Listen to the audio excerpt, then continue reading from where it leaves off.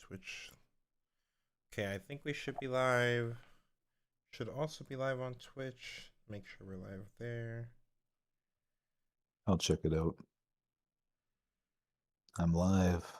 We're live? Wow. At least on Twitch. Let me refresh my YouTubes. Okay, YouTube, we should be live as well.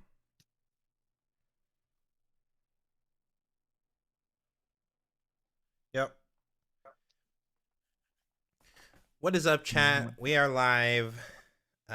We are going to be commentating the Shenzhen National Open. This is going to be the second nationals to happen in China. This is for Spirit Forged, of course. There's no changes in effect or anything. They're waiting till after this event, so this might be one of the last events where we get to see the degenerate Draven meta one last time. Are you excited, Colin? That's I wish I could be. Honestly, I just hope there's somebody over there who understands the miracle deck enough to like really show why this deck is as broken as it is.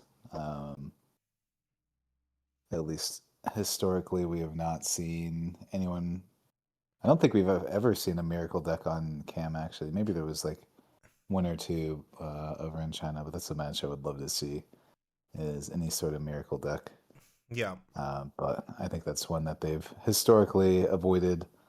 I know that's one thing over there. They were playing a lot more like against the odds at some point early on, as like a counter for miracles. But um, yeah, it's been the majority of what I've seen so far.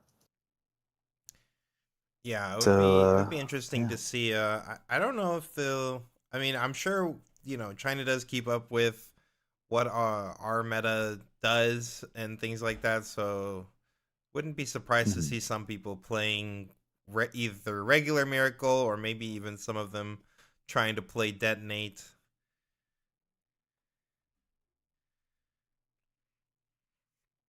Yeah, detonate would be surprising to me, although I do. Yeah, I think that's like a much less straightforward deck. Yeah, So that would be definitely. It is also a deck very, that very takes a lot surprised. of time, and notoriously, some of these rounds in China do go to time quite a bit. So I could definitely see some of the players avoiding this kind of play style, trying to Mhm. play the more fast versions that they actually feel like they can, you know, finish 3 full games on. Yeah, I don't think detonate would go very well for any party involved. So Yeah, for what's sure. up, Manch? Good to see you. Yes, think Jin could be good. I know it's early to tell. My answer is no, but maybe at some point throughout set three's lifespan. Yeah. I think it might be playable, but I don't know how good. I'm questioning how good it will actually be. I think there's just a lot of I mean, there's gonna be so many factors. Of course, we don't know again if the company is what they're planning as far as the ban list goes, or just changes that Mhm. they're making, rules changes and things like that. But I feel like what Jin is doing is, even though it's interesting and maybe could be pretty good, it just seems like it would be tough to get that to be meta. I also think it's kind of sad that his sig spell gets defied. Yeah, I mean that's a common issue that we're going to be running into in set three. Is I think you either have to be playing Defy or one of the Birkin decks. So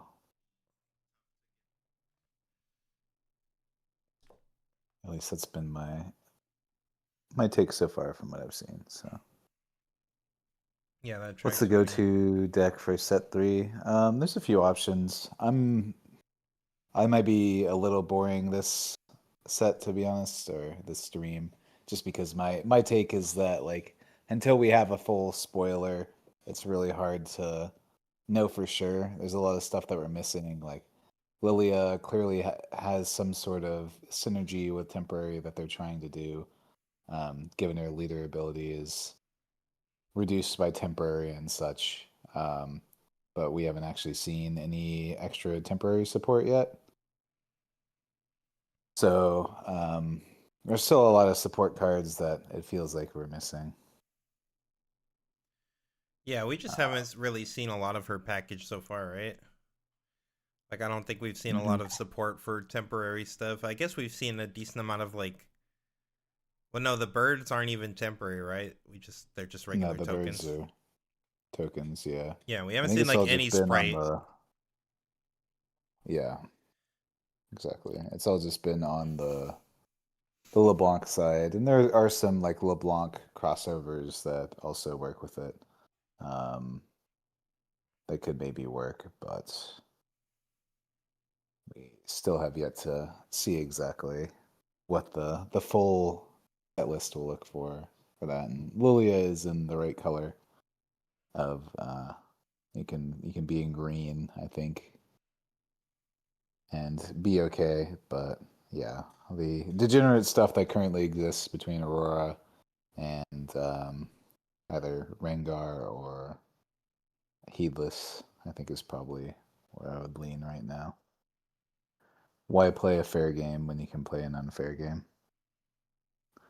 Will they allow Randy to win this thing? God, I don't know if I hope not, but it would just solidify how weak the China region is for me. Not that Randy's a bad player, given his performances, obviously, but um,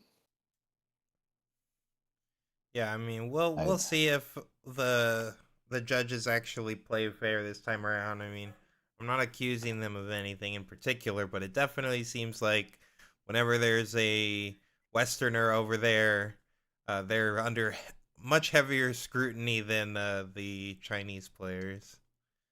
yes, that is kind of a commonplace, unfortunately, when it comes to all this sort of stuff. So who knows? Maybe at some point you'll see us going out there, but kind of hard to do so now at this point, just because of how the timing lines up. I know we have like a dead zone um, when it comes to the RQs over here for like a month or two.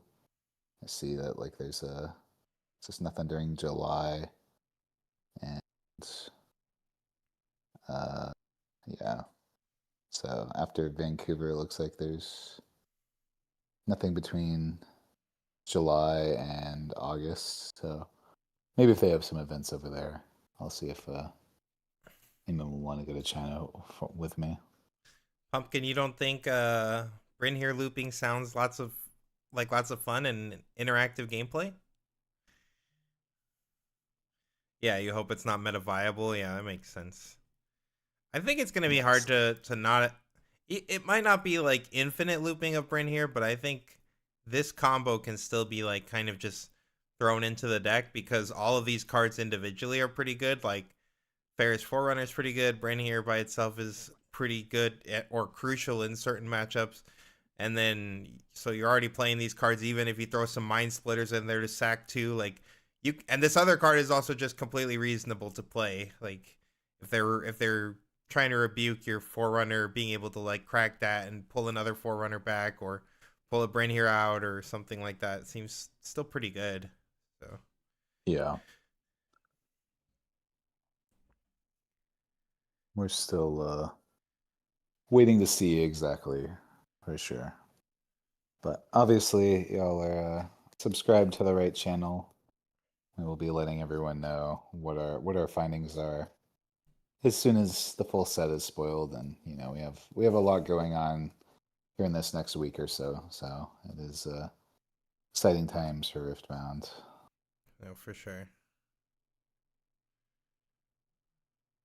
Your streams giga zoomed in for some reason on my side.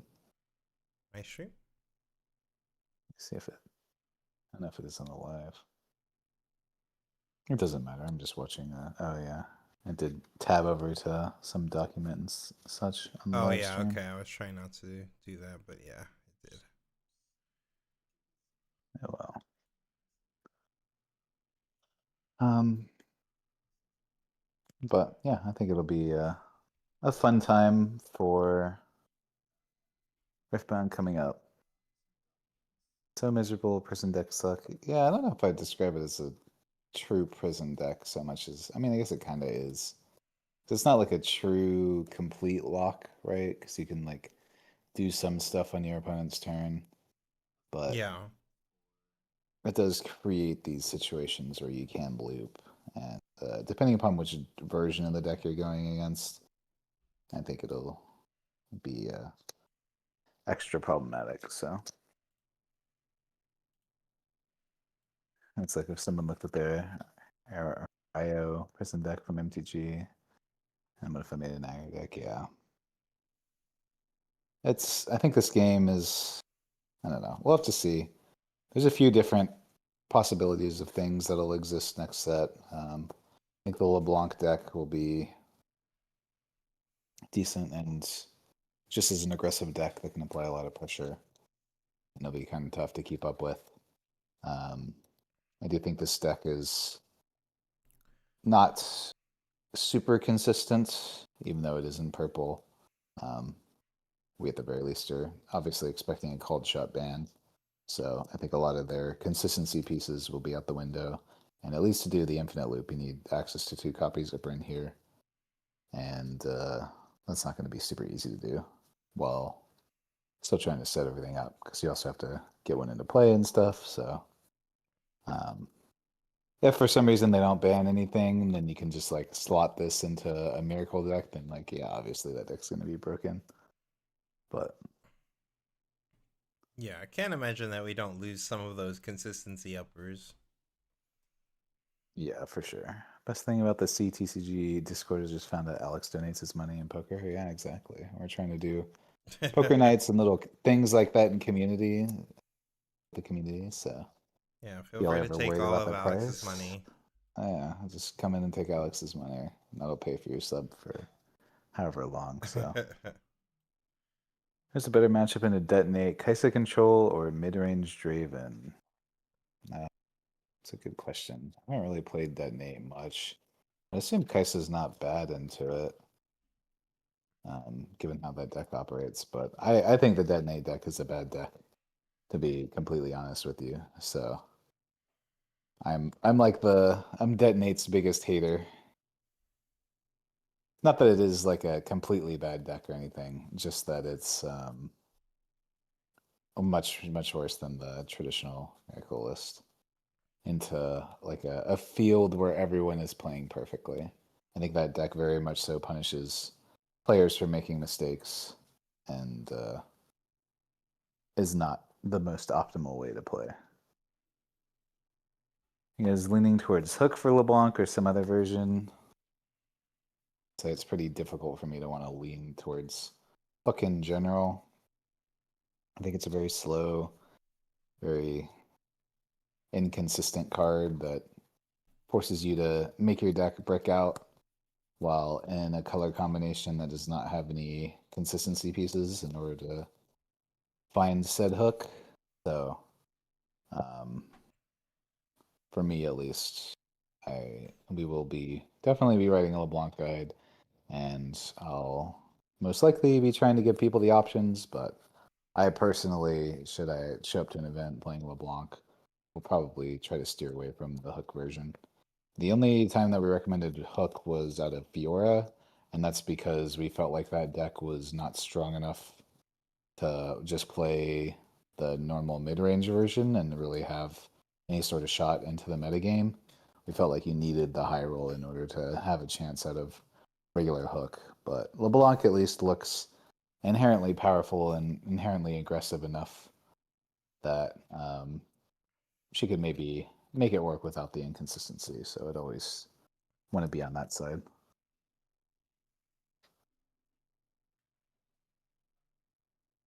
So you go with Aggressia's Kaisa list, your guys' mid-range Draven list for my scrim tomorrow. I'm expecting a decent amount of Detonate and Aurelia. Well, Kaisa is like 0% into Aurelia, from my understanding. And George complaining in my inbox. So I would say go for mid-range Draven based on that. If you're running into Detonate, my recommendation is to just kill them quickly. Don't be too afraid. Like, yes, they have bushwhack for a bunch of guys, but they're typically going to want to be spending their turn in the early turns, just like detonating their stuff and drawing cards and setting up Ezreals and all that sort of stuff. So the first few turns, like, you should definitely be focused on scoring points, throw your energy away, set some fighter flights if that's what it takes to keep their Draven off the board and you scoring points. Because if you give them infinite time, then they have like the best late game in the game. So you got to kill the detonate that quickly.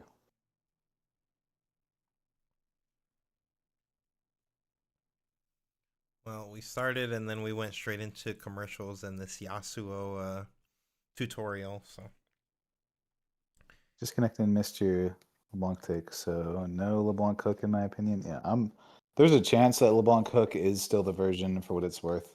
There's like a lot of cool stuff that you can do between the Galio, the Rift Herald, and then the Otacon, while also like you could put the Harness Dragons in there too to really give yourself a ton. Oh, here we oh, go. look at this Going into the main stage. thing. Yeah, this is sick. The stage is crazy. Um, you can give yourself a lot of hook targets, but I would me as a player, I'd much rather go for something significantly more consistent than hook if I could. When do we get this production budget? Yeah, I'm not sure when. Maybe when we Yeah. finally get a Nats. Hmm. Blame the NA Union. Yeah, maybe. This is crazy. I got EU too, so They're definitely putting on a show.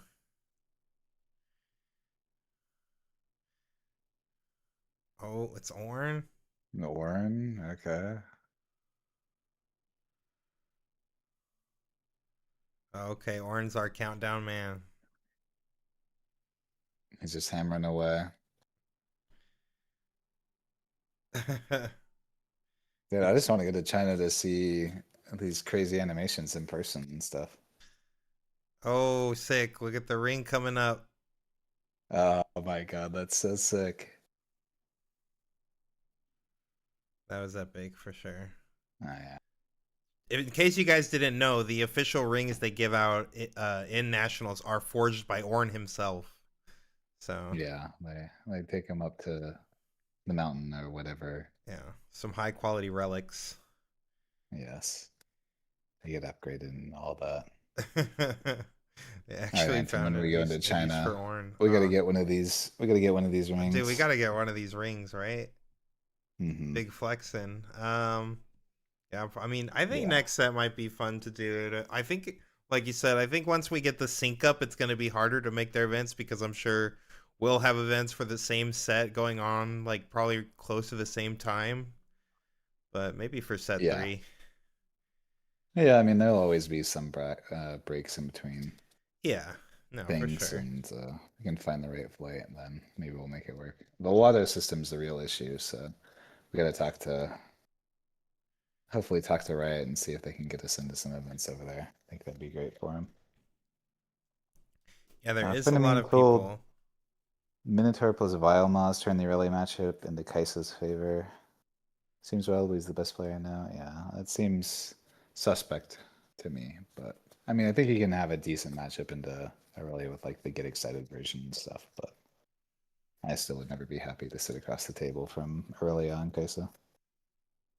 No, definitely Any not. special, any special sideboard for mid-range Raven versus Miracle? I mean, it's just against the odds, and invert timelines are really your main thing that you're looking for. Oh, Um, when stream here was gets banned, is there lagging. potential for Ornn to be good? Yeah, I think if there's no Bryn here, then Ornn's got potential. Yeah, there's definitely potential. When tickets for Vancouver are available, I remember someone saying the next set of tickets go live around the 30th, I want to say. I think there are two of them that are dropping at the same time, which I think might be Sydney and Vancouver. They announced a schedule somewhere, but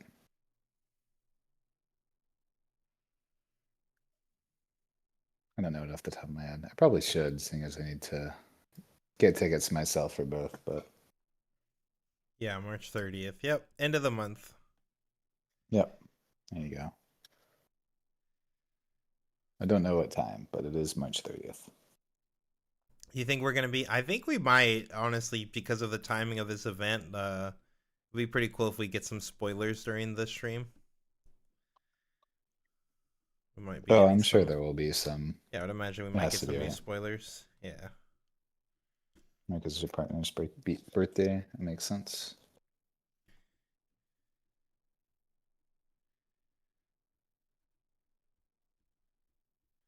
They need to unify the rules first. Yeah, I mean, if there is any conflicting rulings between us and them, they definitely need to get those in sync. Yo, why is this stream? Chinese death knell triggers with Zonias would be crazy. Stream is kind of bugging out a little. Might have to refresh. It lags for me as well. So Yeah. Oh, okay. Maybe it's just lagging. yeah.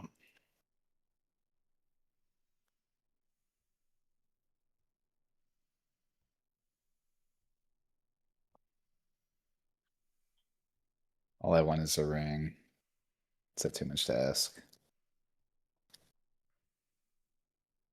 A ring to go with my Naraka ring. You have a Naraka ring? Yeah, I got my Naraka ring. That's quite nice.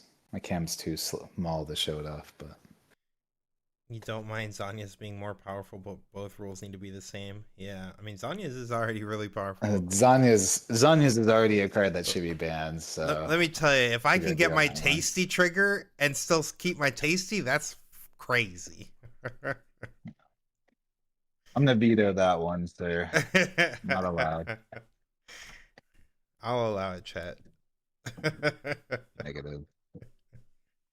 Last thing I need is more tasties and Zanyas running around.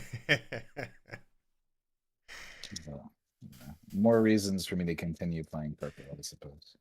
As if I didn't already have enough reasons.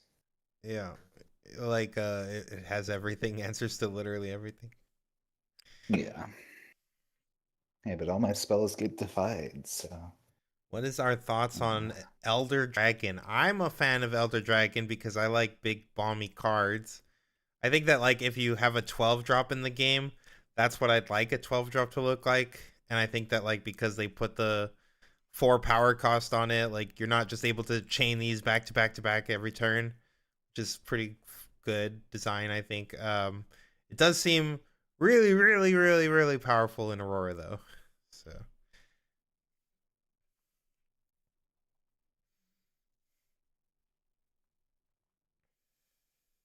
yes, with Aurora you could chain the back to back to back. That's where I think the card's crazy, of course.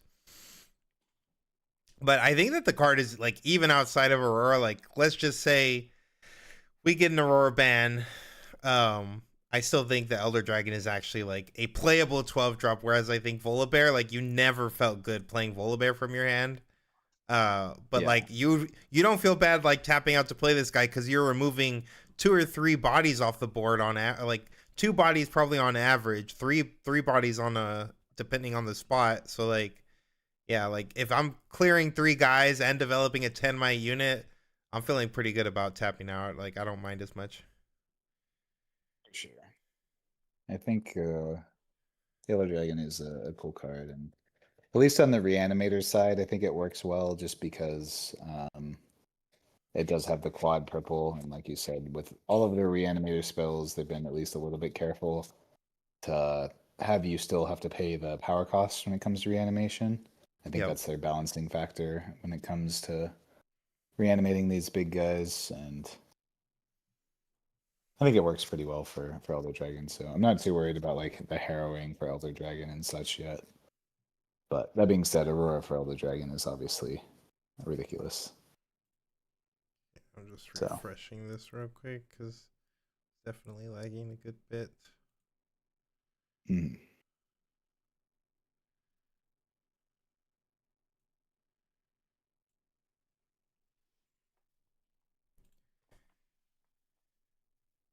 Still have the starter decks as their product of choice. So Yeah. Lee Sin. What are we seeing Lee Sin for here? I think this is just the how the game is played is what I'm Just another assuming. one of those. 39 card main deck, chosen champ, Yeah. yeah. Yeah. Um, three battlefields. First thing is there's Fury Runes in my Lee Sin deck.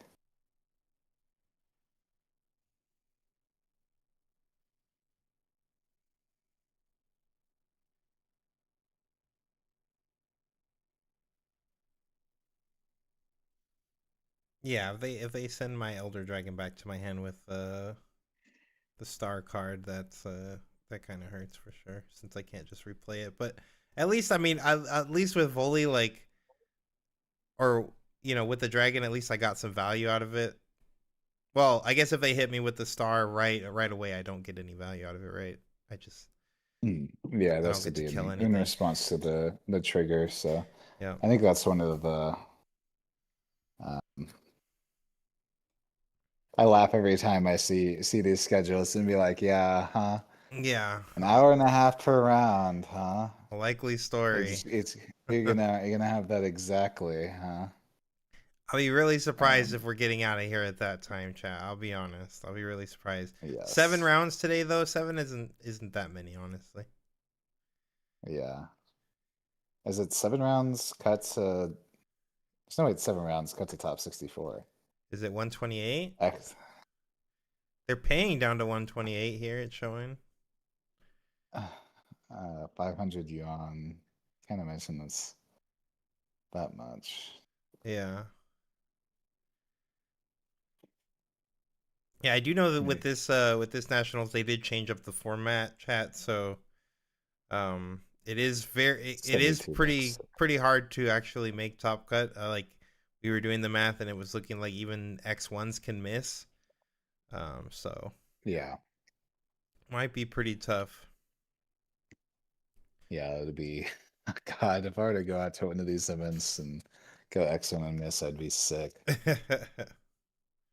But like, that's just that's the thing with these card games is how they go.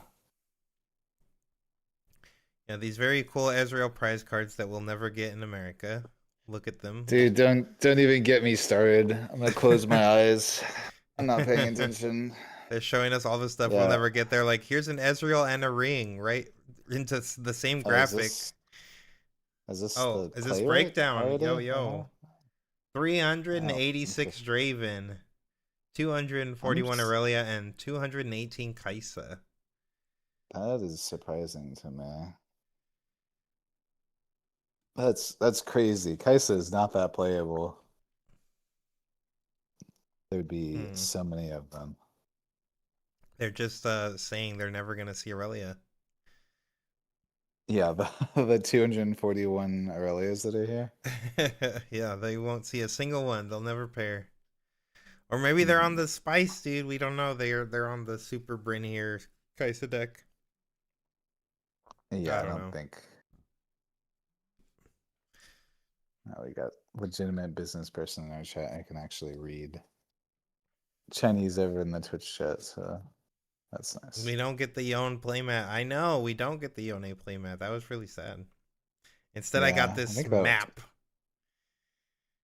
Yeah, I think Randy was saying that the Young Play mat was a part of their side events. There's medal for Oh, these. Yeah, I believe there's medals for this event too. So the medals in Chinese haven't really. Nobody's like seemed to show any interest in them though. So I don't know how much that actually matters. I feel like over here, the cash pricing is definitely worth a lot more, right? First place is like 7,200 US, which is going to be worth more than any actual any metal card over there when those have been like struggling to sell for like 2 to 3 grand in Chinese, just given how much more common they are.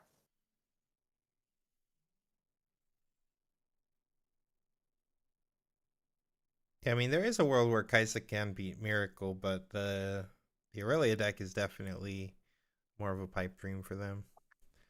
Not sure if Yeah. this Azir list up here means we're about to see Azir. This list looks pretty standard though. the stock Azir list.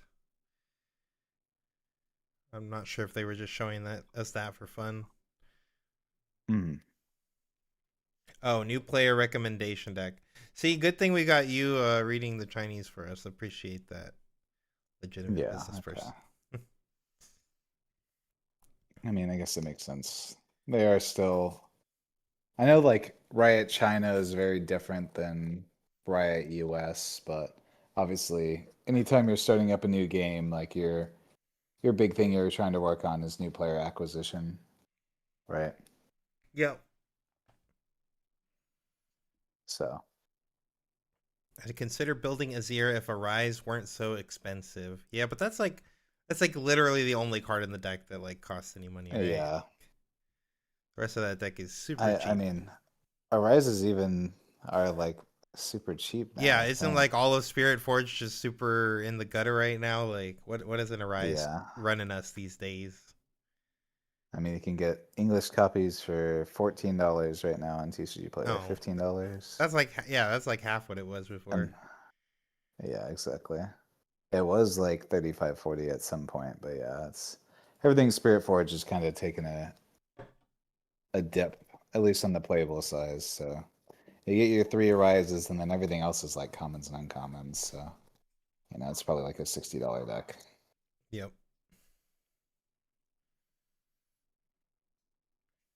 Yeah. Yeah, would you Spend that rather on spend alt that on alt runes on runes? Draven. Okay, well, you got your priorities, I suppose. True.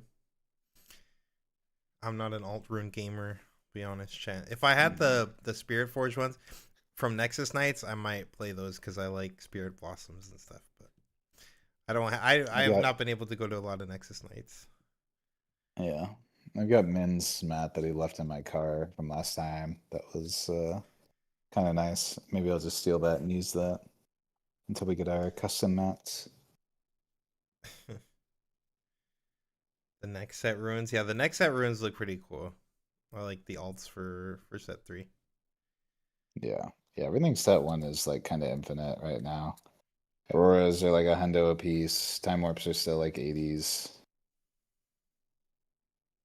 So hopefully we'll see a reprint of set one coming out soon enough. What up, Zuhair? Yo. You So, like that the playables are cheap? I also like that playables are cheap. I like yeah, I mean, some value in my epics, of course, but like, that was a yeah, thing that Pokemon always did really well, and something I would love to see in this game if it can continue with the Spirit Forge trend is that like their playables are always giga cheap because the collector's market is so strong that it's the value is entirely in like the big hits yeah, and all of their you can always get like a complete competitive deck for sub $100 no matter what the deck is pretty much every time. And I think that's something that's always been very strong for Pokemon as a game and allows it to always kind of thrive despite that game being kind of terrible, to be honest. So um, I think it's fine if it ends up being that way, so long as there still is strength in the product. And I think the only issue right now is it's like too high of highs, and the signature cards being like, all worth more than MSRP price of a case, and then like the regular epics or the regular altards are like fine, but unless you're getting the Ari specifically, you're kind of whiffing on those too. yeah. I love So that Pokemon. You could just go buy like a deck that just won an entire regional for like $50. Often, like that's pretty. If you're okay with min rarity, which I've always been a min rarity guy, so like if I could just buy the $50 best deck in the format, that's pretty nice. yeah, that'll always be the case for me, and kind of what I want for players as well. To it sucks for me if somebody comes into my chat and says they're priced out of playing the game in general. If you're priced out of like a specific deck or something, then that can be fine. Just because that's the both the negative and the positive of TCG games is that you get to own your physical cards. You can they're things that are yours. They have resale value. They're never going to be taken away from you, unlike digital products. But coming with that, they do end up being a little bit on the pricier side. There's no typical way to just free to play get into these sorts of things. So Yeah, I know One Piece. I feel um, like One Piece is a game that kind of captured the Pokemon side of things, where obviously One Piece is crazy expensive right now, but it's like mostly also the collector side of thing, not really like the playable side of things. The only things in One Piece that kind of got crazy as far as playable side of things was the secret rares, because secret rares were only mhm. like one per box. So if you need a play set of those, Yeah, yeah, they get pretty pricey. yeah. J Bun in the chat. Thank you for the 101 signed foil Dreaming Tree. Yeah, I've not signed another Dreaming Tree yet. I think I've signed a couple of sets, a couple of play mats, but I think that's the only Dreaming Tree I've signed so far. So you're still safe on that one, having a unique copy. Still a one of one. Um, yeah, exactly. Yeah, Spirit Forge boxes are available. I do always worry whenever I see singles dropping to the levels that they are for set two right now, just because like they're a little bit too cheap. Um, but I think it's fine if people are able to get their stuff right now. I think there's just a little bit too much Spirit Forge product out there right now. But these $25 Defiant Dances and $25 Ezreals are kind of crazy to me, at least. Yeah, if you guys were priced out of Ornn early on with $50 Spell Songers, now's the time to go buy your Ornn deck. Yeah, exactly. Especially if you're gambling on a Brain Hair ban. But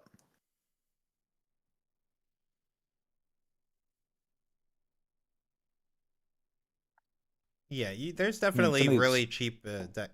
Like Azir is a perfectly fine example of like a pretty cheap deck that actually got to a finals of a regional in China and like has performed at least like X2 in some of these events. I think the best of Azir's gone about X2. hmm, So the prices of these cards are just crazy. Tell me why Spinning Axe is cheaper than Blade of the Rune King. that is Make crazy. it make sense to me. I mean, Blade of the Ruin King can go in any yellow deck, not just It sure can. one Yep. legend. Yeah, I do think a lot of people are Yeah, probably speculating that something's happening to Draven, so they're just like fire sailing their axes away.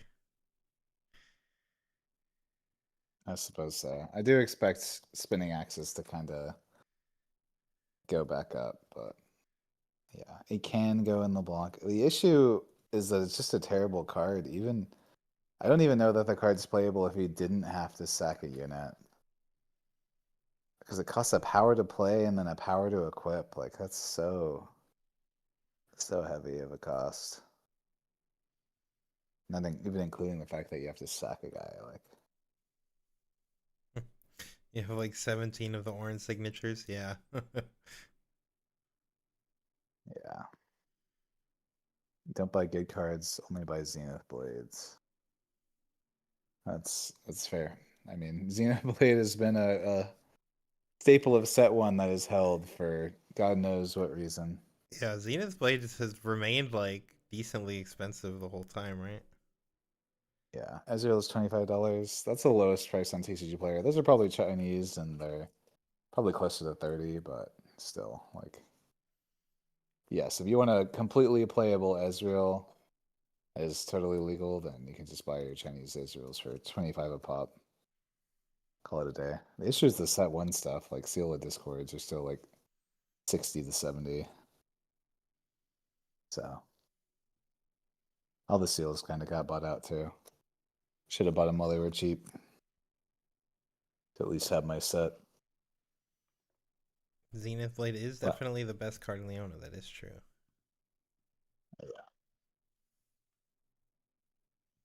you think it's worth buying Kaisa at the moment? I need it for Lucian, but some set three cards look like good Kaisa replacements. Yeah.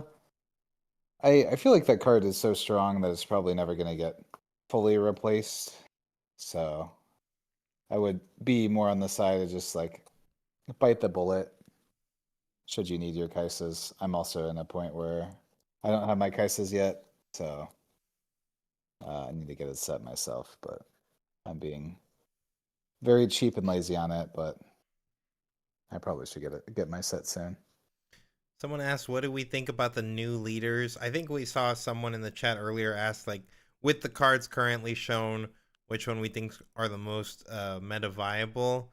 We did talk a little bit in our last stream that we have still on YouTube, our last VOD. We kind of like went over the leaders early on. We didn't know a lot of the signature spells or what their champion units look like, though, when we were talking about them at the start of the week. So, Colin, what do you think is the most viable of what we've seen so far, given the card pool we've seen so far? Most viable. I mean, I think a lot of this stuff is going to be boosting old legends for better or worse. Sure. Um, so Which of the given new the card legends, I guess they're pool asking, of though. the new ones, I think Diana and LeBlanc are a couple of the ones that I'm the most excited about. I think are playing very interesting games. Um, then outside of that, I mean, Lilia looks cool, but we haven't seen any of her support, so it's really hard to say. I think Rengar will obviously be crazy. I think, and given his Sig spell is what it is, can combine that with some very degenerate things.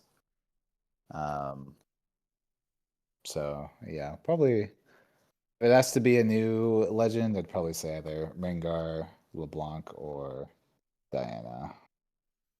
Yeah, I'd probably have to go with LeBlanc myself as well. Just reading the legend, even before we had seen the chosen champion or the sig spell. I mean, the sig spell was shown pretty quickly on with the first legend, but like that card just by itself reads so crazy that I was like, oh, I think this will be strong. Hmm. And the support has definitely looked pretty strong.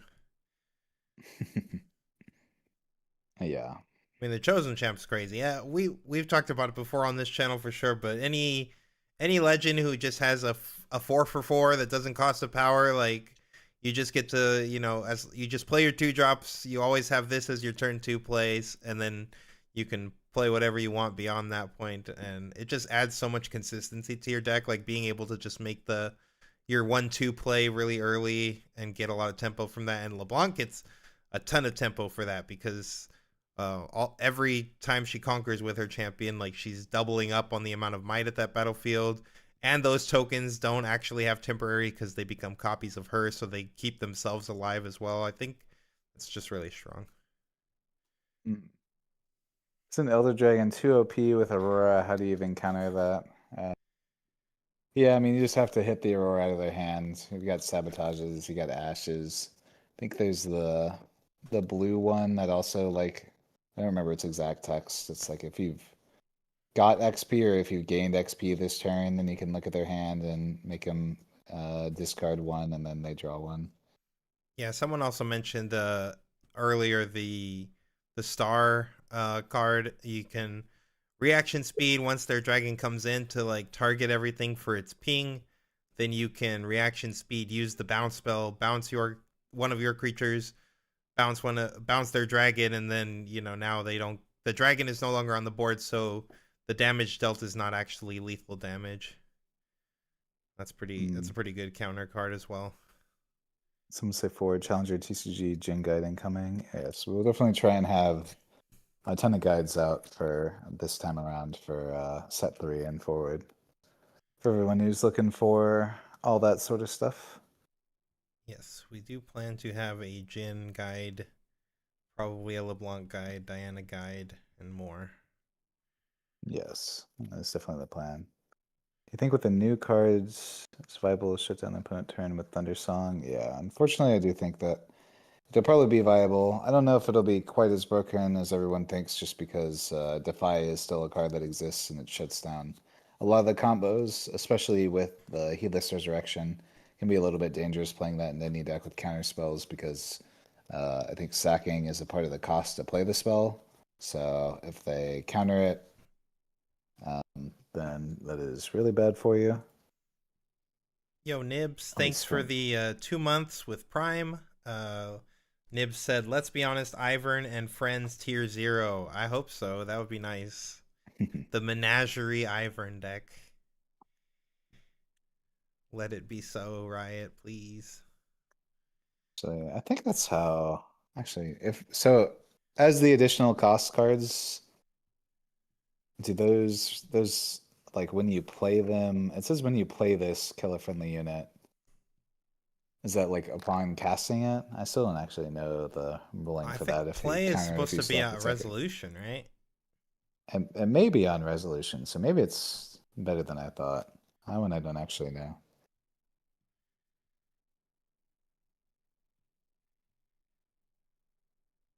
Oh, looks like we're getting our first round up. Okay. Put on stream.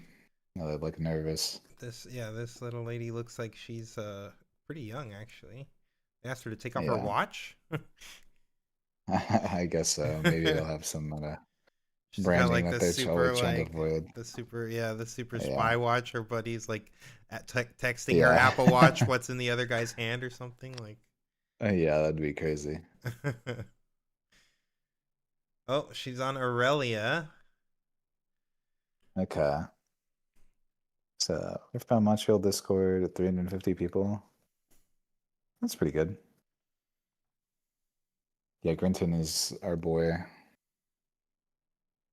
Yasuo. Yas. It's crazy. Oh, the old chaos calm versus the new. Yeah. This will be a match with a lot of movement. There will be so much movement happening.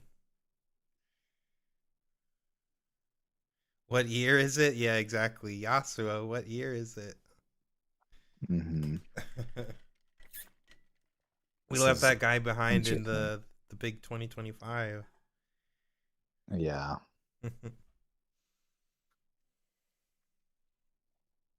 The Dreaming Tree, a classic.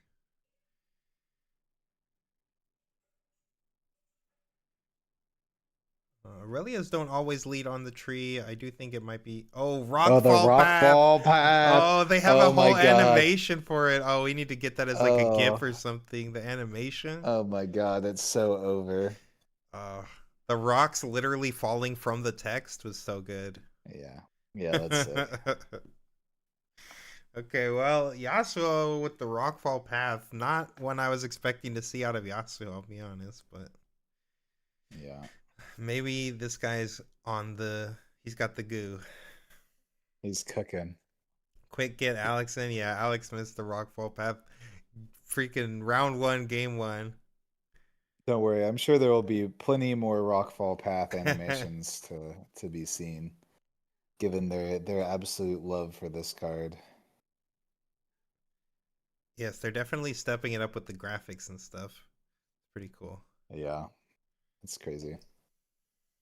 They've got like a whole different production staff over there, so it's makes me a little jealous to be honest. But guessing the Aurelia is going first here. The boat. We got the boat, Tide Turner, Discipline, and a not so fast here. Yeah. On Left the side we got Dreaming Trigger Tree, Hunter, Gust. Oh, this guy's got Vexes in his deck. It'll be tougher Aurelia to deal with. yep. On the Dreaming Tree, I would think we are going to be keeping a Discipline, probably, right? If we're going first, probably keeping a 2-drop. Honestly, looks like a pretty perfect hand from both sides. So Change the Challenger animation to the Rockfall Path one. Yeah, for sure. Here comes the new Rockfall Path. maybe that'll become a sub goal or something at some point.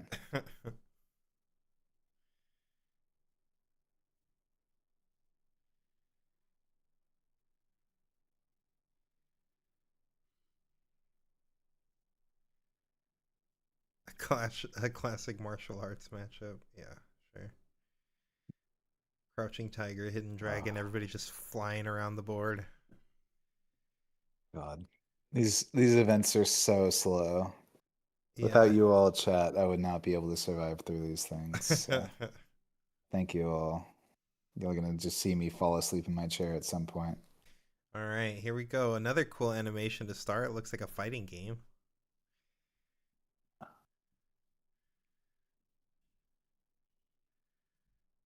This guy's got his Spirit Blossom Yasuo.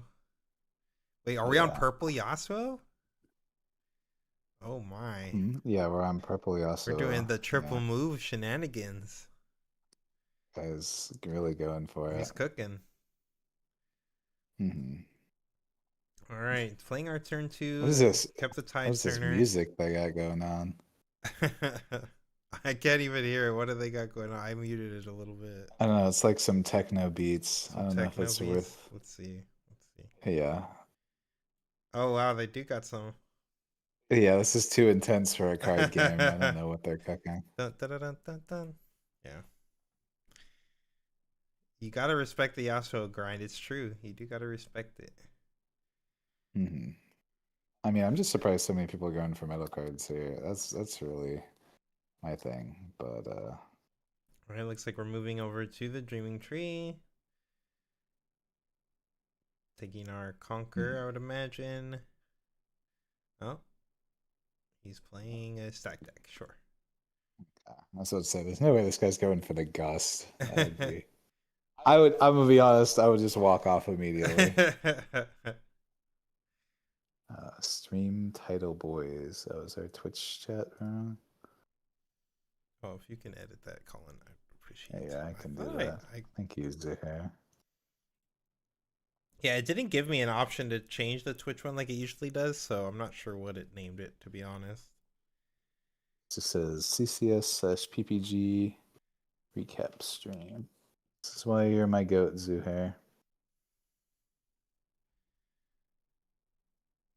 Ban list soon. We can only hope, Legion. We can only hope. Where the heart rate monitors? That'd be. I'd like to see that. Maybe for the higher level stuff.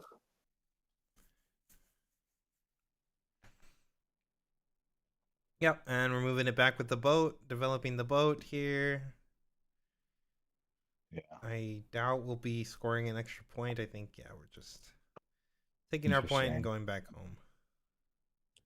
I think I wanted to leave it there and Leave up some of maybe go this for discipline or something. we'll just discipline the draw or two, but fine. Yeah, yeah, I kind of like the discipline play as well. I don't think Mhm. boat's horrible here. But no worries. Oh, showing he did have a gust actually, or he has one Oh yeah, I now. knew he had the gust in his hands. It was in his opener. So Oh, I didn't even see gust. yeah, this Okay, is we did pick up the using. rebuke. Wait, what are we even doing this turn? Why did we move our guy We back just and then we're just passed. not doing anything else with the rest of our turn? Yeah, I mean we got a gold out of it. We got another gold. Is that worth our entire turn? Uh, debatable. Yeah, debatable. Okay, we're going sneaky D into the dreaming tree here. This one might be gustable. Yeah, still not gustable. Don't do it. It's a trap. Oh, Oh oh, my. is she gonna allow it though? She might be allowing it here, or nope, nope. She's eyeing the pump Just play. spell. Oh, no, I've. You can play a pump spell in Oh, reaction to this. You do not. don't, no, Don't use your not so no. fast here. No. Oh Oh. no. All right. It was nice seeing y'all chat. Well, chat, we had a Appreciate you all. perfect opportunity to just play either a on guard or a discipline here and draw a card. Mhm. But instead, we played the one option that does not draw us a card and cost us some power. This, So, in all seriousness, this is a new player thing I see a lot. I think people tend to assign like as I take out the trash out over here, people assign like one specific mode to cards and not understand the full extent of what is possible out of these cards and how they interact with each other. So This is a pretty common thing where it's like, oh, it's a thing that targets my thing. I have to play my counter spell that says counter the thing, but instead of just actually understanding how these cards interact with each other. So it's a pretty common new player mistake. Do not blame her for it. Someone said, Colin, they want to buy your set guide. Is it updated for set 2? I have a small section about it. So it is something I'm planning on updating again once we get this ban list that we're expecting next week based on Dave's announcement. So there will be another update coming over the course of set 2. I think we lowered the price of it.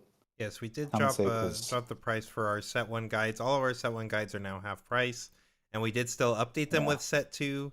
So not only are they updated, but they're also half price. So check it out if you guys are looking Yes. for our early content. We probably won't be updating these into set 3. I think if any of the set 1 legends have a really powerful set 3 deck that's different enough from what we put out, then we'll probably be doing new guides for those if that's the case. But we're mostly focused on new legends, at least for the start of what we're gonna do for the guides. Yeah. We might end up putting like lists that we recommend or something like that if we end up testing it a bit. But at the very least with set, I'm concerned with his viability going forward. Got Reasons. so much gold with this treasure hunter Yasuo. Yeah, it is cute. I do respect that. In a slower meta game, it can definitely do some This work. Aurelia's Yeah, hand's disgusting. All the pump spells, literally all the pump all the pump spells. spells. Yeah, I mean, it looks disgusting, but we certainly are going to struggle into this Yeah, Vex. we know there's a rebuke in hand too that we threw our not so fast away. Yeah. That was our answer to rebuke when we had all these pump spells that would have answered the gust. Any of them would have answered the gust, but yeah. Mm-hmm. Not sure I like the idea of banning burn. I kind of agree, at least for set 2. Really is already a monster of a deck that is so difficult to deal with that getting rid of her main answer is not something I'm a fan of. Maybe if you did like a delayed ban where you like ban him at the start of set 3, it could be fine.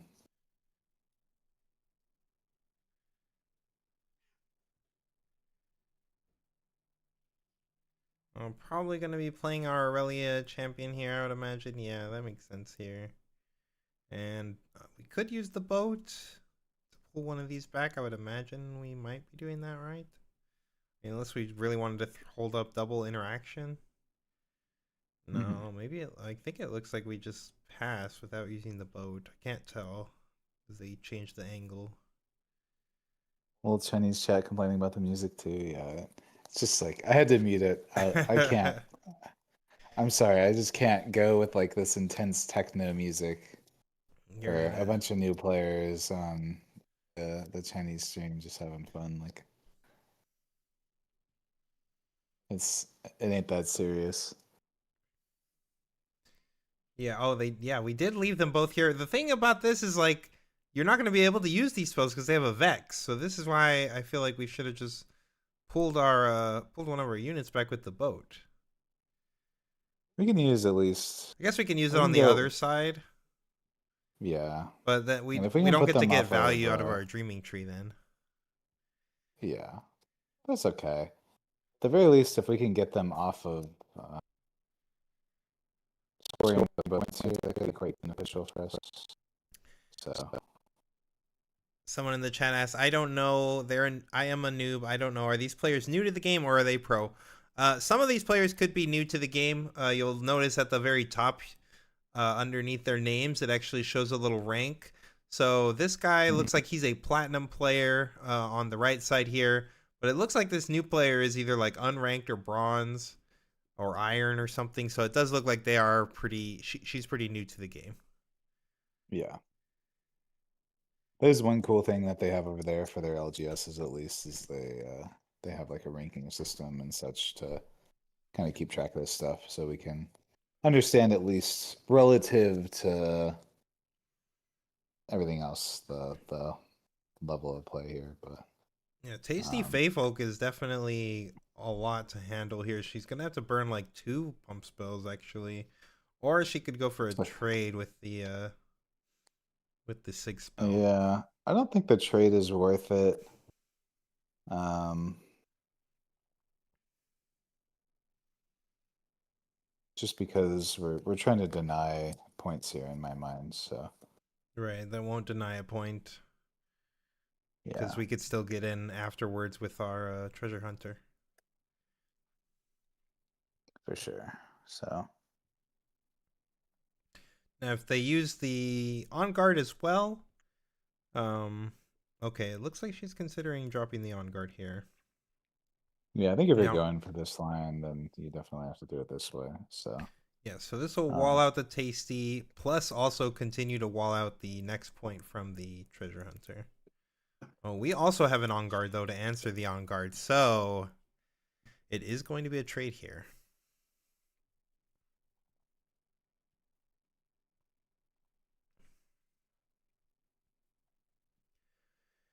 We could have burned double six spell to deny this on guard, but I mean, I don't think that would have been worth either. So mhm. now we are losing both units this turn, and they're going to be able to ramp, draw one. Unfortunately, because Aurelia has not gotten to use any uses out of this Dreaming Tree, we're really low on cards now. Yeah, but I mean, I think this is actually a winning spot for us. I don't see how Yasuo ever wins this game if we Yeah, if we just eat the play Vex for this free properly. here, like, yeah, I mean, you need both of them for free, true. so it's um, granted it's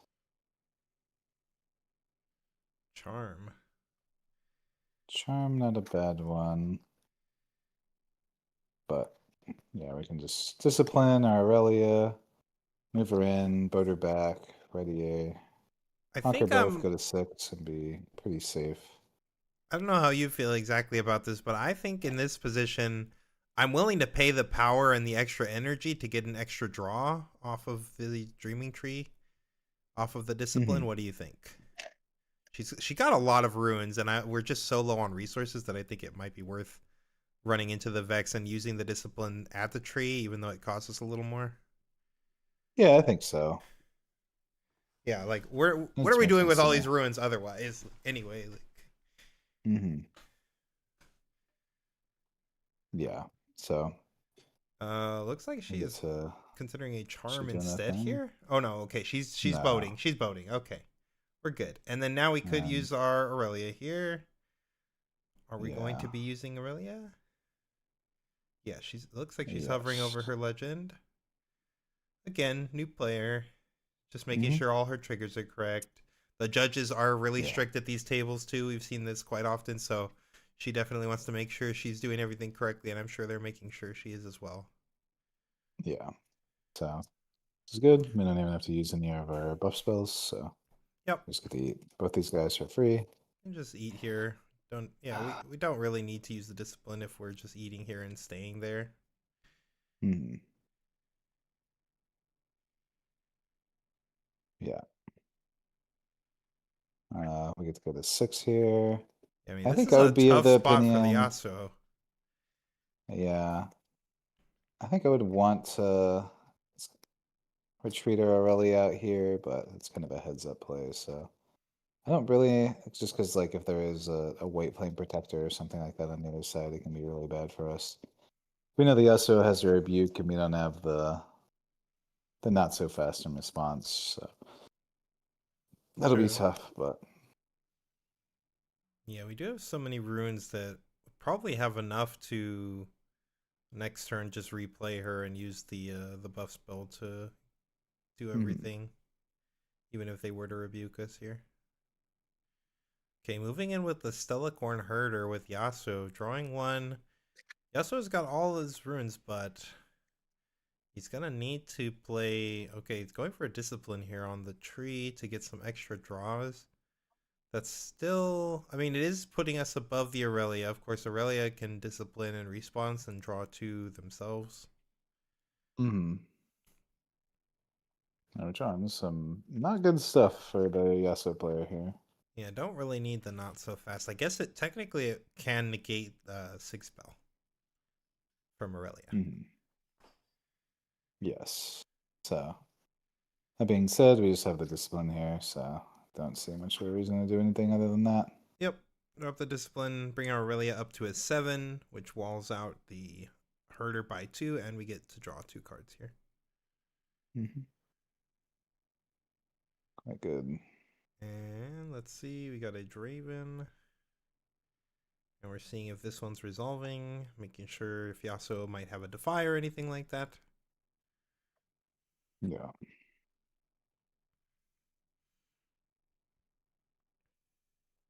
No, I think must we be missed our Mr. Trigger. draw. Yeah, it looks like we missed our draw off of the tree. Yeah, you Oh, missed two draws, so. yeah, we are getting Oh rebuked no. here. Oh Our two no, triggers. missed our draw, missed our Hmm. trigger. Yeah, It's alright. We'll make sure still win in this game, so. it's probably still, yeah, still in a very good position. I mean, Draw Yasuo is last. not really going to be able to do much to this. Hmm. Like next turn, she could just play okay, well maybe fight or flight can do something because we unless she gets an answer to the fight or flight. Yeah. Either Defy or something like that. Yeah, need a defy or a not so fast. Um, but they're only threatening one energy up, so basically you only have to worry about like potentially defy, which doesn't stop your Aurelia from readying. Hmm. We do have to use our Defiant Dance in order to do that, though, but True. um, I mean, we do have guaranteed. if we defiant dance Well, plus boat, that's lethal, right? yes. I think it's probably not going to happen here. But I mean, if you start with a charm on the Stellacorn to send it home, then you have guaranteed lethal with Aurelia plus Defiant Dance plus Boat back home plus go to the other side.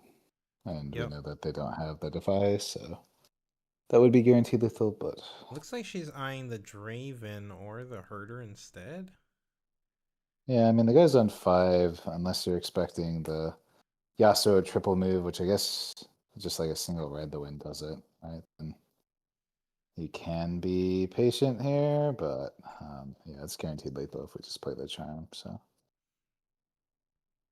Looks like we are playing the Herder out instead.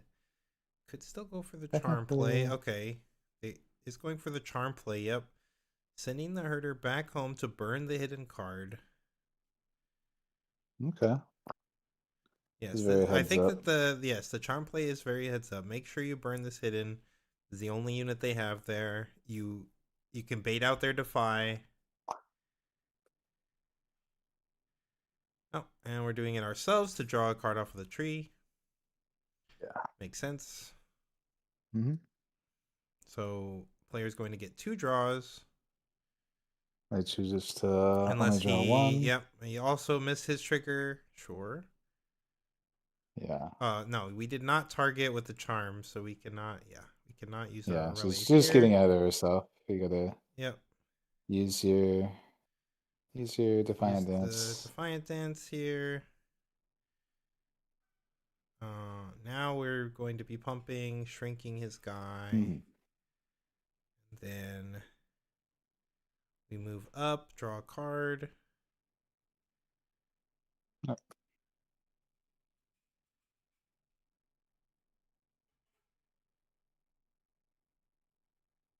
Yep. Drawing our card. What do we get? A ride the Oh, we wind. got it Oh right. well, there you go. Okay, I mean, we had that it makes it even anyway, easier. but yes, makes it super Uh-huh. guaranteed.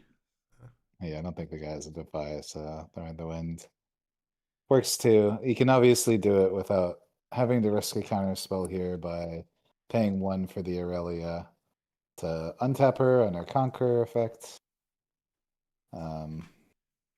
Which are we doing that? What are we doing? Oh wait, we did not untap our Aurelia though.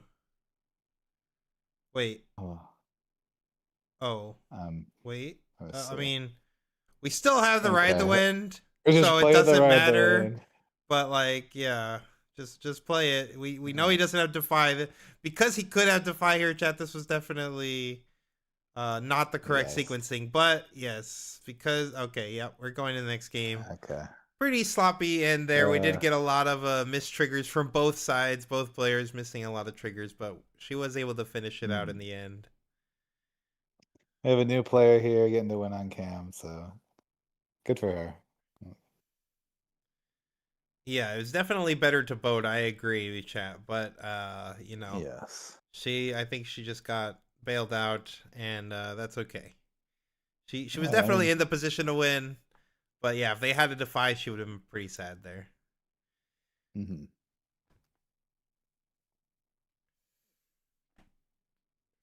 Yeah, exactly. So heads up play to go for the charm line at least. She was close. She's obviously for a new player, like her bronze rank. This might actually be like her first event of playing Riftbound, seeing as she's never played in the locals. So given that, I think she played it pretty well.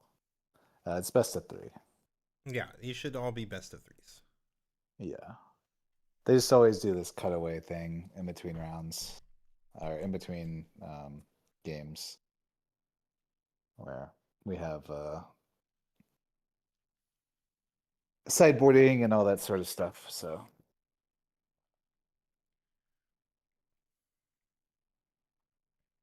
guy on the left is not happy with what he saw. I don't know if I'm the guy on the left or if that's our opponent here, but Yes. I don't think either guy's on the left. Like what they that's fine. saw. Honestly, like I said, I'm impressed for somebody who hasn't actually played this game at all, given her iron rank or whatever that's shown. Like just happens when you haven't played the game at all. Uh, it really is a very difficult deck to understand all the concepts of. Obviously, for us who played the game a bunch, it's a lot easier, but there's just a lot of triggers, a lot of things happening. Like when this game actually gets a digital client and you get the effect of all the triggers that happen on every single action, like Aurelia is gonna be crazy for sure. It's just like every time you play a card, like 16 different triggers pop up. And it's like, Oh, oh, okay. Sulakeen, thanks for the Twitch Prime sub. Much appreciated. He said, "Hey, don't forget to Twitch Prime sub." Yeah, if you, in case you guys have forgotten, Jeff Bezos gives you free Bezos bucks that you can throw at your favorite streamers, and you all know that's Challenger TCG. So head on over to Twitch if you haven't already, and drop a Prime sub for your boys. We do really appreciate that.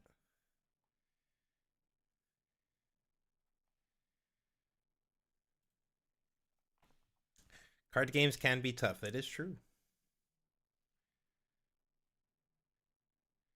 Next week, are we thinking Miracle Ezreal probably won't be a thing anymore? Without Called Shot, it's pretty hard for the Miracle decks to function in the same way that they have. So, assuming that they hit Called Shot, which we're under the impression that card is going to go, I think it would be. I think Ezreal's can change. I think that deck does still have a decent amount of draw because of your legend and the way that that color combination works, but I think it won't be able to function in the same way for sure, since you can't just play all these different one ofs because you're not guaranteed to dig through your whole deck. Yeah, exactly. I mean, the extra plus ones definitely matter, but the Israel Legend ability is obviously already built to give you plus ones, so it's not super necessary, especially when other decks won't be having access to the card either, right? So I think the biggest question mark for me is like if we do seals, we could always go back to the rat combo, although obviously the rat combo probably needs the extra tutoring that comes from cold shots. So it'll be a new format. We'll have to see how things play out. And it looks like we're getting ready to get into our game 2.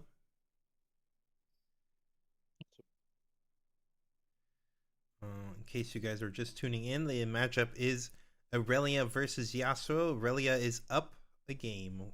We are entering game 2.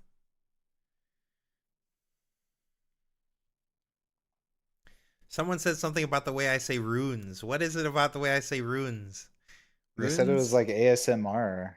Why Yeah, you're saying runes, which I guess is a good thing. yeah. I guess if I'm soothing your brain with my sultry voice, then that's a good thing. Yeah, exactly. Just a couple of dudes with some sultry voices. The only thing is if they were ever going to ban Aurora, they needed to do so before reveals. But if they do, then there will be an uproar. Yeah, I do think there would be an uproar if people are all buying Aurora at double price right now and then it gets banned. Be some I salty mean, gamers for sure.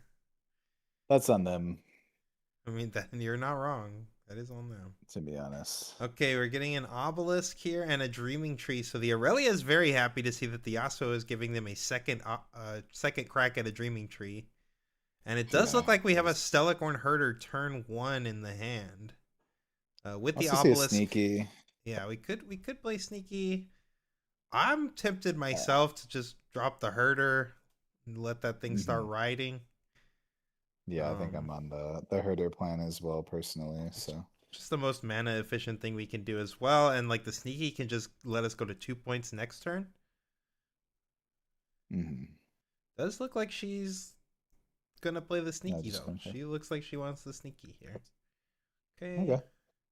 sneaky on the tree. We do have a gust for the enemy unit, so Hmm. not that the enemy unit is threatening us anyway, because it's only one might, so it's not able to contest our sneaky anyway. Hmm. Looks like she's considering setting here. Wow, this is pretty aggressive. I don't think that I really agree with this set.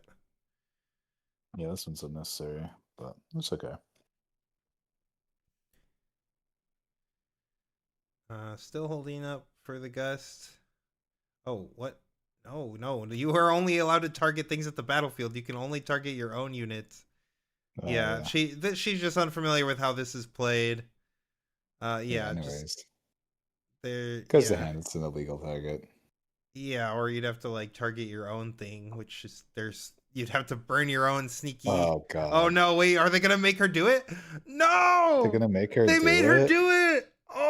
That's Oh, oh, crazy. that's so punishing. Oh no, chat. Uh, We just full through the game on turn 1. Oh my seriously? god. I can't believe they didn't let her take that back. What the heck, Come man? on, man. Come on, judges. God, I hate these Jesus. judges, man. What the heck, bro? That is a rewind for sure. Like poor This is girl. not. She didn't even get the draw because she didn't remember, and it's not No, like it a didn't man. even get Well, it our is a draw mandatory. trigger. Oh. That's the part that bothers me about this is that like I get in the game, mandatory triggers aren't mandatory and are more reliant on the players to remember them, but like if you're gonna be there doing all this stuff, then I feel like you should have to do all this stuff. Like, I don't know. That's nonsense. That's all nonsense. Yeah. Yeah, exactly. They create these selective rewind situations that cause these issues in the first place. So, No, that doesn't work either. Nope, nope, can't. yeah, Okay, yeah, that one works. like, Pretty dicey spot for us. I mean, I just don't know that we can come back after that, burning all those yeah, resources on no. turn 1. Like, This game is over, but it's very sad. yes, they did let those time warp turns be completely rewound. So I think that was in wasn't that in the West though? I don't know that the time warp one. I think wasn't that was that in China or was that in a that was in That EU. was Oh, in okay. Bologna. EU, Yeah, yeah. yeah, the Bologna. That yeah. Over in China, they do have a very different. I don't know. I don't know if Yes. culture is the right word, but Yeah, I do agree. This is not gonna be. I mean, obviously, when the judges literally make you throw the game on turn one, it's not gonna be a fun watch, unfortunately, for this game too, chat. So Yeah. it is nationals. That Well, is fair. That is fair. You're right. It is nationals. It is also yes, an I think open it's event, just though. it becomes like this weird gray zone when somebody plays a card and then it has an illegal target. Then and they like if I play this gust on your guy in base, right? Are you making the argument that like the card wasn't cast properly? We can agree that. So is the rewind step to before the card was cast, or if there is a legal target, like do you end up having to target the legal thing? I don't know. It creates a bunch of very strange situations, and I guess I know from previous card game experience, if you cast it with an illegal target, then you're forced to have an actual legal target with it. But yeah, Yeah, she's making sure to read all of her cards very long and hard now before she plays them. She's looking yeah, at, she's nice. like, got them way up in her face, like, let me make sure what this card Yeah, does. yeah, exactly.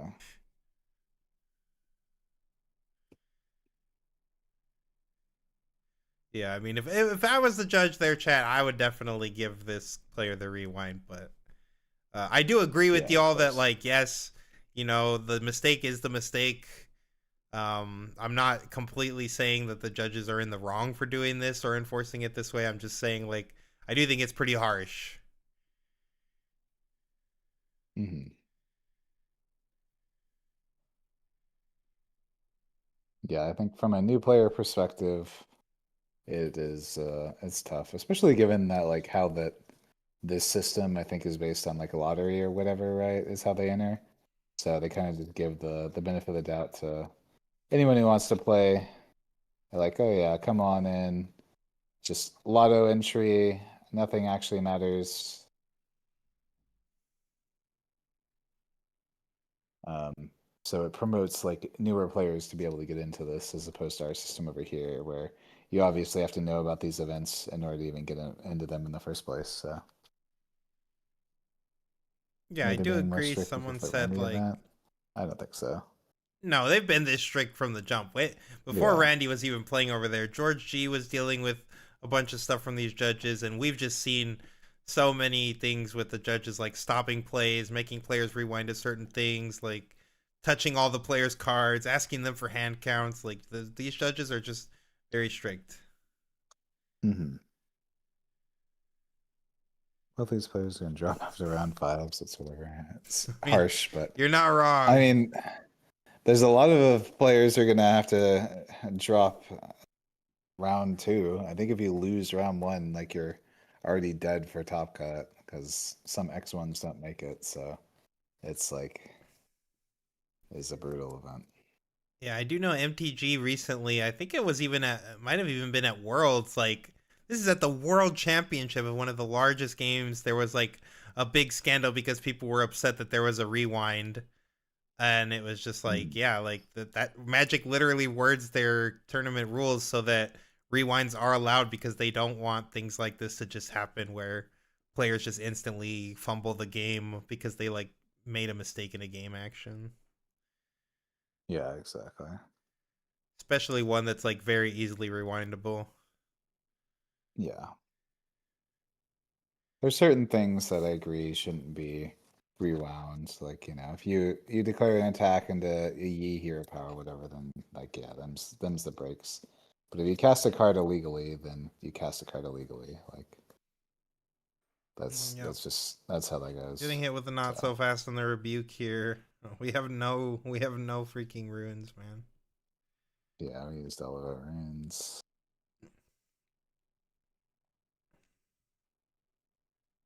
There's a tie turner. Hmm. Looks like we have a discipline, which is gonna pump our Aurelia by 3, Yeah. which will put her above both of these. I mean, we do have a sig spell. We could burn our final rune to oh, we can't even Yeah. pay deflect. We can So still buff our we guy. could still buff our guy, but we could not target the Aurelia because we Yeah. can't pay deflect. So she's an 8 to our 6, so we could trade.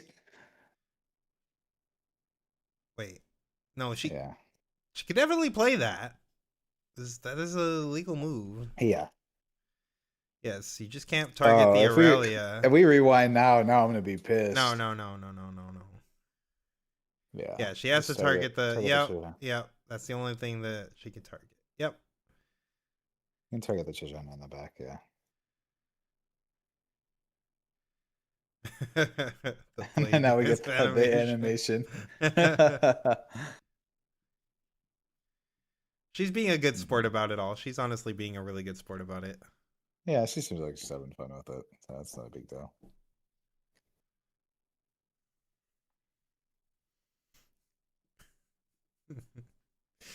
Oh goodness. Calling you the big champ, you never make the mistake. We gotta strive to be like that.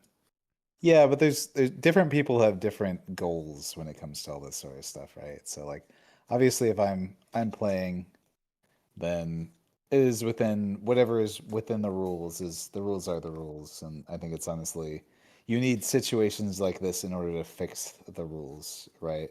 Where you have like a new player who's doesn't even have a rank, they've never played the game before in one of these big events who are just getting destroyed because of the rules being nonsensical. Yep. Um, Looks like we rode the wind to get more pumped and go back to the base.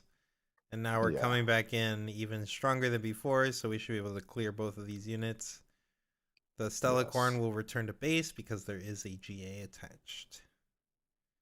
yes. This is one of those situations where I hope the Yasuo player loses game 3 as well. I mean, I at the very least would be on the side of like, yeah, if it's a new player, these are games that you're probably gonna win anyways, so you don't need to be harsh. Like she's got 0 runes in play. We probably could have rewound that gust and not cared too much. Yeah, definitely. That one was especially like egregious. Again, there's like little stuff for like yeah, if you attack into a Yi hero power, then sure, tough break.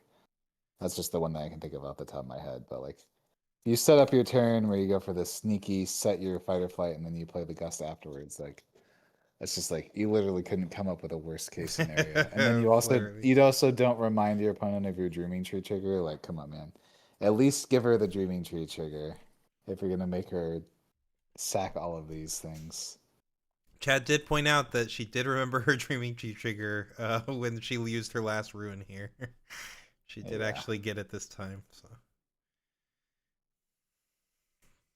Yeah.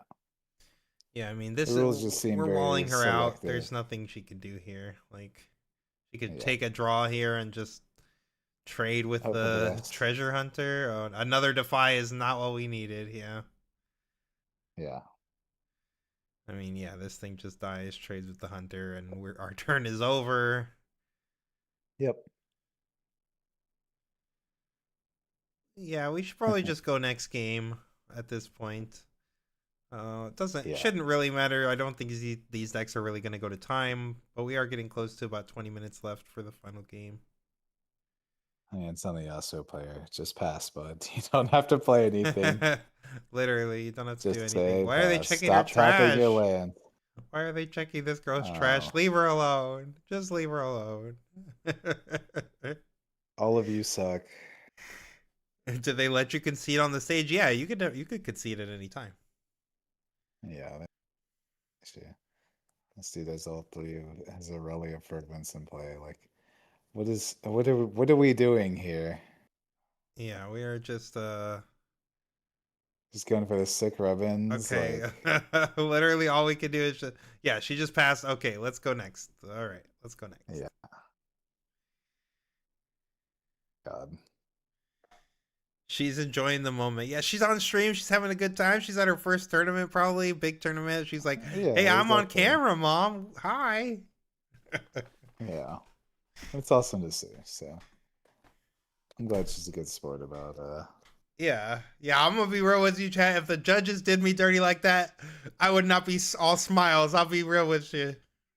Yeah, he'd be beasting on him, I know. I would be so mad. Yeah. The rules in a lot of ways promote being more cutthroat than necessary. I'm not a fan of that. Yeah. They're slowly fixing it. I think they wanted there's like a big difference between like competitive rules and cutthroat rules, and I think they're with it being a new game, they're still trying to find the middle ground, where like yeah, there's certain things that just shouldn't be the way they are, you know, the obelisk trigger where if you flip your two runes instead of the one rune, or if you like grab two runes and then you grab one and then your opponent tries to say you missed it, like that stuff's ridiculous, right? Oh yeah, for sure. You can make the argument if they like go to their draw stuff, then they actually forgot it, sure. But it was to the point where like literally if you put your runes in play, then before you even drew anything, just because you didn't know the sequence of these things, because you didn't read the comprehensive rules of 500 pages or whatever to know that the beginning phase is before you play your runes. Like that's just ridiculous, right? Yeah, and I've definitely had players play, not Chinese players, players here in NA, try to play Gust on my things in my base, and I've had to point out to them like, oh no, you can't do that. So like, it's a pretty common Yeah. mistake. I've honestly seen a lot of people forget they'll miss these at the battlefield things. I've had people try to rebuke my stuff at the base. They're trying to gust my stuff at the base, and like I'm just like, oh, you can't do that, and we just rewind, like I've never tried to scum anybody like that. That's crazy. Hmm. Someone rides the wind during your turn to initiate a combat. Are they the attacker or the defender? Depends. If you so if the battlefield is empty and then you move your guy in and then your opponent rides the wind into it, then they're considered the defender. But if you have a guy there and then you move into the second battlefield and then they ride the wind into a different one where you already had a guy there and you'd already conquered for the turn or held or whatever, then they would be the attacker on that one. So it just depends. Yasuo on the paper tree, and that's an interesting one considering Yasuo typically wants to move out of battlefields, not really get much Yeah, holds. So, don't particularly understand the paper tree, but yeah. Aurelia player making sure she's asking before she's doing anything. She's like, "Is this okay?" yeah. Uh, and then Aurelia on the classic Sunken Temple makes sense. Mhm.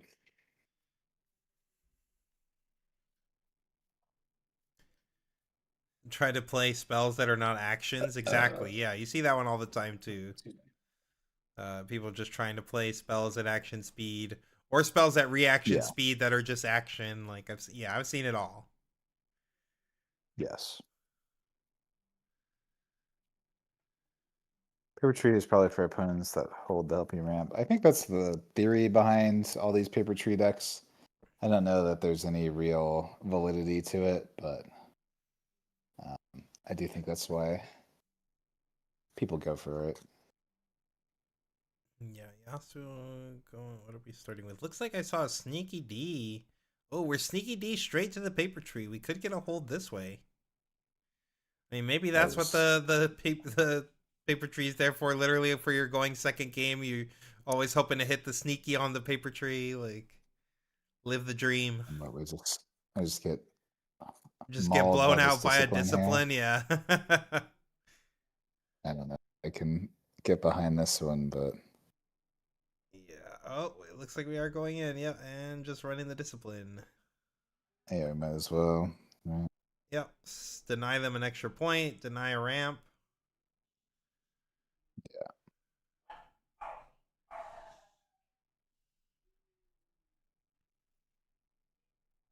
We do have. I kind Hopefully, of we play would the have. Guardian Angel. There's not really a reason to play the Tide Turner here, Yeah, I but think the GA would be we'll see. best here. Yeah, No, looks like she's going for the Tide Turner. that's all right. Yeah, I think the GA is definitely superior, but this is at least we're being efficient with our energy. Yeah, we're playing stuff. It's fine.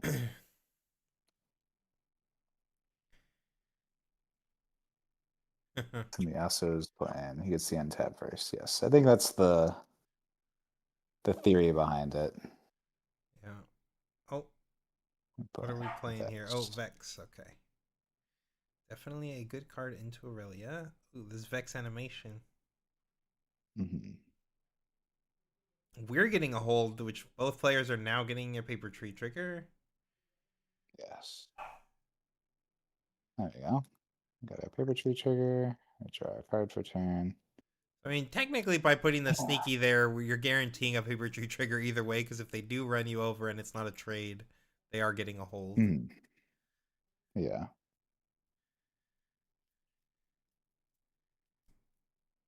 The three. We have a Draven. We have a Stellacorn. Lots of stuff we can be casting this turn. I don't even know what I would play here.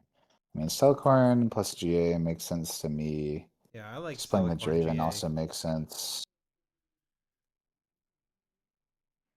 I think I'm trying Just to the get my Draven draw engine threatens a lot. online, but Draven is efficient as well. Oh, Yeah. looks like we're playing the Aurelia instead. Not Mm. using all That our one, energy. I mean, I it is a don't. strong unit, but I don't know that I agree with this play. Yeah.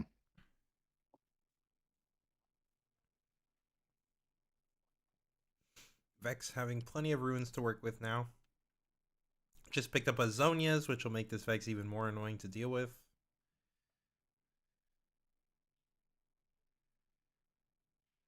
Mhm. The extra might on the Aurelia does, in theory, help. But I mostly wanted the extra point off this Draven. That maybe ends up mattering.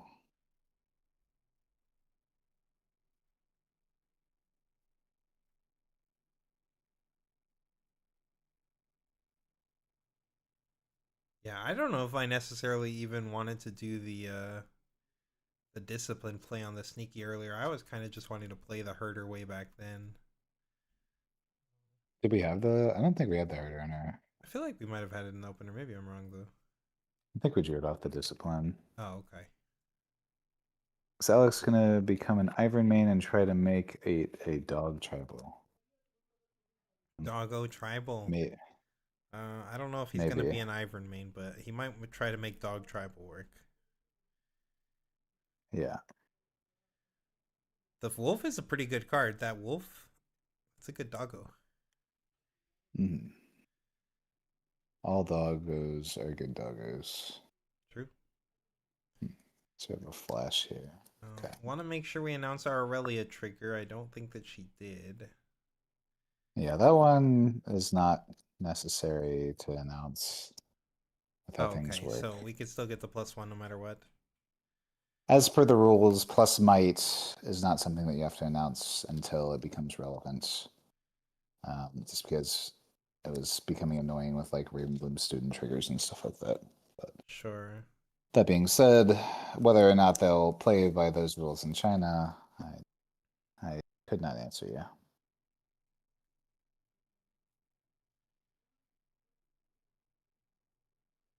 Counting up all her runes. Our hand's not bad here. I mean, I would be on the side of wanting to just equip the GA to Aurelia here and go in. Yeah. And go in on the paper tree too, that's fine. Yeah, I would be Will a be fan a of the 7, GA here. but obviously being afraid of Vex. yeah, like a rebuke or something. Okay, she did get her +1, so Hmm. they did hand her a die. So we get another Which does have a rebuke. +2 from this. Yeah, he does have the rebuke in hand. We do not have a not so fast. Oh yeah, we do. We do have a not so fast. Okay. Yeah, We have a pretty. flash as well. Yeah, we have a flash and a not so fast. So we have ways to dodge the buke. Yeah. Obviously a little bit costly turning our not so fast into a wind wall, but Yep. that's fine. I mean, the Yeah. other line is we can just like, yeah, I don't Oh, hate we're this too if just we just like developing develop a herder board here. and pass. And we did get to Yeah. 4, so like we don't technically need to go to 5 here. Hmm. Yeah, that was my thinking. Oh, Oh, we're oh, going we're in. going That in is actually. hmm, Okay, interesting. pretty aggressive. Um, so we're getting an untap. I'm guessing we're gonna be using Aurelia here, right? To get our an untap with our legend. Yes. Yeah.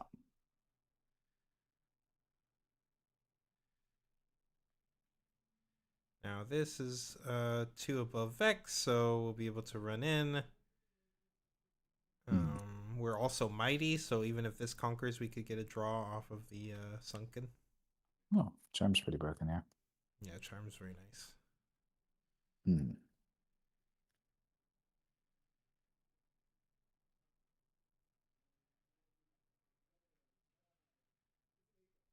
Unfortunately, the thing about this, doing it this way, well, I mean, I guess if he has to rebuke the Stellacorn, we're not as sad, but now that we only have 2 up, we actually can't not so Oh, fast. nope. Oh, no, no. You can't do that. That's not No, a no, no, no, no, no. Not an no. action. No, no, no, no. Not an You don't want to action. do that right now anyway, because then you're losing this Yes. combat, but you can't do that anyway, Yes. so.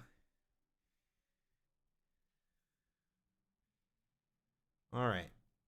And it looks like the player is about to. Oh, he has a discipline. Oh, this is nasty then. I mean, that's only going to make it a trade, though. So, unless he finds another pump spell, he is still holding up. Yeah, you don't have a negation for this. So, yeah, we're getting 1. Oh, it is an on guard. That is actually pretty brutal here.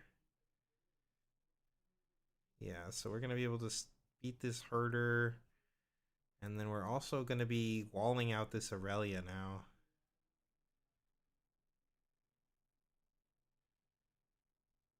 Yeah, finding the on guard here is pretty good. I mean, we're not. Yeah, we're +4 -2, so basically we're a 7.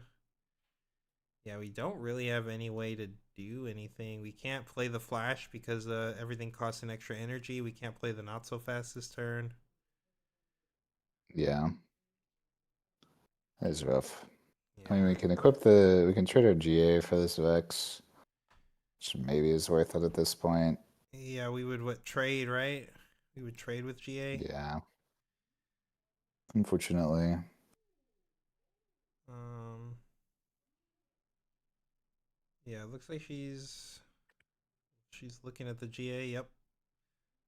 You have to pay green for GA. Yep. And then we should be getting another +1 here. If she's not going in, I guess it doesn't really matter if she's marking the +1, but you definitely do get +1, which would bring us up to 7. Their Vex is also 7. Looks like we're just passing. Yeah. I probably would have reinforced the other side if that was our plan here, but Yeah, so that this herder can't just come in for free. yeah, but again, we're worried about rebuke or something like that, then this could make sense too. Yeah, I mean, we were holding out Flash. Oh, I don't know that I want to flash this 2-drop here. I mean, it is what it is. We did it. We have 2 more might It now. is what it is. It is what it is, chat. It is what it is. This VOD will live for a long time, true. This is a tough watch. Yeah, again, round 1, it's an Mm-hmm. open tournament, new player, literally like I'm gonna be real with you, Chad. Yeah. This is kind of on Riot too. Like, I'm not saying we shouldn't showcase new players, but like what you don't know what you're gonna get when there's someone with like such a low rank. Like, you don't know how much. I mean, you could probably look at these stats and see how many events this person's Yeah. even entered and see that they're probably pretty new and that they're not going to put on a show the way you would want to for a live stream. So some of this is on Riot. No, I think this is entirely on Riot, to be honest. You should not be having to force new players on cam for this exact reason. Like Yeah, it's them having nerve wracking for them and it's their unwatchable for the people. So. yes. It is the exact opposite sort of situation that you want. to be showcasing your game. I do agree with Chad that with a little bit more practice, this girl would probably stomp this Yasuo. I do agree. Oh yeah, for sure. I'm more impressed with the fact that it's like obviously her her first tournament, right? Given that she's completely unranked and new, and she at least understands like the general flow of the game and such. So if she were to have some coaching from Challenger TCG, uh, Well, then she'd be unstoppable. yeah, then she would be destroying these Yasuo She'd run the players. whole event. Yeah, I don't think she's out of it here. No, we're not Um, completely out of it. Definitely not. yeah, Um, Running into the so Vex though, we it's are only Aurelion. a 5, so Yeah, looks like Vex is throwing the rebuke here. Yeah, playing the deflect. yeah, Yep, here comes the buke. We do have the not so that's fast. okay. We have a not so fast here, so we gotta pay 1 extra for that. Yep, extra energy, extra power. Oh, they're showing the Mhm. stack. Have they done this before? I don't know. Yeah, I don't think that I've noticed that in previous streams, showing the stack. Yeah,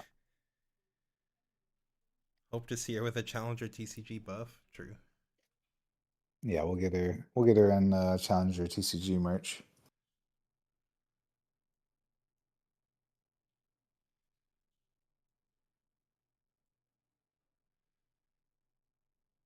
Yep. Okay, going for a trade here. We just lose Azanya. She loses the GA.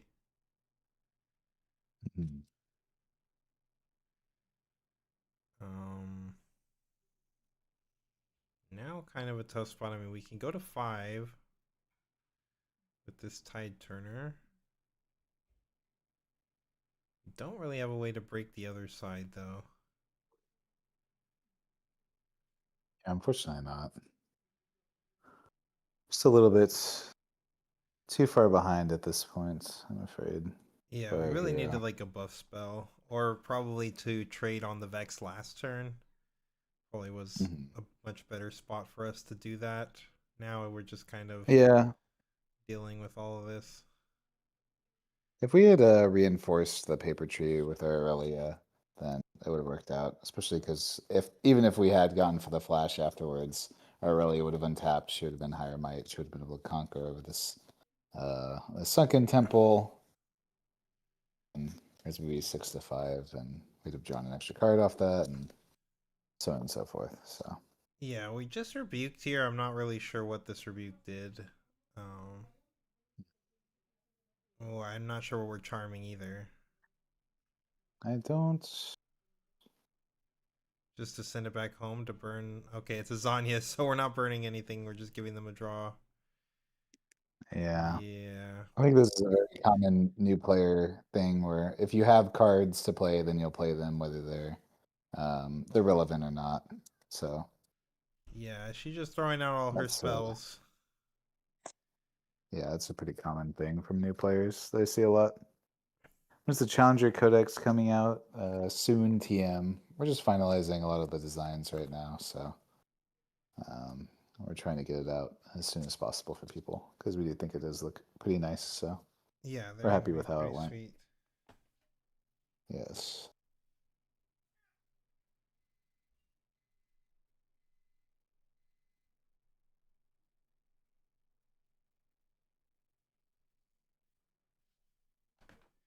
My cat wants out of the room, so I'm texting my partners to come get my cat. Challenger TCG can fix her. True.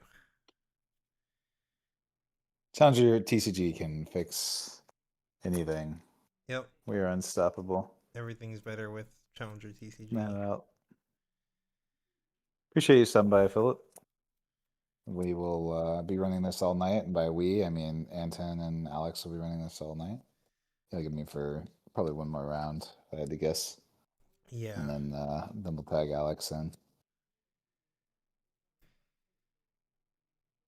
Yeah, we should have, I believe, Alex and Coco up after Colin dips out. Might get some Daniel surprise visit, I think, somewhere around there or a little bit later as well. Oh yeah, I think Daniel said that he wanted to come in as well. I don't know if they're still.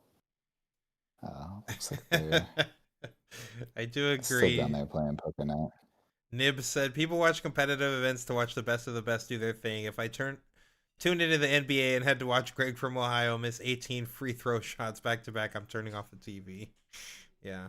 Yeah, I have a hard time watching this stuff too as well. Where again, it's nothing on her. I think obviously everyone should be able to play the game of Riftbound, uh, but yeah, the having it be the stream game, I just don't know what it is that we're promoting here. Like you have a brand new player on stream that is just getting destroyed based on your judges being too harsh.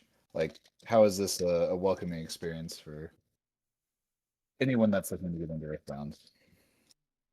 Yeah, It's just definitely. not what we Like, want to be promoting.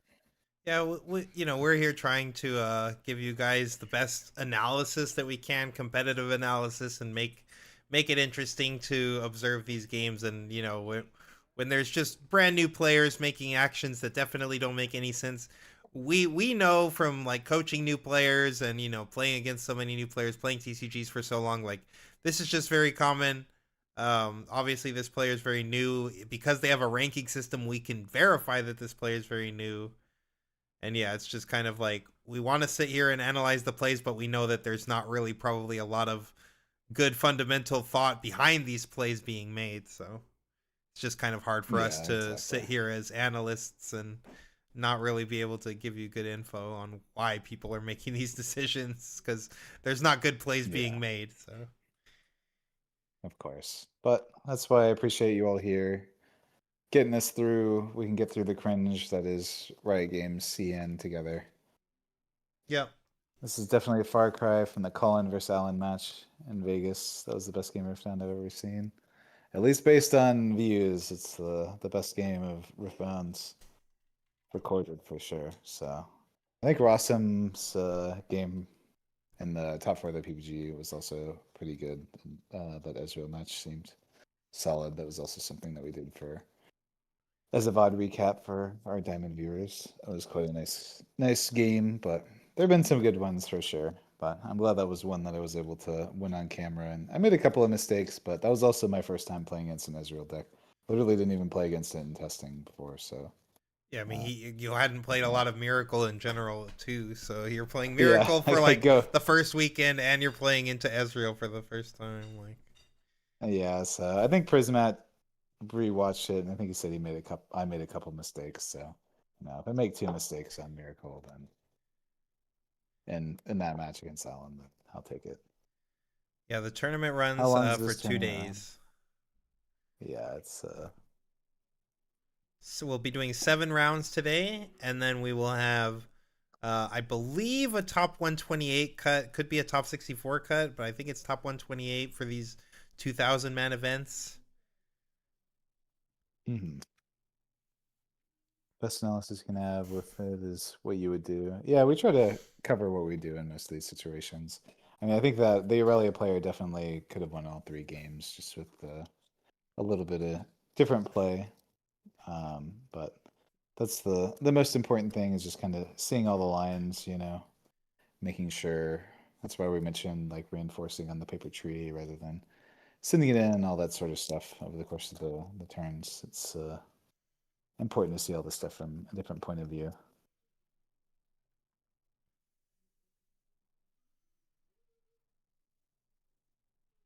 Yeah, just hanging out with the boys exactly as they're here.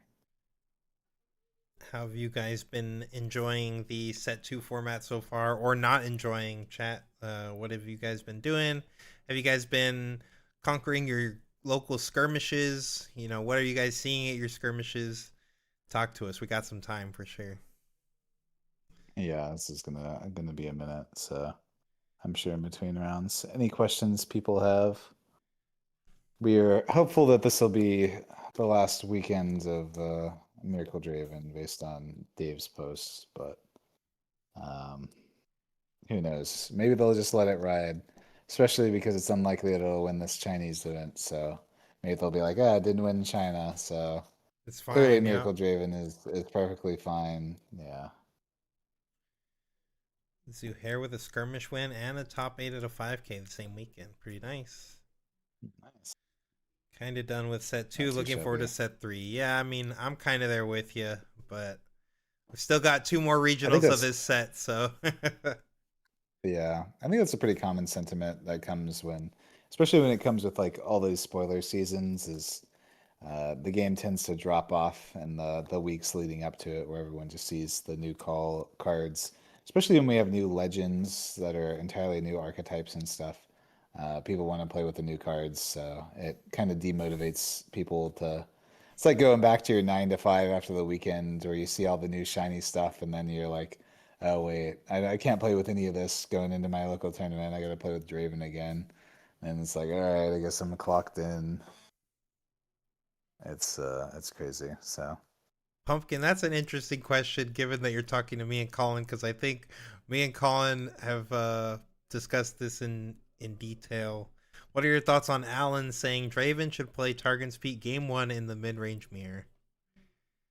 uh, I think he should stick to the decks that he knows at least to some level. I don't disagree. I don't disagree with Alan, to be honest, chat. I think that this is probably okay. I know me and Colin coming into it, we talked about it a lot. I was like, what do you guys think about this Targon's blind in the Draven mirror? And I think in the end, Colin ended up not thinking it was as big of a deal. I also don't think it's a major deal, to be clear. But I have, when playing mid range I've played mid range basically at the last two regionals, in the day one events and the day two events, or the day one and day three events. And then I've also been playing mid range at all of my skirmishes. And for me, I think Targon's blind has been the correct move. I do think that Reavers is just so much better going first that my win rate is just crazy when I'm Reavers going first guaranteed.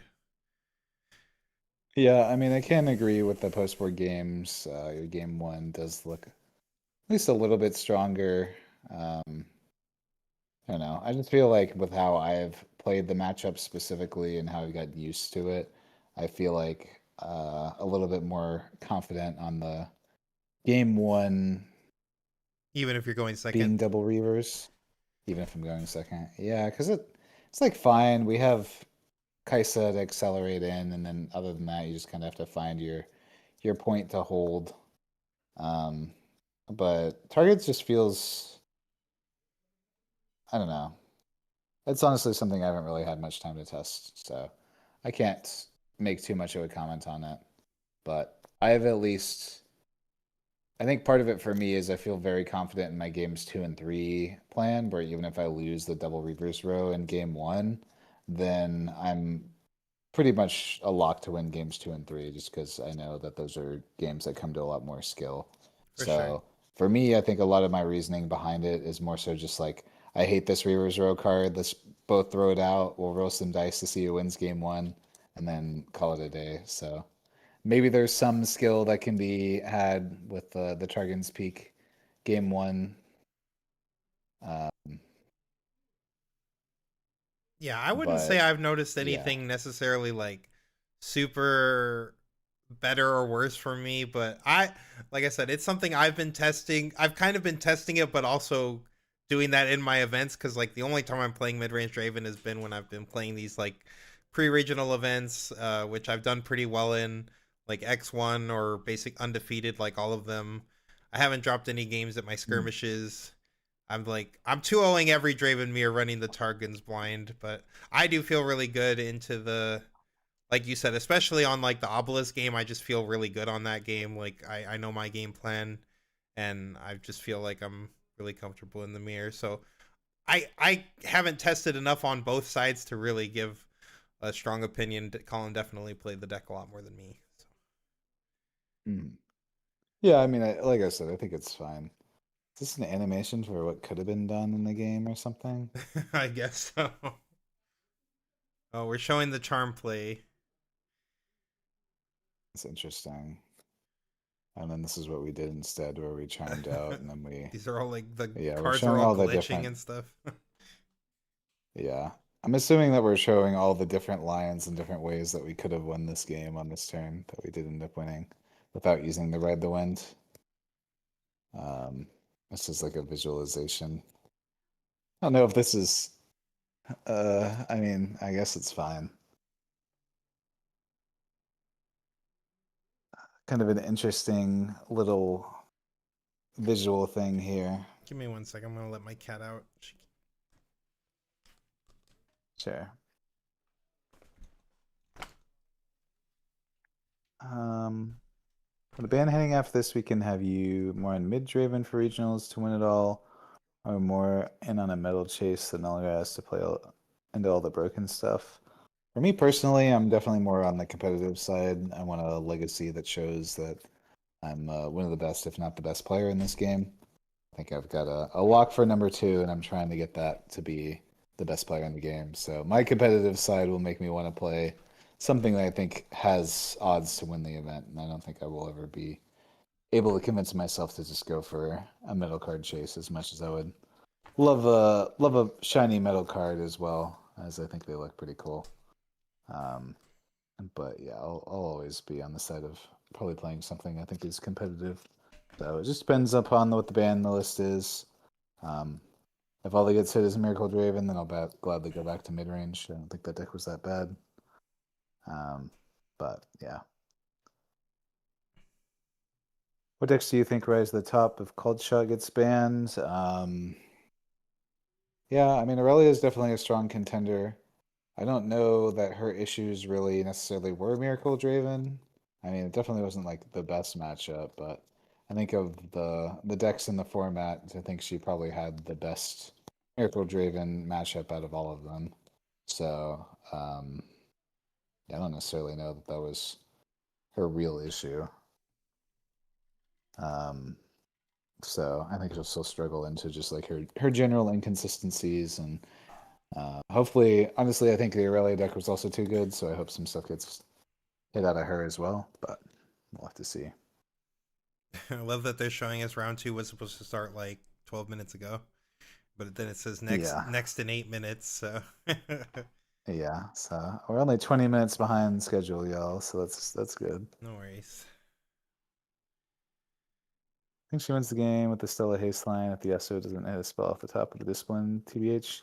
Yeah, but that's there definitely was a line, and I knew that the game was over as soon as that Yasuo got lucky and top deck the on guard there, to be honest. So otherwise she probably was in a fine spot.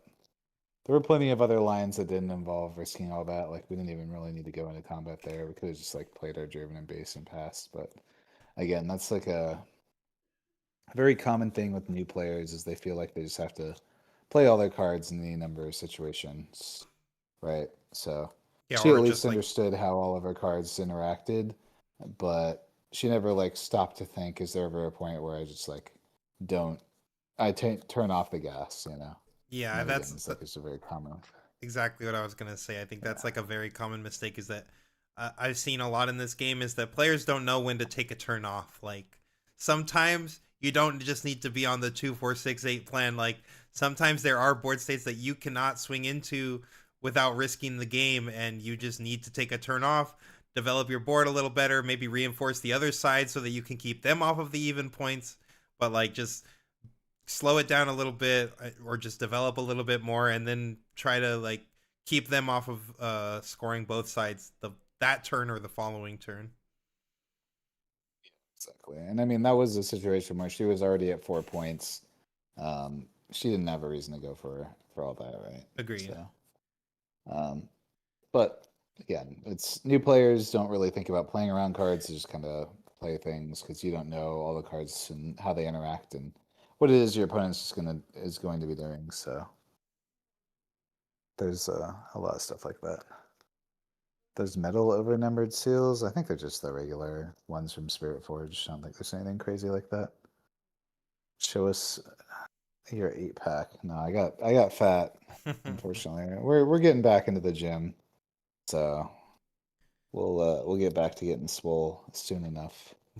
Give me a Volibear few Aurora months. slept on in the Draven meta. I do agree. I do think that deck is actually very good in the Draven meta. Yeah, as somebody who lost to Volibear Aurora at Bologna, I can agree that Aurora is annoyingly good into Draven mid range, and is part of the reason why I don't want to play Draven mid range in this next format, just because that matchup is miserable. Yeah, the Aurora Volley is six spell my also least favorite makes card. the Volley six spell also makes like the Giga holds not that much of an option even for the Miracle version. Yeah, exactly. So I think Aurora might be my least favorite card of all time in any card game I've ever played. So And he's so that's biased, chat. Any card game ever is just crazy. I'm trying to think if I've ever had a card that's had as volatile a reaction to me as Aurora does. Where I mean, just historically, had to play into that deck at least once or twice every tournament I've ran into, and it's always just the most miserable experience because I know that my decisions don't matter and my opponent's decisions don't matter. So I just, yeah, that's how these things go. So cards like that just infuriate me to say the least. Yeah, I do think that the high rolls that Aurora produces are just like sometimes you do just win the game for free, for sure. You definitely just Yes, win and the game for to be free. clear, I understand that the reason that you like the deck is you like that there are some games that you just win the game for free, and there's nothing your opponent can do about it. And then there are also some games where you have to navigate that are like harder for you. They're more difficult because you don't get to win the game for free, and those are the ones that you find interesting. Yeah, So for that part I sure. respect. It's nothing against you. I'm just on the side where I feel like as I'm the best player in the game in my mind, and I want to always be able to outplay my opponent. But there's no outplaying a turn three Aurora, True. so There's none. you just lose, You and just lose. that's not fun. Have you seen this new I did. Drake card? This new freaking dragon. That looks so fun. Oh yeah, I can't wait to lose to somebody just going turn three Aurora on the play into their Drake. Triple Drake That'll in a be row. Yeah. Yeah, that will be incredible. I'll really feel like I had some sort of agency and there was anything I could have done that game outside of throwing my opponent's deck across the room.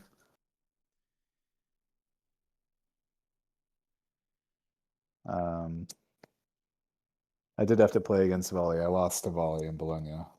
So they turn three, turn four awarded me game one. Turn three awarded me game two. I won that game. And, they turn two awarded me in game three into a dead Turn game. two I is lost on the spot. crazy.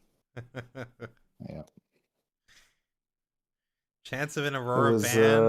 I don't know, chat. I don't feel like it's really one they talk about.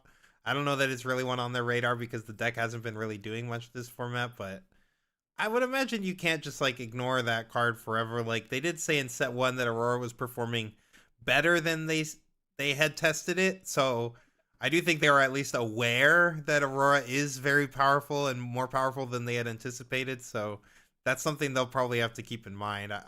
I don't know if we'll see it banned or not this early though.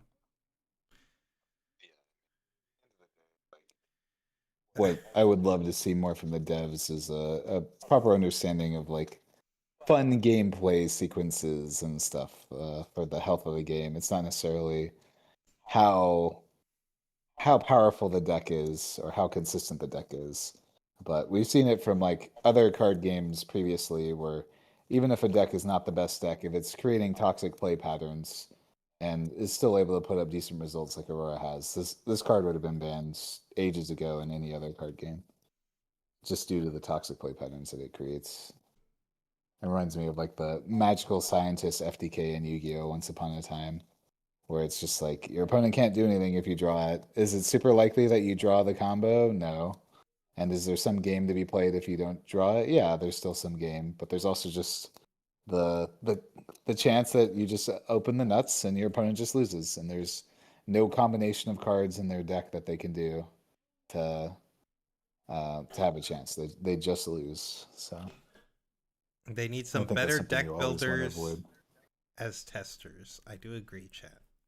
I would like to see like when Dave says, "Oh, like we didn't Annie and Yi, we didn't think that they were very good. That he didn't think that those were going to be playable at all." And obviously Annie and Yi were both very playable. I'm just curious to see like what their Yi deck look like. What did their Annie deck look like? What did their Aurora decks look like that they were like, "You know what? This isn't that good." I'm just curious to see what those lists were that they were testing.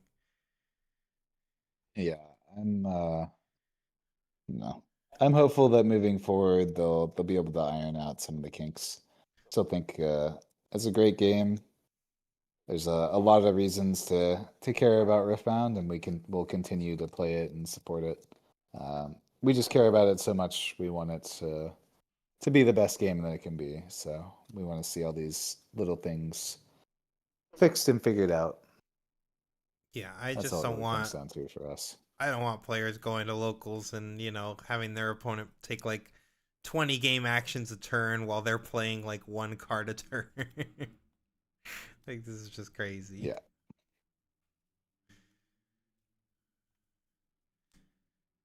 You think Aurora and Bryn here will make it through, but both will reach emergency ban status? Yeah, maybe.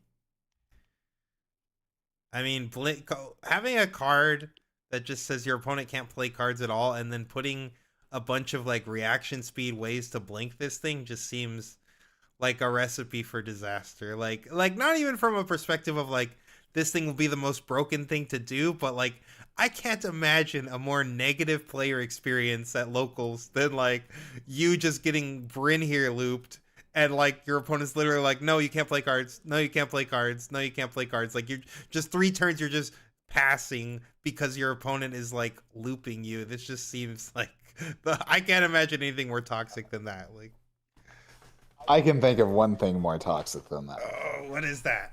And that's a turn three Aurora No, on the play, no, flipping in no. Elder Dragon. Maybe okay, maybe an Elder Dragon, maybe. Yes.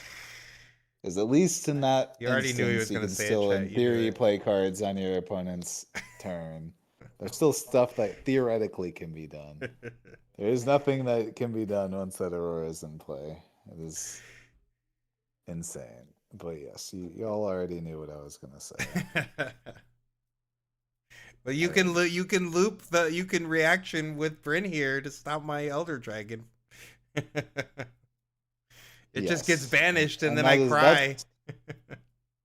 that's what I'm concerned with is that the loop deck does end up becoming the best deck for whatever reason. And then they look at this and they're just like, "Oh, we'll just ban that." And then and nothing else. And then we go into the post that format where it's just like everybody playing Aurora mirror matches. And it's like, "Oh, okay, great." So now we have literally zero agency. It's just like who draws their Aurora and gets to play it first. That's the format we're living in now. That'll be incredible. Yeah, he's definitely been hurt, Coco, for sure. He's a hurt man. You can have the I nuts have with any been deck where your decisions don't matter. I don't know that I agree with that, Chatter. I do think that obviously like every deck can have a very good high roll, but I think when you're just playing mid range like Riftbound, that a lot of your decisions matter. Like you can't just go from 0 to 8. Like, yeah, exactly. I think that's what the game is supposed to be promoting a lot of is like these interactive combats that create these situations where your decisions matter. Um, and I think there are certain cards in the game that do not promote that play style. I think So, but even though yes, Colin is saying like I've seen people fumble a turn 3 Aurora. Let me tell you, chat. I've seen people get the turn 3 Aurora online, and then they needed to play their guy in the battlefield, and they decided to play it at the base instead, and they lose because of it. Like, you can still throw those games. yeah, it still happens for sure. But I'll leave you all with that. That's just my personal take-ins. His personal I PTSD. know I'm not. Yeah, that's my personal PTSD. Yes, I've lost more to Aurora decks than I have anything else. Given that But the decks that I play are always pretty bad into it. you But should have seen him at the regional chat when he came up afterwards. He's like, I lost a Volibear. He was so mad. yeah, I don't think I was mad. I think I was heartbroken. Okay. Yeah, But maybe not yes, upset, I don't but really he get was mad. devastated that he Yeah. had lost to a Volibear, Yes. of all things. Yeah. Yeah. All right, looks like we're going to be getting our second round going now. Looks like a Draven. Right Okay, here. we've A got Draven, a Draven. real deck on Okay. the screen this time. Yeah, all right. This might be an interesting one. I'm hoping for some miracle. Like I said, that's the one thing that I wanted to see on cam was just how they play Miracle Into a Draven. Lucian. And Lucian. Okay. This is what Emotional believes is a good, has a good matchup in the Draven, even Miracle, he said. Yeah. I think he said that he likes his Miracle matchup more. I mean, Yeah. I will say Mo had a decent Miracle list. I don't know how many cards I ended up changing off of mine. I know it was at least a few, but yeah, so oh, it's a Zon Warrens. Okay. Oh We might baby, actually get to see we what's might going be on over here. playing Miracle. Hmm. It's a Chinese Miracle, I gotta. and we got Forge of the Fluffed. I hope I'll actually be able to see all the actions they're taking, so I can start taking my notes.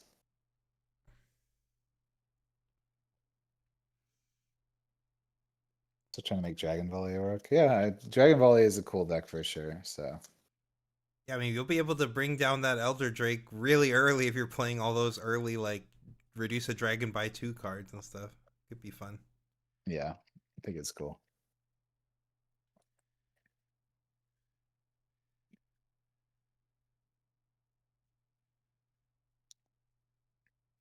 Like our Lucian player won the die roll, maybe. Um, looks like the I think the Dravens did he if he won the die roll and picked second, that's kind of crazy. Lucian obviously does have a very I good going if second so, champ, but if so, I'm already slumping back in my chair. Oh wow, these are some oh, cards. Okay, we have a Rek'Sai, a Challenge, a Piercing Light, the Kaisa. Piercing Light, historically very good in a Draven. very good card, yeah. Uh, Ooh, we and got yet we are on the Bushwhack. full Miracle package. We got an Ezreal in the This one hand. seems fine. Yeah, we got a stack deck. Typically, I'd be on the plan of or mulliganing the Bushwhack here.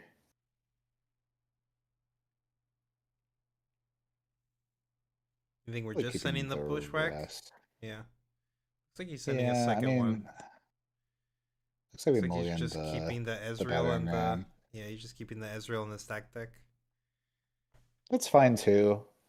Um, it's kind of like a matchup dependent thing as to Ooh, okay, and second stack deck. we got second stack deck, second Israel as Pretty our good. opener. Pretty good. It's an interesting one. Start popping off. Hmm. Best of Lucian apparently also was choosing second. Curious. I mean, Lucian That's is crazy. of all the of I will say of all the units in the game that are good going second, like Lucian is one of the best turn like going second turn one plays for sure.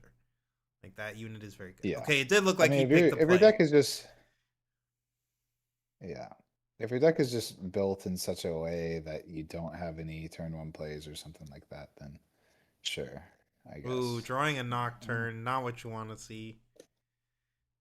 It doesn't really matter. We're gonna have to discard something off this Ezreal anyways, so Yeah, true. might as well So be our Nocturne. gives us a free discard. Would rather be a scrap heap, of course, but Yeah. this is fine. Okay. Fizz Ram, not bad. Yeah, some decent pickups, especially with the two two stack decks still in our hand to make this ram really cheap. Yeah. And Let we're me just just go going for a Kaisa Kaisa Pass. here. It's cool. We get to go just Draven Pass. Yep, I like That's Draven pretty Pass good. here. Yeah, Yeah, we're we doing. just picked up a cold shot. Pretty nice. Now I think we Mhm. really want to find like a seal, of course. That's like the last big piece we're missing. We can Yeah. still pop off without seal, of course, but it's nice to not have to go down so many runes. Yeah, exactly.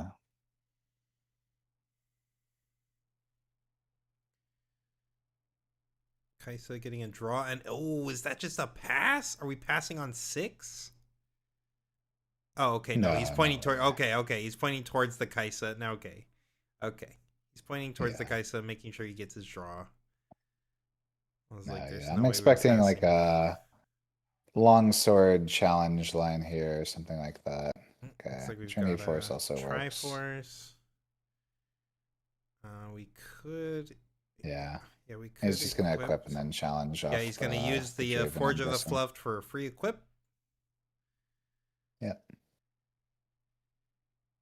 and then now a challenge to get rid of the Draven. Yep, leaving them with just an All Ezreal, good. which of course makes it hard for them to deal with this Kaisa. Also makes the Kaisa is also just Mm. pretty threatening right now with a Triforce on already. Like this Kaisa's threatening to hold for 2 points, so Draven's kind of incentivized to get rid of it, Yeah. but Ezreal's not really the unit to do that with. I don't think I care too much about it, to be honest. There's not really, if we can hold the Zon Warrens here on the other side, which I think is pretty doable, then they're going to 3, and there's not really a difference between 2 and 3 in True, most situations. So, um, might make a little bit of difference with the combo, right? Because the combo can okay, start well, pushing the points. sure. This is a obvious mistake here. We're supposed to be playing the stack deck first in case we see a seal, but Yep, I agree. it's whatever.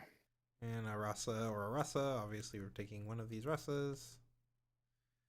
Yeah, I would Yeah. definitely agree. We should have used the stack deck first.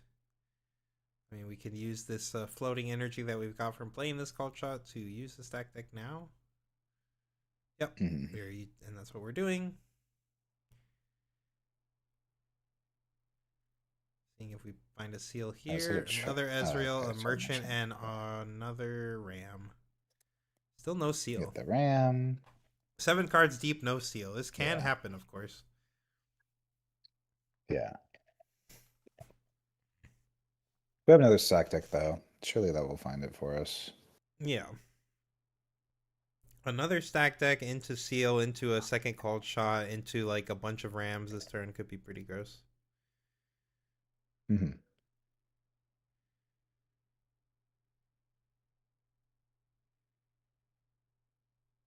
Yeah, I do think that's what we should be doing here in the next stack deck. Okay, yep. Playing the next stack. Yep. And And we we do. found Here's our we found a seal. seal. Yeah, I Probably think just taking that here. I would imagine that's what we're Especially given we taking have the here. fizz and stuff. Yep. Yeah. Then we can use the seal to play another It's cold a shot. yeah. Storm Might as counts at well. what, 4 already, so our Rams are already at the oh. Oh, Oh, we're we're going taking this Kaisa out. All going right. for the trade. Okay, interesting. I don't hate this line too. Yeah. Let's get some off points here. We get to play double ram and then just equip, right? Yep. So I like this line. I think we still have a backup Ezreal for next turn, so Yeah. Ram this is quite good. and another Ram. Yep. Whenever you're playing the miracle deck here, you do just want to slow your opponent down. So And then yeah, just paying this to equipped. Looks good to me. yep, This is a doesn't pretty stop common us from sight going on two, turn four, six, 3. eight. Yeah, I was gonna say too. This is a pretty Yeah, common sight on turn 3 for Miracle, especially if you don't start an early seal. Like you don't mind that you're going this far down in ruins because you're developing so much might. Like you'll be able to get back up in ruins pretty easily when you're just stalling out with a massive board. yeah. So far, this miracle player has played pretty well. Only one slight mistake so far that I would have done differently, and that was just you always play your stack decks before you play your called shots in that situation in case you do hit a seal, but obviously didn't end up mattering. Yes, turn 3 for the Miracle player did take about 5 minutes, Chad. That is true. Yes, that was part of the issue with this deck in general. All right, Why is Lucian going to this? the Zon. Oh, Oh, we accelerated it off of our Rek'Sai. That is cute. I did not think about that interaction. Yeah, I mean it wasn't played from hand, right? So it's played from champ zone. Yeah, exactly. That's very cute. I Yeah. was like, why was this Lucian ready? Why is this Rek'Sai card so good? It's quite good.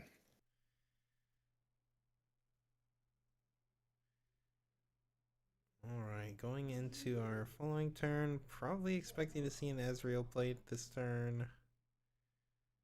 Yeah, our hand is a little on the lighter side, so that part's tough. Yeah, for sure. Yep, Ezreal. We have the seal, of course, to pay for the power. Probably would expect Hmm. to be pitching what? You think a Rasa or a Fizz here? Looks like we're I going mean, for our the Rust is already Rasa. castable. I think I would go for Fizz here. Looks like he decided Rasa. Just given the yeah, it's definitely Fizz here. Well, I don't know this dude's exact deck list, but in my deck list it would have been Fizz there. Yeah, I agree. I So think Fizz was the better pick. yeah. All right, Just going for because it's Zon. also based on what we've already seen. We put a lot of our units already to the bottom of our deck, so um, Yeah, looks like we here just now couldn't he's getting rid of really the Fizz with afford the to. Zon. Yeah, Picking up another Fizz. Nothing changes. I I would guess. even be of the opinion of getting rid of a cold shot over with the Rasa. But yeah, that's just. Yeah, we ended up picking up second Foff too, so definitely didn't need that here. Hmm. And we can either. It's not necessarily. I don't think we're quite built to go 2 4 6 8 here. So I might just stack up and set the Fuff. We just passed? No. Okay. I was like, that's that's definitely not it. What does Miracle Oh, really we still have have? 2 energy up. Yeah, that's Um, fine. as far as like dealing with this Lucian unit, Colin, does Miracle really have ways to deal with this Lucian unit effectively? No, typically it's just outmighting it. Sure. Obviously, that becomes a problem as they continue to stack up equipment, Yeah. but there's no. Once it's equipped, the only removal spell that we play is the Piercing Light. So there's some versions that play Falling Star instead of Piercing Light, but I think in general, it's you can't really afford to play Falling Star instead. Yeah, Lucian player really wishing he had drawn a spear here so we could just go to 4 for free on that side, but Hmm. no dice. Yeah, here for our Miracle Hero. What's going on is fine. I think we still had the 2 energy up, so I don't know if we necessarily needed to set this fight or flight here. We could have just cast it from hand, but um, that's the only like kind of questionable thing here. Sure, agree. Especially because of how much power we had to burn this turn 3 already. Yeah. Yeah, we did a challenge play, putting some damage on our Lucian. No big deal. Mhm. What are we doing here? We got Bone Shiver. Surprised we didn't equip this first to get a ramp, but I guess we did get some value out of There's the no way Forge of the to. Fluffed. Yeah, it ends up being the same whether you equip with Forge of the Fluffed Yeah, it's or the same amount. Sure. doing it either way. We're just passing. Okay, we're going for the Triforce hold. Oh, Triforce hold, and there we see a rebuke. So we There we could go. stop the Triforce hold if we wanted to. Yeah, I'm not even thinking about it to be honest. I'm just going for the rebuke. Fortunately, I don't know that we. I guess we have a Fizz in hand, so we could like rebuke plus Fizz for stack deck. If we want a unit in the back, because we do need to get to 4 here at some point.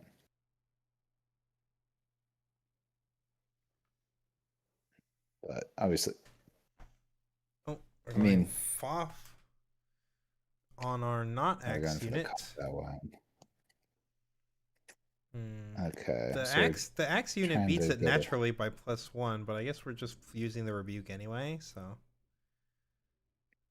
Yeah, it's strictly better to do it with the axe unit. So this is right a to kind bait of a out big like miss. a As it would. some kind of Yeah, interaction, we could have right? gotten like we could have gotten like a punch first or something out of their hands. Yep. Like this was a really big whiff here.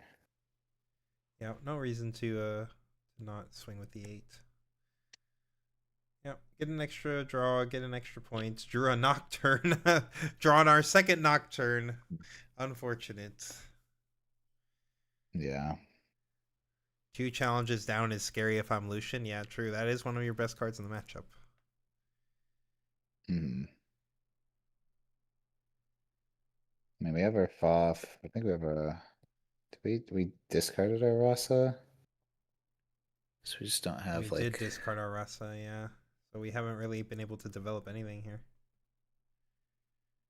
Yeah. Just passing here. Oof. Suppose this is fine. Very awkward. This is the Big type of deck Bryn that just here. like punishes Oh, these early mistakes, and we're he's just Bryn hearing bringing. now. Okay, sure, Trying to play around everything. it's He fine. does still have enough up for this punch first if he wants, so we could probably remove this axe from the board, which is what I'm guess we're going to go for. Yeah, nothing we can do about it, I'm afraid. Nope. Will cost some power from the Lucian player, of course, to start putting these equips on. Hmm. But we've got lots of runes, so Yeah, we yep. did kind of break out on the miracle side, but a lot of it was also due to our own errors. So Yeah, some of our discards. Oh, yeah. and we're going for the ride the wind play. Oh, we're just full cleared. We're Oh, being yeah, we're we're just dead on being the very miracle side. aggressive here. Yeah, I mean, I think this is the time to be aggressive like Oh, this, this is right? For the broken. Lucian. Yeah. Yeah, Yeah, we are full clearing the miracle player out here. We're getting double points. We're getting a bunch of triggers from our bone shiver. yeah. And this thing is attacking for a I mean, ton. yeah. Yeah, I mean, it's already we don't need to play anything, right? This thing is +3/+3 for each of these equipments, and it's also got assault itself. So yeah. Mhm. Yeah, it's definitely enough. And yeah, still We have are enough to cooked, hold up chat. a punch first. Looking pretty rough.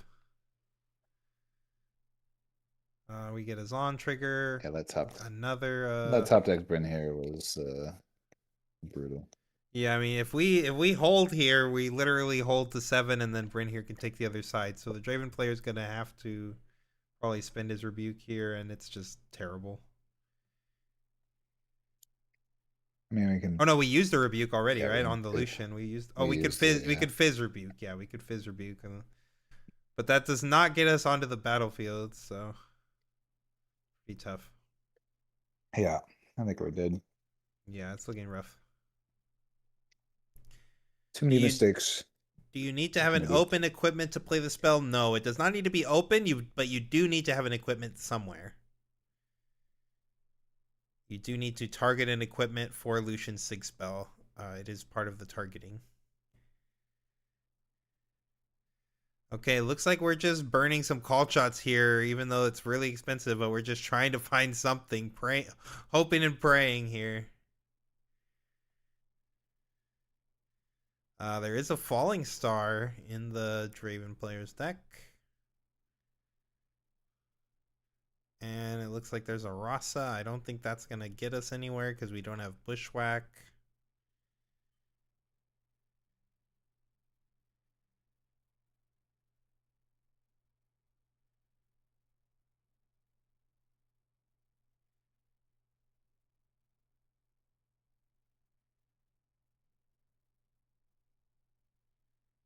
I mean, yeah, I would guess he's gonna take. I don't really think it matters what he takes here, chat. Honestly, like both of these units are like gonna come down and not do enough right now. So yeah, he has seal. He has seal, so he can use both called shots. He's also got he's still got 3 purples too. So, but yeah, I mean, this is just a tough spot. We could falling star the Bryn here to at least stop the lethal unless they have like a haste guy, and yeah, I mean that's probably what he has to do, which is just terrible. But yeah, he's just gonna falling star the Bryn here so that we at least don't have a way to. We lose to like any accelerated unit. So if we have like Kaisa, Survivor, or something, we're dead to that. Or if we have like another Relentless Pursuit, we'd also be dead to that. Please not Wallop. Oh, Coco, that's showing his trauma. The Wallop trauma. Yes, this Draven player would indeed ask to read Wallop. Oh, and he rips the freaking Rek'Sai off the top. So we do have the accelerated unit. Even after the falling star on our Bryn here, we have a unit to take the last point. So the Draven player is going down.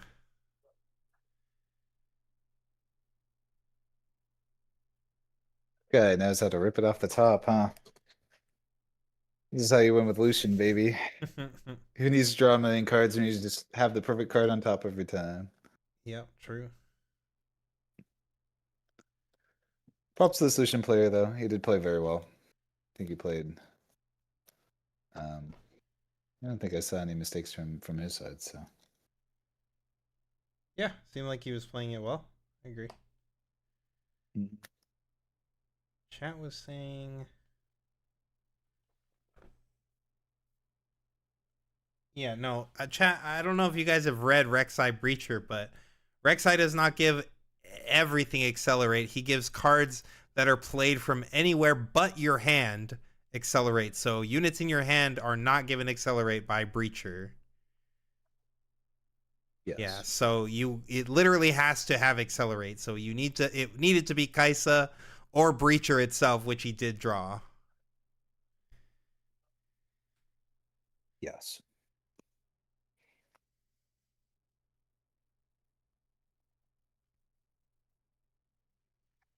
So yeah, definitely well played by the Lucian player. Like Colin mentioned, it is a little was a little bricky on the side of um the Draven player. You know, not seeing Seal can be really brutal for these decks, especially against like the challenge decks, because like a lot of these miracle decks, if you were able to take their early guy off the board, especially if you're just able to answer the Vanquisher, like they really have a hard time fending you off in the early game or like making a significant crackback. And so Yeah. they were able to just do the challenge thing, get rid of their Ezreals, do everything they needed to do to keep the Draven on no board the whole game. Yeah, I think the Draven player just made a lot of errors. I think he cared a little bit too much about contesting early, which is not a matchup where you want to set up like an inevitability board. And yeah, he put all of his units at the bottom, which I think were all mistakes. And then yeah, it just ended up breaking out because of that. Not having any of the units. I think it's very important with this deck to not only understand like what you've already put to the bottom, but your context of every card that you've seen lets you know what's left in your deck, right? And there comes a point where you just have to start taking units because our driven player had already put too many units to the bottom, and once you get to that point, you just have to start taking units to be able to actually have something to play. And he did not do that. So The Rek'Sai seems like a good unit. I wonder if anyone could have possibly been saying this since the set review. That would be me. Definitely said this unit's crazy. I mean, it's just pound for pound. Like if you just read other 3 drops and then you read this card, you're just like, wait, this thing has accelerate and assault 1 on a 3 for 3. Like what other 3 for 3 has that? Like all the champion units in this game are like crazy, and then like our actual units are just kind of butt. yeah. Yeah, in terms of 3 cost units, I think Rek'Sai is definitely one of the better ones that we've seen. I think these are the types of cards that need to exist in order to help with the going first versus going second disparity we have right now in the game. Agree. So The counter to miracle is miracle that being breaking. said, Yes, true. yes, yeah, if he uses the correct RAM with the FOF, that would significantly help. There was a Rossi he could have taken that would have given him enough might on either of the holds to make sure that he wouldn't have been able to get broken. Yeah, I Uh, think the Rasa discard was definitely a major factor in that game. yeah. Yeah, thanks, Pumpkin. Thanks for But I setting mean, me that's up. part of the miracle deck is you're taking about 1 billion actions over the course of the game, and every single one of them is impactful. So that's why we say that it's a very difficult deck. So this guy's on Targans. I wonder if he's on a falling star, right? So he's not on exactly my list. Looks Yeah, very I know we similar, saw a but falling star in game one. yeah. I mean, these miracle decks usually are not flexing beyond like what 2 or 3 cards. Like, Yeah, there's not much room to be flexing, to be honest. So there's some, I guess, on how many nocturnes you're playing. You know, how many hopefuls you're playing. There's a couple of things there. mhm. We saw 2 nocturnes from this guy, but both of them were drawn. We don't know if he's on the third. Yeah. Good Hello, morning, hello, Kanye. chat. Good morning, good evening, whatever it is for you. Thanks for tuning in. Yeah, what's up, Ruby? Yeah, thank you all for hanging out. It's going to be a long night for people not named me, so hopefully y'all can keep them company. Yep. They got me shackled as usual, chat. Shackled to the PC until dawn. Hmm. We threw away the key. Yeah. You're locked in here with me. I know that I'm taking a falling star here, but suppose that's okay. Double stacky D. Can also sometimes be right to not burn all these stack decks early. I don't know. I would have played the whoa. That's not correct. So we saw Ride the win in the list here. What do you think should be taken there, Colin?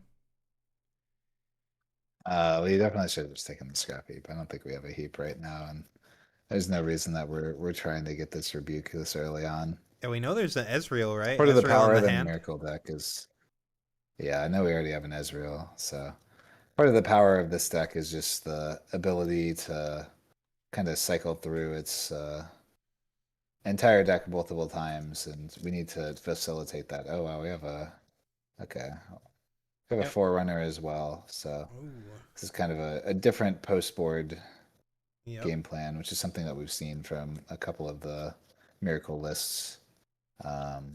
Pick up See a the challenge. That challenge, is a but good card here. I don't know if we're in a position to play yeah, it we though, only have right? a Yeah. yeah. I see a Triforce as potentially our only equipment, so Straven might be riding, which will be good for our hero. Going for a scry. There looks like a sabotage, and I can't see the other card. Looked like it might have been a spear. Yeah, It might have been a spear. Which, if it is a spear, I would not. I would expect it to just develop Triforce here and chill. Oh, we're yeah. going Rek'Sai. Okay, maybe it wasn't the spear then. And a hopeful. Rek'Sai Okay, well hopeful. this is Okay. good. This is very mana efficient anyway. So don't mind Yeah. this. We're also going. Oh no, spear and Triforce cannot be equipped together, right? Because spear does cost 1 energy, I believe. Ooh, Oh. this is a really nasty falling star. Getting rid of the Lucian and the Mhm. yeah, Lucian and the Yeah. Breacher here. Mm. But They're talking about what are they asking? Wait, huh? What are they? Seems like there was some kind What of happened like here? I saw him keep pointing at the hopeful. Did he not? What? Did he What is not? happening? Did he Why is not this Lucian target? still in play? Why is this Lucian alive, chat? What happened? Did he target the? What happened? It What is looked this like he was. happening? The judge is like not letting him take it back or What? something. No, I guess there's 3 damage on this thing for some reason. Did he really just shark him? Like, no, you pointed at this one. What the heck?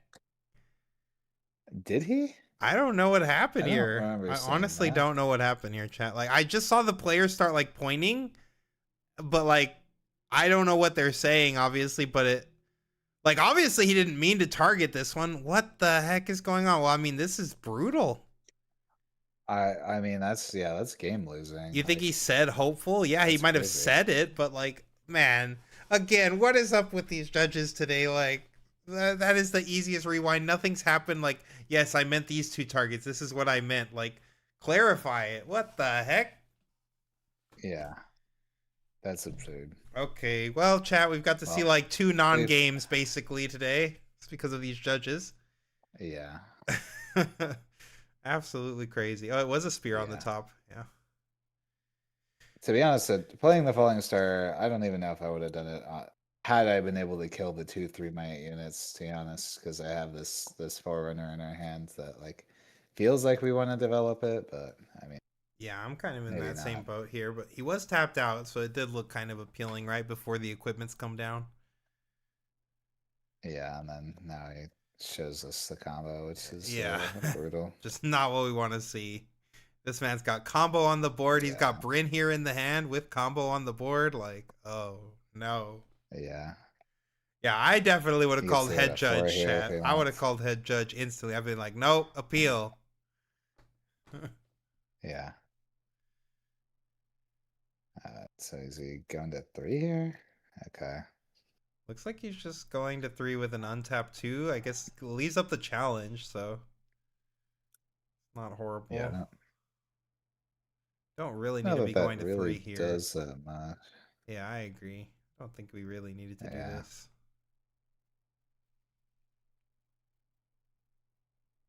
I mean, I guess his plan is to use the challenge here to trade for both guys. Um, oh, we have a thermo. Okay, Ooh. it's interesting. Well, that's a good card into combo. Yeah. I mean, I think we just have to slam it and run over this hopeful. Then we're kind of soft punch first. I do only typically play 1 or 2 of that card, but I think if we do anything else, we're just like sick. I don't know if we could make a. I don't even know if I could make a play that heads up to just like lose the punch first. But otherwise, we're just like kind of dead to challenge here. I mean, I guess we can rebuke it in the instance of a challenge as our other line.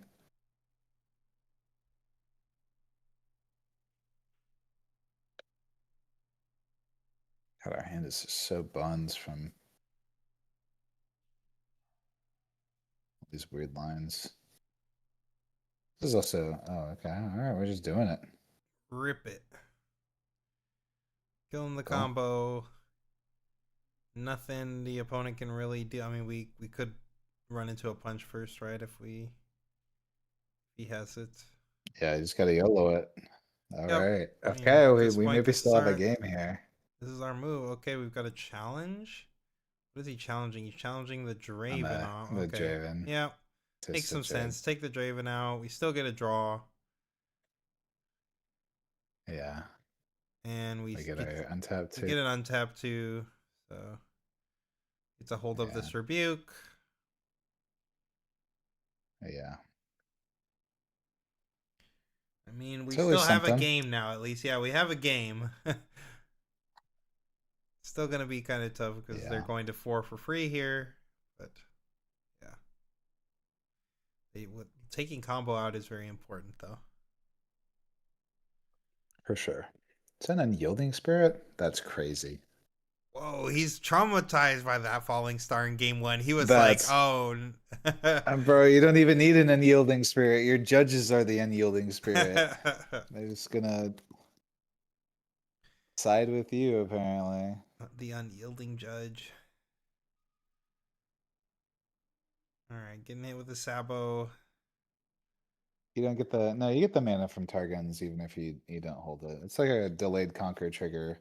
The way that Targons work, because it is important, is that you conquer Targons, you have to declare not only the conquer trigger, same as like a Kaisa to draw one, but you also have to select your 2 runes that you're untapping. And then those 2 runes are the ones that will untap at the end of turn. So if those are sit bent for power or something of that nature, then too bad you don't get it. So Yeah, I agree, Chat. Spirit is definitely insane to side. You do not bring this in versus Miracle. They have maybe one damage spell in their entire deck. yeah. Malaysian players just untapping here with all this energy up. They got nothing to play. I mean, I think this is ideal for us. We don't have to do anything. Just play your Forerunner and Yep. retreat your Ram out and pass. I think is pretty solid This based on what your Lucian opponent's is shown. still poking us though. It is annoying.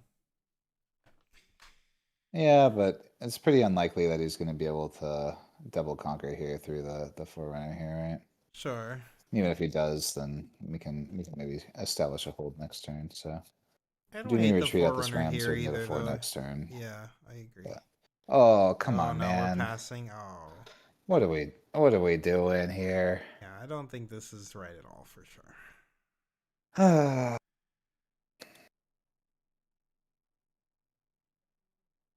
Just, we just got to be playing better than this on the stick.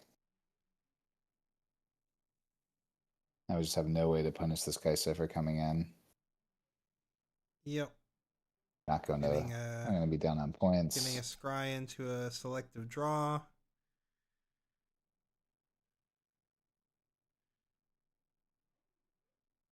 Can't see the 2 cards.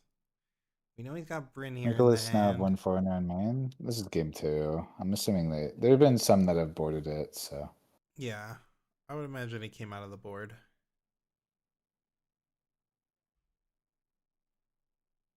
These judges must be banned. it's a True. decent board card.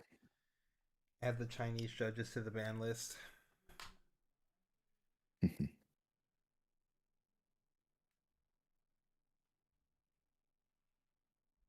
All right, holding to 3 here. All purples. Definitely don't Yeah, have to we've worry already about used all of our reds. yeah. Use like every red power in our So stack anyway.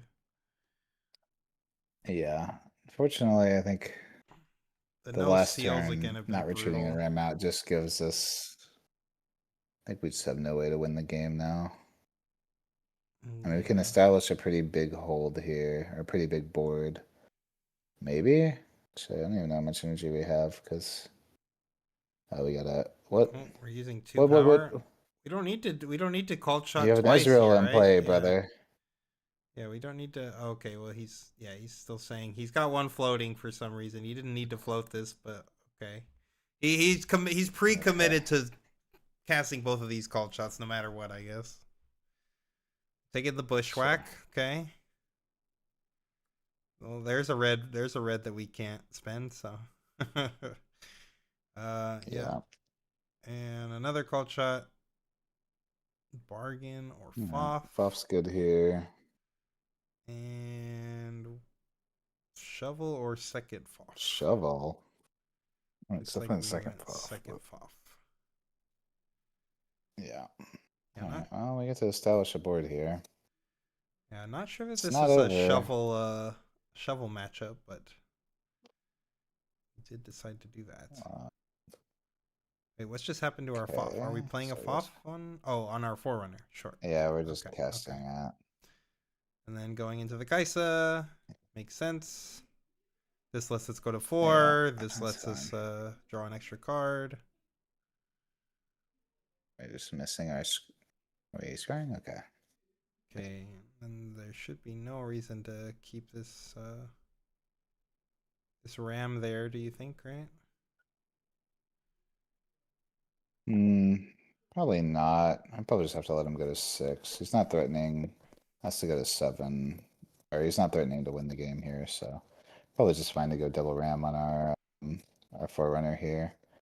Yeah. I don't know if either of these cards matter. Call shot's probably slightly better because we're just looking for. Well, we still have. Oh, we just put them both at the bottom, right? This is a thing. I would Yeah, that's imagine we fine. need to leave Rebuke up because we are. What? Oh, We just no, he just passed?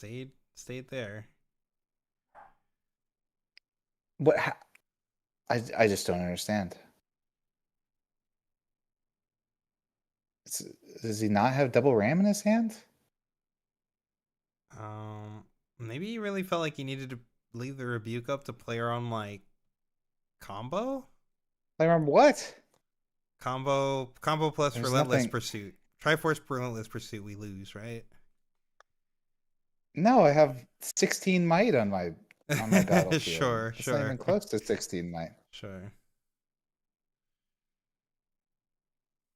Jesus Christ, man.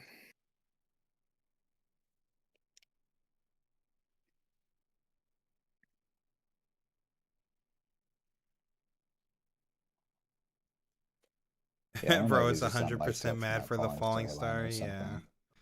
This Lucian should not have been Maybe that's scoring the all these case. points, that's for sure. Yeah, I mean, this game would not even be close had he not gotten sharked on that falling star, which I don't even know what happened.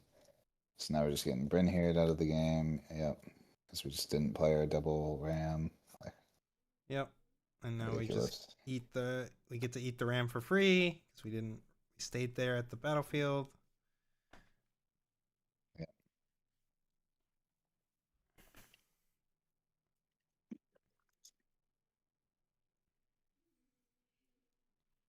Yep. Munch. This guy makes We go to Miracle look fair and 6. balanced. Agreed. That's why this deck is tough, chat. You actually have to it takes all these game actions, but turns out you still need to make good decisions. So Another thing about selecting my runes upon conquer at the regional, what's the significance of doing that with Targans? Why can't I just ready two of my choice at EOT? I mean, those are just the way the card is and the rules of the game are worded. So if somebody's being particularly sharky about you, then yeah, oh, he did that's have the a Relentless specifics of it. Pursuit. He did So not have the second Triforce, but he did have Relentless Pursuit here. yeah, we saw it off of we saw it earlier, but Yeah, yeah. I mean this doesn't take any amount of might off the board. Oh, what is that? That's a Dune Breaker in the scry here for the Lucian player. Did he put it on top? I think he put that Dune Breaker Um, on top. some heb twist is what I'm currently sipping on. It's just like a zero sugar. It's like a Sprite Zero, functional but generic brand. Ridiculous, man. I think it's almost winnable. It's crazy that the Miracle player I don't can still know. come back from this, probably, but Yeah, we've only made about 100 mistakes this game, but I do think it's almost winnable. yep.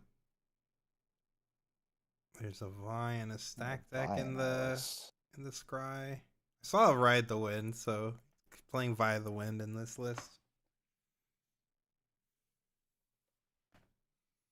It's unclear that you need a yeah target on conquer. Yeah, pretty much everything in the game does target whenever it has effects like that. Did we board out our seals?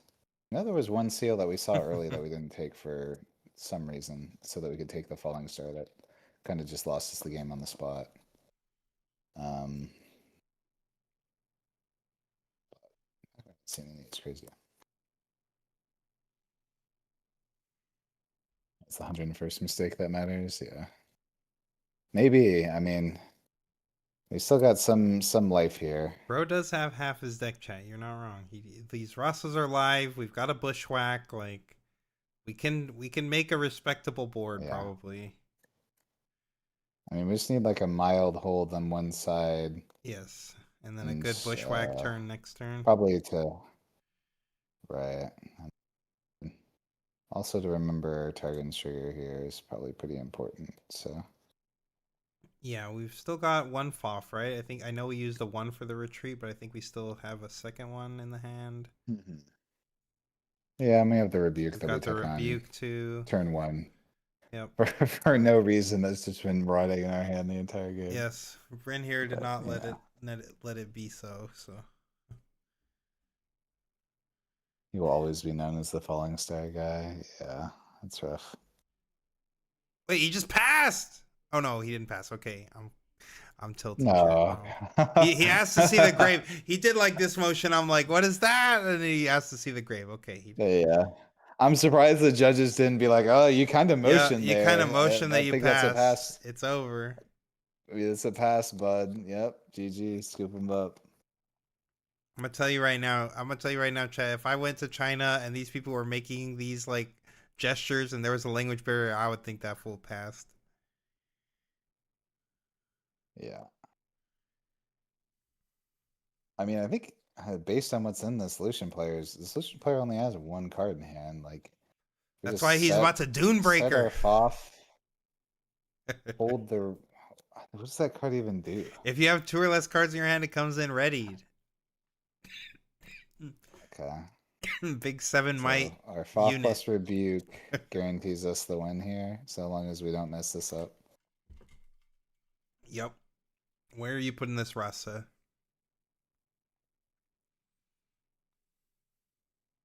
Okay, we're already starting to mess this up, so that's not a good sign. I think we need a Rasa for Bushwhack turn next turn. Looks like we're playing our hopeful base. I don't think you play base this turn. Still thinking. Okay, no. Okay. Going for the Giga Stack on that side. Fair enough. We only played 2 cards, right? This turn? Yeah, well, not enough to play a lot That's of the issue. these big boys. He's looking to play this merchant just so that we can like storm, I guess. I mean, we're Yeah, I okay, guess right? so. Because it, And yeah, then, and we could play like one ram here. yeah. Yeah, And then we just have to and then set we a could set set a a off FOF and then and untap two for the. Yeah. yeah, and then we hold up the Oh rebuke. no, Oh I don't think we're no, setting the okay. FOF. Okay. Alright, cool. Why would we make the correct play? That one's on me, chat. Definitely think it was correct to set the FOF. You want to throw all your everything you have at this final turn. Like this is the hold. This Yes. Dune Breaker. And then whatever FOF is, it also just gives you 2 extra energy next turn, which is what really matters. We got guns and Dune Breaker here. Don't have enough to cast both of these. I mean, there's no way we have enough to clear both sides. I think even with equipment shenanigans. So I think we just guns the right side, send everything in there, and hope. I don't think it's enough, but our guns the target side and hope. Yeah, it does look like we're going for guns It's here. crazy. Yep. Yeah. Yep. I'd be tilting off the face of the earth if I were to lose to this terrible Draven player for what it's worth. So Dune Breaker enters ready with Sky Sword combo. True. yeah, and now I get to run over, or we would if it wasn't for this. I think we play the. We But have we to. FOF here. Oh no, I guess FOF works here. Yeah, Yeah. FOF works. That's game. Holy hell, we have a game 3. Turns out Draven deck is still broken. You can get sharked by That's the you can misplay a bunch, get sharked by the judges and still win. Like yeah, that's crazy. all right, we will be getting a game 3.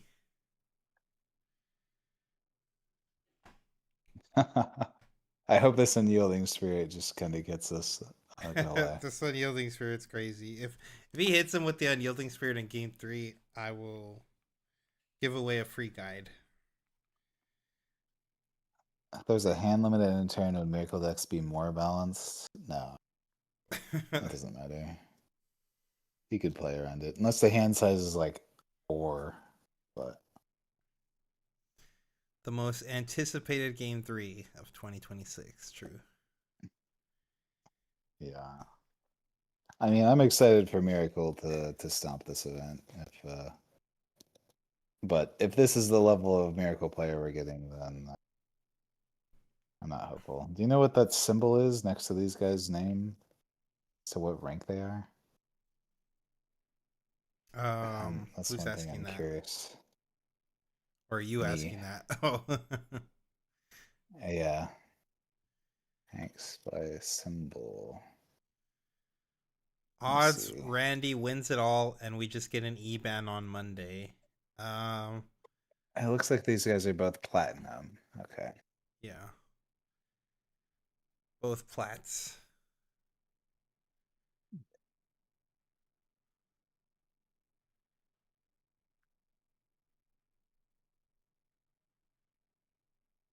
I think there's a chance that we're getting a ban on Monday, but as for Randy winning it all, I Yeah, wish it's him not the gonna be best. a. We'll see. Yeah, I like Randy enough. He got into the event. I know based on the level of play I've seen so far, if I got into this event on Miracle, I'd be walking home with a ring, but alas. No, none of our Yeah, no challenger one's out there homies are this out time there. around. Yeah, we've yet to Maybe enter any we'll China events, so we're talking about it yeah, soon though. maybe I'll talk to Randy this time around and yeah, see if I can get in for set 3. Yeah, I would love one of these rings. I don't know exactly how all of it works. I just know a lot of it's like on a lotto system, and I do not particularly want to fly out to China to just get destroyed by the lotto. Is it called Yeah. shot ban, kill miracle? Yes. Yeah, at least in its current iteration, like I can't imagine that Miracle as we know it can exist really. Yeah, I mean, maybe there's some version that we can still make if it's only a called shot ban. That would be a little bit slower and a little bit more in the middle, but Yeah, you could still obviously it'd detonate be a much more trove. difficult. Yeah, exactly. So, This venue definitely looks cool, chat. Agreed. It's a nice venue. Production values go crazy. yes.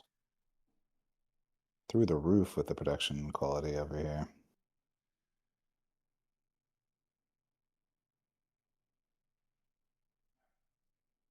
All right, game 3 about to start. Appreciate you all hanging out with us, by the way.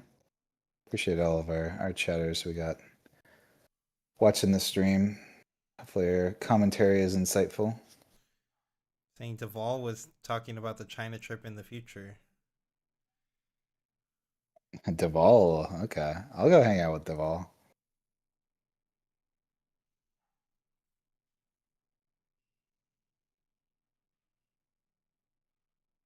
Yes, the Duvall's lotto a system is good dude. scuffed.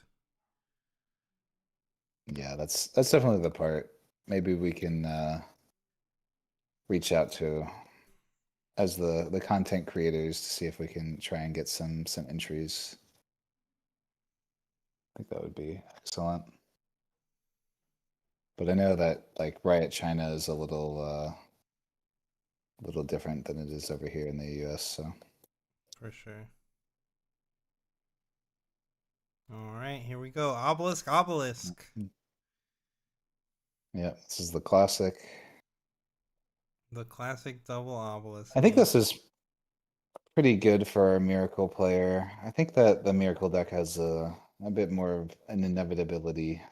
So just being able to start the game up like a turn. I think the Lucian deck is the one that needs to apply all the pressure. So Yeah, being able to poke for these first few turns will be good for the Lucian, of course. yeah, but the fact that we get to like combo immediately on turn 2 Oh, we're is just playing what? Ram. What? Chat. We have a seal and a call shot in our hand. So Someone make it make sense. We just jam Ram. Turn 1 Ram. Someone make it make sense. I don't know about this one, chat. I just don't know. Oh, we got a Triforce and a Hopeful. That's pretty good.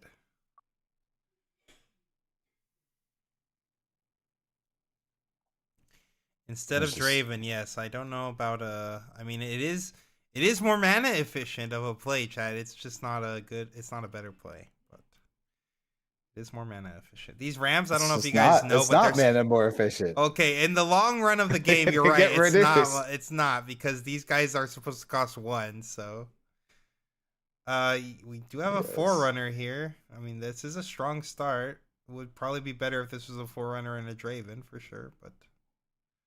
Yeah, we've got Ezreal, Called Shot, and the freaking Seal in our hand. Yeah, so our Ram would already cost 1 pretty much if we see any additional card in our hand. Oh, full combo. Our hands is kind of the nuts. Combo is online. Okay. Well, that's scary. That is scary. Lucian's got plenty of runes too. Ooh, and a longsword. Yeah. Is he breaking us? He might be trying to break. Do we have enough? Yeah, with a punch we definitely have enough, right? Oh no, wait, this is just enough as is, right? Wait. We're getting 6, what, 9. This is 12. Oh my god, if we had played a Draven, we would be 12 to 12 and we couldn't make this play. I'm so sick. Yeah. I'm so sick. We're so punished, chat. So freaking punished. Insane.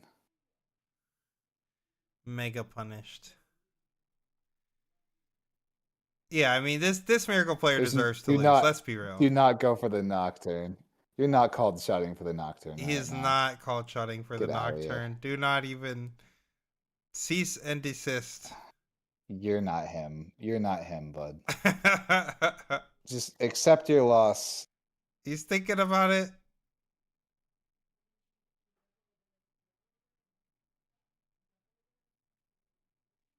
China is the hardest region. I agreed. Oh, he's accepting. Okay, he accepts. Yes, China hardest region, chat. Don't forget. Accept your beating. George and Randy told us. Hardest region there is.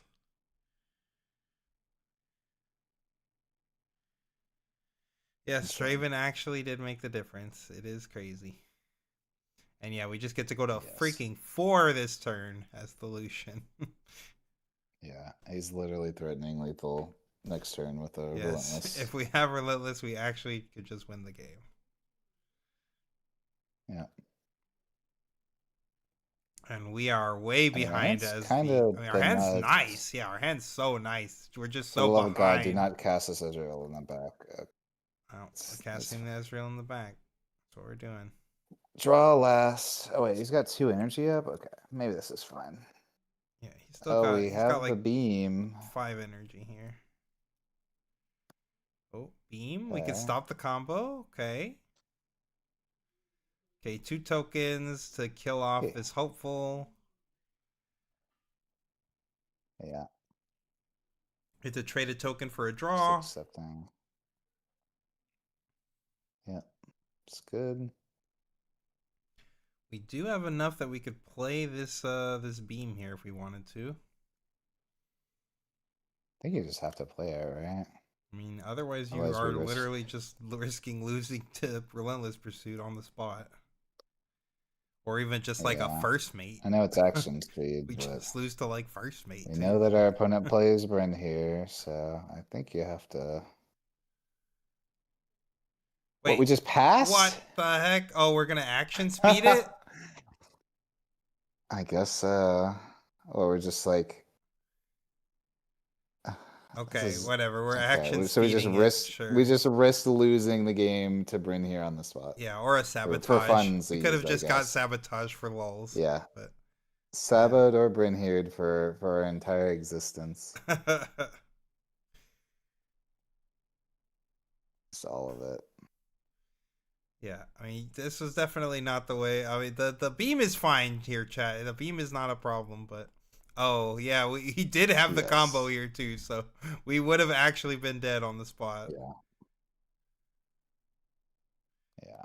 I mean, this Lucian player is still going to 6. He's still in a very good spot here.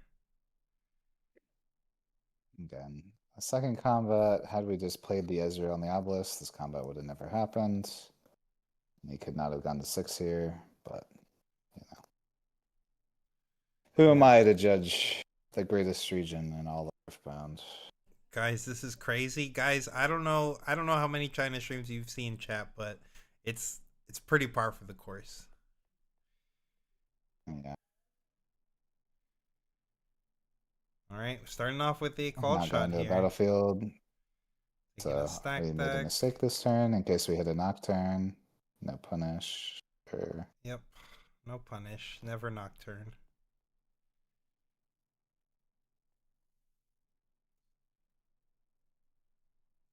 oh, he goes in. What's the difference? I couldn't tell you. Stack deck last, obviously. Yep.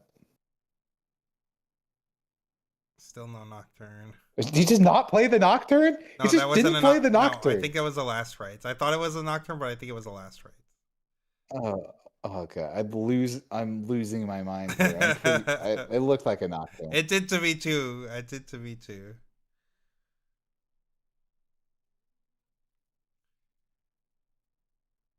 I mean, I have to hope that this guy would at least know that his Nocturnes are castable off of it. But it very much so looked like a Nocturne to me. All right, big stackies. Yep.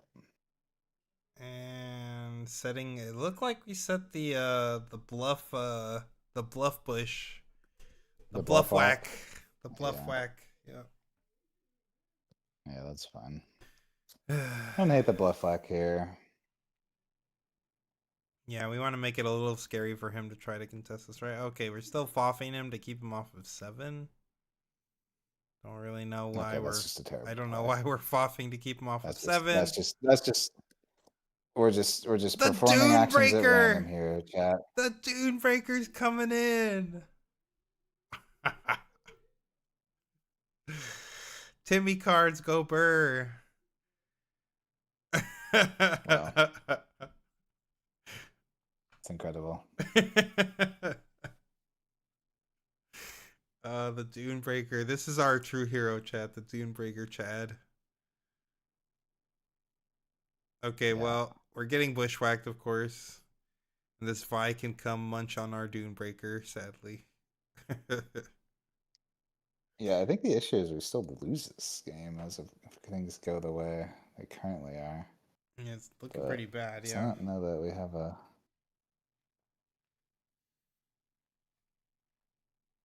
If Lucian just draws a oh, you're messing up the Let's camera, look Fran. at- Give me I said I was coming in. I can leave till you guys are done. if you No, want me no, to. it's fine. Hold It's on. fine. I tagged and No, everything. no, everything I out. look, see, I just fixed it. Well, now I'm Just dragging. gotta I'm push the dragging button. Daniel in too. So get ready. Oh well. Yeah, that's all fine. right, I mean, I'm fine. tagging out here as soon as this game Ah, is over. I'm so- here. Okay, everybody's here. Are they in overtime already? Oh, so this game's already a draw. So there's nothing more to be played. Pretty tired though, but I'll stick around for a little bit. Yes, the whole crew is in here for a little bit. Alex is Hello, dying. everyone. Damn. Yeah, I'm sick. I sick have as been dog. losing my mind watching this Have you been miracle watching? player. I Okay, you've been swear. watching this stuff. Yeah. Oh, yeah. So I don't know if you saw, but if you scroll back in the comments, I said like probably 30 minutes ago, I said this miracle player makes the deck look fair. So Yeah, I it's so commented on that one. insane. It's very funny. Like I look over. I'm playing the poker thing, right? And I look over, and this guy has managed to screw up on turn 1 playing battering ram instead of Draven, and I'm just like, oh, imagine if we just played the 4-cost card that produces 6 might instead of the 5-cost card that can become a 1-cost card that produces 5 might. Like, why don't we just make the bigger unit that's more efficient? No. No. Unacceptable. Yeah. I now understand. I was hearing rumors that Chinese players were saying that the Miracle deck is not good, and I am now understanding why. Because, oh man, That is in fact Rush of Ichor 2v2 champion Alex Blandon. Oh yeah, so we got a Twitch chat up and we got the YouTube chat up, right? Yeah. All right, cool. Let me.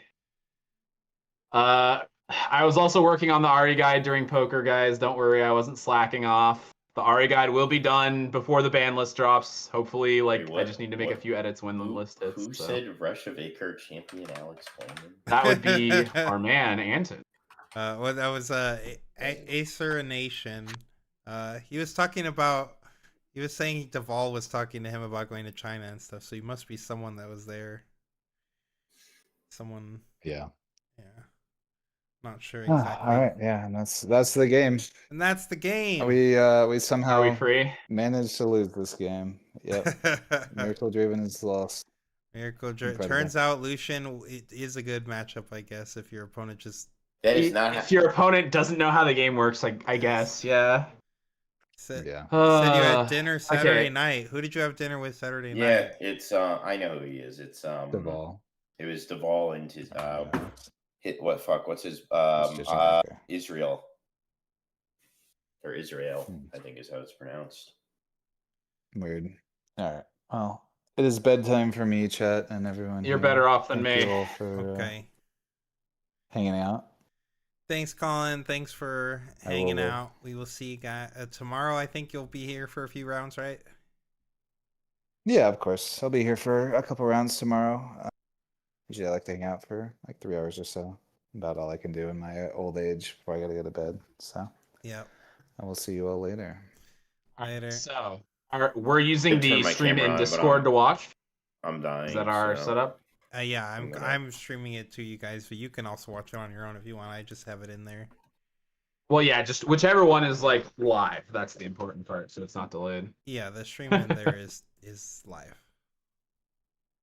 These players, somebody in Twitch chat said these players trying to make sure Miracle doesn't get the ban hammer with this gameplay. Yeah, that's what it looks like to me. True. Bro definitely has 200 Lucian signature spells to sell. Yep, that's what it looks like to me. What else we got? Wasn't Coco gonna come in at midnight? Was he? Yeah, I think it said he was gonna come in too. Midnight PST or midnight EST or? He's EST. Okay, Okay. can someone? I want to hear Alex and Daniel's commentary on this gameplay here. Well, I think Alex was a bit distracted, but I was losing my fucking mind every single turn. I apologize, Chad. I'm sick as a dog. I was sick last week, and then I rebounded, and then I met up with Rossum, who was also sick, and then he had a different virus, so he got me sick again. Which, I mean, my own fault. I knew he was sick, and I took the risk, and now I've just been dying. But yeah, it's been rough. But we're gonna hit the night quill in a few minutes. No, not the NyQuil. You need to stay up for another 90 minutes until this event, this next round's over. Until this next round starts. Yeah. No, I bought until it's over, but I guess you're right. That's probably too optimistic. I was quite upset today when I went to the pharmacy and I found out that you need an ID to buy NyQuil now. That was quite an inconvenience. I had to wait for the lady to come to self-checkout. So Daniel, you need a better background. Wait, I need a better background? Okay, I can take a look and see if there's something better. Yeah, I'm not gonna turn my camera on. I look like shit right now, which I know normally you guys, when you see me, I look like a 10 out of 10, but not right now. It's a Chinese countermeasure, dude. Very powerful. EST, it's 1 a.m. Blanding can't get it. Okay, that's all caught up. What else we got in the YouTube chat? Miracle lost to a C tier deck according to Challenger TCG's tier list. These guys don't know what they're talking about. Yeah, I agree. We're garbage at the game. We don't know what we're doing. We're just making it up as we go. Yep, that's the True. Agreed. I usually just make things up as I go. I think at least on one of our tier lists we might have thrown Lucian and B. I think, but yeah. And then Pumpkin said this was Dave's secret sauce, China not being able to play the deck. You know what? I think that is a pretty solid counter to Miracle, people not knowing how to play the deck. There's no way the devs watch and like these streams and go, this is like the pinnacle of gameplay. I'm curious whether the devs know the difference, to be honest. They do. They're not. Do they? They're, Do they? They have to know what good gameplay looks like. They're not stupid. Like, these people are still like pro Magic players. Just because you don't know how to design cards doesn't mean you don't know what good gameplay looks like. Usually, like, they're like you can identify and be like this. Who did they have on the team before the game came out? Oh, I don't know. I have zero idea. Because obviously we like recently heard that Paulo Vitor Damarosa, like one of the goats of Magic, is coming over, but he wasn't on the team at the time these cards were designed. Yeah. So I'm curious. Like I said, good players don't make good designers, but vice versa. Like, just because they're bad designers doesn't mean they can't watch gameplay and tell what's going on. I need to see what their thoughts are before I make up my mind.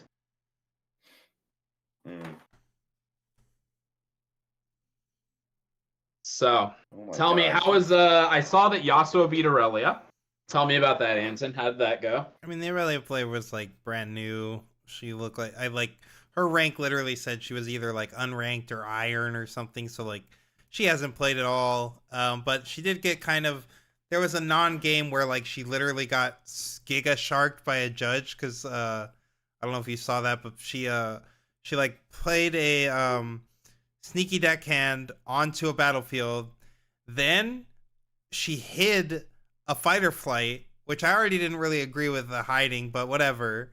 But then she played Gust on her opponent's treasure hunter that was in the base. Obviously that doesn't work. And then the judges told her that she had to Gust her own unit, and then she had to unsummon her sneaky and burn her Foff all in the same turn. So I see. And she had no idea that that's how any of that worked, and the judges did not let her rewind, so she literally just lost the game on the spot. Yeah, I mean, I guess unsummoning your dude and burning 2 cards for free is pretty bad. I guess that. Yeah, it was pretty bad. The judges also sharked the Lucian. I don't know if you saw with the Falling Star turn, whatever that was, where like the Lucian player, the Miracle player, in game 2, he ended up winning anyway, but the Miracle player played a Falling Star, and I guess he either said hopeful or he like pointed to hopeful. I'm not really sure where the miscommunication came from, but the opponent had the Rek'Sai Breacher and a Lucian on the board, both with no equips on, and then he has a Noxus Hopeful. So obviously the Falling Star is going on the 2 3s, but then like something happened in the communication, and then the guy was like, I saw the Lucian player like point to the Hopeful after the fact, and then the guy was like pointing to the other 2, and then the Lucian guy pointed to the Hopeful. Then they look at the judges, and then the judges like talked a little bit, and then they ended up putting 3 damage on the Hopeful. So I don't know exactly what happened there, but it seemed like he kind of got sharked and wrecked by the judges. So, well, that sounds very fun. I sure love being sharked by judges when I'm at the table. Yeah, we've gotten like basically almost 2 non-games because judges just came in and like did not let any rewinds happen, did not let any clarification happen. They were just like, nope. I've got to say, I've had nothing but positive experiences on my feature matches, so I'm very glad that there's such a big contrast. Like, I would not want to be. Yeah, the China judges are brutal for sure. Volibear Aurora best Miracle counter, 3-0 versus Detonate Miracle in a 5K. I don't know how you're beating Detonate with Aurora, man. They have 3 hard counters to you in their main deck. I don't know what's going on with you, but I gotta see that gameplay so I can figure out how on earth you're winning games.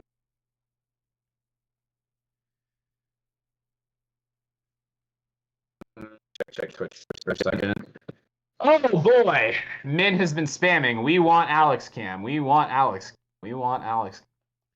Yeah, I think Alex is dead. I think Alex can remove the cam for today. He seems like he's in dire shape. Yeah, for sure. Ross sounds like a robot. Hopefully it's not my mic that's sounding like a robot.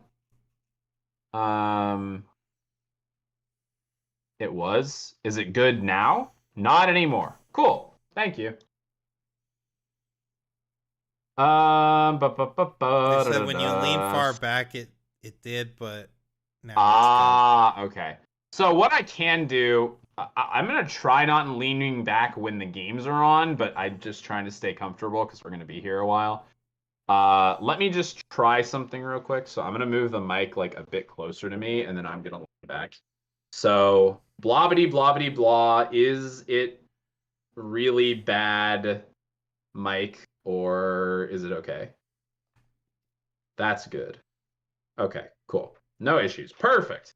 So when I am reclined like this, my mic will be like right here. Good. Yeah, I thought we were getting Alright. Coco in tonight as well, but I guess I did tell him I mostly wanted to stick to like 2 people, so he might have thought since you and Alex were coming in, he was gonna stay out. But Coco, if you're watching and you still want to come in, feel free to come in because I don't know that Alex is gonna be with us for too long anyway.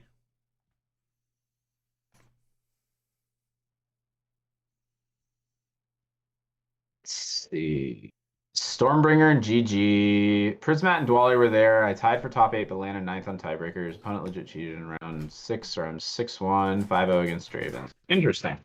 I have not had that experience at all playing Miracle versus Aurora, especially the Detonate version, but I guess if you're doing well with it, man, go nuts. Like that's where you want to be.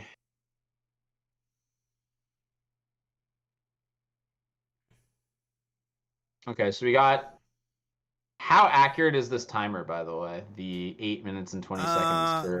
Wasn't too accurate last time. Like we kind of like went over to the announcers for a little bit, but then other commercials and like random tutorial stuff was on the screen, so it still took a little bit longer. We're only doing 7 rounds today, so we're already going on to round 3. Have I been muted this whole time? You've been muted a while, yes. buddy. Yes. I have been talking and I just forgot to unmute myself. My God.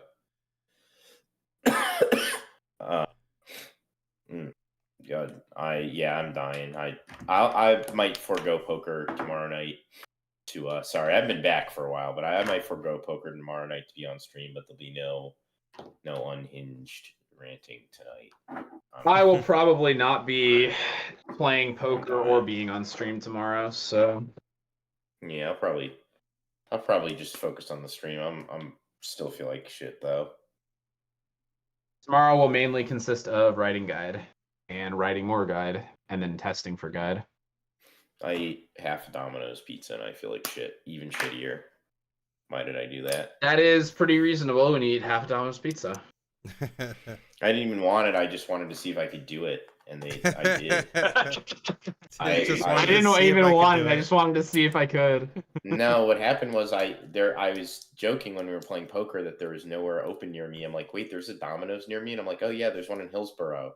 So I called them up. I was like, it would have been a good bit for stream. I called them, and I put it on speaker so the guys could hear. And I go, oh, did you guys deliver to Bennington? And they're like, nah. And I was like, do you guys deliver to Antrim? And they're like, where in Antrim? I'm like, the Antrim Marketplace. And he's like, okay, I guess we deliver there. I'm like, can you meet me in the parking lot of the Antrim Marketplace? And he's like, yeah, I guess we can do that. And I was like, great, I'm going to be in a car. I don't live in the Antrim Marketplace. I'm just going to pull up to the parking lot. And the guy's like, okay.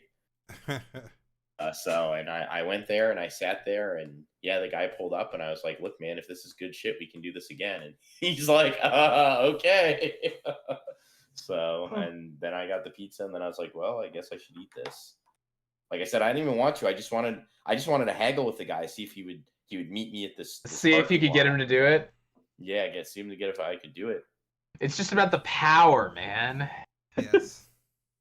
Literally. Beamer is saying that they need to go to bed. Go to bed already, buddy. But leave the stream on so we get the nice viewers.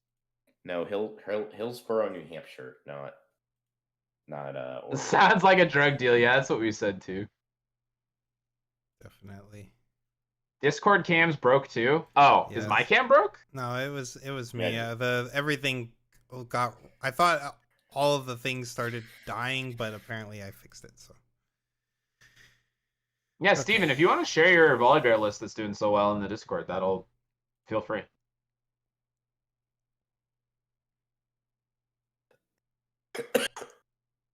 God.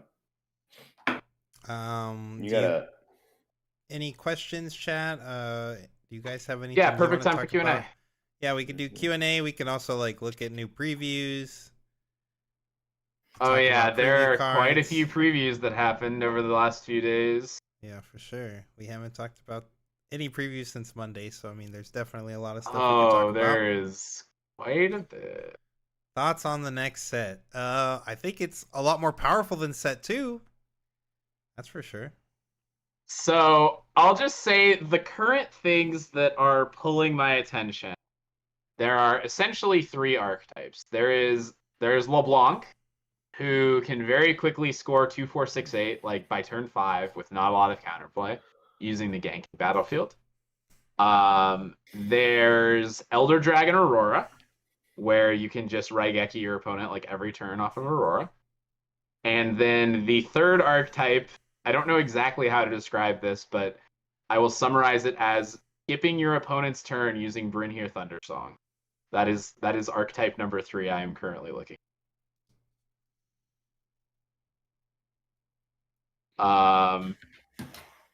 Those are the things that seem like the most powerful from next set. If Called Shot doesn't get banned, Atlanta is going to be brutal. Agree. Yeah, so if Called Shot doesn't get banned, then we're going to be in the same format that we've been in, and I will be... I'll just tell you straight up, if Called Shot doesn't get banned, I will be registering Jinx at both Atlanta and Lille. It will be almost identical to my last list. I'll probably have to run it through like a week of testing to figure out if there's anything I want to change. And I will be getting the metal card at both of them. So you guys can switch off the deck now. I'm just gonna get both one. I'm just gonna get them both, and I'm not gonna like take it away from anybody who wants to, who really wants a metal card in the Discord. You can just go play something else. Yeah, I assume Called Shot is gone. It shouldn't have even lasted this. Elder Dragon Aurora, that's my goat. I want to play Rengar Aurora so bad and flicker Elder Dragons for 3 removals. Yeah, seems like a thing you could do. Oh boy, I missed some stuff. I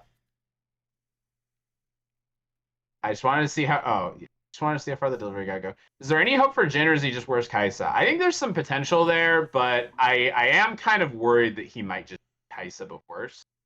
I won't know for sure until I play. Yeah, early legend thoughts we mentioned before, but this last Monday we had a recap stream, and then at the end of that stream, if you check the VOD, the last bit of it, we're talking about all the legends briefly, and then we talked about them a little bit earlier, but initially, I think that the strongest looking ones to me are like LeBlanc, maybe Diana as well, and Rengar's looking pretty good with his Sig spell. Yeah, Rengar's Sig spell is definitely. My issue with Rengar is just I think his color combination is not that great. Yeah, his color combination is kind of weak because he doesn't have purple attached, so he's already at a pretty big disadvantage. Well, he is. Yeah, I mean, orange and red just don't vibe. Yeah, I definitely think what did you Vex sell the playable. Master Yi for? I got essentially 22k trade. So, and all the stuff that I got for it sold in. So, Anton, I don't know if you want to disclose what, because you also got the Master Yi. Yeah, mine was like a bit over 15k.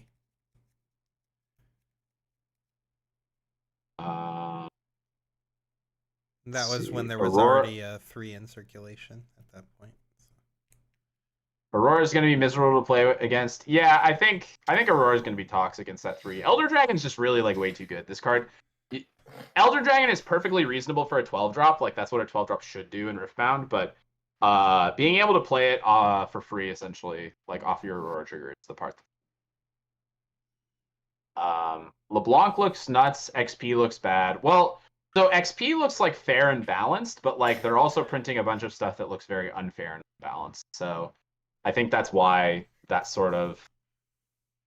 I basically agree with you that I think EXP looks like way too fair for what we're going to be walking into. Can you score on your opponent's turn with a wolf that sacks a unit? I don't know which card you're talking about. I believe the current way that it's worded, yes. They're talking. There's the wolf, and it says basically that In order to play it, you have to sack like a bird, a poro, a dog, or whatever, all the Ivern menagerie stuff. And what if you do play it? You can play it where you sacked the unit, like even if you control no units there. But because of the way that like Battlefield ownership works, when you sack the unit to play the card, you like lose control of the battlefield, but then you could still play the card to the battlefield. So then it's like it triggers the like fight or flight type, or ride the wind type interaction supposedly. That's pretty fucking cute. Yeah.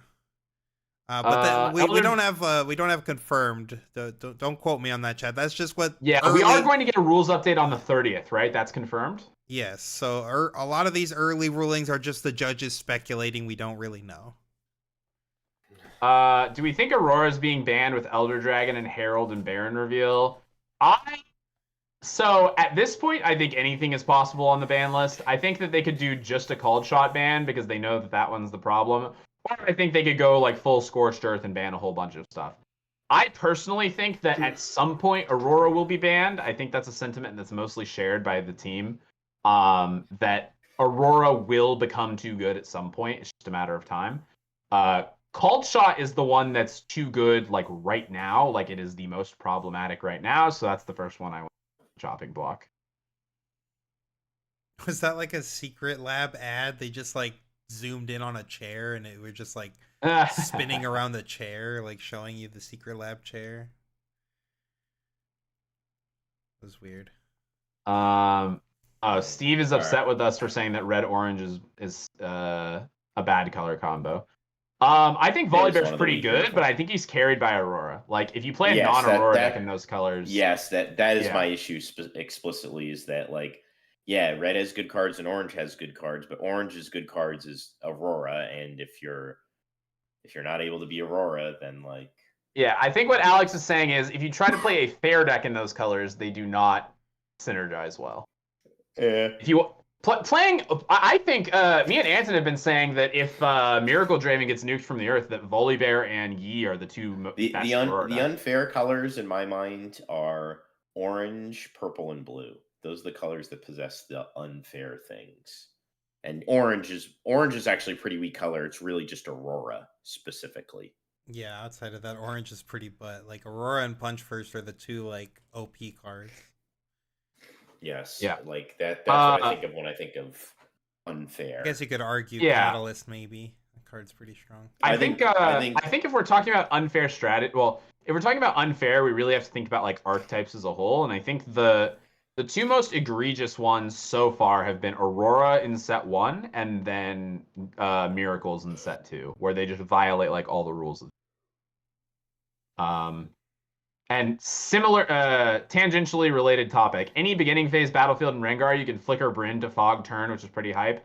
So when I was talking about the Brynn here skip turn like combo, that is what I'm talking about. You play one of those battlefields that trigger at the beginning of the turn, and then you play any way to blink a Brynn here into play, and then the Brynn here triggers, and your opponent is not allowed to play cards for the turn. Depending on which version you play, it might just be a one-turn thing. However, there is a combo in Annie where you can effectively skip your opponent's turns indefinitely. It's quite a combo. You need to have like 5 total cards to set it up. But it's possible that the deck just gets to run all those cards like as a byproduct of what you already want to be doing. So that is the scariest one. That is definitely a Secret Lab ad. Holy shit. What are your all's thoughts on the Wrath of God? They printed 9 rune Wrath of God in the same set where they printed 2 mana counter target spell, return it to hand. I think the devs are cooking, man. They don't really know what's going with what. Yeah, I do think the Wrath is a really good card. I do think like no matter what, that card is definitely going to affect the game in some way. But yeah, when we're getting two energy, no power cost answers to it, it's kind of hard to evaluate because purple's just getting so many good cards into basically everything. Yeah. So these Wraths are going to be good in direct correlation with how few cards people are running to counter them. So if nobody's running Hard Bargain, if nobody's running the new counter target spell bounce into hand, if nobody's running Wind Wall, then that card gets a lot better.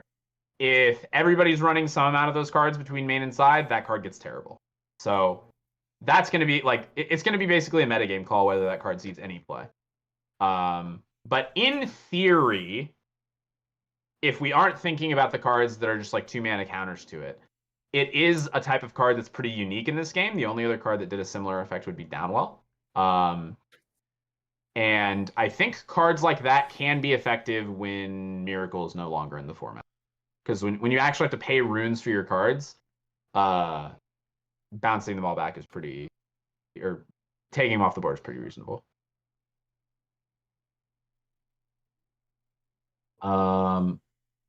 What about that trash heap card that wins the game if you have 4 units in battlefields and 4 cards in hand? I think that card is probably bad, but it's something that I'm sure either me or Anton will brew at some point, trying to make. Can one of you guys I love Alex, that can you card. pull Coco up? Yeah, I can pull Coco. Actually, he can replace me. That's perfect. Pumpkin said, do you think Premonition will ever see play? It was really close to seeing play in Ornn. The problem is just that Ornn loses to Brynhir Thundersong, so it doesn't really get to I'm gonna head. You're headed out. Okay, Alex. No worries, brother. Shit. But I'll be on tomorrow, so. Yep. Hey, Coco, how's it going? What's up, y'all? Later, Alex. Hope you feel better, Alex. Yeah, thanks. Just thanks, in guys. time for the next feel round. better, man. Coco, do you got a camera?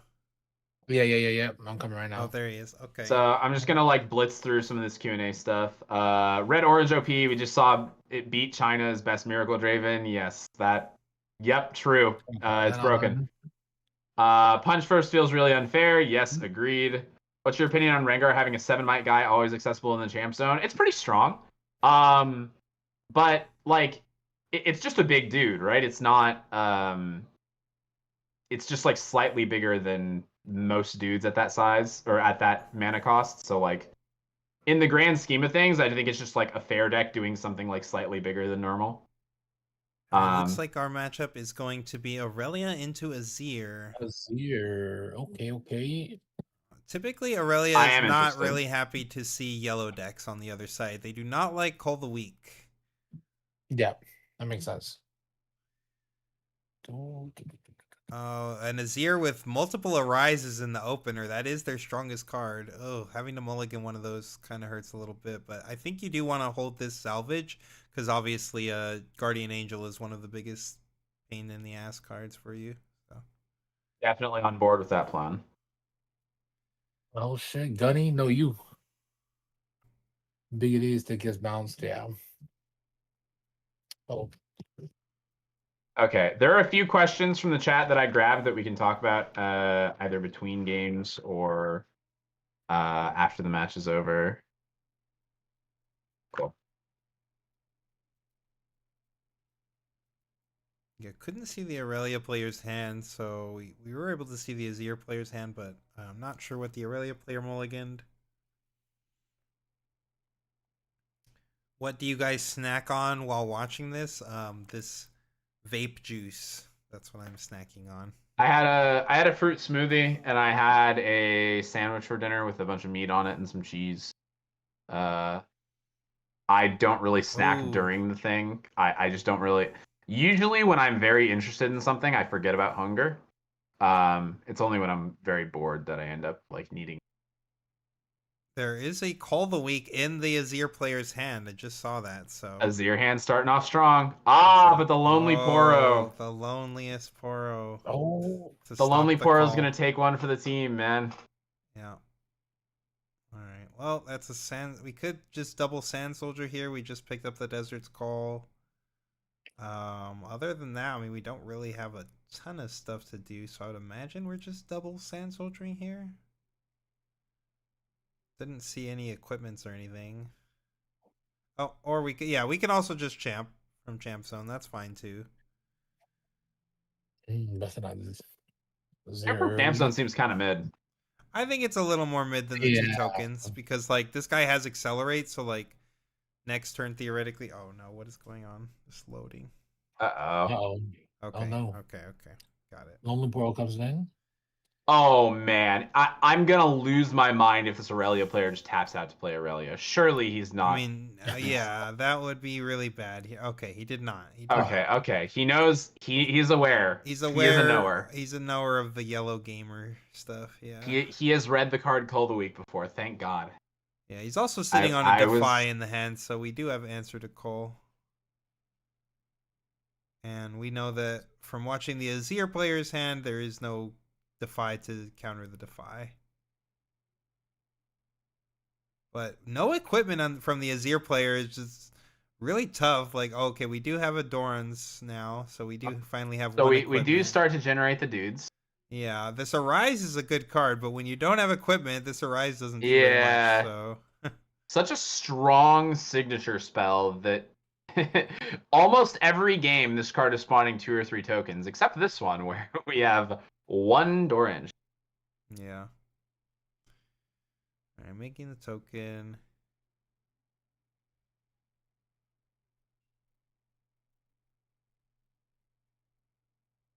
I mean, what else can we really do here? We're just making 2 more like, we have 4 up. I think we could just, play the Desert's Call, repeat it. The Aurelia player can hit that with a Defy if he wants to. But I mean, if he defies this instead of like Call the Week, we're probably happy with that. So I was thinking about it. I do think I think this is reasonable to fire this off. Yeah, I it's, think it's such fine. a strong tempo play. Or might for one. Yeah, you're essentially skipping your power. opponent's turn by exchanging. yeah, that was like a falling star for 1 power. Like, Exactly. Yeah. It's a falling star for 1 power, but you didn't even have to pay runes for it because it's Right. you're doing it with your mana that you'd have on your opponent's turn. Yep. Yeah, I don't hate it. Okay, I saw the Aurelia's hand. It looks pretty solid. It's like Defy, Defiant Dance, Discipline +1. I didn't see the last. Well, looks like we are now playing the Aurelia here. Yeah, I'm Okay, totally we fine do- with this. we We're have insulated the- from call. Like, we're in a good spot. Yeah, we have the Poro pulled back, so we don't have to worry about Cole.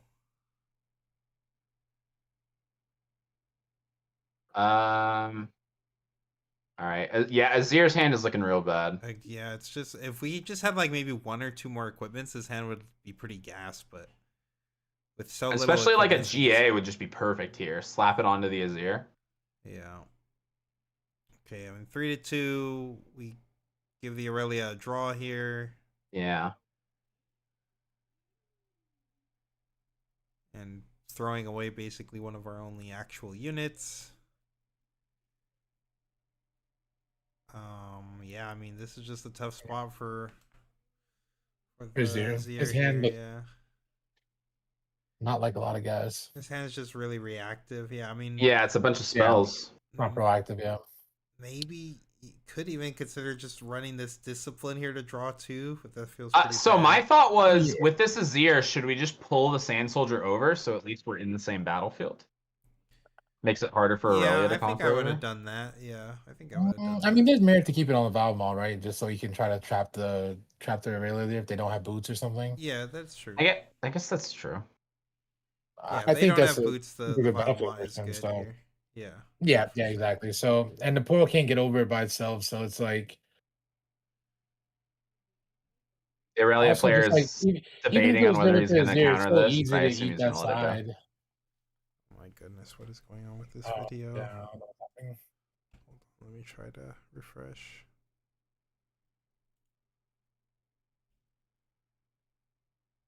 Sorry about that, chat. Not sure.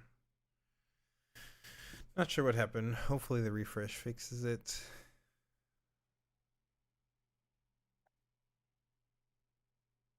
Okay, so we are putting the Sand Soldier with the Azir. Are we going to pull over the Doran's shield? No. Okay. Is it even possible with an open battlefield? Because technically he's just moving, not attacking, right? Oh, does Azir's ability only say when he attacks? Maybe I missed Yeah, it. it's on attack. It's when I attack. Oh, Yeah. okay. So yeah, he didn't have the option. I misremembered what that card did. Oh, okay, yeah, I thought it was when he. Also thought it was when he moved. Yeah, I so, figured it was when he moved. No, it's on attack and it's only to a battlefield. Yeah. I thought it just says here. No, I'm pretty sure it's only to a battlefield and on attack. All right, now you got me. Now you got me second guessing my second guess. Let me pull up the official text real quick. Yeah. So it is when I attack, you may move any number of your token units to this battlefield. Okay, Yep. gotcha. All right, going with a GA on the Aurelia trigger. Aurelia's coming in for Audio. 7 here. One of the people in Twitch is saying audio is doubling since you refresh. Oh. Anyone else getting audio doubling?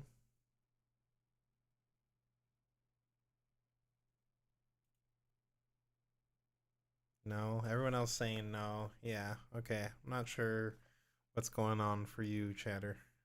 Sorry. Let's try refreshing. Yeah, I mean, everyone else said no, everything's fine, so Okay. there's just one guy. Training, Looks like we're gonna have a big war over the dreaming tree. Makes sense.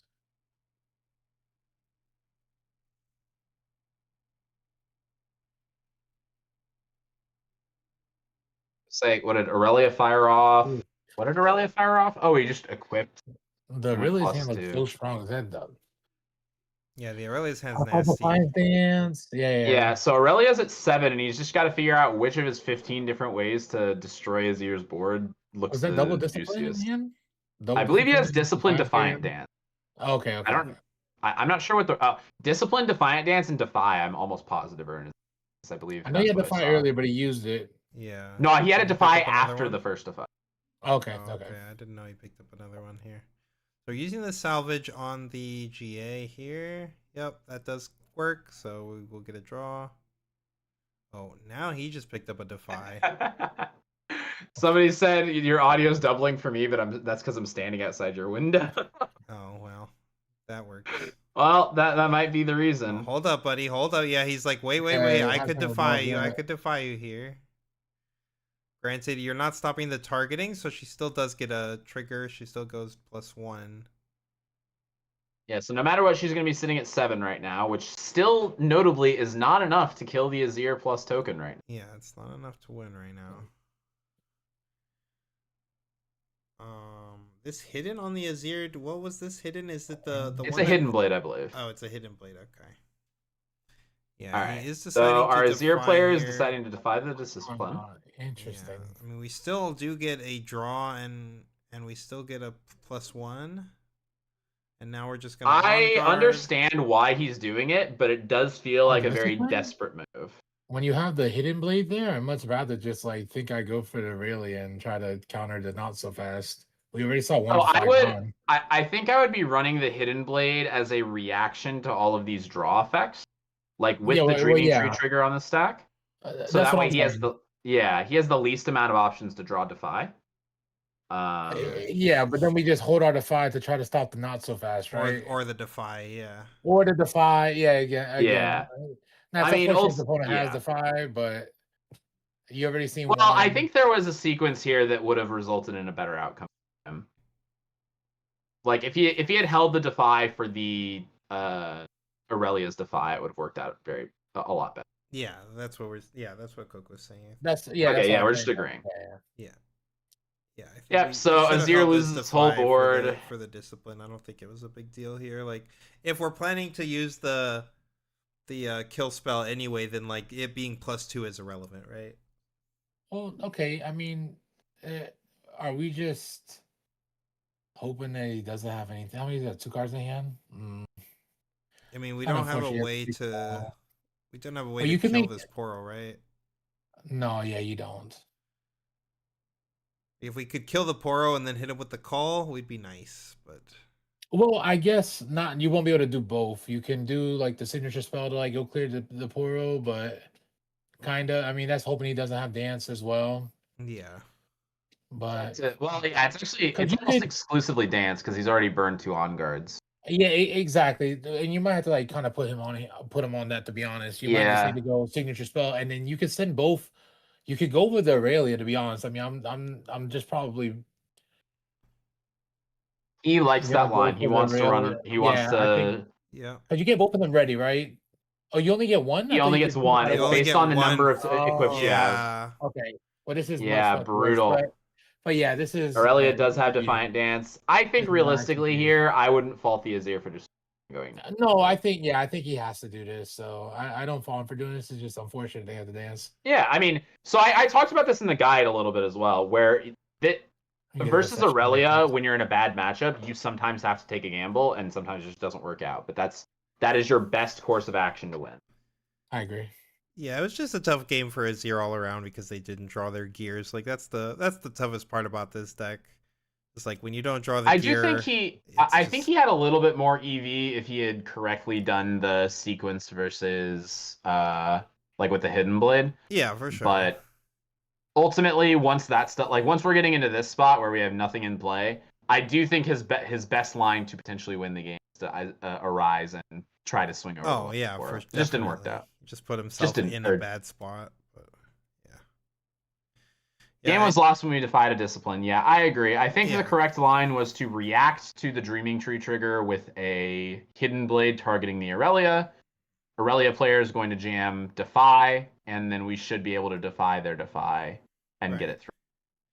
We're still paying a ton of power for that. We're still giving them 2 cards. Like obviously it's not great, but like it's much better position than losing our whole board. Yeah. And it also gives you the maximum odds of clearing Aurelia, which is going to be the main problem card in the matchup. Like, you're not afraid of dealing with 2 Lonely Poros. You're afraid of dealing with this gigantic fucking deflect unit that has infinite power buffs. Yeah, for sure. All right, did you have any more of those questions queued up, Daniel? We can start answering. Yeah, I got a few. What y'all's go-to pizza toppings? That was the first one. Go-to pizza toppings. Sausage and mushrooms. I fuck up with both of those. So I'm pretty plain, to be honest. I'm pretty plain. I like cheese. If I get a topping, I probably want like Italian sausage. Yeah, same. I'm a simple man. I want as much cheese as I can get, and I want every meat option on the menu. Whatever they'll give me, every single meat, give me some. And long pineapple on my pizza. Oh, Min just said pineapple. Min just literally said pineapple. Okay. He's a crazy man. Sorry, you're getting benched for that one, buddy. Oh shit, I can't make that joke. I didn't even make it to Houston. Fuck. I'm cooked. And then we had a few that were actually about the cards, though. So somebody was asking about Blue Jin. They were talking about, I can see Premonition being a card as we might start to play Blue Seals in either Jin or Kaisa decks. Thoughts? This was actually where my brain went immediately with the reveal of that Blue Jin that can be played for just a power. I immediately was thinking about like, oh yeah, what is the most broken draw my deck sort of style thing that I can do with this? And I thought about Seals, I thought about Progress Day. Funny enough, at the time that Jin was revealed, I think I was still playing an RE deck with 3 Seals, 3 Progress Day, and Meditations and Consult the Past. So I see that Jin and I'm just like, oh yeah, draw a deck today. Yeah, I mean, you could definitely make the Jin like a Miracle-esque deck. Like you could still play you could start popping off with the Ancestral Recalls and then your the Premonitions, and then you're also just playing all these Jins for free, and then you finish it off by playing all your Rams out, and you're ramping a bunch and drawing a bunch of cards. Who's the guy on the right? Sorry, someone asked who's the guy on the right side. In case you guys are not aware, this is 25K CCS champion Coco Lopez. Also, second place at the most recent CCS. Him and Min, if you're not familiar with Min Wins, they are the most recent additions to the team, along with John Rossum. They all kind of came on around the same time. So yeah, Coco is one of the new members of the team. He also does stream his locals and stuff. And yeah, he wanted to join in and give some. He loves doing VOD reviews as it is, so he wanted to come and give some insight. Yeah, yep. How's everyone doing? The GOAT. Gotta give this man credit. He was very nearly a back-to-back CCS champion. That event does not fuck around. There's Draven players everywhere. Yeah, Coco's also. Coco is the GOAT. He's won a GP. He has won a GP. Base. Winning a GP ain't easy, man. Yeah, we're talking about Magic GP, by the way. Yeah, Magic GPs are fucking insane. You got to go is it 13-2 to make it to top cut? Well, Something like that. Usually. Yeah. Yeah. 13-2 just to make it a top cut, not to win. You still got to win 3 more rounds. The good old days. The actual grinding. That shit is a grind. Like you think an RQ is hard, an RQ you got to go 11-2 to make it into top cut. This is another 2 rounds that you got to win. Yeah, this dude's great. He's fucking awesome at the game, and I assume he's probably gonna win the next CCS. So Miracle Draven. What's up? Oh, he was asking what you played. Gotcha. Yeah. Min's name for you is crazy. Min, Min's a troll. Coco, 200 IQ skirmish winner, 2018 GP Detroit champion, 2020 GP Phoenix finalist, 2025 top 16 CCS Atlanta 12K competitor, top 16 PPG 10K competitor, 2026 CCS 25K Houston champion, inventor of big... Oh, we got more. Inventor of Big White Eldrazi, 1988 MTG ELO, father of Raymond Sains, first of his name, breaker of chains, all polo everything, standard challenge champion, to be continued Lopez. I swear, Min is so lucky he's a nice guy. Wait. Actually, Min's disrespecting you. He didn't include also CCS back-to-back Houston finalists. Please. No more, please. Coco's a humble guy, but he also was crushing it in One Piece. He top 8'd some One Piece events too. He's a grinder, so yeah, we're happy to have him on the team. I love TCGs. Oh, and just one more thing before this game gets started. I think the card Consult the Past is going to be at a premium in Jin because you're essentially going to get a full refund for it, and you don't have to spend any runes to cast it because it's a forward CMC. Play that card. I think that card's really cool. Yeah, and that shit for hidden. It's gonna be nasty. Looking like a really solid. Oh no, the obelisk! He missed the obelisk trigger. The Azir player. He missed the obelisk trigger. Oh what? no, he missed his obelisk trigger, guys. I mean, oh no, it's too late. Wait. He ended the turn. He ended the turn. Oh no, it's already done. Yeah, it's already done. Oh, and the Aurelia had the turn 1 Stella. Yeah. Brutal. Turn 1 Stella. We did have a good start. We've got the eye, so I mean a turn 1 gear, that's what you want, but obviously we really want to have this extra rune in place, so it's pretty tough. Going for a I mean you do have to kill the Stella Corn. You have to kill a Stella, so like that is okay, I will say, as much as we hate that we missed a rune, that is it is really important that we have the Call of the Week here. We also have the best turn 1 play to make the Call of the Week good because we get to spawn the token off the eye and then immediately sack it off. Really, really huge here. Yep, definitely strong start for the Azir. Oh shit, wait. Pumpkin said, I thought Jin counted what you pay, not the printed cost. Oh, am I wrong? I might be wrong.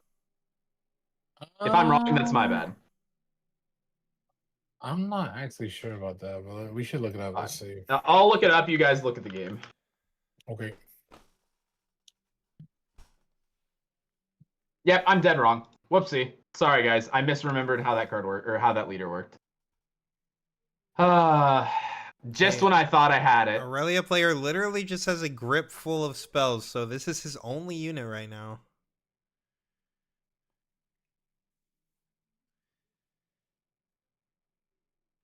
I mean, with the New York hoodie or a sweatshirt. We got another Call of the Week. Oh, we just ripped another call. We have a Defy? If he does, I did not. Unsure. We'll find out soon enough. I think he did have a. I think he did have one. We have the nuts. Yes. We got the nuts. Double call plus Defy. Here's the Aurelia player playing the Defy, thinking he's safe. You're never safe, buddy. We got the Defy. Oh no. And I'm pretty sure his whole hand is spells, so he's got no more dudes.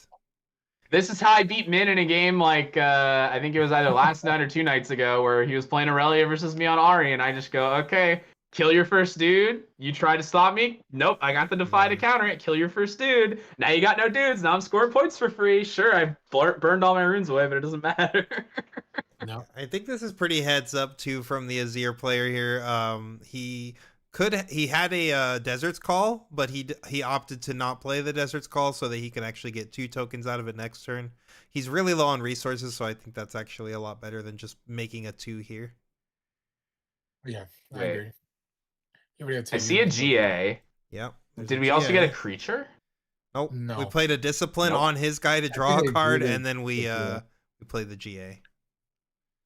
So yeah, like I Yeah, said, Simcoe this guy's Mass. got no more creatures. He's literally sitting on all spell hand. So the second call here is just a pounding. When the Magic players came with oops all spells, this is not what they had in mind.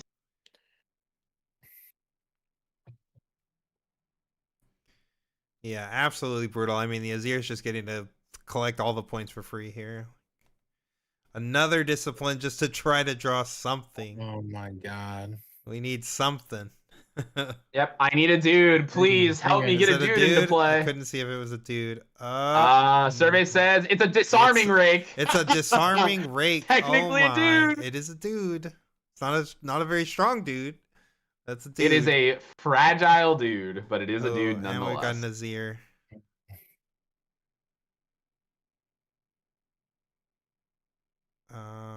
We're also setting. I believe that's the card that makes a Sand Soldier. Oh, is it? Okay. Yeah. I thought it was the Flash. But maybe I'm wrong. Like to pull any number of units back. Oh, okay. Yeah, I mean, I could be wrong. Yeah, for sure. I thought I didn't see good. saw the other. Oh, card that's as well. second disarming rake, by the way. Double disarming rake. I mean, these I mean, are those good cards are into pretty Azir. reasonable in this Yeah, they matchup. are pretty good. You're gimping your opponent's arises and stuff. Like, it is a relevant card. It's just very weak and it has like no might. Zuhair is saying that it was guards that was set.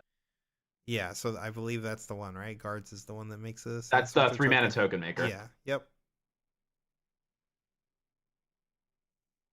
Yep. So we're here's our gonna disarming rake. We're gonna rake pop the off eye. the eye.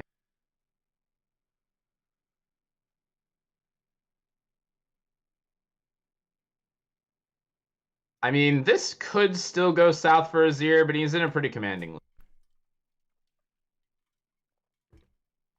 I mean, he's just got so many points. He could just go to 6 next turn with like the 1 might token and then just chill. Oh my god, he's getting to go to just 7 here. Oh yeah, 3-7. Ooh. 7 to I'm not 0. sure I about mean, like, I agree. I don't know about that pass. I feel like you might have to just start throwing just to hands. fight You got to back. do I mean, something, we've got enough right? runes as Aurelia. I think it's time to start sending your dudes in. Like, Yeah, I agree. I think we definitely equipped the GA there. And Even if untap it's him just and this put him janky in. 2 might guy, like, you got to do something. I will say, the Azir's hand, he has a Hidden Blade, but the other 2 cards are just dude spawners. It's kind of anemic. Like, it's not doing much. Right. So, Aurelia does probably get to fight back a little bit here, but we'll see. Yeah. I'd be very shocked if Aurelia ends up taking. He's just so far behind. Another 2 tokens. Yep. A few more dudes. I would like all the dudes, please.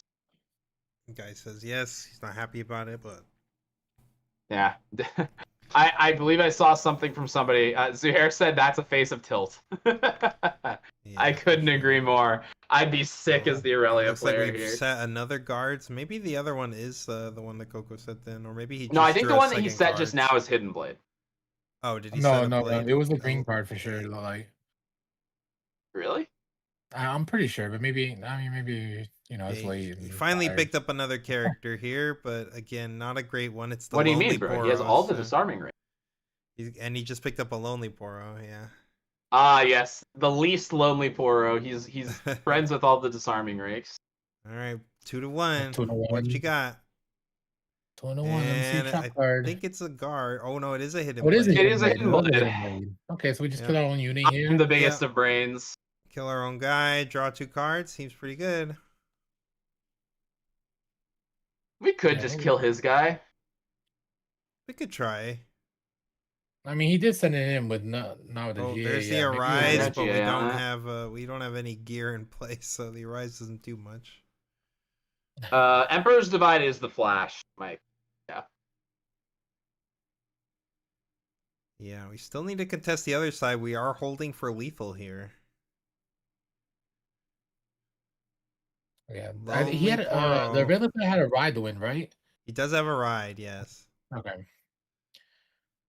I guess we're gonna use the Gonna GA. GA the Lonely Poro, yeah. That's fine. Wants to use the Bring him in to ride the here. wind as a defense. Yeah, Backup plan. if this is the one that summons a token, though, we do beat this without any pump spells like the. I do the think two that they might have a ones pump here. spell though. Yeah, I think. Oh yeah, I their think I hand might have is seen a multiple Defiant multiple. Dance.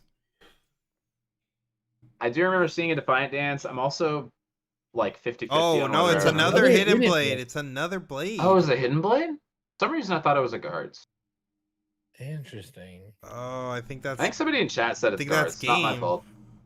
I think that's game, right? Yep. He can't untap his Aurelia anymore. Well, yeah, He has a ride to win still, though. so Oh, he has ride, sure. yeah, it won't be a game yet, but it's not looking good. Yeah. Yeah, he doesn't draw cards though, right? Because it's- now we need to he Two wait, he lonely draws cards? I thought he's Poros. not supposed to. no, No, you yeah, still they draw do. the card, Yeah, they draw. Okay. But now we're forced to like proactively use our pump spell, then have to ride the wind, and it's like we're not gonna be able to stop to play defensively with the rest of our spells. Really, Yeah. we're not gonna have a for lot of sure. runes left over. Yeah, how many runes do we have left? I mean, we still have quite a few runes. 6. Yeah, we I weren't guess doing five anything for a few maybe. turns. Is he Still offering the playing trade, or blue. is he? I think you're supposed to I conquer mean, over. you have to conquer. I guess you don't have to conquer, right? But Yeah, I guess you don't have to. Might play defense on the other side. We're gonna go all in on this disarming rake. Like, isn't it so easy for our opponent to just go like send one guy into the orange forge and then cha-cha slide everything onto the right side? Okay, I guess they used the on guard. I think so, yeah. okay, you On did use guard, the yeah. on guard. Okay, yeah.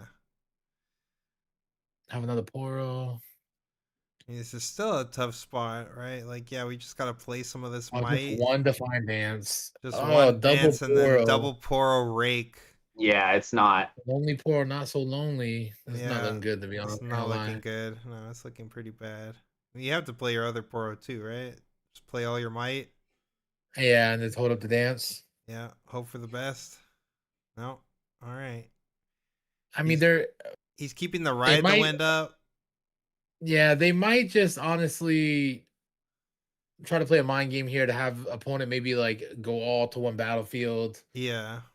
And maybe try to hold to 7 and try to draw out of it or something. But yeah, I think the mind games are better than the actual value you because get out of the Poro if you put it player. face up on the board, it's just like an easy win, I think. Yeah, for sure. Yeah, it's much easier to calculate against one open rune than 3. Throwing the eye and a token here. Just 3 coming in. 3 to coming 2. to 2. I mean, this is gonna take probably obligated. You just have to let it go, right? I don't think you can. I think you need to go like +2 your Poro, -2 on the Azir.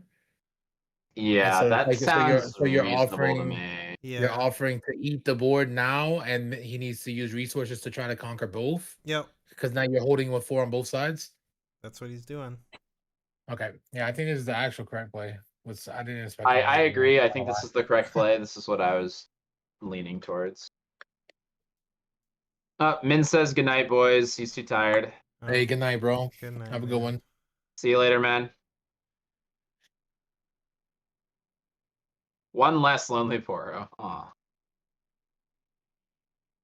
So from the Azir side, I'm sure we can set up like a deterministic lethal line here. Using the Azir like cha-cha slide move. Yeah, I think this is just it right here, right? I'm pretty sure we could go like equip a sand soldier, send 2 of the sand soldiers to the left. That's 5 into 4. Whichever one's left over, you can equip again and send the Azir plus the sand soldier equipped again. That's 5 on both sides. So you got like on board. We have face up 5 on both sides. Oh, now 6 with the other gear. So yeah. Yep. The question would be, how many buff spells can we afford to play around? So he's going. Looks like he's going 4 in. Yeah, I don't mind it.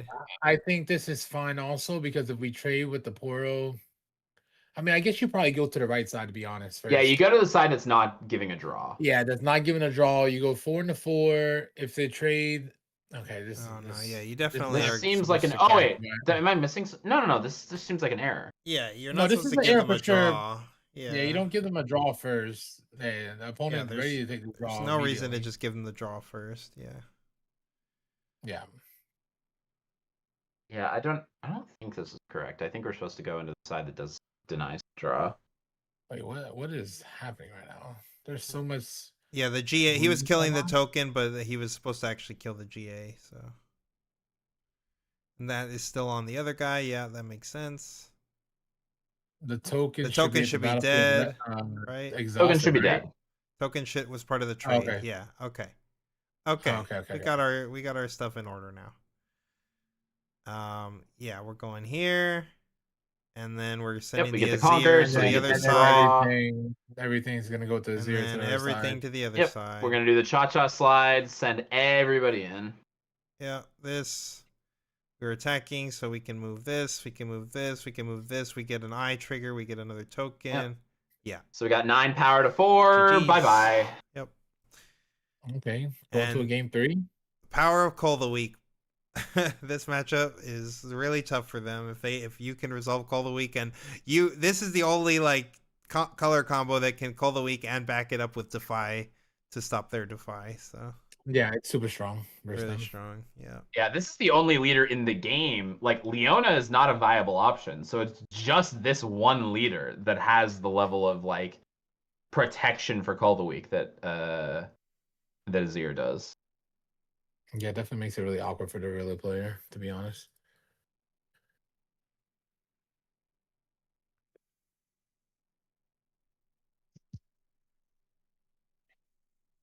All right, I think I had one more question from in between games. With the new cards and legends, where do you see Aurelia and Draven? I don't want to build a deck aside from Lilia and LeBlanc. I mean, we just don't know enough about what the changes are going to happen with them talking about bans and stuff. I really can't assess where Aurelia and Draven are going to be because I just don't know what's going to actually get hit. Yeah, I can't give an easy yes or no on this. Like, we might be getting a ban list that completely guts Aurelia, Draven, maybe some other decks as soon as like Monday. So once we see the ban list for that, we'll know what's good in set 2. And then from what we know is good in set 2, we'll be able to figure out what is able to continue to perform in set 3 and which decks like no longer can function. Yep.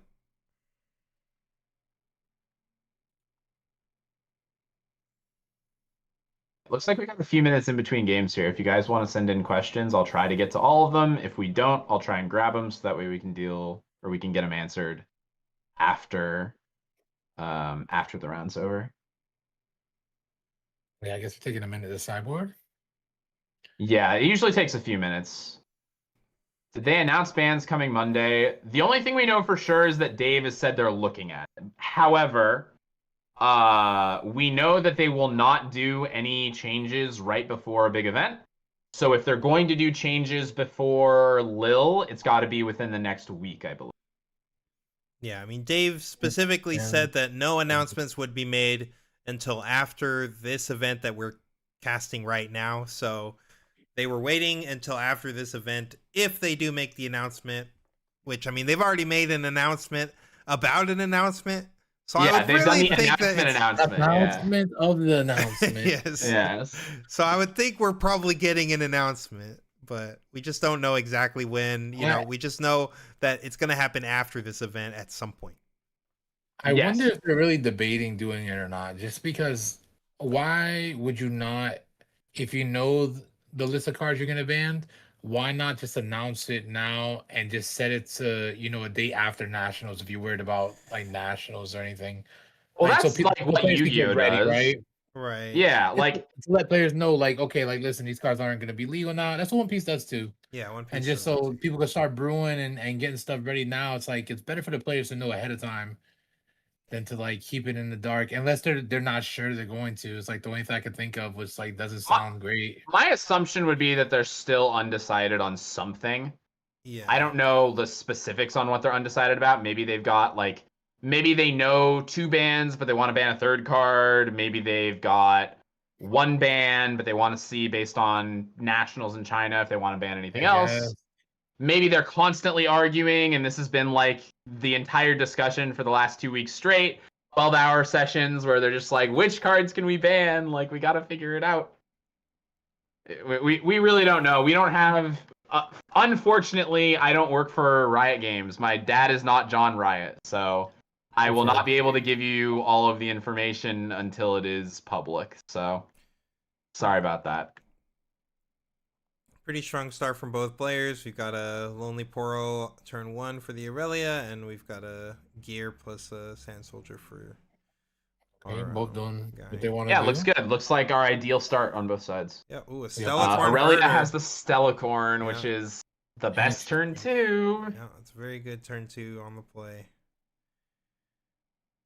And with the leaving the Poro back, of course, so that we are protected against Cold Week, which we do see flash through his hand. So, yep, yeah, he would have gotten absolutely blown out by Cull if he had swung in.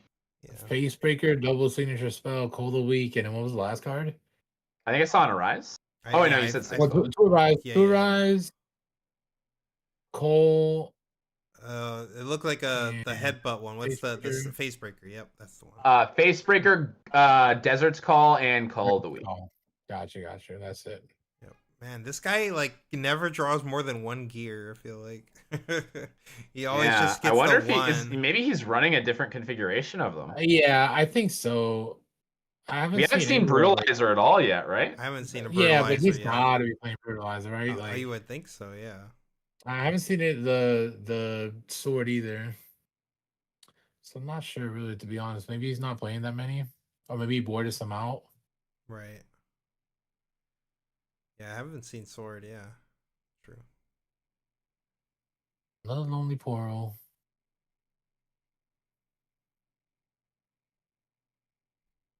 We would have to burn some pump spell if we were trying to move in on this war camp.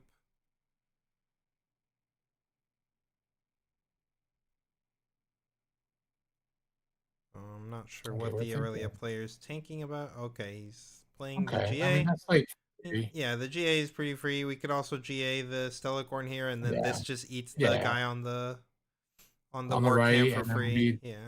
Poro takes the left side. It's looking pretty good for us. Yep. Get a draw. Yep. We set up another draw with the Poro. I'm already sick if I'm the easier player.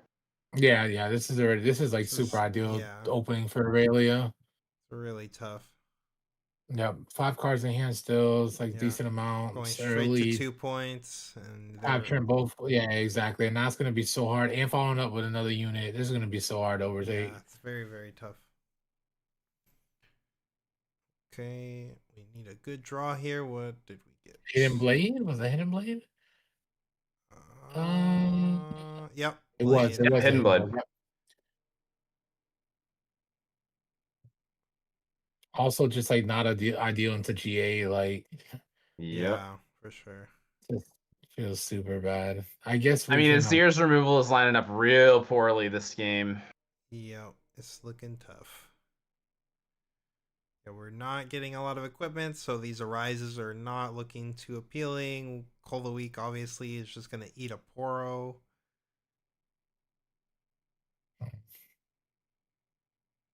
And that gives us a draw off of the Poro. Playing Azir here, this seems fine. Maybe, I mean, not really. It looks like we're gonna pass. Yeah, I mean, this seems very good for Aurelia. Yeah, it seems good for Aurelia for sure. But I mean, I almost think we should have like maybe even accelerate this year and then equip the Dorns to it. I did think. Yeah, I do think there should have been some consideration for accelerating here. Yeah, because then we could have went 5 and a 2, forcing basically a signature spell. Aurelia, at least. Yep.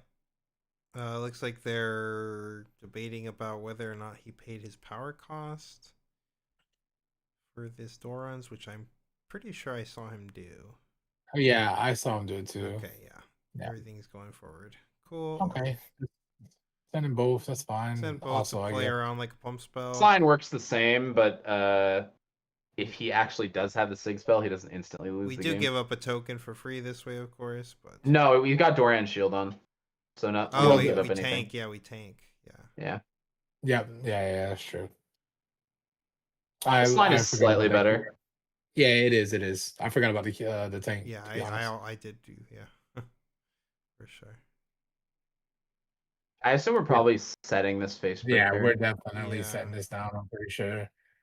Oh, gonna set the hidden blade. Thinking about the blade here. Unsure on which is better here. I feel like face breaker, but I could be wrong.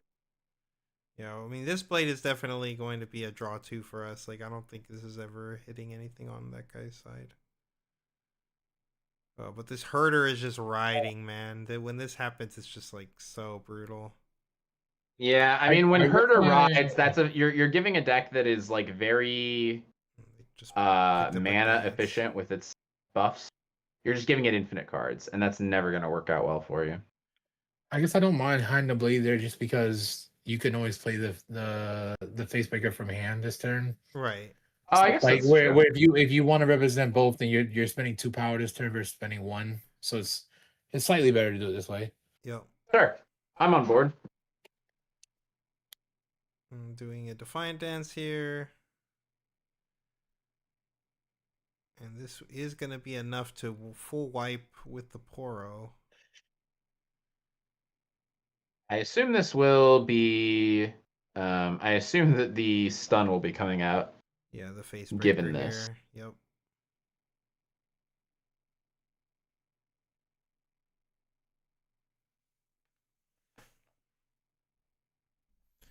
Yep, here comes the It's just breaker. not even good here though, because it doesn't even kill as a unit. Right. It's just like, okay, it's just to bounce it. It's just it saves his Or 2 units basically. Like that's what he needs. Yeah, to do. exactly. Right. Of course, if the opponent has Defy, you're sad. But I mean, if your opponent has Defy, you're sad forever this game. Yeah, like you're dead. Yeah, you're I dead. mean, Basically, you're already if sad this game. Yeah. Like, you started off I think sad. we're just sad. Period. This is a Yes. rough one. This is just a sad day. You're in your sad boy era. It's all good. Like, Yeah. this is rough. We're probably not putting our opponent on anything Here we go. for the remainder of the game. They got anything. You literally have anything. Not so fast or a Defy, either one. Yeah. Do you have cards with text? Yeah, exactly. And your 6 card hand, no? Awesome. Do you have Ride the Wind? Do you We got a have reader. We got a reader. Reader? I want to do a reader count for like the entirety of China, but I feel like the count is gonna get lost because it's just so many. That's actually hilarious. Like, didn't the lady from round 1 have to read Zonya's Hourglass? Like, how? How is that plausible? You're playing Aurelia. How is that? Yeah, I mean it's an open tournament, right? So like people are just joining us to No, wait, it's a be national, right? It's a Nats, but national open. they had Yeah, it it's open Nats though. open. So there's 2,000 players, so Oh. there's like anybody just kind of can sign up. And, Sure. Okay. Yeah, they're just there for a good time, not a long time looking at us. Yeah. So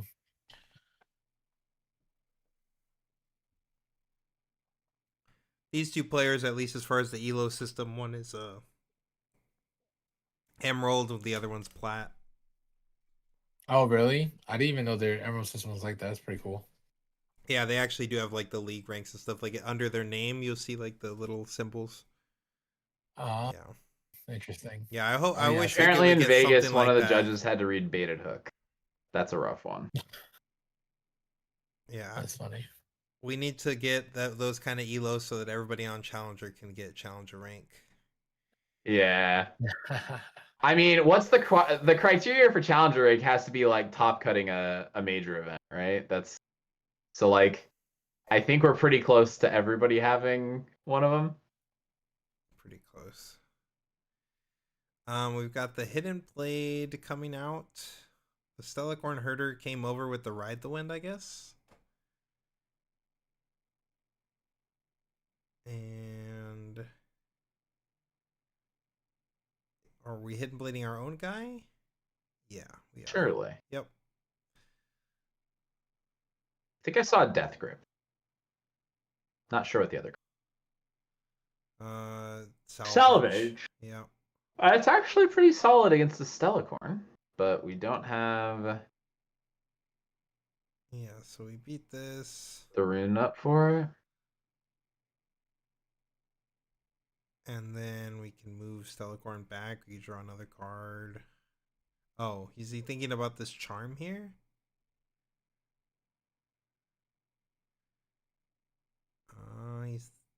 He might be thinking about this charm here. On the Azir. I mean, your Poro has +2, so like, you might as well just save your GA, right? And even if you wanted to do the charm play, like, why are we charming it in on the to trade with the Stellacorn and lose our GA? What is this? Yeah, I don't like this.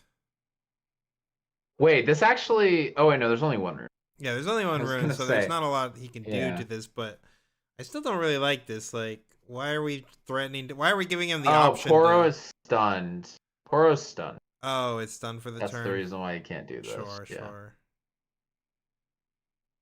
Oh, he's just And killing he's the trading Poro. with the lonely Poro. Okay. Sure. Then we just get a Denies a Stellacorn card, kills a draw. dude. Sure. Yeah, I mean we still get a card. He denies a card either way, right? Yeah. But in this case, we get to salvage the GA, and like maybe if our opponent is completely Oh. not paying attention. Wait. Nope, sorry, our opponent paid attention. Okay, We're losing. drawing a card, but then are we moving this? Okay, we are moving this again. Yeah, sure. Draw another one. Sure. Just keep on drawing, Lots drawing, of cards. drawing. Any reason you run Facebreaker or Thwonk? Probably because of the hidden text. Yeah, hidden's a pretty strong line of text. I do agree. Thwonk is a crazy card, though. Yeah, I am playing 3 Thwonk and Ari. I'm a fan of Thwonk. Card's really good. All right, sorry guys, I'm back. Good. Welcome back. All right. I love GA. Thwonking big old dudes. Yeah, salvage the GA is a good start. We don't really have enough to do anything else. We don't have enough for 6 spell though. Let him cook. Maybe he's good. Does he have a guards? Yeah, what are we doing here? We don't got a board. Oh, it's so brutal. We do not have a guards. This game is so over. This game is done.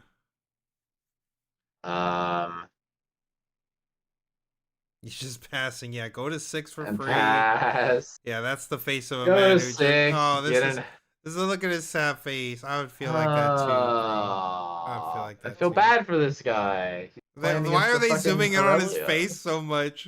They like really want to rub as you the can salt see, in. this man is experiencing the true The true Riftbound experience. He's experiencing. This is the highlight of your Riftbound experience. The highlight of Riftbound for sure. Charm? No, the rake. We have disarmed the Azir. Now he has no gear. Why does he look like he's about to cry? Because he is. Because what is going on? This dude is losing on stream, and it's a beating. That's why it sucks. And he's got like 5 or 6 cards in hand, still losing. Just like can't play a card. Literally unplayable. Like, look at his hand, chat. He has one. He's had 1 gear all game, 2 arise, so he can only make 1 single freaking token. He hasn't been able to use his Azir. His hero power happened once per game. He got to use his hero power once per game. That's kind of crazy.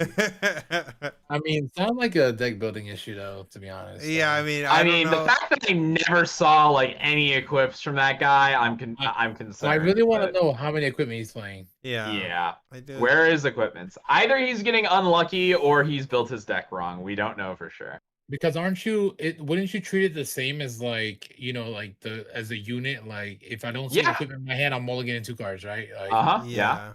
Yep. All right, so there's 2 questions that I'm going to give to you guys because I need to go refill my water cup. One person asked, thoughts on a temporary ban? Unban the cards when the new set comes out to see how it turns out. And then the other one was, would you prefer a big ban list or a small one? I will leave that to you guys. I'll be right back. I'll answer first, I guess. I think with the temporary ban, I think that's just like a bad idea. Like nobody wants to go through, playing one way, then switch it up a little bit later and playing a whole different way. At least in my opinion, I would not like that. And what was the second question? A big ban list or small? Yeah. Would your ban list be big or small, Coco? I think my ban list would be. I guess it depends on what you think is big or small. You can't obviously. I don't think it's small enough to be like just called shot. I think Right. multiple cards got to go, and if multiple cards got to go, that means that you also need to like make sure that the next decks in line aren't too powerful as well. So probably a little bit more cards have to go as well. So I'll lean more towards the bigger than smaller Yeah, for sure. personally. So Yeah, I think my ban list is probably leaning like somewhere in like the 5+ range. I don't know if I would want like 10 cards banned. Like I yeah, know we made a top yeah, 10 list of cards, but we don't think all 10 of those cards should go necessarily. These are just like 10 cards that are really powerful, maybe even a little overtuned. But I'm okay with like powerful cards existing in a format too. As far as like the temporary bans, I don't think that we should just, even if there is temporary bans, I don't think you should just go straight back into it and be like, oh, well, at a certain date, everything's unbanned again. Like, I think you have to look at the format. Like something that One Piece does, I'm sure Coco's familiar, of course, yeah, is like One Piece will ban cards, and then like they do a ban list pretty much like every year. Sometimes we might even get an extra one depending if they need to do e-bans and stuff. But pretty much after Worlds, we see like some kind of changes every year for One Piece, but they'll unban cards. Like they will look at and they'll be like, oh, we feel like now the format a few sets later or whatever is different enough that we think some of these cards could come back. Like the One Piece just unbanned a ton of cards recently. Like I don't, you saw like Raigo came back. yeah. They brought back Debate. all the My black favorite reduction, card. Ice Age, like a bunch of crazy cards. So Yeah, Jinbei, when Dofi's going out of rotation, it's just sad to see. yeah, for sure. But yeah, I think that's a part of that also is though that the cards that were banned were like from the first couple of sets, and now that they're so far in deep, like they're so deep into it now that the power creep is kind of real. So like it's like okay to unban these cards because they're still not as powerful as the cards they're printing right now in the present. So I don't know. I don't know if it's gonna get like that. I hope not though, to be honest. I don't really like stuff like that personally. Yeah, I would prefer obviously if we don't I would prefer we don't have bans at all. To be clear, Yeah. I would prefer the It's game balanced the just cards right be away. balanced. But yeah, I mean, we are dealing with a brand new game. Riftbound also decided to like not be a straight Magic clone and actually do some unique stuff in the way that combat works and winning the game works. So like when you're going into uncharted territory that other people haven't really been able to, you can't really like copy other people's homework, which is like one of the downsides of like not just being a Magic clone. So Yeah. they are figuring things out as they go for them. Like they clearly, if they didn't have an idea of how Riftbound was actually going to be played, like I think they thought we were going to be holding a lot more and like stacking battlefields a lot more, and neither of those things are really happening. Only very specific decks can play that way. Yeah. It's just not a realistic way of winning the game. Yeah, so I just think they were playing a different form of Riftbound and testing than what everyone ended up playing in the optimized form once we actually got competitive. Yeah, I agree. That sounds right. The famous white beer bands and then unbans. Yeah, Yeah, exactly. for sure. The boat. The boat. Yeah, yeah. That's one of the examples that we give all the time though of like a game, because a lot of people say like, oh, it's too early to ban, and I'm like, well, One Piece banned in set 2, and like One Piece obviously Yeah, right did really away. well. Like All right. Yeah, because I heard that format. I didn't play at the time, but I heard that format was miserable when it was all white beer it was mirrors. literally just Like Whitebeard literally mirrors. just like that's the only deck you could play. It's Yes. just like if the format is gonna kill your game, then you need to make a change. Like Yeah. you gotta listen to the players. I think you need to listen to the players.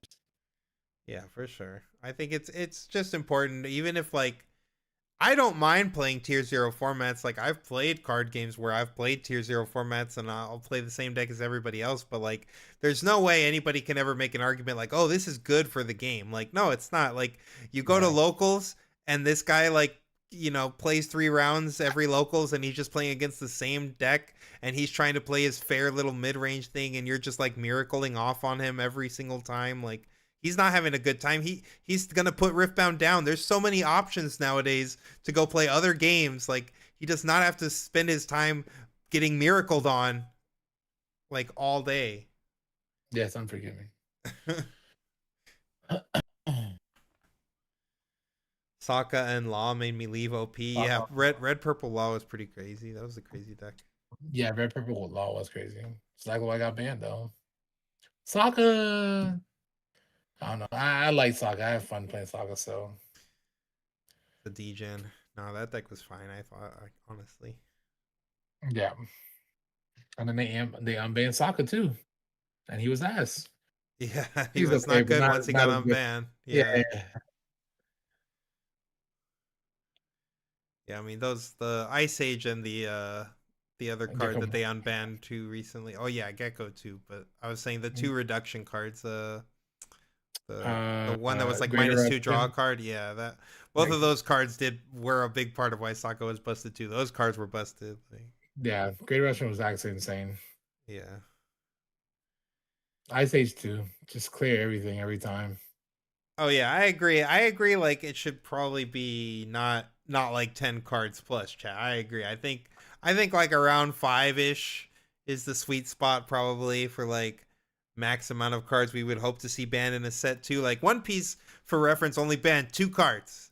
There's literally 2 cards. They banned this one card that like was a basically the equivalent of like I guess a gear in this game, and then like this one character that created just like it was like a self-mill deck, and this character just made it a little too consistent, they felt. So like there was just 2 bans and that was it, but like it was announced right away before set 3. We already knew these were getting banned. So yeah, I think if Riftbound does something similar, especially leading up to these next 2 regionals, like unless everybody wants to see like the freaking Vegas bracket, like just go look at that Vegas bracket in top 8.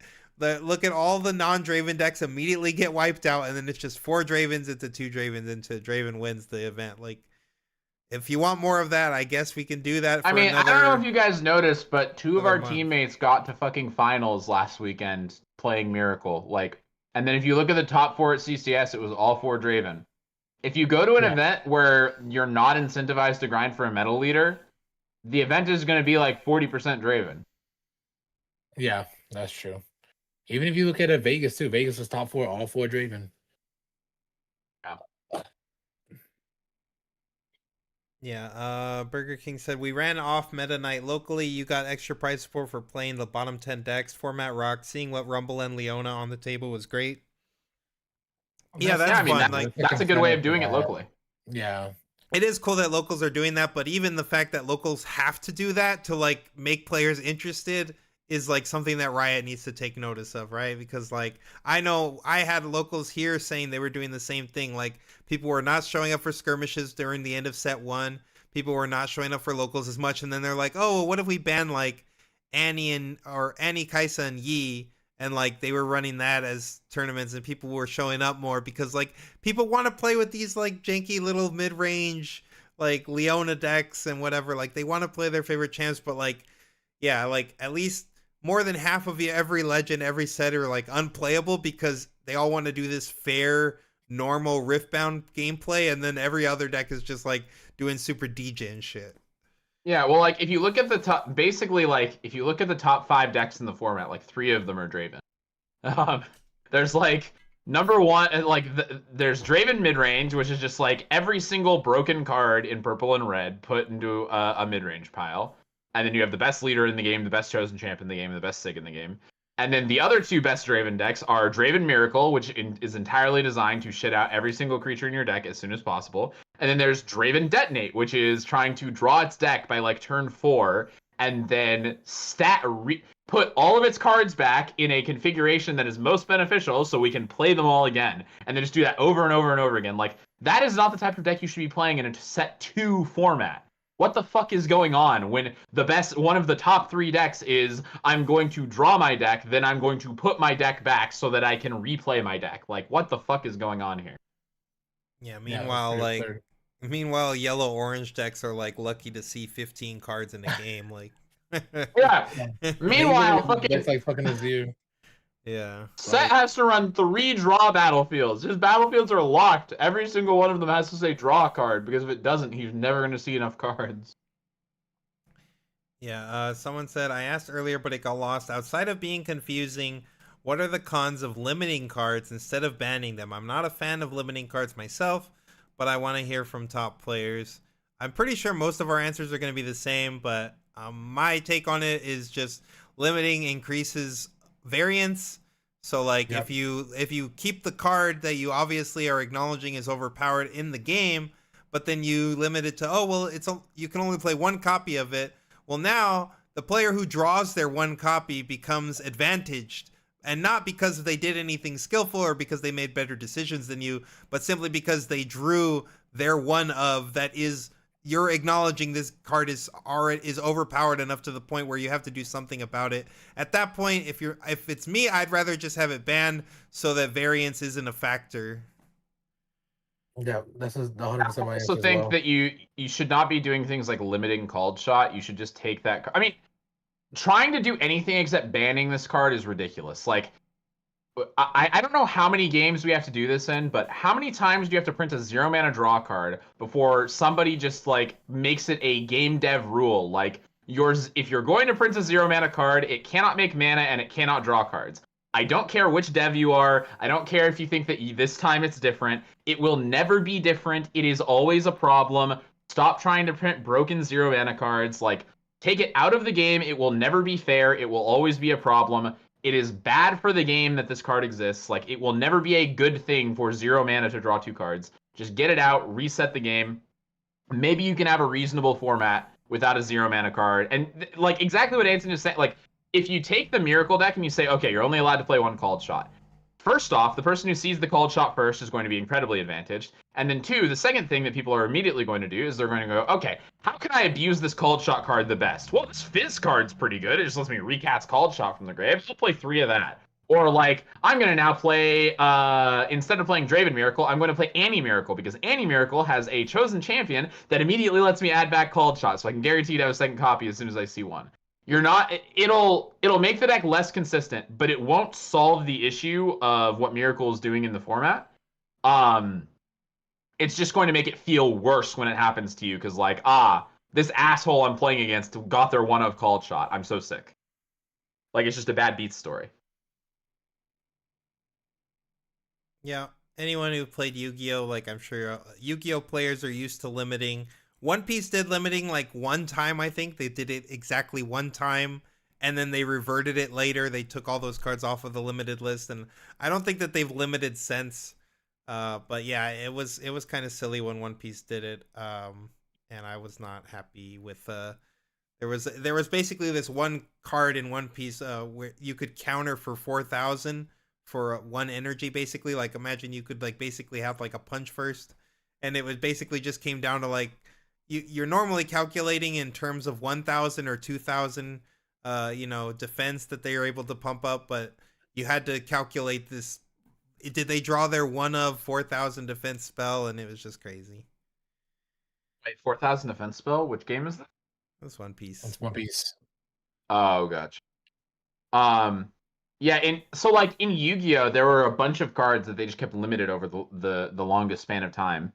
And what it does is it does lower the power level of the decks that you're playing, but it makes some of these draws incredibly sacky. Like, there were scenarios. There's this card Heavy Storm, which is essentially like Thermo Beam, but it also kills hidden cards as well. That's like not an exact way of describing it, but it's close enough. Actually, the closest thing to Heavy Storm would be like Brynhir Thundersong.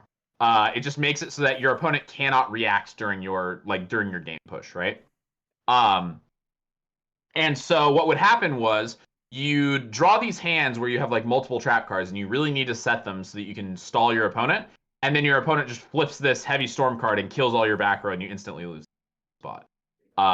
Or you'd have games where like you respect the Heavy Storm, they never see it, but because you didn't set multiple trap cards, you lose the game because your opponent just like does a big game shove, and you only have one trap card set.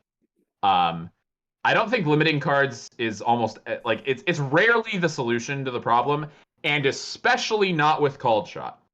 Especially not with Called Shot because of the way that card works, and we already have several different ways to recur it from the graveyard once we've cast. So I wouldn't I wouldn't limit Called Shot, and then if you limit any other card in the deck besides Called Shot, the entire deck just draws its deck. So you're not gonna limiting any other card is pointless. All right, my rant is over. You guys are free to talk about what you want to talk about. Yeah. So Kevin Reb asked, "Hey everyone, I'm learning the game. Can I move multiple ready champions to a battlefield at once, or does it have to be one by one? Also, I can't move units while mid showdown, right? Correct. You cannot move units mid showdown, and yes, you can move as many units as you want to a battlefield at once. You can move one at a time, or you can move them all at once. It's all one action." Surprises me Bandai would do so few limited cards. As a Digimon player, they barely ever ban and always limit to one. Yeah, well, One Piece did they mostly only do bans, but like I said, they did limited one time during the Whitebeard meta.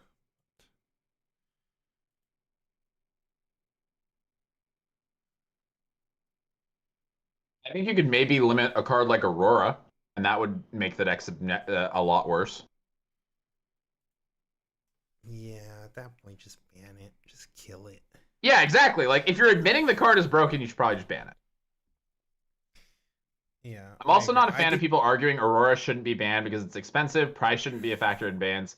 Yeah, I think that's a tough one. That's a tough one. Yeah, that's the hard one, right? Because on one hand, like, you need players to buy into your game, but you also want the experience of actually playing the game to be as good as it possibly can be. So I understand Riot's predicament, especially when it comes to like an epic card like Aurora.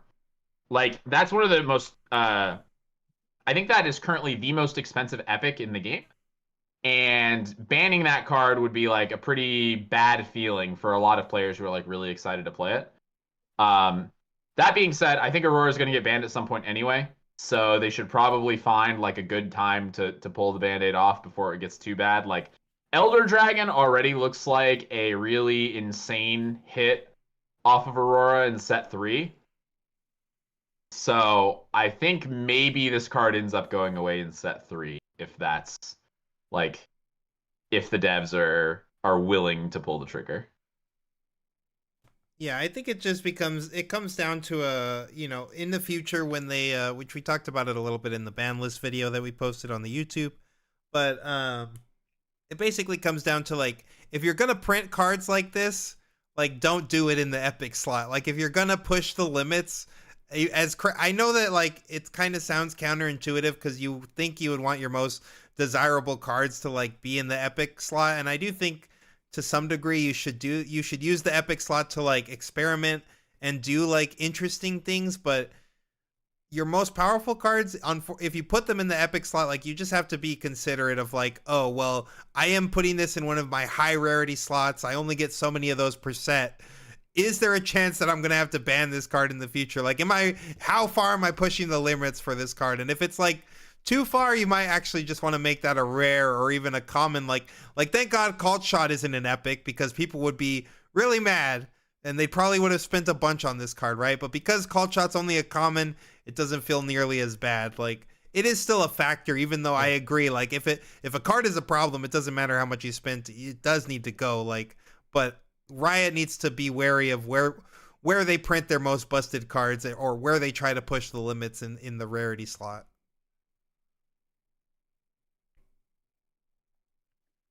Yeah, Watcher, exactly. Watcher's a perfect example. Watcher is better than most epics in the game, and Watcher's just a rare. Same for like Falling Star. Like, yeah, these cards are just like insanely powerful, and they're in the rare slot. So like, you could have put Dazzling Aurora in the rare slot. Example. Yeah, you could have put Dazzling in the rare slot, and then people would not be nearly as mad if Dazzling got banned if it was a rare instead of an epic, Yeah, it would have been like a $20 rare, and people would be upset that they paid $60 and now their card is banned, but they'd get over it. Yeah, it's a lot easier to get over 60 than like 300. Yeah, I mean, there are people out there paying 360 for a playset of Auroras right now, Yeah. not knowing whether it'll be legal on Tuesday.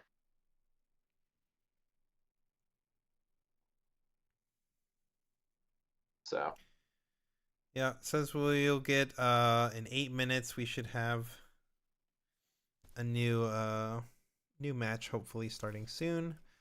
Here, let's take a look at some of these cards. Yeah, some of the new previews. cards. Yep. Take a look at new cards. Let's here. talk about some of this crazy nonsense we've been seeing. Okay, we've got the official Riftbound feed here. Where do we want to start? We just talk about today's cards. I mean, there's so many cards to talk about since we've last talked to you, chat, honestly.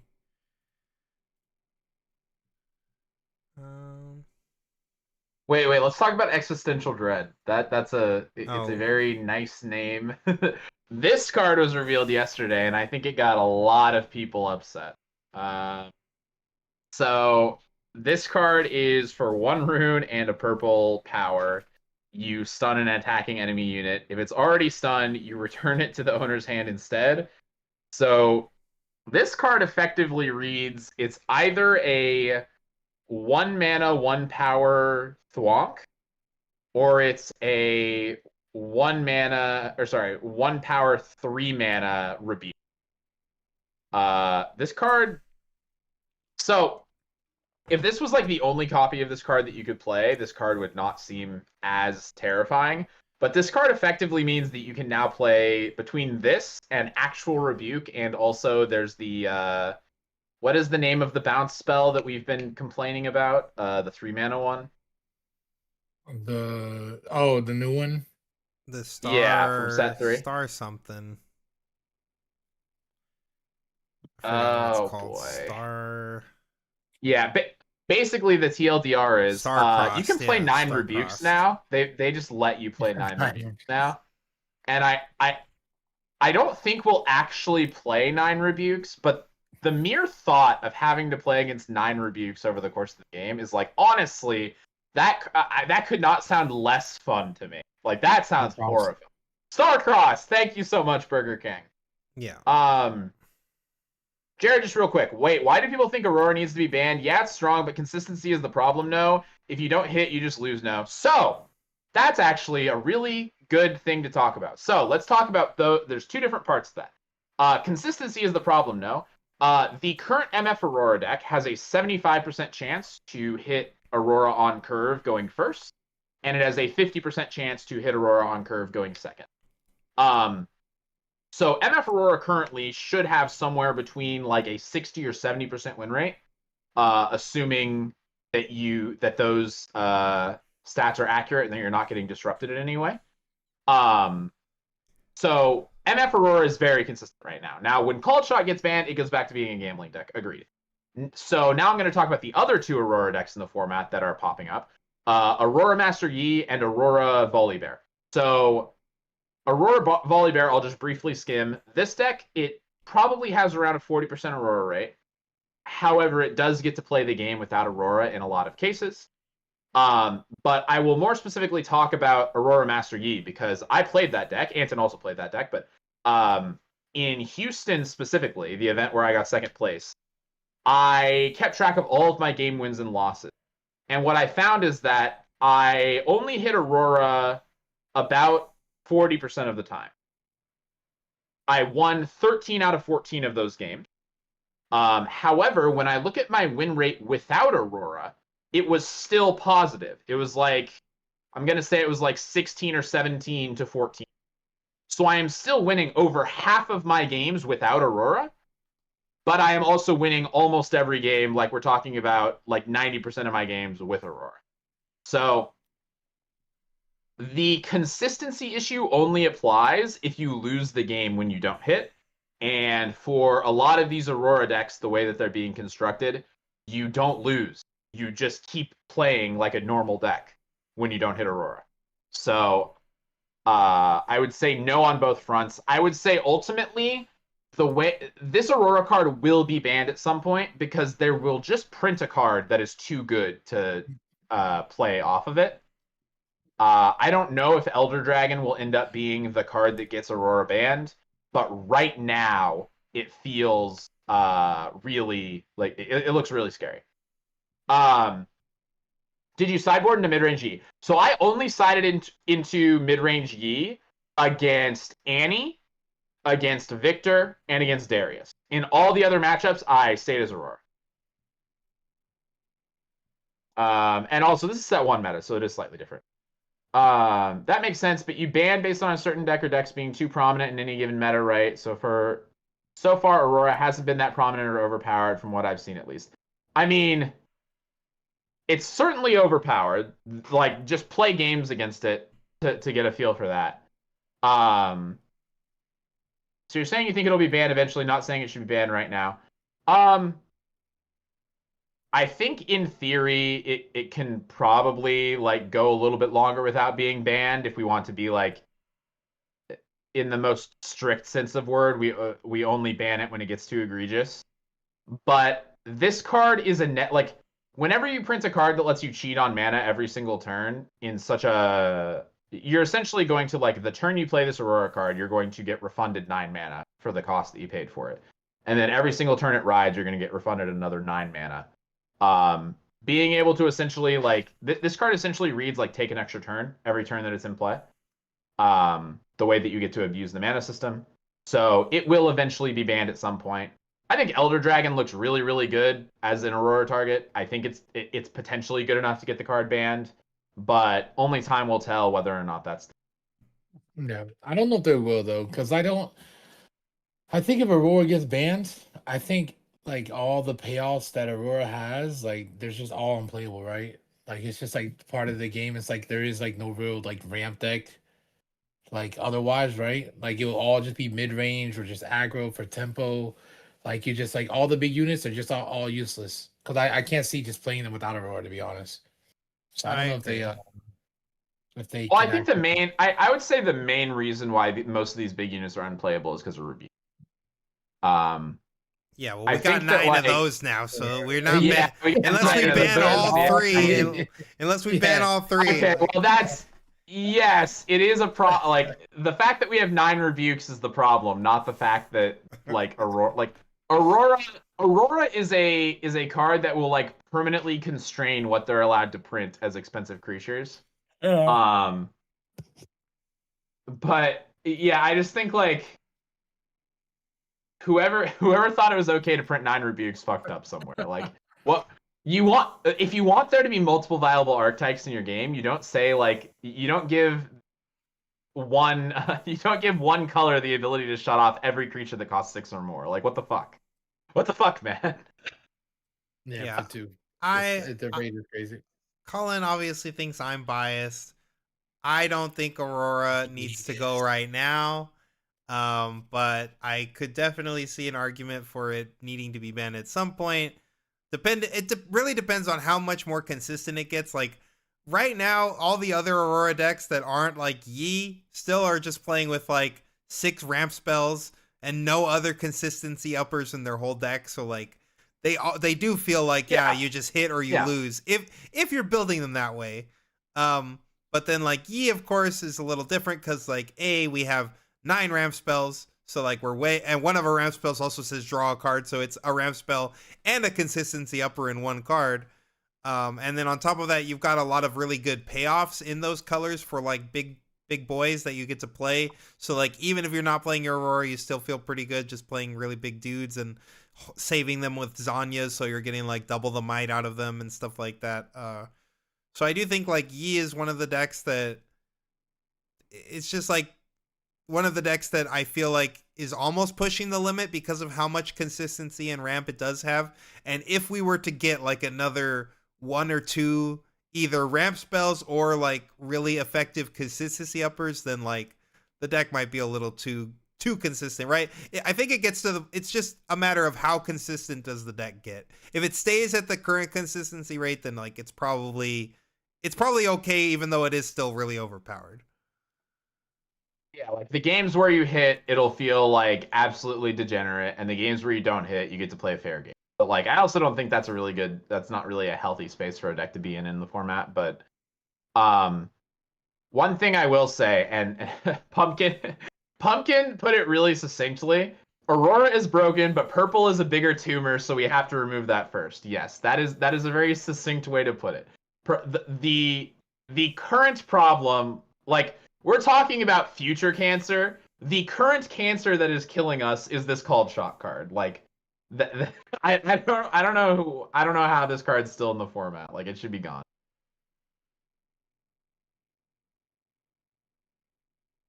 Yeah, I think it's actually the opposite. Josh, he mentioned bans are going to be felt by the top percentage of players, so I can understand why we're so passionate about a ban list, but it isn't at the service of the majority of the player base.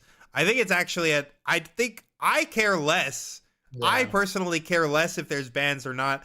I care more for the players themselves. I still go to my locals, I go to skirmishes, and I want the game to appeal to everybody. I want as many people I want there to be lots of players in the game. Yes, like, I want as many people to me. be buying this product as possible so that the game is thriving and Riot keeps throwing more money so that I as a competitive player get to benefit from the organized play growing and the secondary market growing and all these things. So like I care more from the perspective of I want locals. I want you to go to locals and I want you to see every possible leader you can see. Like, I want to be like, oh man, I'm playing against Leona. This is a tough matchup. Not like, oh, you're playing a joke deck. Cool. Like, I don't want the format to be that way. And it's hard to balance this many leaders and stuff. So don't get me wrong. I don't think Riot did a horrible job. I gotta give them some credit that like sometimes they get a decent part of it right. Like, looking back with the benefit of hindsight, I actually think that they did a pretty okay job with set 1. Like, I was looking over like what decks I could justify playing, and you can really make an argument for like 5 different decks. Like, there was Kaisa, obviously, was like the front runner for most of the format. There was Annie, was another really popular deck that was like lower to the ground, but it had like a lot of appealing options to it. There was mid-range Yi if you wanted to beat up on the Annie players. There was Aurora Yi if you wanted to beat up on the Kaisa players. And then there was Victor if you wanted to beat up on the Aurora players. So like, you had a really reasonable 5-deck format, I would say, for set 1. Even MF Aurora was very successful. Yeah, and sure, MF Aurora, you could make the argument that like if you want to beat up on the Yi Aurora players, MF Aurora is another way to do it. So like you could really make an argument for like 6 decks in set 1. I don't think that's still the same way in set 2. I think really in set 2, the only arguments you can make is Draven or Aurelia. Yeah, Draven or Aurelia. Like, you can make the argument that like if you see a bunch of Detonate players, you can maybe get away with playing Aurelia. Otherwise, you should probably be playing one of the 3 best Draven variants. Yep. And like there are a lot of decks that are just not playing the same game as Draven. Yep, I agree. Yeah, I mean, a lot of people in the chat are saying like, yeah, their locals has a bunch of miracle players, feels miserable. Like, yeah, I mean, it's not a deck. Like I said, I don't even hate that deck that much, but I can definitely see it as a deck that just like it's gonna have a negative player experience in PE is what they call it. New players play against that, and they're like, oh, we're not even playing the same game. Like, you're playing... one player is playing Yu-Gi-Oh! The other is playing, like, 1994 Magic. Like, it's just not the same thing. Yeah. And it's, like, so early in the game. Like, the game is new. You want new players to come and enjoy it, because how else does it grow? Right. Like, you need the casuals. You need new players. Like... Yeah, casuals are the lifeblood of any card game. When your casuals leave, you won't notice it at first, but the longer it goes on, you'll just be like, wait, where did all of the people that are purchasing my product go? Like, why are my sales going down? And then you can't actually get those players back because they feel so burned and like ignored for so long that they don't want to come back to your game. There's also a bunch of options now, just like you guys were talking about earlier. Yeah, like, there's so many card games. Certainly there's way more options than there were 10 years ago. Like, so you are obligated to cater to your player base like as much as if you don't, they will just leave for a different card. Yeah, you need to be on top of it. One of my locals is free entry with no prize support, and we still get half the field as Miracle Draven players. That's crazy. That is crazy. That's crazy. If I heard free entry with no prize support, I'm walking in there with the worst leader I can find.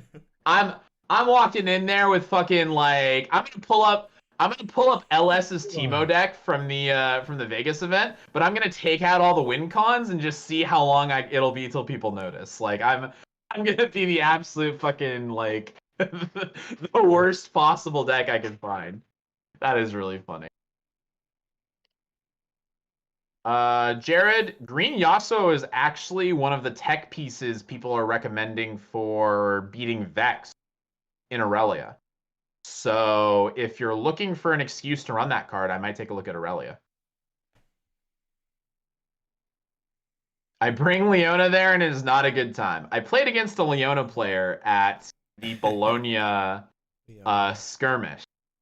And I basically was like I was not playing very well during the game, and I didn't really remember what any of the cards in those colors did.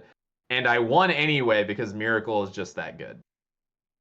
Thank you for coming to my TED Talk, I guess. It's just not the same game, man. Yeah. I mean, Leona, they just gave her not a lot of good support anyway. And then one of the things I kind of don't like, I think they could be a little bit better about in Riftbound. I'm not saying they have to like full on copy One Piece, but like in One Piece when they release a leader, like you still get in the next set after, you'll still get like a few more support cards that support what that leader's doing. Whereas in this game, it seems like once we've moved to the next set, like we completely forget what that leader's doing. Like if their support wasn't good in this set that they came out, they're screwed. Like we're just moving on. Yeah, I do agree. That is certainly how it feels. Like Leona is just left in the dust. Like, yeah, Leona's left in the dust. Maybe post rotation we'll get Leona too. Like it's like, oh yeah, Leona too. Electric Boogaloo. Give the stun to purple. Yeah, they need it. Yeah, that is really like the extra. What's the word for it? Like the extra nail in the coffin, where they're just like, 100%. Yeah, we see these people just really don't want to run Leona stun. Let's give purple a stun. Maybe that'll fix it. Oh man, this is crazy. Yeah, that card, if they had given that card to Leona, like, oh, she would have been like, this is a great piece of support. Yeah, Leona would immediately stack. The best stun card in the game isn't in Leona's colors. Yes. Just imagine that. It is not in green. Green is the stun color.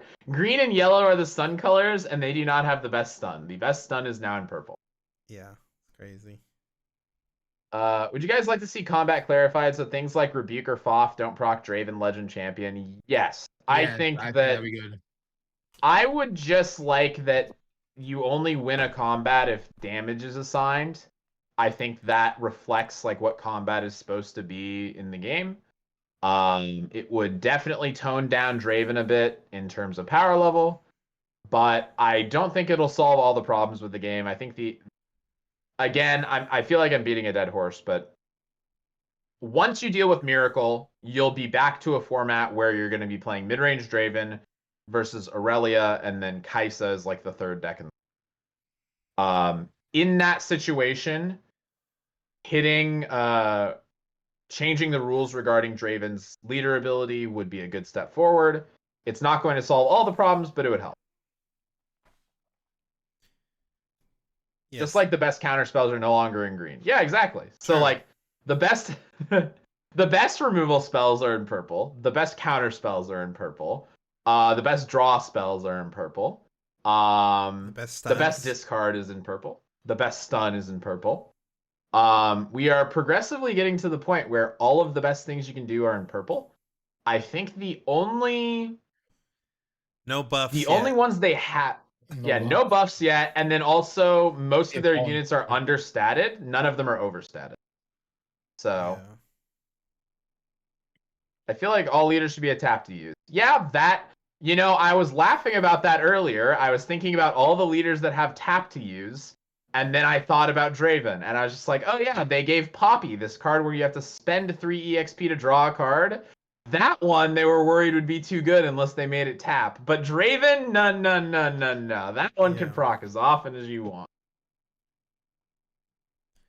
Yes, the best legends are Yeah, also that- in purple. Yes. Best legends are also in purple. Correct. Yes. Noticing a trend here. It is kind of crazy to think like two of the best leader abilities in the game are Dravens and Annies, and they are both in the same color card. Yep. Funny how that works. Should be round 4, hopefully starting soon. We came back, One day. but these guys have been talking for a minute now. So Yeah. They've been yapping. We've been yapping. Good time. Round 4 is insane. Mr. Zephos, anybody cooking up a hand rip deck? Yeah, I think if you're trying to really hand rip your opponent, I think the best place to be is Pike. I haven't gone through the process yet, but I think it'll be pretty cookie cutter as far as like what you're playing, because you have to play 3 of every card that just says discard. So that's where, if I'm going to play a hand rip deck, it's going to start him. Vex Legend was such a disappointment after Yasuo and Aurelia. Yeah, I kind of agree. I think Vex's main strength is that she gets to start with the Vex 5 chosen champion. So we'll maybe see over time if, like, once we've seen we still haven't gotten Vex's signature, right? nope. No, we haven't yet. So we'll maybe see, like, maybe Vex's signature is very good, and then she also has a really good chosen champion, and then she's got like an okay leader ability. It's not great, it's not terrible. So maybe we'll see if Vex can end up shining after all. Yeah, I actually think she's pretty decent, chat. I think being guaranteed to start with Vex 5 is a great start to a league. Yeah. I do agree, though, like, it's definitely not doing what the other 2 leaders did. Like, Yasuo and Aurelia are all about moving around, all about combat, and Vex is just about staying put. So, All right, what leaders do you guys think we'll see? I'm going to guess that there's going to be... I feel like there's going to be a Kaisa at the table. I'm going to just throw out Fiora. okay. Okay. Kaisa versus Fiora. Just do like Fiora. Well, I'm not... For sure. Hold on. I've got guess Kaisa on one of the 2 sides. Coco's got guess Fiora. You got to guess one. All right. Mine's going to be Draven. No, that's not fair. Called it. All right, the betting lines for Draven, you only win 10% profit. If we get it right, we double up. If you win, you get a 10%er. This guy had red hair, so Annie, I just knew. Oh, okay. Annie versus Draven. Purple red versus purple red. The set 1 menace versus set 2 domination. Menace. Yeah. Set 1 menace versus set 2 menace. Yeah. There's so many ways that you can build Annie, so that is one of, just like Draven, there is also many ways you can build Annie, so you don't really know what you're going to get out of the Annie player. We could be seeing Miracle Annie, we could be seeing mid-range Annie, and you could even the list that played set 1 pretty much, like someone played that in Bologna and got like top 16. I believe the best of Annie was just like on a classic Annie list. So you could be playing aggro Annie, mid-range Annie, or Miracle Annie. You don't really know what you're going to get on the other side. Based on Dreaming Tree, I'm going to read aggro. Yeah, that seems like the standard Annie. The default. Yep. Yeah. I will say, just real quick to get this last question, or just this last thing out. Jared said, I bought 3 Origins packs at my locals because I still need 1 more Bryn, and I pulled an alt-red Kaisa and an overnumber Leona. That is, I opened 1 pack at Bologna and pulled an overnumber Jinx, and I thought I was lucky. You got my luck, and then you doubled up on it. That's crazy, man. Congrats. Oh, something interesting. The Draven blinded target peak. Do you guys want to talk about that a little bit and how great and fantastic that is? So you always do odd or even. No rerolls. Oh, and this guy's 11-1.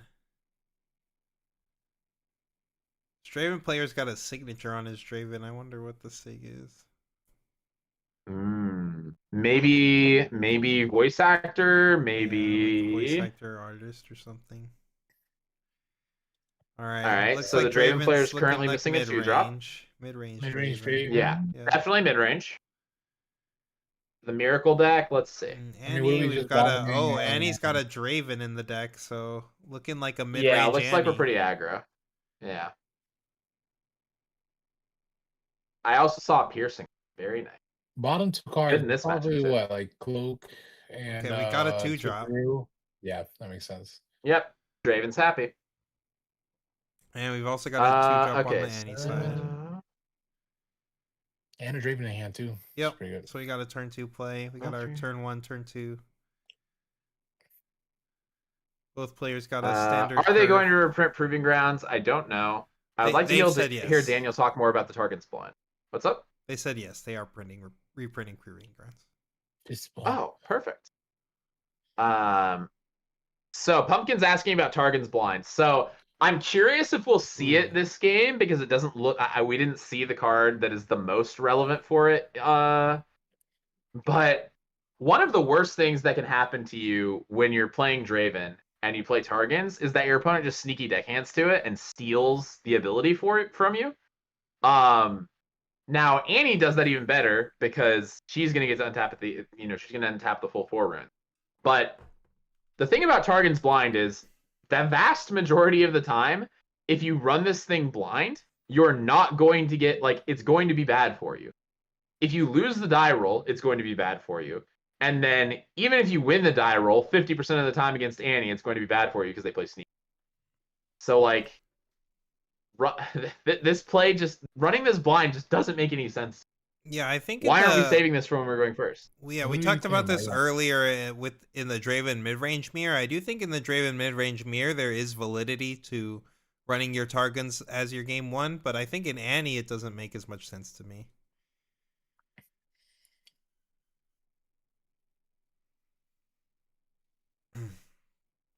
All right, we are headed here. What is the Annie player thinking about? Ride the one there? He was thinking about riding maybe to the other side or something. Yeah.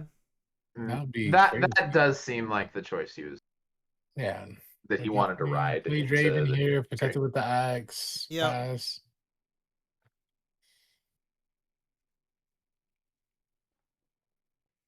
Oh, a cleave. Okay, cleave. We got a cleave. That'll be good with the ride the wind. Yeah. I think we're realistically needing to develop Draven here. Unless, do we have an accelerated Kaisa? That would also be a valid one. I don't think we have Kaisa. So. Oh, we do have the guns here. Oh, piercing light. But yeah. All right, let's see if we lose the game on the spot to piercing or to spinning axe. Yeah, I mean, we are just losing to spinning axe like this, so. The classic. Let's go gambling.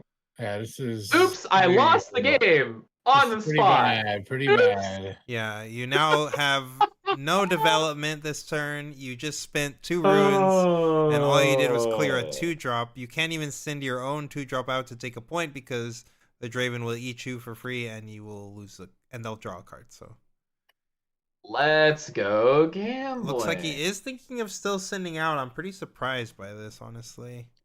I think it's because he has a flash. I guess he's just trying to draw a card off of his flash, or maybe even ride. He could even ride the wind, but you're still giving them a draw either way, though. Yeah, you give them a draw on the ride the wind feels so bad here. We're already down to 3 runes. We're gonna go down to 2 runes. Yeah.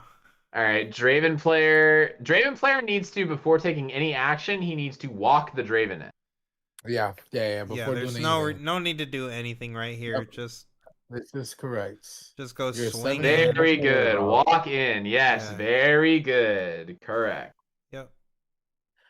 Now he's excellent. Thinking about what if they ride the wind to the other side, I know the Draven player has a Kaiser ready to go, so that's just gonna be like horrendous. Oh, that would be brutal. Yeah, it'll be lights out immediately. So bad.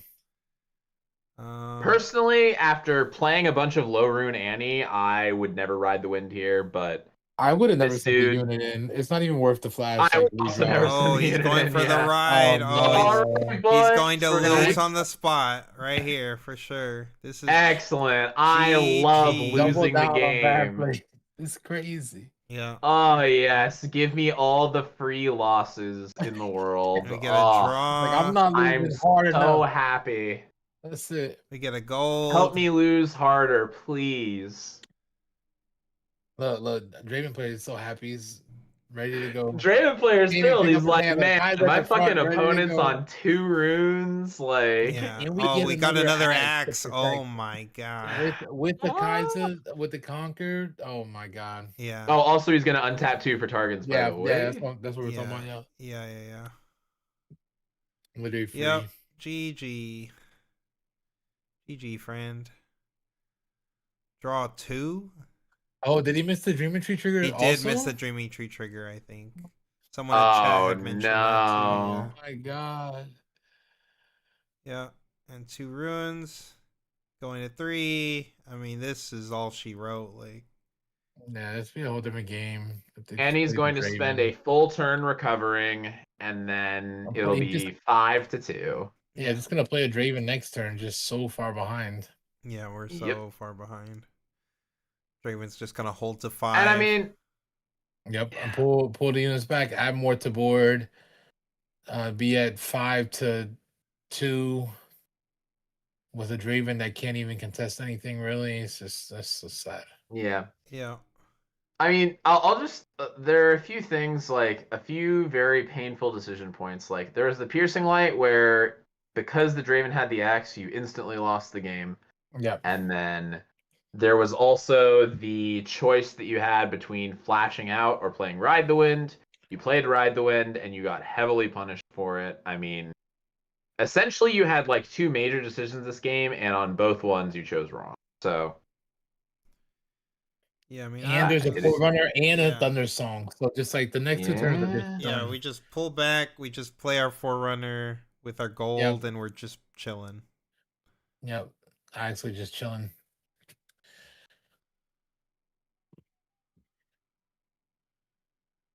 Yep. Forerunner. Easy. I mean, this is easy. pretty much over for the Annie. Like, there's no reason to concede, really. I mean, these are going to be fast games anyway. It's this matchup, but I mean, I would just go next at this point. Like, I think for mental sanity, you should concede. Looks at the trash like, damn. I gave all this away for free. And the Straven player's For just sitting there free. with like double my hand size right now. Double my Yeah. board size. Damn, is that what a real leader does? Yeah, Fucking hand is crazy. it's gotta feel so good playing. It's like when you're playing Draven, playing into not Draven, because then you don't even have to Oh, worry yeah. about that. You're just like, Yeah. it doesn't matter. Oh, I'm man. drawing Like, cards. I mean, give I me can a just tell you, combat, every that don't matter. time I was playing Draven in the pre Vegas event, and every time my opponent flipped up non-Draven, I was just so thrilled. I was like, holy shit, they picked the wrong leader. Like, they lost in champ select, boys. I'm fucking nice. Yeah, Picking up the guns. doesn't. Oh baby, are we gonna run the guns and lose to lose Axe again? Literally doesn't do anything. Just, Like, yeah, literally doesn't do Doesn't anything. I don't matter. even know why we picked up the guns. doesn't dude. kill like anything. Yeah. I guess maybe the guys that was still that's Fawn Star. Nice. Just in case we needed a little bit more We edge got here. Falling Star Rebuke. We got Axe. Finish him. Yeah, like take your Dang, pick. not even 10 minutes on the clock for game 1. Yeah, why would Draven need more than like 15 to win? Has there What been do you any Ezreal yet? No, not yet. This is only round 3, right? This is 4. Yeah, round 4. Yeah, these guys 4. are both 3-0. Round 4. I don't think we needed to bring here, but it's fine. Yeah, I mean, take actions at random. This game is over. Yeah, it really doesn't matter. Yeah, I mean, we're gonna flash in response. Get our 2 guys off. And the we go, battlefield. sure, sounds See, good. now Honk, honk. yeah, I mean, by doing it this way, we denied ourselves a draw by Bryn hearing. Yeah. Sure, it's strictly worse than all the other decisions we could have made. However, we are so far ahead that Yeah. none of our decisions matter. I mean, we literally just need to go to 6 here. We don't even need to like take the other side if we don't want to, but we can. Yeah. We can. Yeah, I'm probably just sending the mech right here. Exactly. And just Yeah. going to 6. Oh, Burger King brings up a good point. I forgot you guys were doing this. If Draven wins, are you all giving away a guide? Oh, yeah, we can give away a Draven guide, sure. I remember you guys did that on like the last China stream, right? Where it was like if a deck that we have a guide for wins on stream. Yeah, for sure.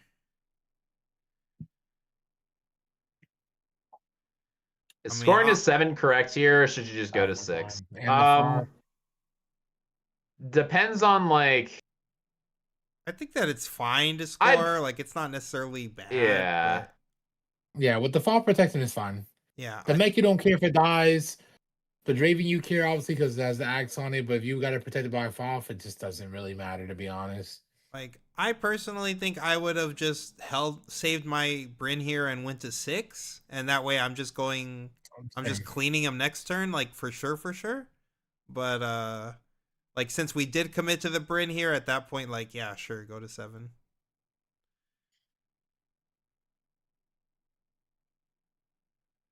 Yeah, I mean this guns ain't doing nothing. I don't know why we picked this up. It's not doing literally nothing. I'm not sure why this game is still going. Go next. Yeah, we should have gone next for sure. No, we got the guns in hand. We got the to guns. believe. Bro. Honestly, if he scooped when Piercing Light happened, I would not even be Yeah, I upset wouldn't with be him. mad. Like, It'd be better than him doubling down with the fucking ride. yeah. Like, Okay, so like, if you feel like your best win condition in the matchup is to coin flip it on turn 2 with Piercing Light versus Targon's Peak mana, I actually kind of respect that almost. If when you lose the flip, you just immediately concede and go next. Like, you're like, yep, I took my gamble in this matchup. I feel like it's unwinnable if I don't take this gamble, and done, and go next. yeah, but what does that like actually say though? It's like you're taking a gamble on Draven doing what Draven does, like turn 2 play, turn 1 play into turn 2 Draven. You're like, oh, I'm so far behind. I got to do this. Like, why are you playing this deck then? If that's the case. We're playing what guns you're basically for gambling what? on is Why that are we they playing don't have the guns spinning here? axe, which is a coin flip. Yeah. Literally, why are we playing guns here? What does this do? Nothing. I believe if I No, squint even. really hard, I can see a Kaisa that's gonna die to it. That's gonna get equipped with an axe again. Oh no, he's not even targeting Kaisa. He's literally just targeting units at the battlefield. For what? For what, bro? What are you doing here? Excuse me?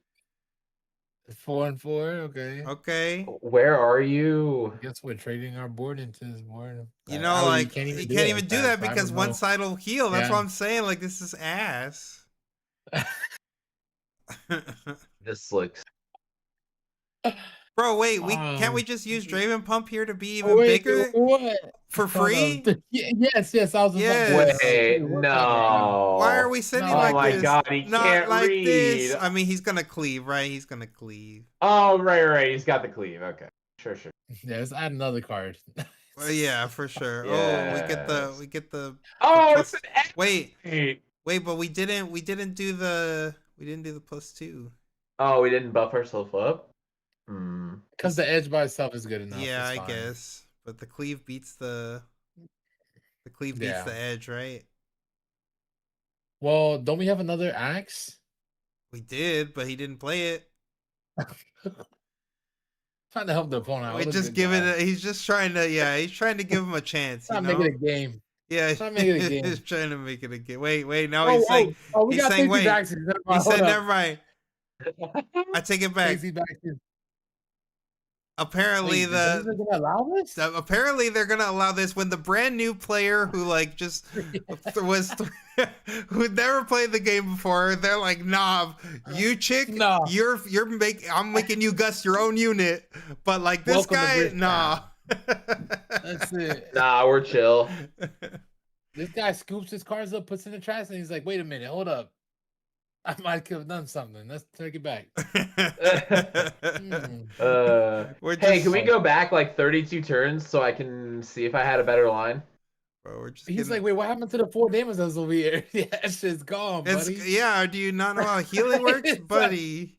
Brother. Okay, I do think this Are you guy is asking like. the judge if there's healing on the other side? Oh.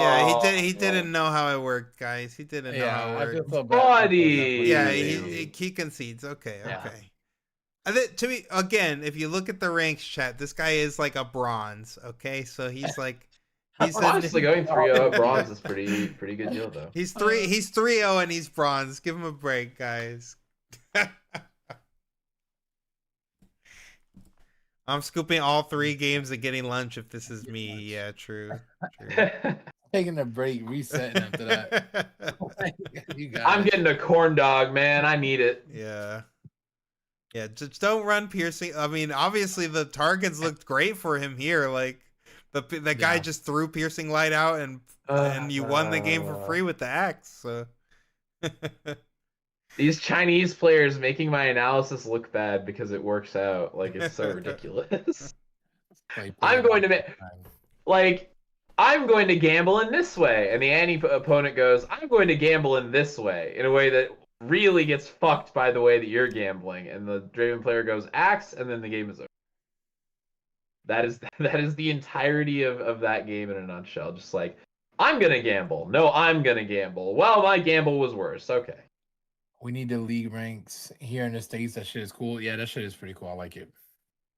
yeah, I would also like it in the US. I would like ranks.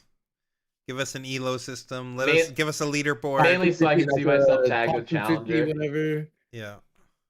Do they have that rank in league? I don't know. I don't know nothing about league ranks. Do they Yeah. have like a Apex or like a Yeah, it's Challenger. It is Oh, Challenger. Challenger, yeah. Yeah. Oh, how nice would that be? That's where There's the like Challenger, and yeah. then below that it's 1,050 Grandmaster, the Challenger. Master. Yeah, that is why we named it the team, because we're the top of the top. Can you use your TFT rank? Nah, unfortunately. Only Riftbound rank, bro. Yeah. 1v1 me on Riftbound, bro. Yeah, 1v1 me on the totally real Riot client coming soon to a store near you. One day. 1v1 me What? on I would love one. Reaver's Row, bro. 1v1 me. Nah, I want a 1v1 on no real Target Speak. combat I feel like that's a better battlefield for us. You come at me, I run away, then I come at you, you run away. That's it. We just go back and forth. Like, so one day you just choose to stay, and I'm gonna hit you with my axe. But then you're gonna get punched in the dick. You thought it was Like after a the rebuke. card challenge? No, yeah, it was after the name Challenger from the league rank, yeah. So it goes league, what you get into Master, then it's Grandmaster, and then it's Challenger, I think. Yep, I believe that's correct. How many players is Challenger? Like, what's I the think number? like you said, I think it's think it's like like top 200? 250 or top 250. yeah, something like that. So, Top 200. yeah, something like that. Yeah. Yep, Draven only Reaver's Row items off. True. Wait, that literally just means you'll be fucking hopping in and out against each other like every Yeah. time. Yep, no axe. There's no spinning axes, so I'm not gonna try and defend. It's just gonna be hop, hop, hop, hop. Jared asked, "What TCGs did you guys come from?" Personally, I came from Pokemon. Oh, Pokemon Gamer. I'll start. I guess I came from Magic. I played Magic for like the last 10 years, and then I played some One Piece in between there, and now I'm at Riftbound. It's like the only. I guess I played Yu-Gi-Oh when I was a kid, but Okay. I'm sure like everyone played Yu-Gi-Oh Yeah, when for they were sure, a kid. for sure. Yeah. Were you actually, so like- my first card game Right. was Yu-Gi-Oh when I was 5. And Yeah, then yeah. I've been playing like every single card game known to man since then. The game that I met the people from the team from was a game that is now dead called Battle Spirits Saga. It was Bandai's worst release so far. For sure. But we won a bunch of money in that game, and then Alex sort of ported me over, and he's just like, yeah, this guy's really good on the testing team. Throw him into Riftbound, and it turns out I'm a little good at this game too. True that. I always wanted to play Dragon Ball, but I just heard it was ass. Yeah, there's been so many Dragon I played Balls. set 1 of what's up? I said there's been so many Dragon Ball games. Yeah. The one that looked the most interesting to me was the one that was sort of like an Naruto clone. Oh yeah, back in the day. Oh, I think that was the second one. The first Dragon Ball Z where they had like the little scouter on the power level. I Yeah. played that when I was a kid. Maybe? Yeah, That that, shit was no, the best. that was the It was score the one. That best. was not the Naruto clone, but that I agree that one was the best one. And then there's the Naruto clone, and then there was the Panini one, and then there was Super. Yeah. And Yeah. now there's this new And one. now there's Fusion World. Fusion Yeah. or whatever, right? Fusion. Yeah. Yeah, something like that. I There's played too many. I played set 1 of Super, and then set 2 came around, and I believe that was Cell, and it was the most miserable thing I've ever seen, so I quit. It makes sense. Yeah. I do not play Magic anymore. When I started One Piece, I basically stopped playing everything, but I'm very much like focused on the game I'm playing type of thing. I don't like to like bounce around games. So when I was playing Magic, I was playing Magic. When I went to One Piece, I was playing just One Piece. Now that I started Riftbound, I'm strictly just playing Riftbound. I like to be Yeah, I'm locked also in, like that. stick to- I get a very one-track mind. I don't like doing a little bit of everything. yeah. Also, there's one question that I just missed. Find it. Jared says he really wants to learn Union Arena. Don't run. That game is terrible. I mean, they are Sans, coming out with the solo leveling cards. coming though. from They someone look who cool as played quite fuck. a bit of that game when I was missing a card game to play, do not play that one. It's awful. I really want to know what the signature is on the Draven. I'm intrigued. Me too. There's a purple Draven in the Annie player's hand. A purple Draven? Purple, Why the not? Draven Audacious in the Annie player's hand. Okay. I'll be right back. You guys got No this. turn one play. Yep. Ugh. Okay, so I mean, Draven's getting the best turn 1 play. Draven, so very good Yeah, this turn 1 is- play. This is also not looking good already. Yeah, already not looking great for Annie. We draw Rebuke for turn. Okay. Yeah, We go Darius. Darius is pretty good. yeah, we could just Darius here probably. It's pretty safe. Yeah. I think that's what we're supposed to do. Yeah. Looks like that's what he's going for. Yep, Darius. Get our untap. Draven going to 6 here. Draven playing some cleaves of his own. I heard One Piece is good, but I really don't fuck with the anime, so I can't play it. The card game stuff is pretty good. I Draven really like going the to anime or peak. not, but yep. Going to peak makes the most sense. Yeah, we can get some ramp out of this, get some Ooh, value. yeah, we get a fan. This is Oh, pretty yeah, good. fan solid. Push out the Darius. Can hold up. We could still play like a. We could have stack deck if we wanted to as well. We might be holding the stack deck for the Darius as a trigger. Yeah, I'm pretty sure that's what we're trying to set up. Yeah, and we're just passing like this. I think we set a Edge of Knight. And Oh, we have the puts up a cleave ride. too. Ooh, in the ride the wind. Yep. Interesting.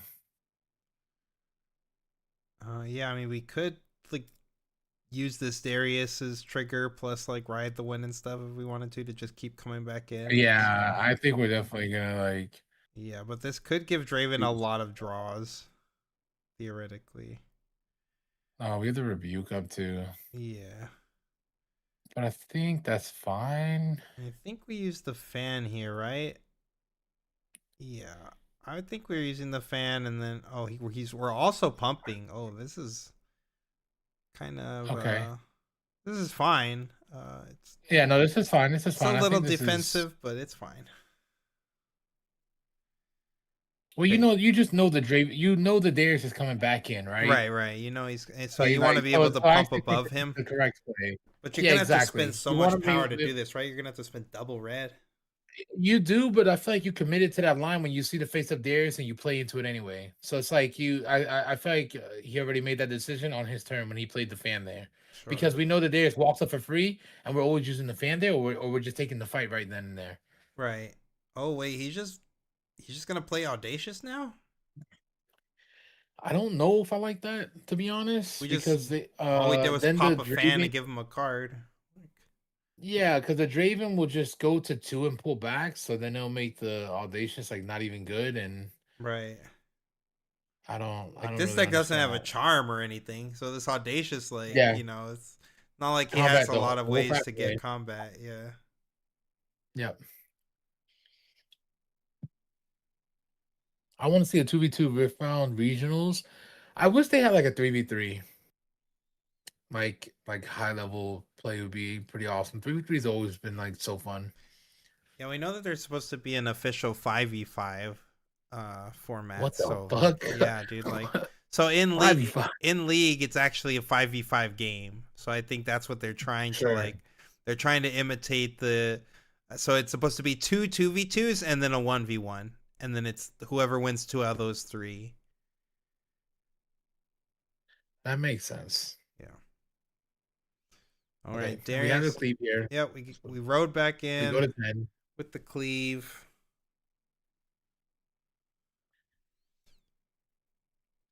Wait, what was the first Wait. spell we played? Oh yeah. Because isn't there a world where we could have like conquered the other side, then ride the wind to the to the Draven? Yeah, I feel like there's a world where we could have done that. Yeah. But we didn't. Did we have anything else to play this turn? Flash. Interesting. Flash. Okay, well this is a big blowout. This is an actual big blowout. We lose everything here. We've cast Rebuke. Yeah, I And mean, we're so giving him now we still another get to use the card. Draven. Yeah, But, no. but This is yeah, fine. I mean, but this yeah, is fine for the any. yeah, it is Yeah. fine. It is fine for sure. This is actually like very good for them. Yeah, I mean, if we rebuke, They're gonna get the here, whole. we can't They're even gonna get the rebuke. whole. They don't even. Yeah. We already used the Like, no, he rebuke. tried to catch Rebuke already, and he flashed Yeah, it back yeah. when it was ready. So it's like this is like the best outcome for us. Period. What are we? There's no point to pump here, right? Like, Yeah, no. There's no oh, point. we are Okay, pumping. maybe I'm missing something. Do we have anything to do here? Oh wait. Oh, the Edge of Oh, Night. okay, The okay, Edge of okay, Night. okay, Yep. okay. We beat it by 1 with the Edge. But Sure. this is still like so fine for the any player, to be honest.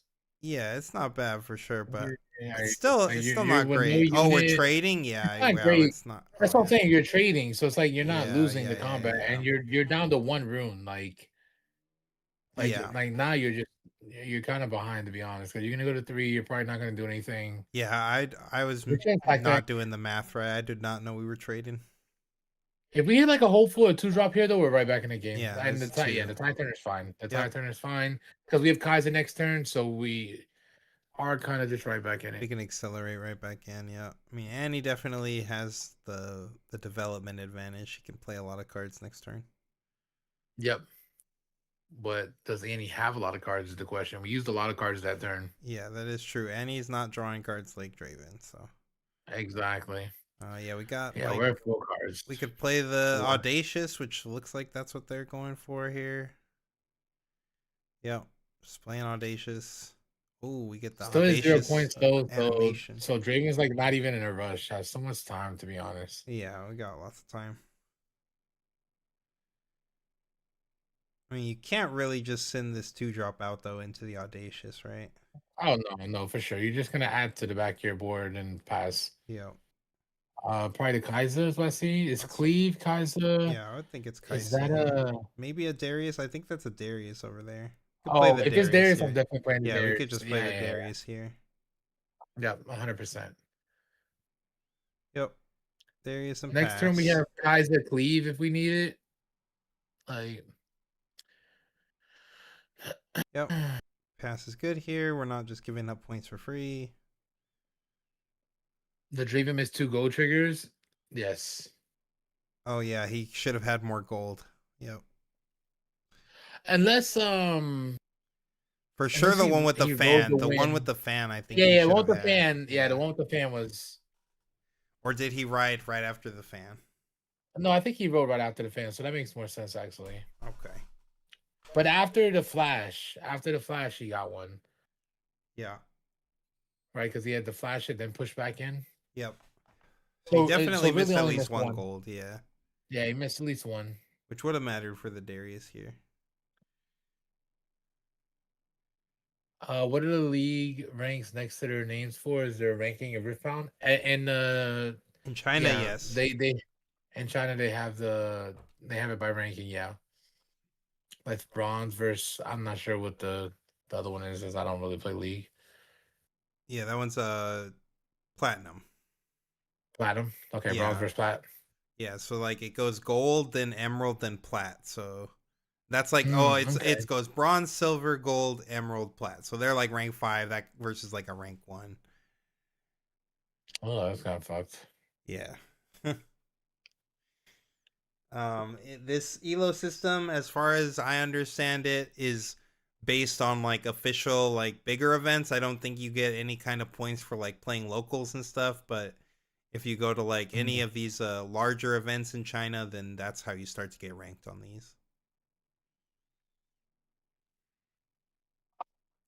Pretty cool system. Yeah. Annie picking up the Okay, we're rebuke here. pushing up the Draven.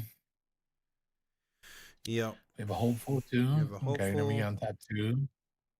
Yep. And we have Annie. We can untap 2 and hold up double interaction spell.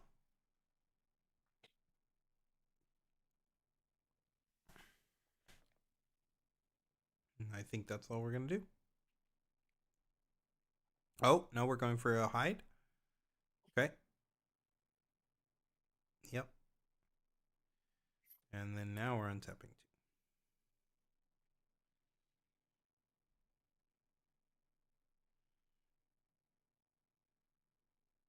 2. The Draven's not in a horrible spot here. Nope. And we could just ignore this other All side. right, I've And we mostly could been able just to keep like up. Yeah. we could just like go with Darius on the open side and then just like play 2 cards, pull him back. Yep. You can go like Zealous, Kaiser in the back row, pull it back. You develop your board, you get your points still. You're still threatening cracking the other side this way. I'm pretty sure that's what I would personally do. Yeah, that's what I'm seeing. That's what I like. But these players love to play into things that they shouldn't, so we'll see what happens. Let's see what happens. You never know, chat. You never know. Oh, he's pushing the cleave up.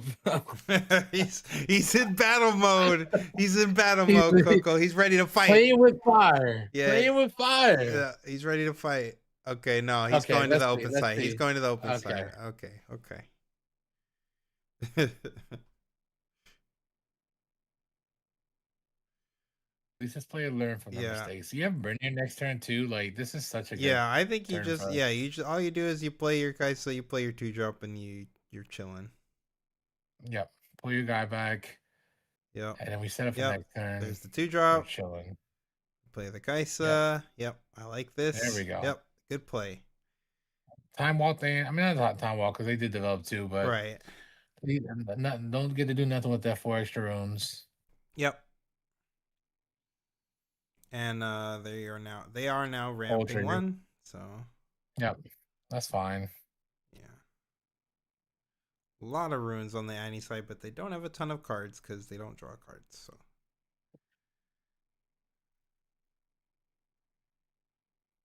Emerald is higher than Plat. Okay. Draven not playing bad. No, the Draven one's been playing bad. The Annie player. I don't know if you watched game 1 with the Annie player. The Annie player played horrible game 1.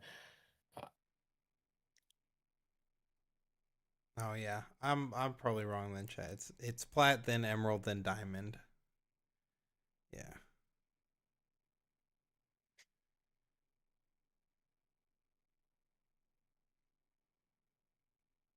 I don't like some of the Draven players' plays, but for the most part, playing okay. Yeah, they're playing okay now. Yeah.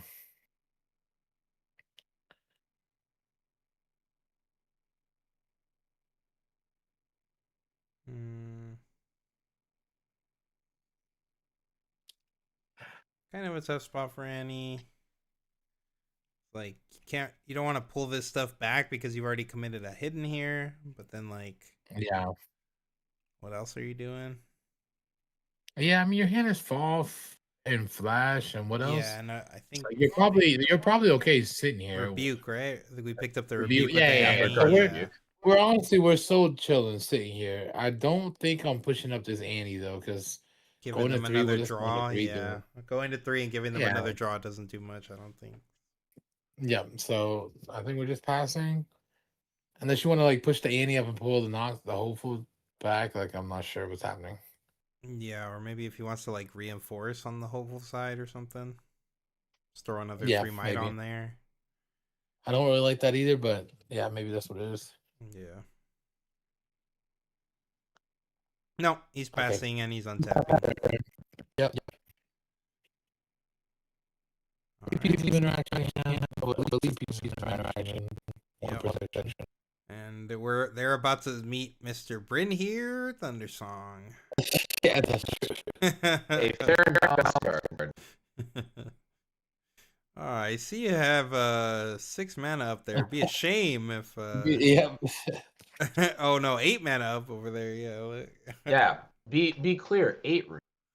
We got an entire turn's worth. What are we doing here? We flashing them back? What's the hidden? Do we know? I don't know. It's a FOF, right? Is it a FOF? Might They be have a FOF in FOF. hand, right? So No, I didn't think it was a FOF. it's Rebuke, Flash, and is that a They're FOF? FOF, Oh, is it Rebuke, a and FOF? Flash in Yeah, hand. yeah, okay. Well then maybe Tide. Oh, it's it's Tide Turner. Okay. okay, Tide Turner. Yeah, it was Tide Turner. They did have a Tide Turner last turn. So we are flashing, Jason. and then we're Tide Turnering as well, right? Or are we just burning the Turner? I'm pretty sure we're just gonna. Oh, we're just burning it. Yeah, burn the. Yeah, I would just let it die because it's dying because anyway. then because then we don't give them a unit. Exactly. We give them no combat. Eventually we're going to get new sets the same time as China does, right? Yeah, that's correct. Set 4. I think they said by step 4. Yeah, step 4. Yep, exactly. Yeah. By step 4. Yeah, so everything I've heard, set 4. We're getting synced up much sooner than One Piece got synced up. That's for sure. Ride the Wind. Ooh, When did One Piece get so good? Literally, they are getting synced up in April of this year. And they've been behind Japan since 2022. Conquer both sides. Get a draw. Doing it in 4 sets is pretty nice. 2 draws really. And then pass a turn. Just any players probably just cooked.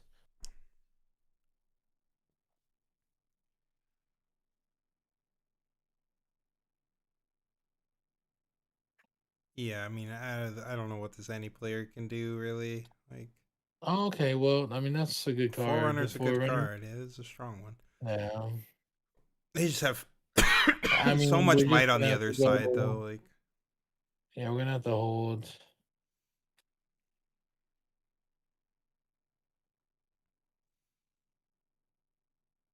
Are we gonna just reinforce this side with the Forerunner? Yeah, I probably push the Hopeful up, push the Forerunner up. I probably would have went to the peak though. I don't like this.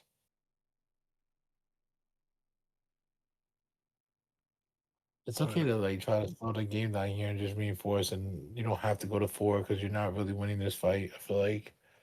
Yeah. Maybe he's just, I mean, you're never gonna get the opportunity to cheese them with Draven, so like unless they're giving that to you for some odd reason. I think you need to hide the FOF too.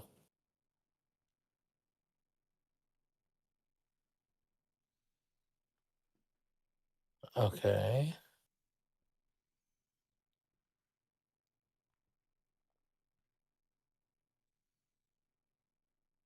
Are we hiding the FOF? 1 card in hand. Yep. Yep. Just to protect the Forerunner from Rebuke. Right, from the Rebuke, sure. An Axe. Axe is pretty nasty here. Got so many units to equip. I mean, yeah, they've only got 1 card. Like, yeah, this game's over. Want. Yeah, we could do whatever we want. Like, yeah, it's we on top with 5 units, equipment in play already, 5 cards in hand. Yeah. Like, yeah. We're gonna still. We could just leave with the Kaiser over there to the Kaiser to the Annie. Looks like he's sending the Darius for Interesting. some reason. Yeah, I would be rather sending this Kaisa. I guess Darius, you do Yeah, get to yeah, pull back.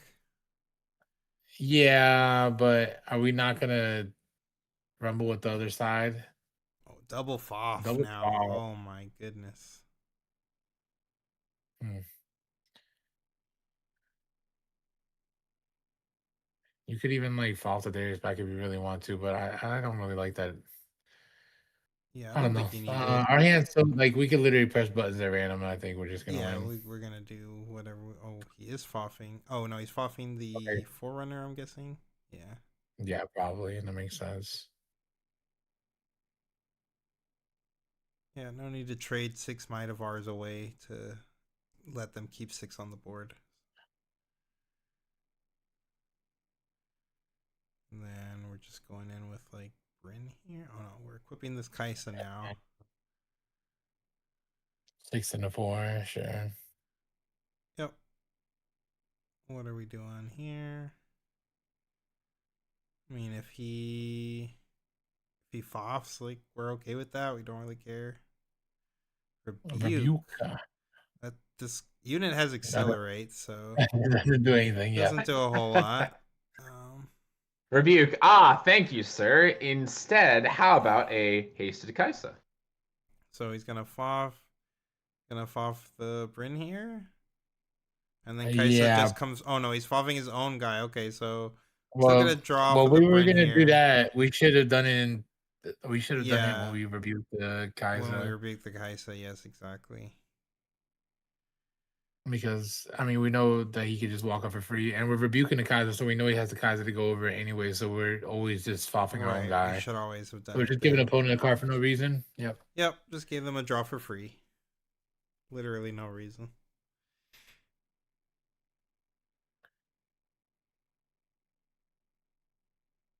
Two for a hopeful. Pull Darius back. We could like set a off if we want to. We could just do whatever we want, honestly, at this point. Might just like, save it for literally when we go to. Oh, we're just when we go to foffing. combat. Why are we Yeah, foffing our this guy is- now?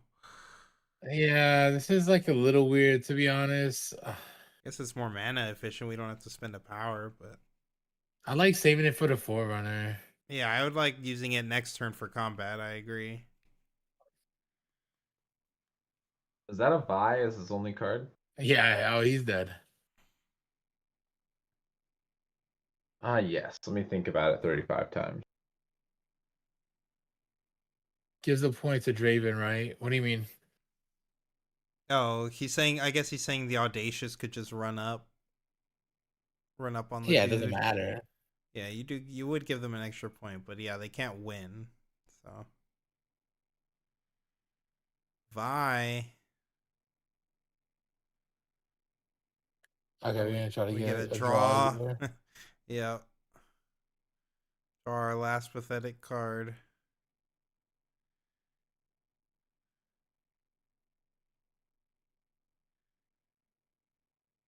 And we got the bargain. Yeah, it's not a good one. Looks at the board again. It's like, okay, we're dead, right? Okay.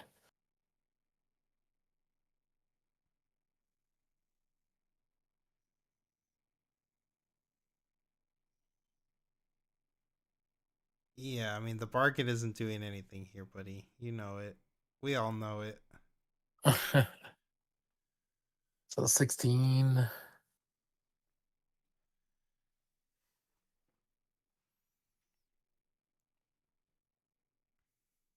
We just have so much more than that, especially with like equipping a bunch of stuff, and we have axe. Yeah, we have. I and- think we have 2 axes in hand. Yeah, but even one is more than enough. Plus the edge of night on the board, like we could just +5 everything on every unit we swing in with. Yeah, exactly. And again, because they're not Draven, we don't have to worry about giving them cards every time we do Giving that. cards, So, Daniel, you're live. Daniel, stay with us, Sorry, Daniel. man. Honestly, it's late. I It's don't blame okay, you. brother. It's okay. Yeah. Yeah. This game's almost over. Dying here. Okay, you don't have to watch this any longer. It's almost done. Cover your Come eyes. on, just This kill travesty, him already, just- please.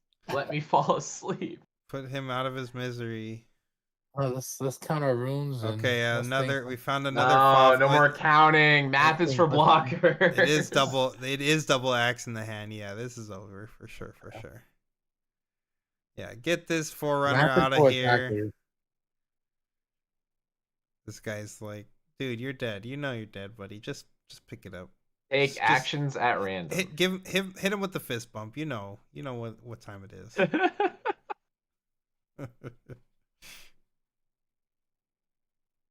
Hold on, let me count 37 more times. Maybe on the 37th time it will change. Nope, Yep. still dead. Send our one might over here. Go to 7. And then, yeah, just start taking random game Math is for actions. blockers. You can literally just full send here, and it doesn't even matter.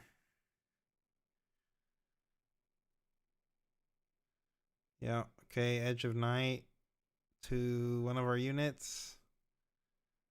Preferably a unit that is approximately the same size as as our largest unit, but -2. Play around like Rebuke.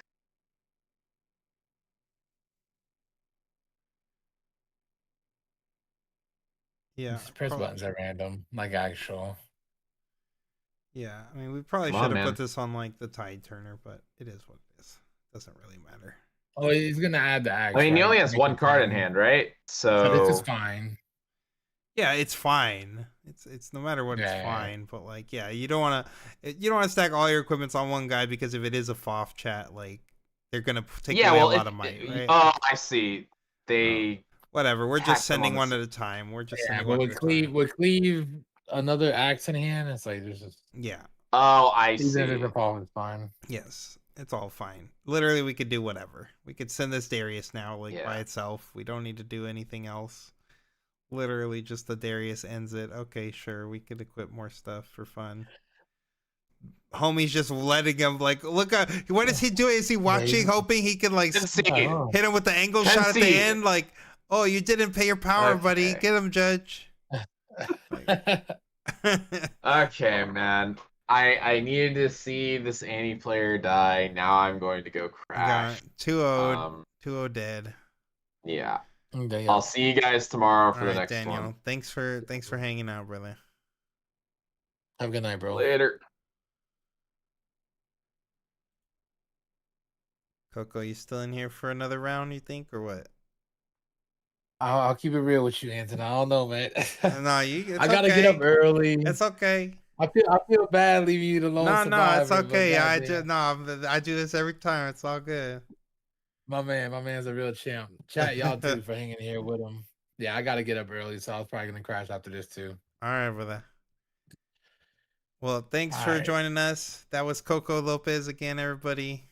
The Yeah, thanks for Coco having me. Lopez. Don't do this.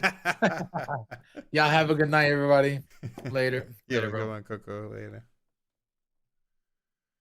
All right, chat. Then it was just me. Wait, can I like? Okay.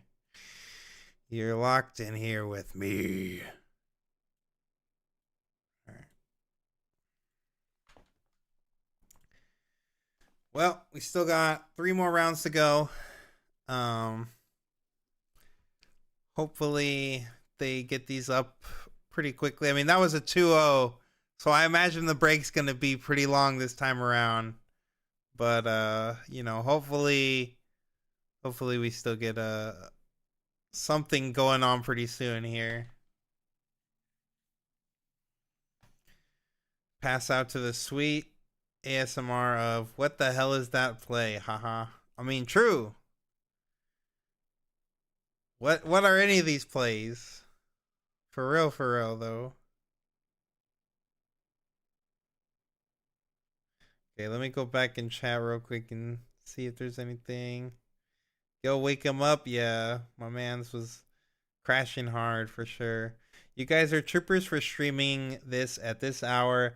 I just got done DJing at the club, so these are normal gremlin hours for me. I appreciate the English coverage. Yo, yeah, no problem. Appreciate anyone tuning in right now and supporting our channel. I know that there's a lot of options to watch with, a lot of people do coverage of this event. And so the fact that you guys chose our live stream is awesome. We appreciate that. We try to, bring a little bit of insight that I don't think a lot of the other streams do bring, being competitive pros ourselves. But yeah, we appreciate you guys. Would you be tilted if all tokens for your opponent were waifu degen cards? I wouldn't be personally tilted. I'm a pretty open-minded individual. I don't really care if you're a pervert or not, but I can understand other people's reasons for, like, their kids going to the tournament and stuff. Like, they don't want some big old tickle bitties, like, waving in their kid's face or something, like, I can understand it. What do you think of the prize ring for the winner? I think that is sick, and Colin's gonna have to fight me for that ring when we go to China. So I would love to have like a baller trophy ring. That would be sick. I think they're nice. We'll see who gets the second one. I would bet it's gonna be a Draven player though. I'm making that bet right now. Yes, I am not alone. You are with me. I agree. Thank you. Thank you for staying with me, chat. Hanging out. Giving me someone to talk to. Let's see. Going back through the other chats, seeing if I missed anyone. Emerald is higher than Plat. Yeah, I'm just dumb. 2v2 Riftbound Regionals. Yeah, I think we talked about that. The WoW TCG was ahead of its time. Oh yeah, I didn't talk about my TCG origins, but if anyone's interested, it was Pokemon. I started playing Pokemon when I was like 8 years old. That was like literally when Pokemon first dropped, like the Machamp starter decks and the original set 1. I was already a Pokemon kid. I already liked the red and blue versions, like the very first games. I was obsessed with those. And I liked the cartoon, of course. The anime, and when the game came out, the trading card game, I was instantly, me and my brother bought Machamp starter decks, and I had cards like day one basically. And from Pokemon, it just spanned out from there. I've played many card games over the years. I've probably of everyone on the team, I would say I'm probably the most seasoned when it comes to like amount of different games played. I've played every TCG you can imagine almost. I'm a big fan of trading card games, and yeah, Riftbound is the latest one, and so far I've been having a lot of fun playing this game, even though I don't enjoy this format nearly as much as I did in set 1. If I could have any IP get a card game that doesn't already have one currently, what would it be? Any IP? Like, I'm not even trying to be a super hipster or nothing, chat, but like I feel like a lot of the stuff I'm into is like pretty like not, I don't know, not mainstream. There's not like a lot of like mainstream IP stuff I watch or read and stuff, but I'd say, I mean, okay, like my favorite anime, manga, anything is Berserk. I'm wearing Berserk merch right now. I love Berserk, so like if they did a Berserk card game, that would be awesome. I would be stoked. I think there was a Berserk card game in Japan. It just never came over here. But like I just think some really nice like shiny Berserk cardboard would look cool. And I would definitely have fun playing it. Naruto IP. I mean, I played the old Naruto game. I played that game. Yeah, I played the OG Naruto game a lot. I was very good at that game. I mean, I was a teenager. I'm definitely so much better at card games than I was back then, but that was definitely one of the first card games that I really like.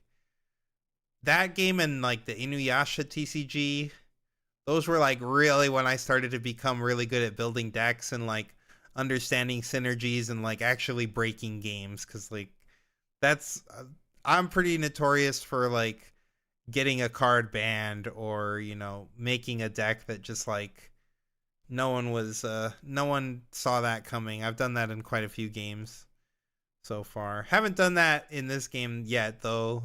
Nobody I will tell you nobody thought Aurora Yi was going to be good at Vegas, and I definitely took that and did really well with it. So but yeah, that deck is nowhere near like I said, like I've found like OTKs and stuff in other games, just crazy stuff.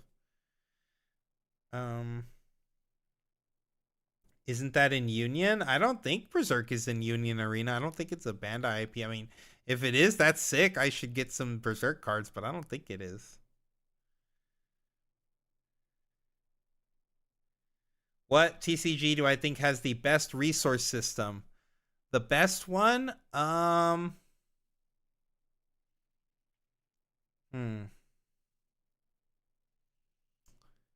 You know, I feel like that's such a hard one. I'm a game designer too, child. Like I've designed so many TCGs myself that like that's just tough. That's such a tough question.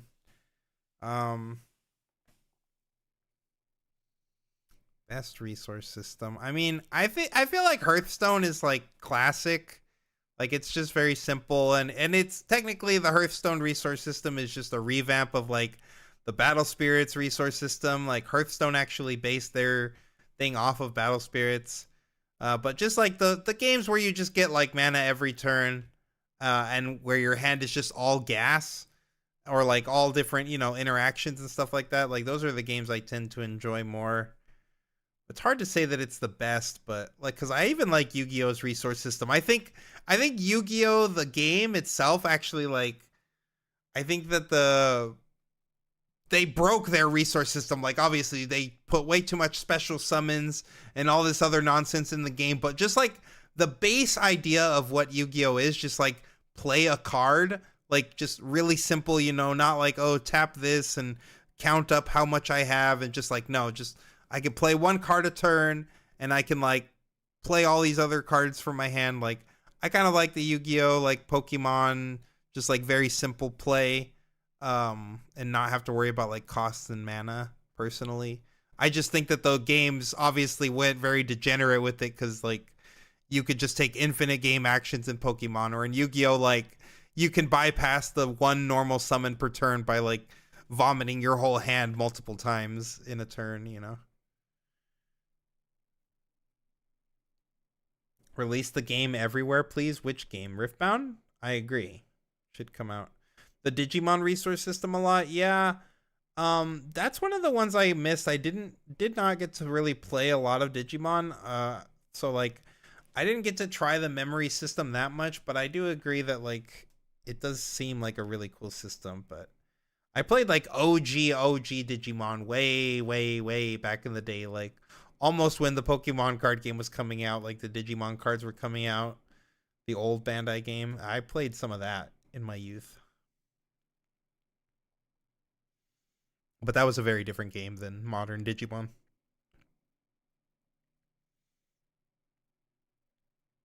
I think the Cyberpunk TCG, I think that the cards look really cool. I'm not even really into the Cyberpunk IP, so like I don't know if I would play it, because I tend to play games with IPs that I actually do like. Like I really like One Piece a lot. It's one of my favorite mangas and animes.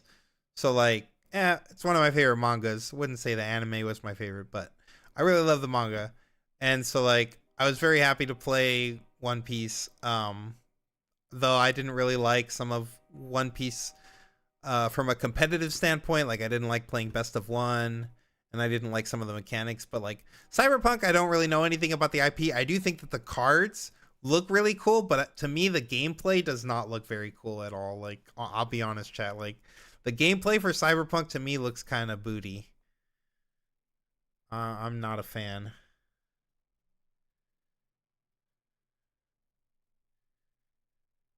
The Star Wars Unlimited resource system, because you could play your deck pre-boarded, and if a card is useless, it just becomes mana. Yeah, I like the Star Wars Unlimited system seems pretty good too. I like the shared turn and like the drawing 2 cards a turn, and you get to like put one in your resource row. When do they start the next round? Hopefully pretty soon. I'm not sure. This one was a 2-0.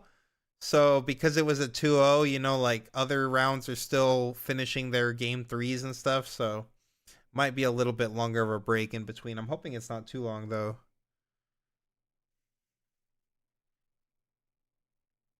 Playing the Gundam card game recently. Yeah, the Gundam card game was okay too. I played in the beta of that. Like I think I still have my beta box over here somewhere, but yeah, I played in pretty much only the beta of the Gundam card game. I didn't actually end up picking up the game. I do like the Gundam IP a decent amount. But I felt like Gundam was just a lot like One Piece, but it took out some of the stuff I liked about One Piece, and I just felt like it was a worse One Piece. But that's not to say that that's bad. Like it just felt like another Bandai game, but just with like they skinned it as Gundam, but it didn't really feel like Gundam, if that makes sense. The trigger mechanic killed the One Piece TCG for me. Yeah, that's my most hated. I could rant about the trigger mechanic all day long, but I hate the trigger mechanic. And that is also one of the main reasons that One Piece, especially in a best of one game, like they've literally designed their game to be best of one. So like even for their most competitive events, like unless you're maybe getting to the finals or the top 8, like you have to play best of one. The entire Swiss, out of like thousands of players showing up to these things, or like 2,000 players, like 1024, whatever. And you literally have to play best of one with no sideboards whatsoever. So like you're just locked in for whatever it is. If you lose the die roll, that's bad for you. If you hit a bad matchup, that's bad for you. And then on top of that, you have to play around these triggers, and it's just like there's no way for you to really play around them. Sometimes they just happen by you trying to play the game normally, and just like people have talked about in this game, like you literally get punished for just running into triggers and playing the game normally. Yeah, I don't like triggers at all. I even the more fair triggers that don't summon a free guy to the board, I still think are like, I don't care if it's like the draw 1, discard 1, or draw 2.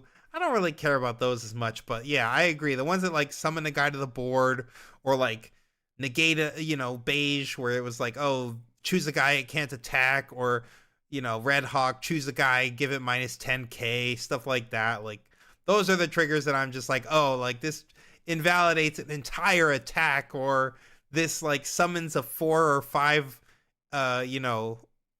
energy guy to the board for free. Like those ones are definitely crazy OP. If I had the time, I would play a lot of TCGs, but Swoon and Riftbound is hard to manage. Yeah, I mean, right now I'm not playing anything else. Like I'm usually someone who plays a lot of different card games at once, but like since going all in on Challenger TCG, like I've pretty much only been playing Riftbound.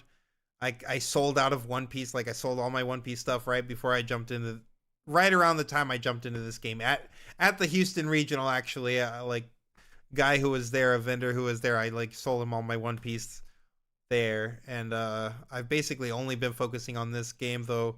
Like I said, I still keep up with the TCG industry because I love TCGs. I watched a bunch of videos on like how to play Cyberpunk and stuff like that, like to check out that game. I actually I play tested the Cyberpunk TCG because one of my friends was doing dev work on it, and I'm pretty sure I can talk about that now because I like signed an NDA, but like the game's out now, and the mechanics aren't even the same as when I play tested it. So, but back then, before the game was announced, I actually did play test the game because one of my friends was a dev on it.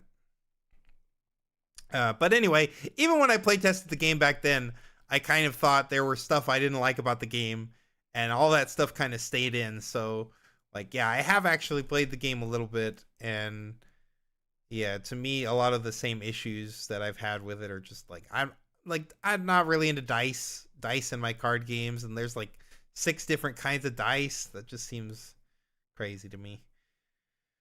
Do I like digital card games? I'm logging like 8 to 10 hours a day in Slay the Spire 2 at the moment. Slay the Spire 2 is crazy cool. I do like digital card games, but like typically I don't play a lot of like PvE stuff like Slay the Spire. Like when I have played digital games, I've played like Hearthstone, or I've played like Shadowverse, a lot of like 1v1 like PvP stuff. I played a lot of Legends of Runeterra back in the day in the early sets.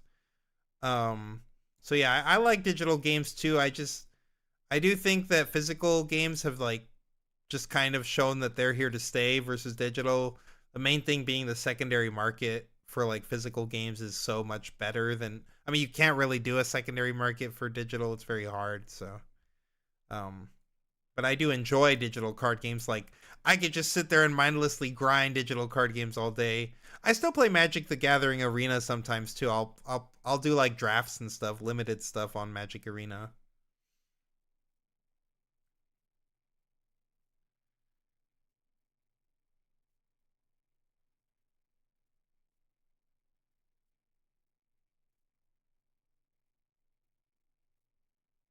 I did see the Altered shut down. Yeah. The Altered TCG decided to close its doors. I never really believed in that TCG, to be honest. Um, I think that it had some cool stuff going for it, but like, to me, any TCG that just looks like I feel like so many people they call it a TCG, but then they like give it all these board game mechanics, and like, I just don't think games like that are like what a TCG should be. Um yeah, I think like board games should be a board game, and my card games I just want to only play with cards. I don't want to have like, oh, well, let me pull out this like extra board game piece that I need to like track where we are on the map, or like people who make like grid based TCGs where they're like, oh, like someone brought up sorcery, I think, in the chat, like, oh, well, here's all these grid zones, and I'm just like, okay, well, what if me and my buddies want to play a card game and we don't have the map to like map out where all the grids are? Like, yes, you could like mentally do it and stuff, but it's just not intuitive, it's not natural. So like, I feel like I'm not really a fan of grid based games either, even though I do think sorcery has some really cool designs. Like, as far as card design goes, I think sorcery has some cool card design, but I'm just not a fan of like the grid based TCGs or anything with like board game elements or a bunch of dice rolls or coin flips involved. Like, I'm just trying to play cards. Like, the only variance in my ideal card game world, the only variance I'm playing with is the cards that are like the fact that I'm playing, with a randomized deck. That's the only variance I want. Like, you're giving me my resources randomized, and I have to make the best use of them to try to put together a win. Like, that's the only variance I prefer out of my card games. Outside of that, I don't want coin flips and dice rolls and life triggers and board game pieces and all this other stuff. I mean, digital grid probably works great in digital, again, because that's not something you have to like track. The game is tracking that for you. I'm talking more specifically in like IRL card games where it's like you have to move around a mat and know which position you're at and things like that. Like, yeah, if I can't play your TCG without a playmat, then like I don't play the TCG, to be honest. Yeah, the Slay the Spire board game, I've heard good things. I haven't tried the board game, but I heard good things.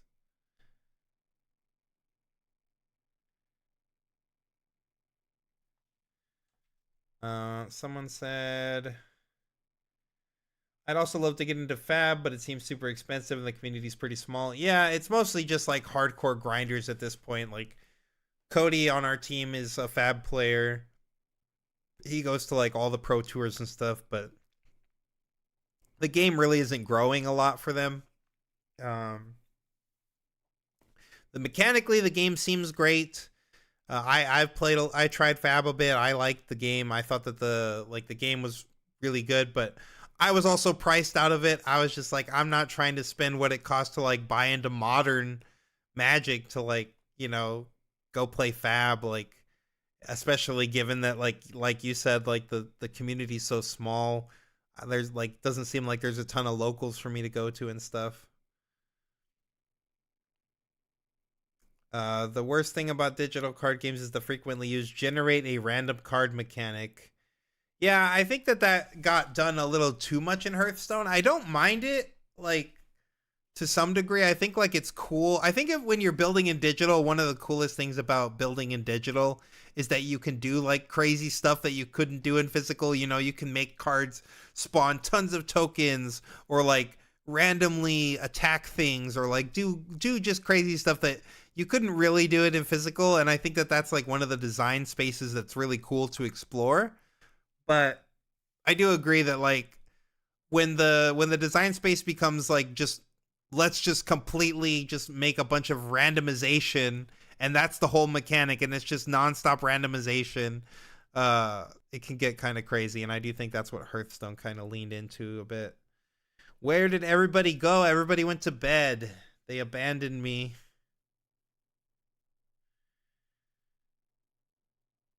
Half our local players started not coming because Spire and WoW, and they felt set 2 was underwhelming, so it's always just like 6 to 8 players. Yeah, this is exactly what I'm talking about. That we were talking about the bans earlier, and someone was just like, "Oh well, it's too early, blah blah blah," and it's just like, yeah, like you don't understand how people have other options, like not even just TCGs. Literally, as you just mentioned, like some people just want to sit home and grind Slay the Spire runs or like do WoW stuff with their friends.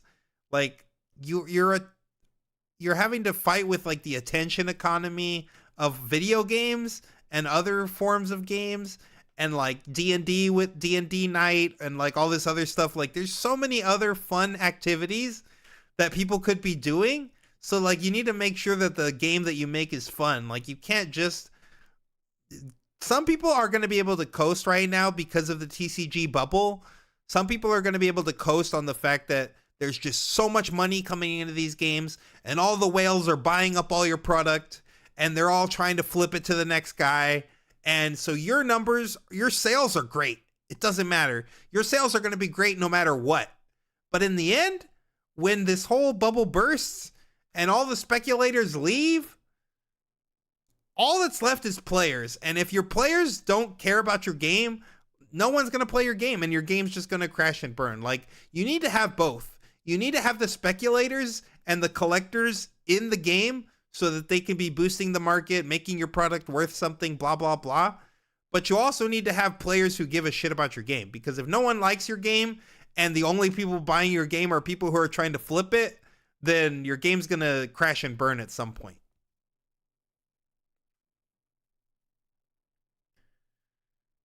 Check for cameras in my house? For what? Yeah, the price of Fab's crazy. I agree. Howdy,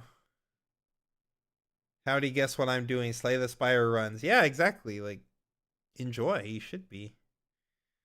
It's my first and only TCG. I hope they make people come back. You love the game. Yeah, I like the game a lot too. I think that like the core bones of what Riftbound has is an excellent game. But I think that like right now it's just I think the current degen things in the game are a little too oppressive. Like obviously Draven is too oppressive. The win rate of this deck is crazy. Like something needs to be done about Draven for sure. MetaZoo was pure investment, no players. Exactly. You do not want to become MetaZoo. Trust me, chat. You do not want your game to be MetaZoo. I kind of think that's what Cyberpunk is going to be, pretty low key, kind of high key, honestly. Like Cyberpunk right now, the whole like talking point, all the buzz about Cyberpunk is like, oh, it's the most funded card game ever. But if you like look at what the average spend was, like early on, like the first few $1 million that came in were all from like a very small amount of people. So like you're getting millions of dollars from like a very, very, very small pool of people, which is obviously just means that whales are coming in and buying infinite product, right?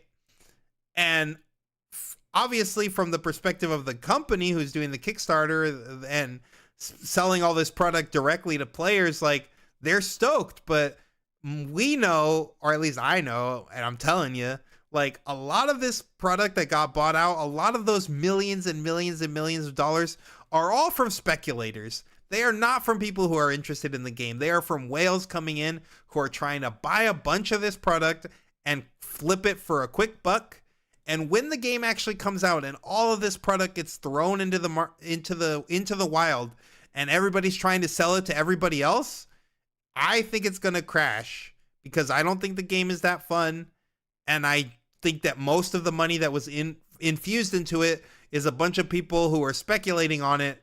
And when all these people have access to it and all the speculators realize they purchased too much and there's not enough demand for the game, that the boxes are going to crash. George, I was talking about the Cyberpunk game that's coming out. They had a 3K bundle. They had an 8K bundle on Kickstarter. $8,000. And they were giving away like serialized cards and stuff. Like, they were giving away pre-graded cards too. Like, they're literally like slabbing the cards for you. Yeah, I mean, the speculator bubble right now makes everything look way better than it is. Like, all of the numbers look inflated. Like, Magic is saying, oh, the Spider-Man was our top 10 selling sets of all time. Mark Rosewater's out there saying, like, Spider-Man top 10 sets of all time. Bro, no way. Nobody bought Spider-Man. All these LGSs are sitting on infinite Spider-Man product. Like, yes, maybe to your distributors you sold more than you've ever sold, and maybe a bunch of speculators came in because they were like, Marvel, IP, shiny, whatever. But like, no, that set was not well received. No player liked that set. All the cards in that set are worthless. None of the store owners can move boxes. Like, that was not your top 10 sets or whatever. It's crazy. Do TCG ever have high-level players test their upcoming set, or is that not a good idea? I mean, so, like, some TCGs do this. A lot of the times, people will become, like, high-level players in a game, and then they'll move into a development role or a design role or something. I was friends with, like, the play design manager at Wizards for, like, he was the play design manager for a while. I think he left a few years ago, but his name was Dan Musser.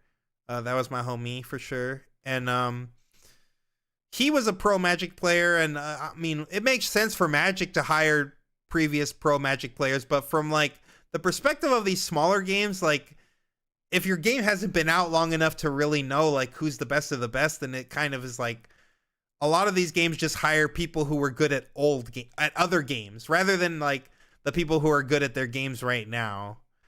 And I mean, I think that maybe after a certain amount of time in Riftbound, like obviously if people consistently keep being, keep putting insane results in, like maybe they would hire people like just based on skill. But I think that there's more to doing design work than just knowing skill too. Like, just because you know how to play the game really well doesn't mean you understand design, because there's a lot that goes into game design that's not just... Game design is not all just balance. Like, you need to have a lot of other things outside of just balance. Balance is important. It's very important, but it's not like the only thing that goes into game design. Like how a card feels and, whether a card is like doing something unique and fun or like really strong is also really important. And you want cards that are doing all those things. Yes, pre-graded cards as part of the Kickstarter is crazy. Spider-Man was the worst limited format I've ever played. It was so bad. I agree with you. It was not a good limited format. I somewhat enjoyed it, like, but it was very quickly, like, my enjoyment went away very quickly. Also, I hated that, like, I couldn't actually play with the Spider-Man cards, and it was, like, through the Omen paths on Arena. That was terrible. Yes, Green-White was definitely OP in that set. And Ninja Turtles is similar. Ninja Turtles is a better set than Spider-Man, but Ninja Turtles is being received very similarly to Spider-Man.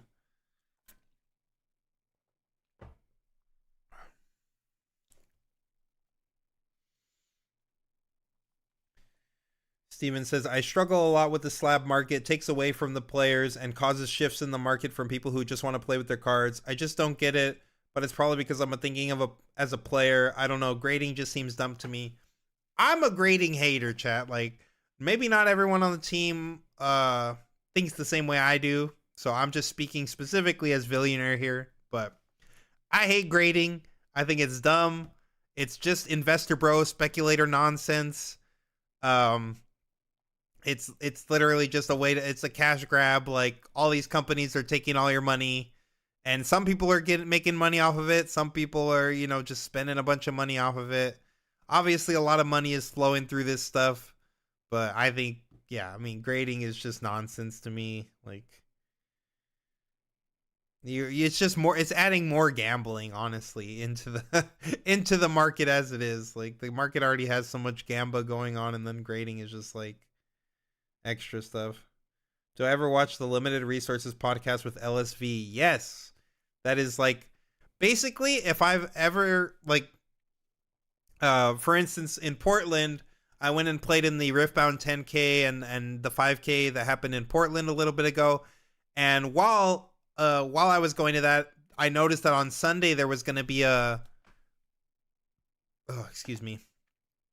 Sunday there was going to be a limited event for Magic, and it was going to be the new Lorwyn set, and it was like going to be a sealed or whatever. Anytime I'm going to prep for like a brand new Magic limited event, because that's the only way I engage with Magic is through limited. But like, anytime I'm going to do a major limited event, I always watch LSV and Limited Resources. I love those guys. And I will literally watch the whole like 6-hour podcast they put out or whatever. Your LGS ordered 20 pizzas for the Turtles Friday pre-release event for the people playing. The LGS that got over 80 for the pre-rift. Let me just say, everyone got their own pizza. Yeah, yeah.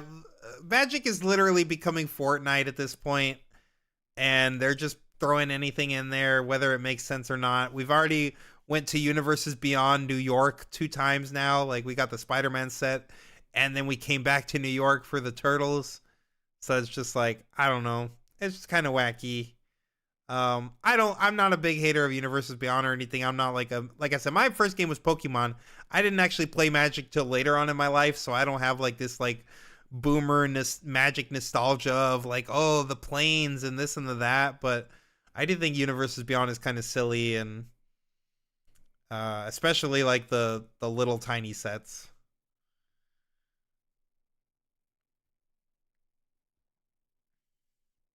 Yeah, every episode of Limited Resources. Yeah, I like those guys a lot. Am I in Lille? The event, you mean? Like, did I get into the event? Yes, I will be in Lille. I do have a premium competitor badge for Lille. I'll be in Lille and Atlanta. We had a lower turnout for Turtles than Spider-Man here. Yeah, that's crazy. Yeah, despite what Mark Rosewater says, turns out most players and LGSs say otherwise, so I don't know. Someone's lying, and it's either the big corporation that benefits from it, or it's the players and the stores that don't, so Pokemon got ruined by it, and then it went to One Piece. I go to card shows, and now 12 to 14-year-olds are asking stores if it could come back as a 10. Oh no, dude, when the 12-year-old is saying like, this is gonna be a PSA 10, a Beckett 10, like, something's wrong, chat. The 12-year-old should not be given a hoot about that. Hype to farm for metal cards at Atlanta. Yep. I don't know if I'm going to be metal card farming in Atlanta or if I'm going to be trying to actually win. We'll have to see.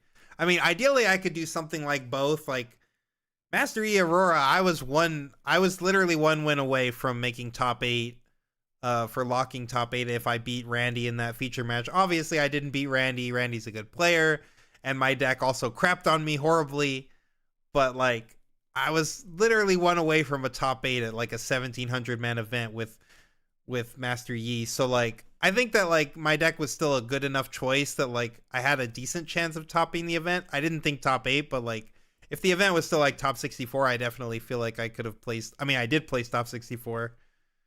So yeah, if I can like play a deck where I feel like I have a good shot at like still making a high placement and also getting a medal card, like that would be where I would want to be for sure. Cause yeah, I mean, Master Yi was a great payday for me. I'll be honest. That was a great payday. Hope we get to play with the new set in Atlanta, like a pre-release or something. Yeah, that would be cool. I don't know if we will get to, but that would be cool. You'll be in Leo with your son? Cool. We'll come up and say hi. Yeah, I mean, the Magic, there is way too many Magic sets to keep up with nowadays. Like, they're literally dropping a new set like every month. Like, I think I played in like I remember Lorwyn. Like I said, I was grinding Lorwyn a little bit because I had that limited event coming up. And then like within a few weeks, all of a sudden Lorwyn, you know, Turtles was out. And I was just like, whoa, it's already Turtles? Like Lorwyn was literally like a month ago or like 4 weeks. In like 4 or 5 weeks, we're already on a new set. Like this is crazy. Thoughts on all the cool new set-oriented dazzling cards? I think all the new big bombs in the new set are very good. I think the Rift Herald is a strong card. I think obviously the Elder Dragon is a really powerful card. I think all those cards are very good. I think we shared an Aurora list on for Master Yi for like, I can pull it up actually. Let me see if I can just pull it up here.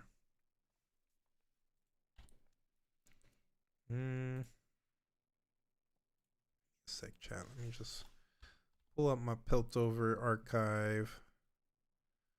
Decks, my decks. So this is like while we're waiting.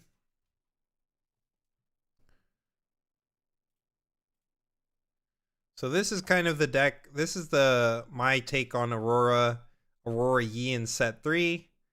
The only thing I kind of am wanting from this deck is like I still kind of am unsure if I want to play Dead Blooms.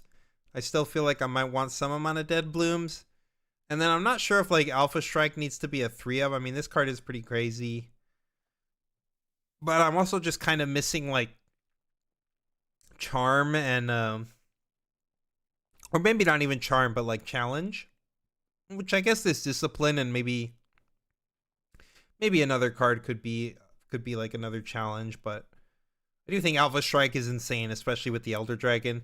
But yeah, this is where my head is at. I think these two cards are crazy. The Vile Maw and the Elder Dragon. I think that these two cards are like super crazy for Aurora. Like this card in Master Yi Aurora just seems absolutely insane. Like if I and we're talking old Yi, by the way. There's no reason you would be playing XP Yi. Like I think I saw the guy who made the TTS mod, Willow, like he posted a video with like XP Yi and he was like playing Aurora. I don't know what that guy's thinking. That's not good at all. Like don't play that. Just play this Yi. This Yi's much better. At least for Aurora. Like not saying XP Yi is not playable at all, but not for Aurora. There's no reason to do that. But anyway, if this guy's holding and he's getting +2 on the defense, like every enemy unit with 9 or less might just doesn't deal combat damage. So like what can kill this guy? If you just put Vile Maw in a point, like whatever can kill this guy, they have to like use some kind of ability or spell, right? You have Not So Fast to like stop rebukes and stuff like that. This guy just seems like a house in the deck, and draws you extra cards too. So like he's just doing so much work. And obviously everybody's talking about the Elder Dragon. I think this card's insane. Like I said, I kind of want Dead Bloom, but this guy kind of does what Dead Bloom did because he like kills a guy in the battlefield on top of killing something in the base too, without actually having to get right on the battlefield like Dead Bloom does, and potentially, you know, you lose the body. Like usually you don't lose Dead Bloom if he's going onto a battlefield because like he's defending for 10 and he's got deflect, he's ginormous, right? But it does happen every now and then, whereas the dragon, you don't have to worry about that. So I don't think this is as broken as people are thinking it's going to be, but I do think it is really strong. Like, no doubt this card makes Aurora way crazier. Vile Maw just cancels Imperial Decree tokens. Yes, we get an answer to yellow. Honestly, like, think of a miracle. I was just saying this earlier today to the team. Like, imagine a miracle board, like, they're coming in with like Rasa, Ram, all this stuff. And one Vile Maw just like walls the whole squad out. Like, there's nothing they could do. Even with an axe on a Rasa, if Yi's giving this thing +2, Rasa plus an axe can't get through. Like, pretty crazy. Yeah, I think bad Yi is probably better than good Yi, TBH. Okay, we're still got time. I wish they would have made a better Garen, not a Yi. Yeah, that would have been nice. Aurora ban? I don't know. Maybe not. We'll see. But yeah, I think that this is where my head is at for set 3 Yi so far. Like, the old Yi. Like I said, maybe changing this discipline into something a little bit better, like a challenge or something. I do really like this card a lot. I think this card is pretty hype. It's a very good. I might even want to play more of this card, but I think just one is fine in the main. But I think this card is very good, so don't sleep on this one, chat. Of course, we're going to be doing our set review as soon as all the cards are done getting spoiled. Just like before, we'll have all our set reviews. We are going to be dropping those as videos this time with editing and stuff, rather than just a live stream. So look forward to that coming probably in the next couple weeks. We'll start dropping set reviews.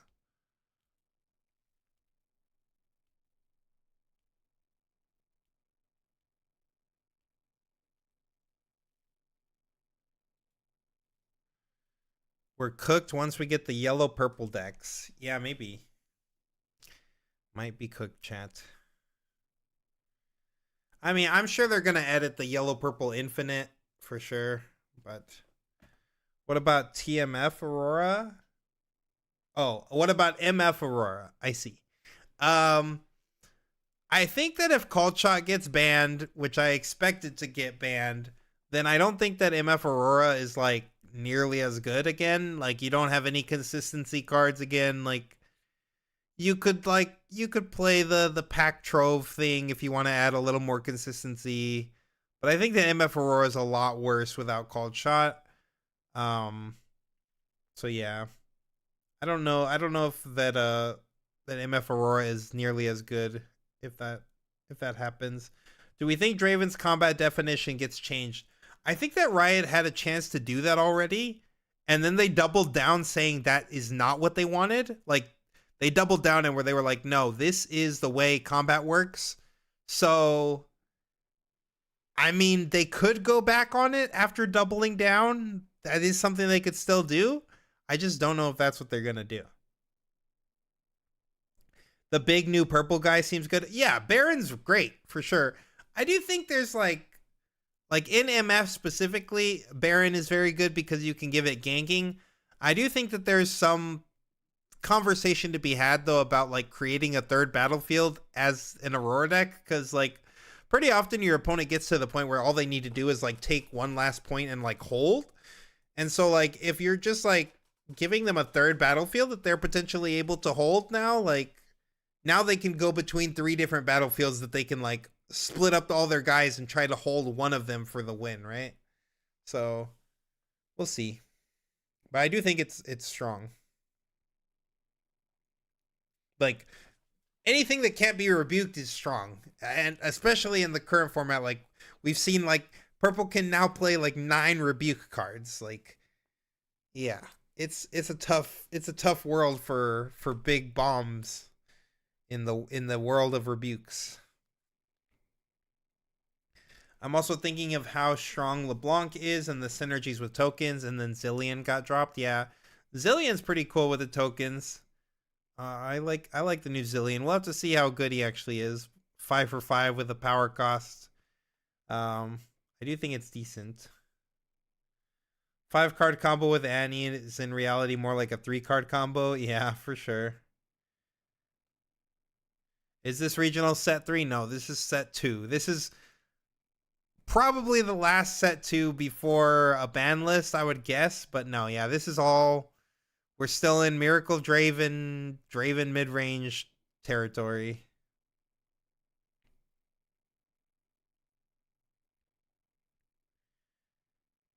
Do I think Aurelia is out of the meta next set? I don't know. I mean, Aurelia's kind of still really strong in what it does, so I think it would be I would be pretty surprised if it's just completely gone. Like, I don't know that there's any new strategies that are coming out that I've seen that I'm like, oh, this just like hard counters what Aurelia does.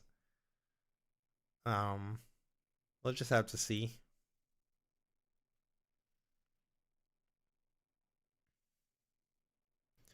Oops, this regional not having a backup game for the stream is pretty brutal. Yeah. No backup games.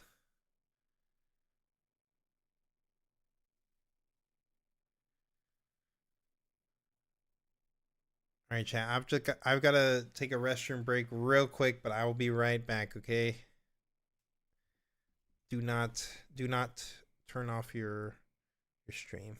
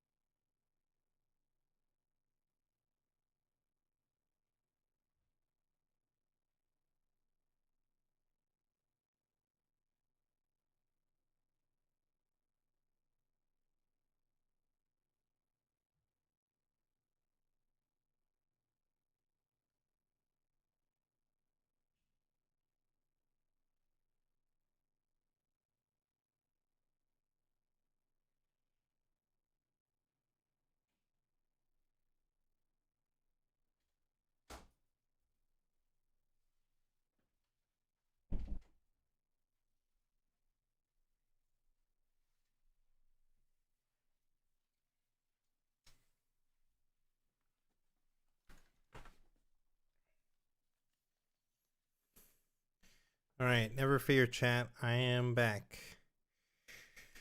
Okay, just need to take a quick restroom break.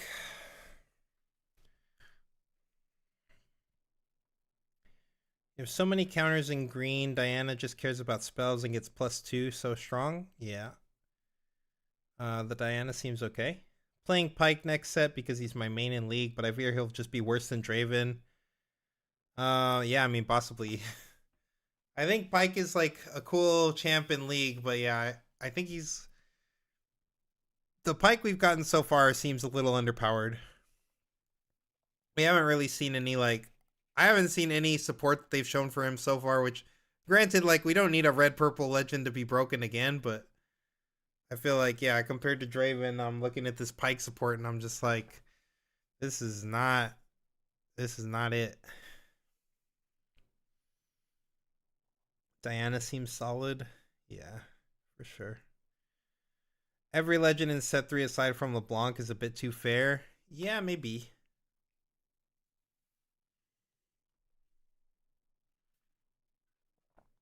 The problem with the XP legends is like all the XP legends are like contingent on how good the XP support is and how quickly you can get XP. So like since the XP support right now looks kind of mediocre, The legends look kind of mediocre. But I think that like a lot of the like I think Vex actually looks pretty good, even though like her effect reads pretty boring, obviously. But like I think that card's actually pretty strong. The Rengar unit with the keyword soup, yeah, that unit's crazy. So many keywords. What are my thoughts on Rengar? Hype for the new orange deck? I think Rengar's okay, so like I don't know. My problem with that color combo is obviously that it doesn't draw a lot. Now in this deck we do get the beans, right? So you can draw cards with the beans. So maybe the beans is a good enough draw engine that like the deck is actually decent. But I do think that yeah, the consistency is my main issue with the deck. But I do think like the 5 cost Rengar is a crazy powerful card. I think that card's really strong. Being able to have that in your jam zone all the time if you want is really strong. Obviously like blinking your Bryn Here's with the Sig spell, like to stop your opponent from being able to play any cards for the turn, is really crazy strong. So I haven't seen enough to really have a judgment yet on that, but my initial gut reaction is just like, oh, that color combo has very little draw, so I'm not sure how good it's gonna be, but it does seem like it could do some strong stuff. Yeah, the beans, is it not beans that how we feel about the beans? Yeah, he's another Dead Bloom, exactly. Yeah, the beans card is like, here, let's see if I can find it. Where's the beans?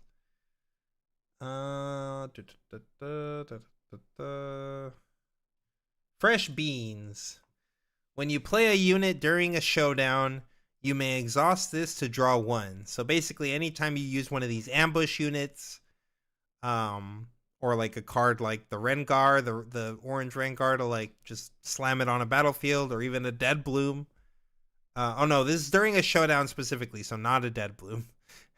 Specifically an ambush unit then. You can like just tap this to draw a card. It's like a decent little draw engine for the deck. I mean, again, these 2 colors have like no draw. Like outside of Kaisa Survivor, you got nothing. So like seeing something like that, I was like, okay, well there's actually like some draw in this deck. Seems like it might be okay.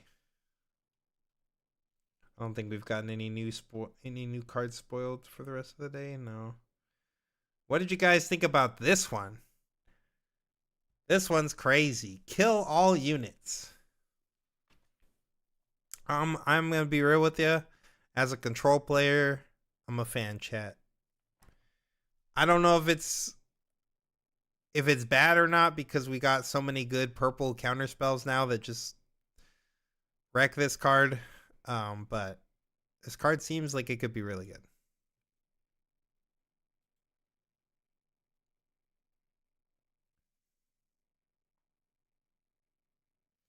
It's fresh beans, yes, fresh beans.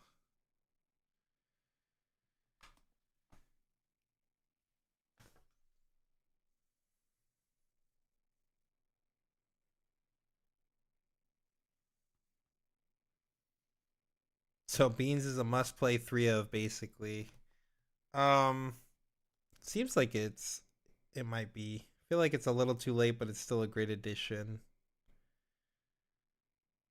Yeah, I mean, I think if it would be interesting to see if the Ruination, like if it was set to legal.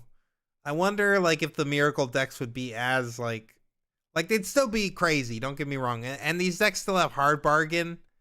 So obviously like you could stop this card, but like imagine if your opponent just like miracles off, you know, and then you're just like the Ruination. Like I wouldn't care as much. Like obviously they still have like double my hand size, which is still broken. Why is this happening? But at least I could like clear all their Rasas and all their freaking stuff, you know? Like it'll be interesting to see how this card affects the game. Yeah, the art is super cool. They it had the same art in Legends of Runeterra. It did the same thing too. It was a 9 mana spell in Legends, 9 energy, whatever they call. I don't remember what they actually called spell mana or whatever mana in Legends of Runeterra, but it was a 9 cost spell and it was just kill all units. Did the same thing basically.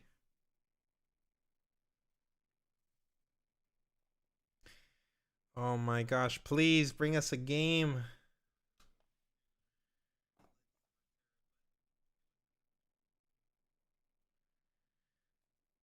Chat, once again, I appreciate you guys hanging out with us. If you guys have not already done it, it's like takes just a second of your time, but we would appreciate if you guys could go ahead and like the stream. Like, just drop a like on the stream. It helps us in the algo. It helps push us out so other people can find us and stuff. So if you're not too busy and you got a little bit of time to go drop a like on the stream, I'd appreciate it. And if you guys are watching on Twitch, we do have the option to take a Twitch Prime, which we greatly appreciate the Bezos bucks. If you guys, have a Twitch Prime that you're not using and you want to give it to your favorite streamer, you should give it to us because we're your favorite Challenger TCG.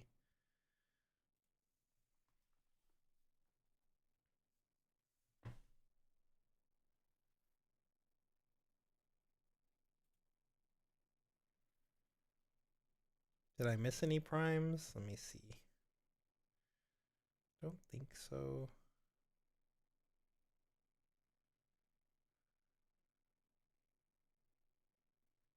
No, I think I got all the last ones.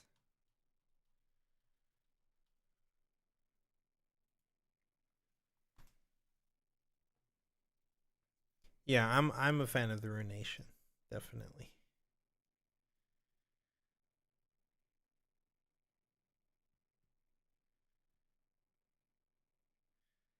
Do I play League? If so, do I have a champ I'm looking forward to? I did play League. I played League for many years.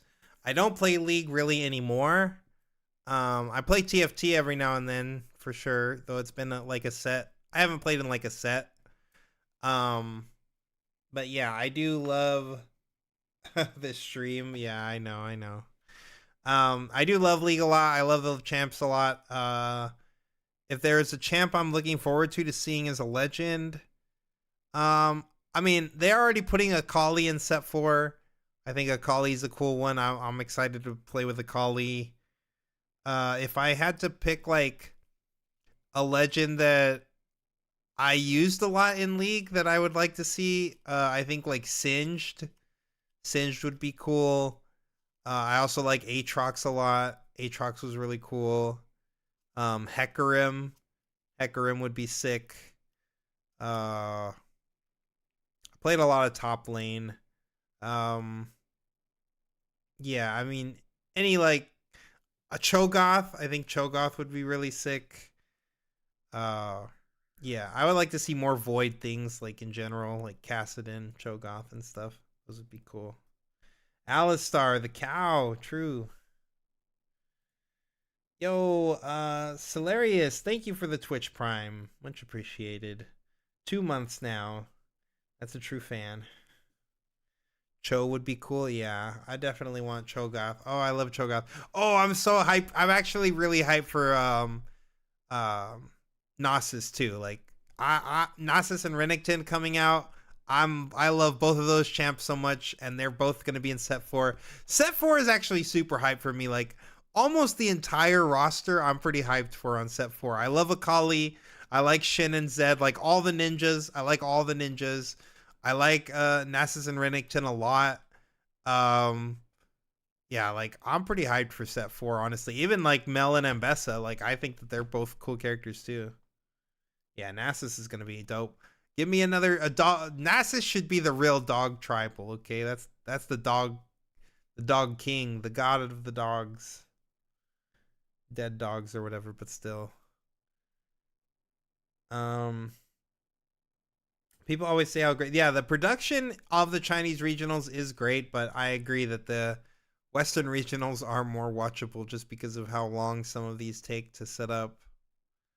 Hopefully this is, I mean, it says next in 4 minutes, so hopefully we are getting something to watch pretty soon here. It looks like we're about to get something to watch soon. What should Singe do?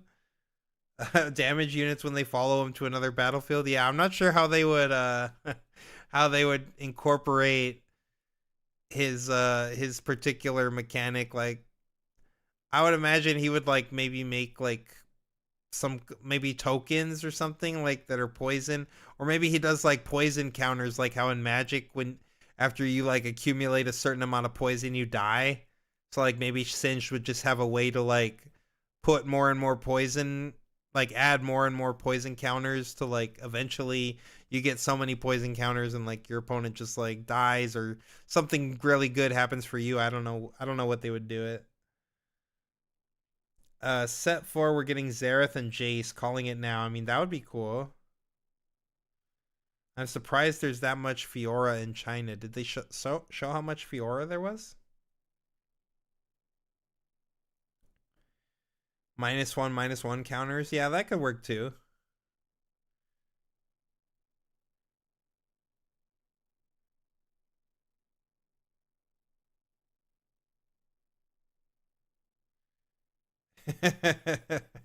Yes, your opponent literally just dies. Actually dies. No, I'm just kidding.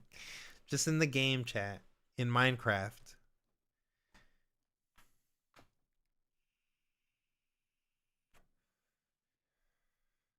119 Fioras. That is a lot of Fioras. Holy moly. I mean, Fiora did get to the finals of 2 Chinese regionals, so I would imagine it's more popular out there than it is anywhere else.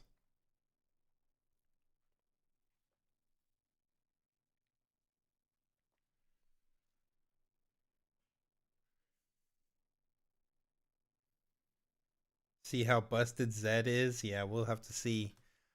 I would hope that Zed would like have something to do with temporary. I would imagine he's gonna like make, temporary copies of himself or something, and then something happens to them. I don't know. Maybe when they pop, something happens, or your league main for years. Yeah, I think Fiora is a pretty cool design. I just think she's a little underpowered right now, but maybe that'll change. I do think she got some decent cards, like the sacrifice card or whatever in set 3. Has anyone worked out how many sets it'll take to run Legends to release? I mean, given that they are already putting out a second Master Yi, who knows? Like, for all we know, we're gonna get like Kaisa 2 in set 5. Like, who knows? Why doesn't Fiora convert that well? I remember it did pretty well in China at the early tournaments like Dalian. Is it because it has a terrible Miracle matchup? I think it's a terrible Miracle matchup, and I also just think the deck is too fair. It can just break really hard, honestly, like, because it doesn't draw much. Yes, still another minute to next round. And we don't even know if that's like actually to the next round or if that's just till like the announcers come yap at us some more and we still have to wait another like 20 minutes till we actually get to the game. Hopefully just the next round though.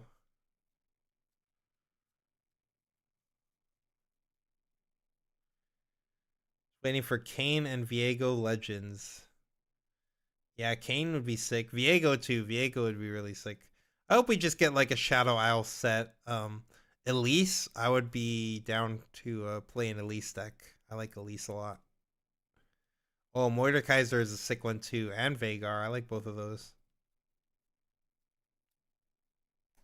Yeah, Riven's gotta be dope.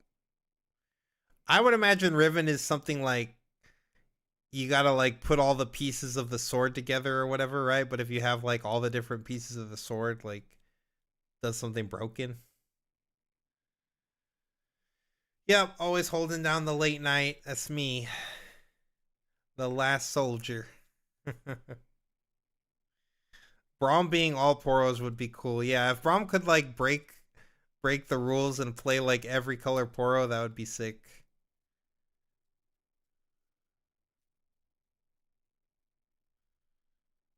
Trundle, yeah. We've already got the Bone Shiver. The Troll King. Belveth? Who's Belveth? Am I like this might be a champion I don't know, honestly. Spider Bomb tokens? Yeah, spider tokens would be cool. There were spider tokens in Legends of Runeterra. That was what Elise did. She like made spider tokens.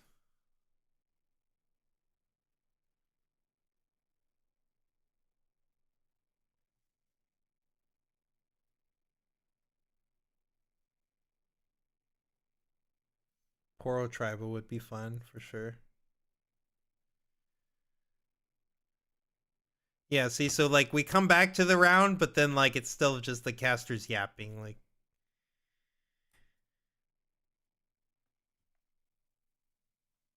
Belveth from Void and TFT. Oh.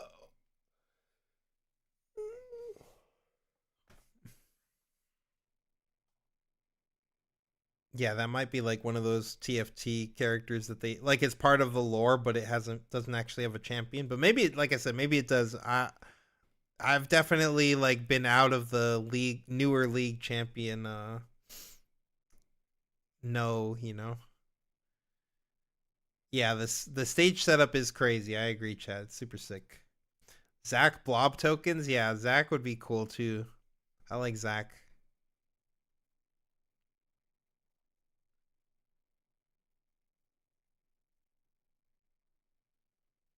I think a Shyvana would be really cool. If she could like, I don't know if they could ever give us like dual sided like legends, but it would be cool if like Shyvana could like flip, like kind of like the werewolf cards in Magic. Like she could flip to the other side and turn into like the dragon form and stuff. Or maybe even if our units could do that. Either one, that would be kind of cool, like transformations.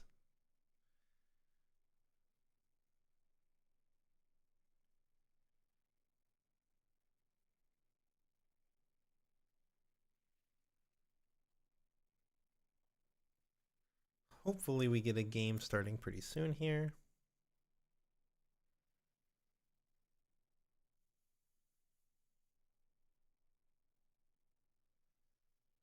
If Shyvana isn't a dragon tribal deck, yeah. Hyped about Rene and Nasus in set 4. Yeah, exactly. Those are hype. I'm super hyped for those for sure.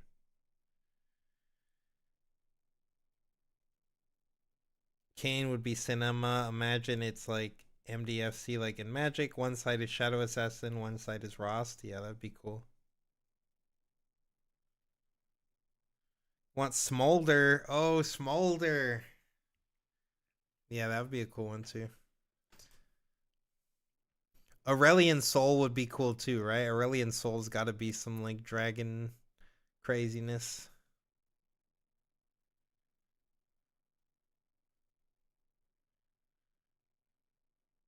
Yeah, I'm just trying to like Q farm with my Nasus. Whatever that like whenever you like kill an enemy, like you create like a Q stack. And then like however many stacks you have, your guy's just all crazy.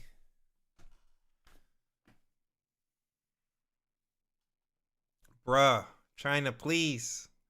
Give us a round, please. Imagine how annoying Lulu's gonna be.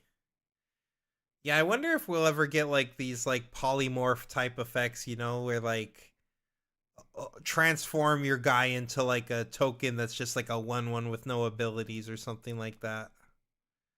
That would definitely make these bomb units even worse. It'll just be like more rebukes. But instead of rebuking it to your hand so you could actually play it again, it's just gonna like turn it into a 1/1 token or something. That's kind of what Lulu did in the Legends of Runeterra game.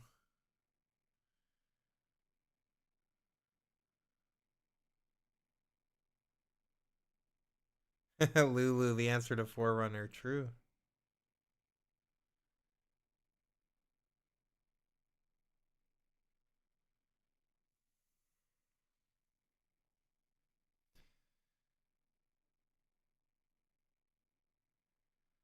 Chat, I feel like I'm not gonna get to go to bed for like another 4 hours, even though there's only like. Wait, how many more rounds was? Did we just finish round 4? I think we still have 3 more rounds. That's crazy. Yeah, I'm definitely not going to bed before like 6 a.m. or something.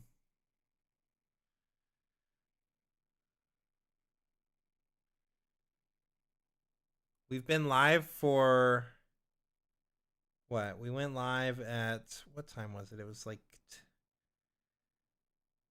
10 my time? No. Bro, how long have we been live for? Wait, let me look at my. We've been live for 7 hours and 23 minutes. And we've only gotten through 4 rounds in 7.5 hours. 4 rounds. Okay, well we got another match. Yeah, I thought we'd be wrapping up in an hour or two as well. Like, I remember the last China stream I did, I feel like it was more rounds, and I was like in bed by like 4:30 in the morning. I'm looking at it right now. I'm like, I'll be lucky to be in bed at like 7 in the morning. What the heck is going on?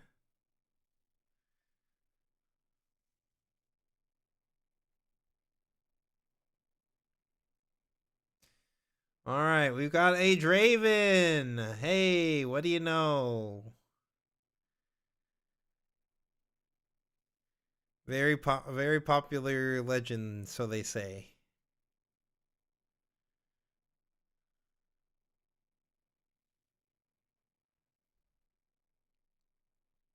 Into a Rek'Sai, okay. The Void Queen.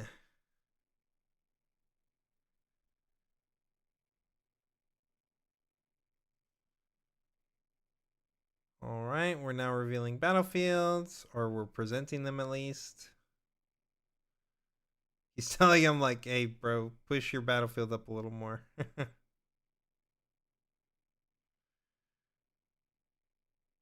You present first. All right, I've got the Reaver's Row. Classic Draven blind battlefield. And then Rek'Sai is on the... Whoa. The Power Nexus for Rek'Sai. That's kind of crazy. Power Nexus? Huh?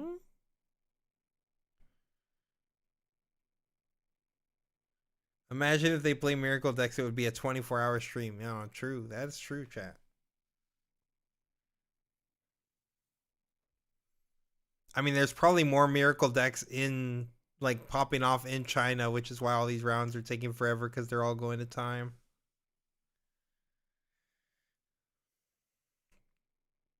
Okay, looks like the Draven player is getting the play. That is terrible news for Rek'Sai, because Rek'Sai is definitely a deck that... not that other decks aren't the same way, but Rek'Sai is definitely a deck that really, really benefits from going first, like Master Yi or Teemo. You know, it just they want to play that 2-drop right away and then get that Conquer off right away and be able to use their Rek'Sai. But it does have a really strong Chosen Champ, so I mean they do have that turn 2 play of just being able to play the Rek'Sai right away from Chosen Champ zone. It's pretty strong, even when going second. Whoa, is that a Ram? Ram in the Rek'Sai. That's pretty crazy. Typically don't see a lot of Rams in Rek'Sai. What's he cooking, chat? Is he cooking or he's smoking crack? Well, what if he's cooking crack?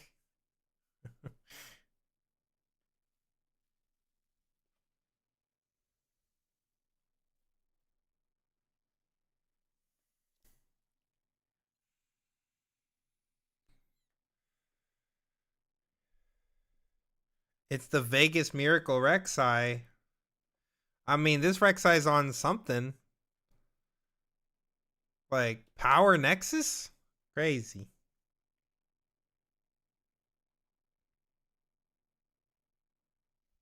Oh yeah, he is playing he's playing 3-drop Rek'Sai, but it looks like outside of that he's just maybe he's the mono yellow.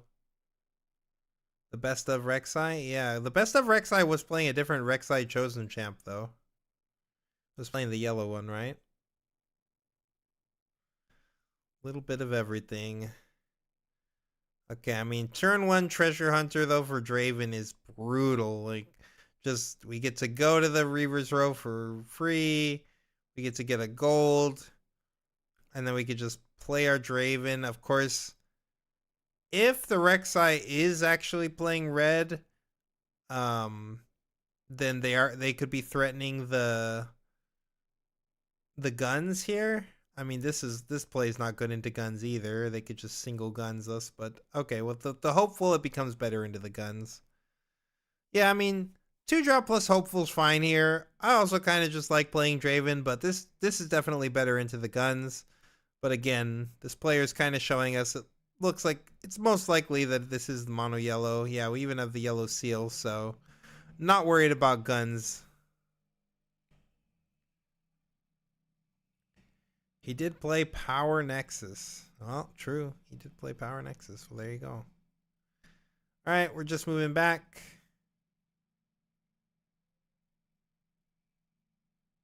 Wait, did we make 2 gold off of this treasure? Or did we miss our treasure? Or we do have 2 treasures. 5 yellows channeled. Yep, very true. And now we have an extra 2 energy from this Under Titan.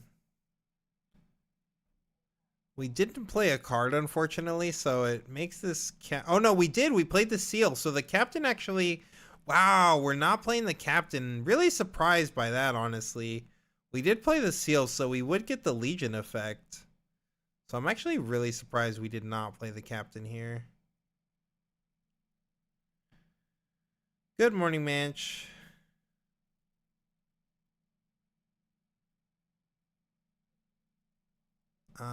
Yeah, okay, we're grabbing the 1 cost off the top.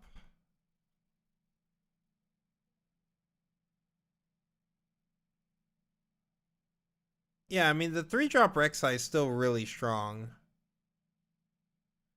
Oh, now we're playing a Ram. Here we go. We're ramming off. Ram. Oh, baby. Pretty good, chat. This looks pretty good. Rek'Sai produced a ton of might here.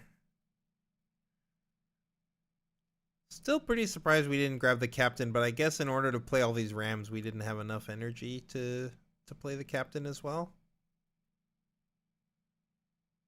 Okay, yeah, we do still have 2 gold. That's good.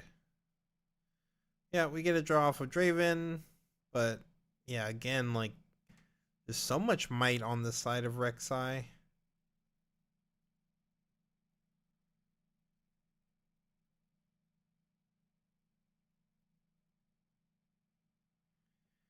It's just Miracle, but way less consistent, basically. Yeah, I mean, it's not like Miracle, really, because, like, you're not cold shotting and stuff, but, like, yes, you can play Rams out. You can just... You have, like, draw power with the Rek'Sai Sig spell and the Rek'Sai itself, so, like... You just, you know, just have a little bit of draw. And a lot of cheap cards to play your Rams with.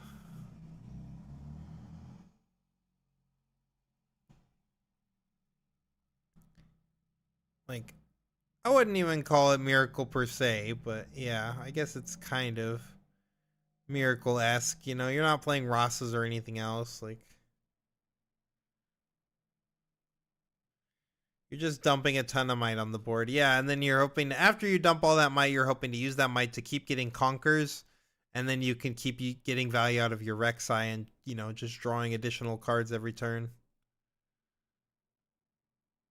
Yeah, we're sending the 5 here.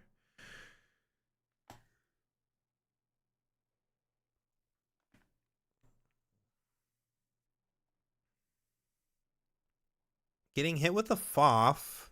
It's going to give Draven a draw. And then now we can run this over with like one of our 3-might guys or something.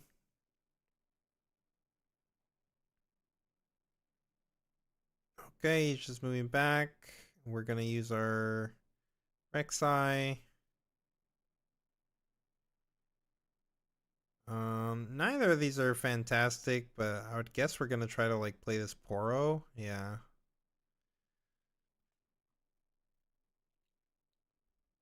Makes sense to me. Just keep playing dudes.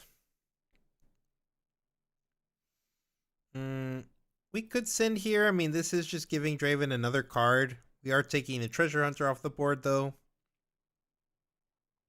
We don't want them to just keep getting unlimited gold forever, even though I feel like at this point, with how much gold they have, like, I don't know if they ever need gold for the rest of this game, really. But, yeah. You do want to get that off the board at some point.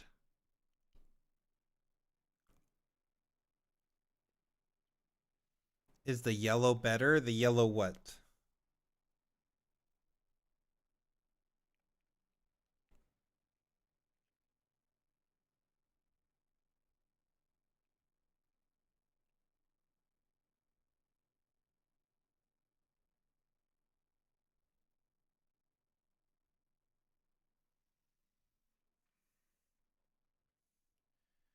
Alright, Draven heading in.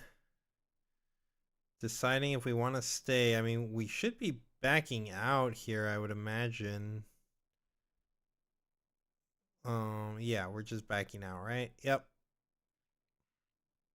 We get a draw for Draven. We get another gold to just add to our infinite pile of gold. The yellow version of Rek'Sai. I don't know if it's like strictly better. I think it's just different. It's doing something a little bit different. I think it's like fine.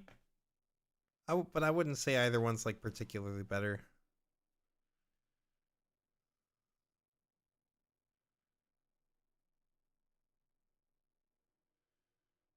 Oh, okay. Call to Glory. I mean, I'm sure that Draven's going to have like a bazillion things that it can do to interact with this. Just have a fight or flight. Yep, there you go. Send it back to the base. Draw another card. Invalidate your combat trick. Many such cases.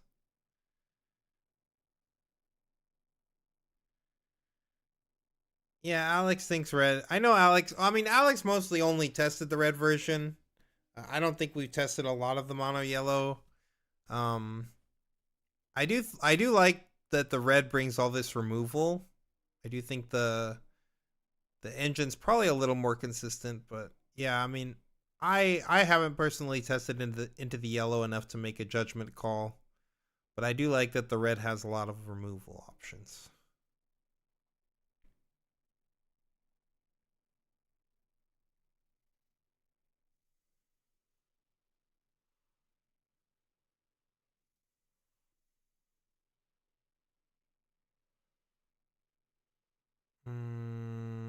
Another fan? Holy. That's pretty tough. It's going to be hard to break that. Yeah, Falling Star and Piercing Lights with Phoenix. Yeah, exactly. It's pretty good.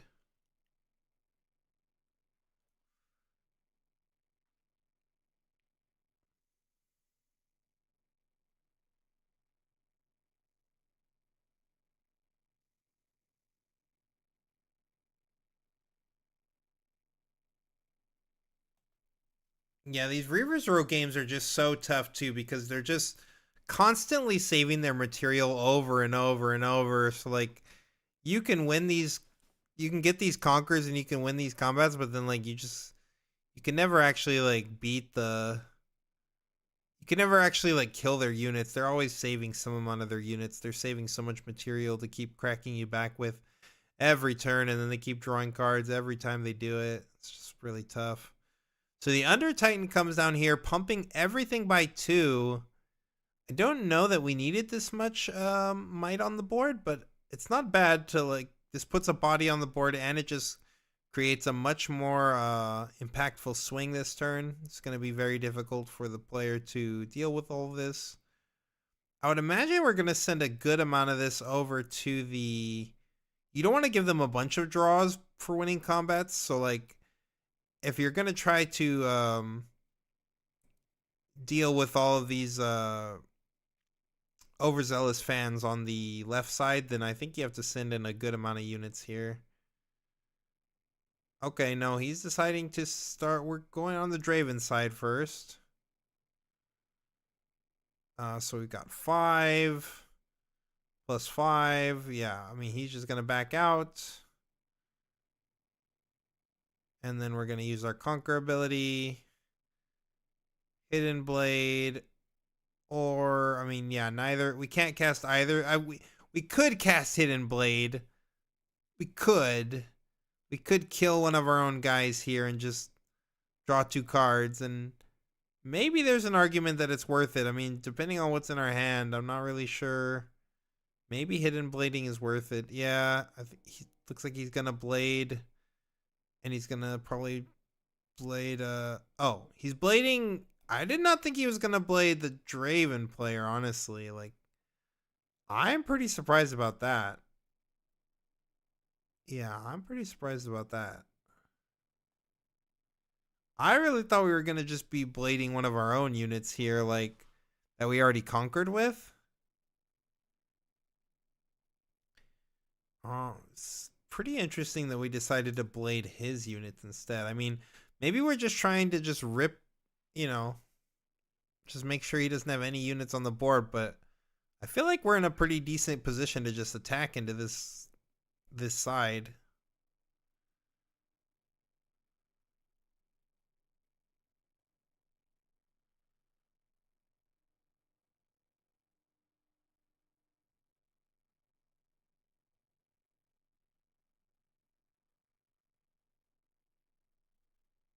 Yeah, I mean, he's already got a shit ton of cards. That is true.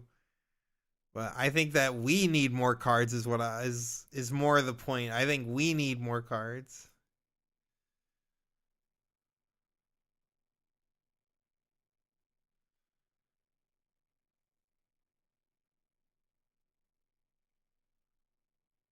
Oh, he just Edge of Knighted his overzealous fan. I mean, that is not doing anything.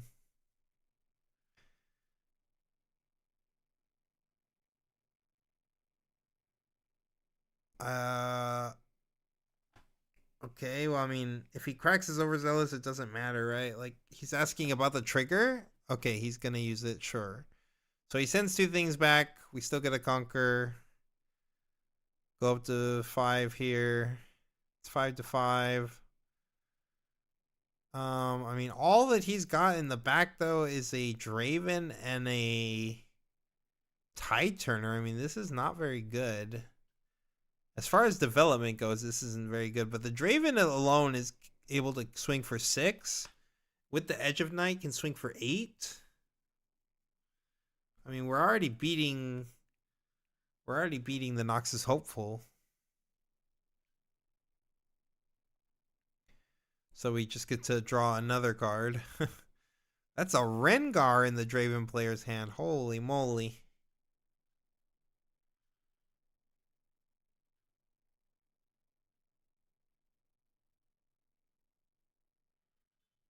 Draven has infinite runes, yes. Literally infinite. All those runes plus multiple gold, like... Yeah.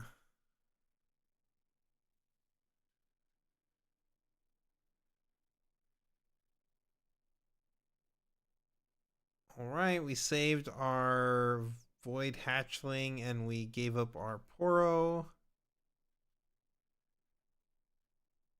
And this is why I kind of thought, like, there should have been some consideration to just hidden blading, like, our Poro here. Because, like, we know most likely that we're going to only be able to save one of these guys on the Reaver's Row anyway. So, like, we could just hidden blade our Poro to draw 2 and then save the other guy guaranteed anyway. But we'd be up 2 cards.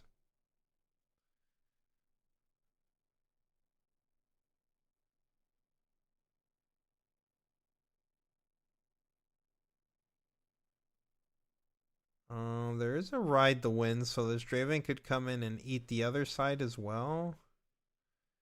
But we are just pretty low. Again, we're just really low on creatures. Oh, do we have another axe? Oh no, a blood rush.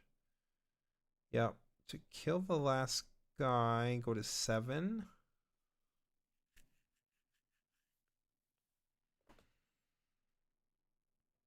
Did they reveal Lulu or something? No, they didn't reveal Lulu.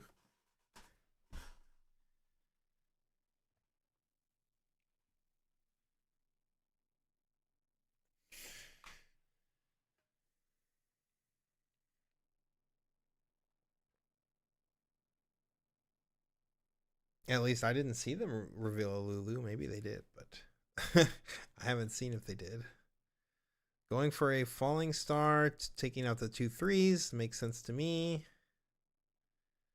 Okay, I mean, we've wiped this board pretty handedly now with the falling star. Like, their board was looking a lot more threatening, and now not really looking all that threatening. So I see a rebuke in the hand. Man, I think we definitely want to leave up the rebuke mana. And we're just passing. Yep. Okay, so I mean I'm kind of surprised we played this hopeful in the back, especially considering we're at 7. Like, I would have kind of wanted to. I would have thought maybe we would have gone for like maybe a little bit bigger of a hold here. But I think no matter what this Draven player is looking like, he's probably got this in the bag.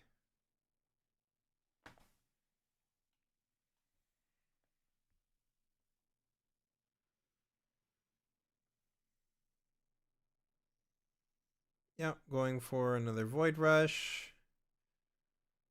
Revealing 2.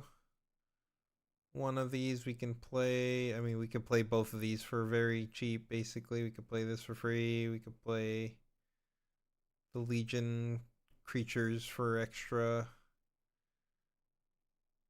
Unfortunately, though, these cards don't really do anything in this position, so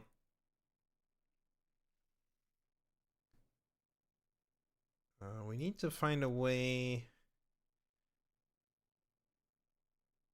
I mean, we could like go over the Tide Turner, and then we could get our Conquer trigger. And that's probably where every turn has to start, I would imagine.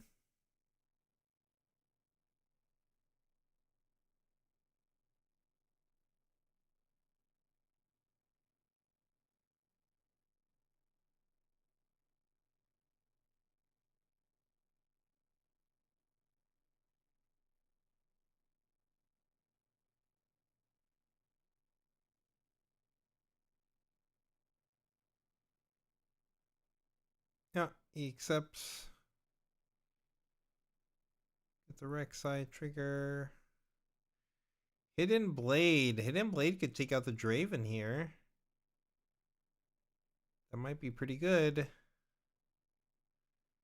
Yep. I think he's blowing up the Draven. Yep. And Draven's going to play Rengar in response in the base. That is a legal move. Then we're drawing 2. We need to reinforce this. I mean, we got to reinforce this power. Oh. Very interesting.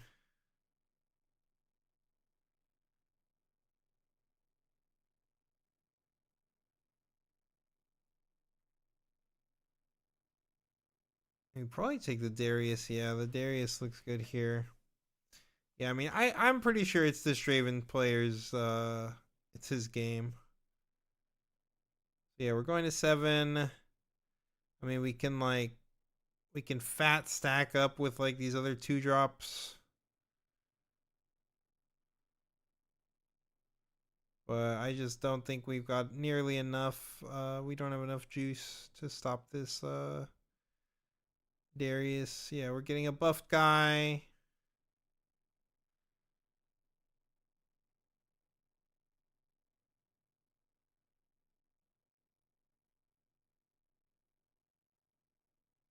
And a Zinzao. And we're tapping. And that's it. Let's see if Draven can break it. I'm pretty sure that we can. In fact, I'm nearly positive.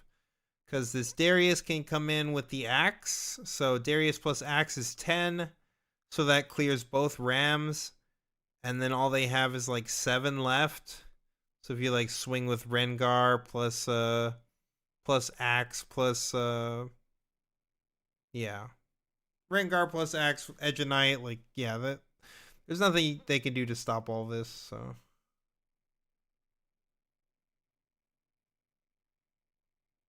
I mean, notably, the Darius cannot use the Edge of Night to clear anything extra here. Wait, maybe he could do 3, 5. Okay, no, yeah, he could use the Edge of Night plus the Axe to clear 3 of the units and leave him with just the battering ram. Then afterwards, he can use the, yeah, so he just has lethal with this, yeah. I mean, he's got lots of ways to make lethal here. Let's be real, chat. But yeah, if we were to go Darius plus Axe, I don't think that we should be equipping this Edge of Night yet. Yeah, I thought we should be doing all this. I guess it doesn't. Oh no, because now no, because we haven't played our second card, right? We need to play our Darius. I think we need to play our Darius in the mix here.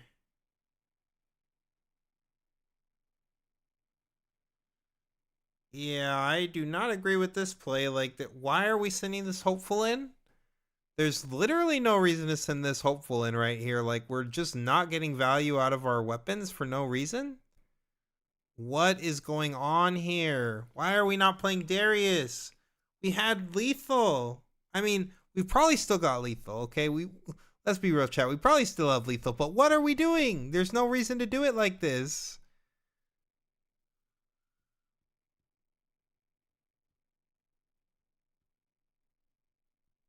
Yeah, it would be GG with the Darius, but our I guess he sees a different line. So let's see where he goes with it.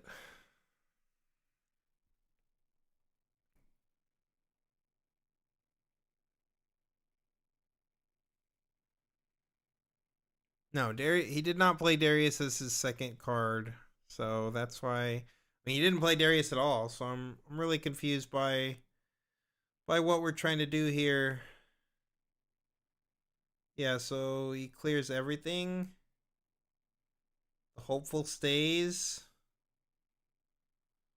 Draw a card.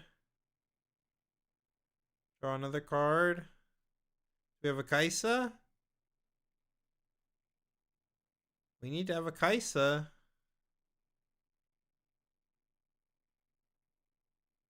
Wait, what? Oh, okay, sure. Ride the Wind, whatever. Yeah, this is fine too. We didn't even need to use Ride the Wind. But yeah, it's fine. It's still a win.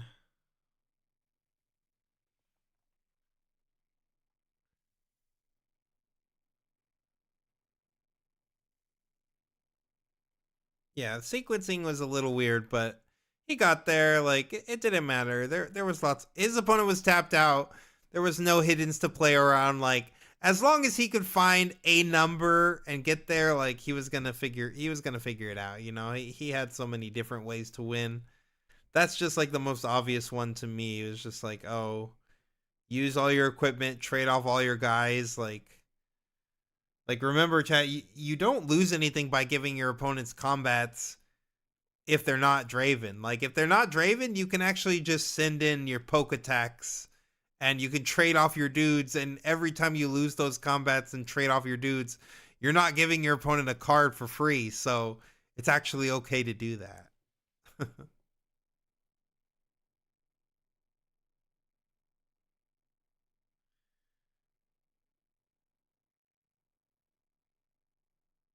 Yeah, I think like using your second Rengar though, and also using like Ride the Wind, just gives your opponent way more information about your deck than if you just go like Darius Axe.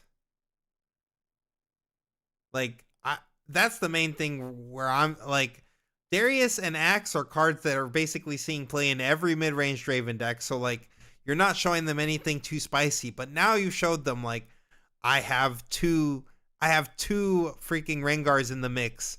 Also, I'm playing Ride the Wind. Like, you've just given them a lot of information that they didn't necessarily need to have when you could have just beat them with cards that people guaranteed know that they play.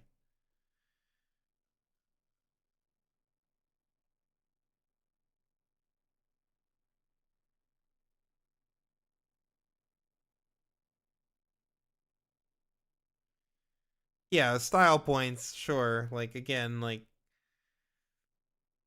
again, I'm not saying it's like horrendous for them to do this.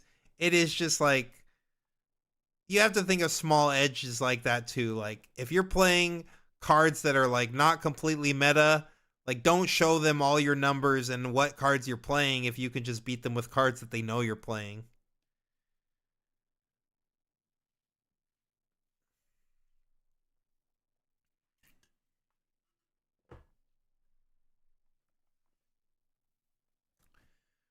But yeah, Draven cleans that up pretty convincingly, doing Draven things, of course.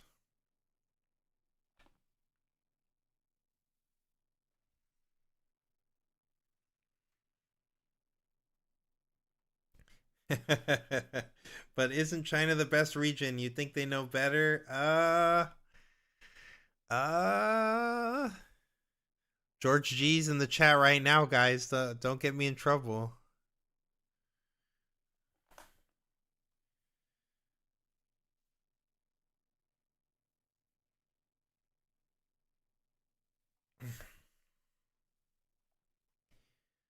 Yeah, that's why we witnessed the best Miracle Draven gameplay earlier versus Lucian. Yeah, Miracle Draven getting 2-1 by Lucian was crazy.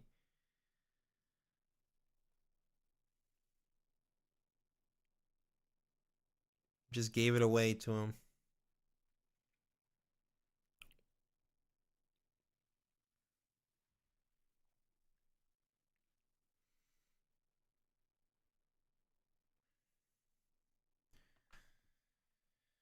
Okay, well, hopefully we just have a pretty brief interlude in between games here.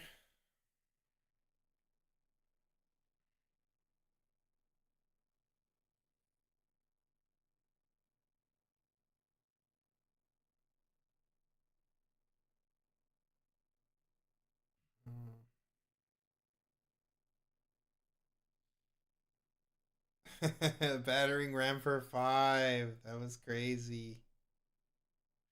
That was so crazy.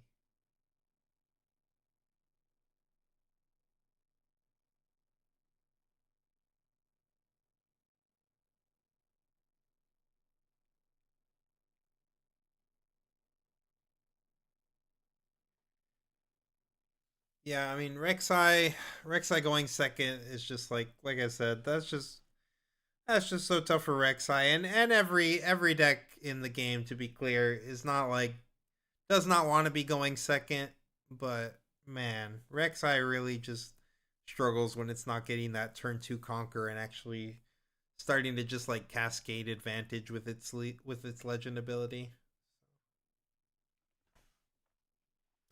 It's a tough spot.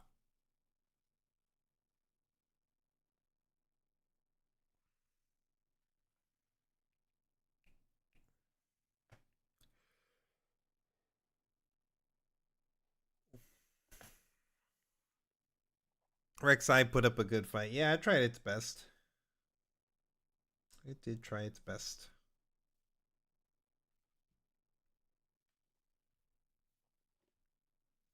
Yeah, Treasure Hunter on the play, turn 1 on Reaver's Row.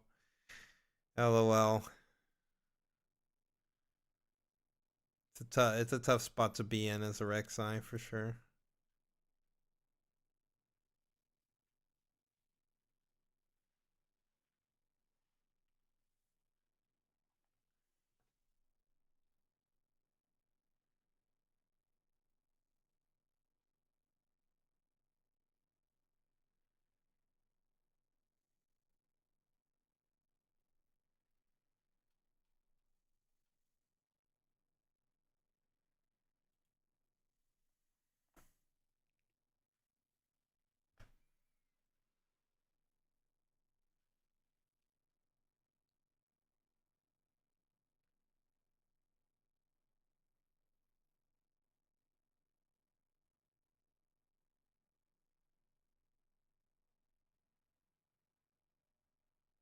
Not sure what they're all analyzing up there. The girl in the middle just kind of nodding along.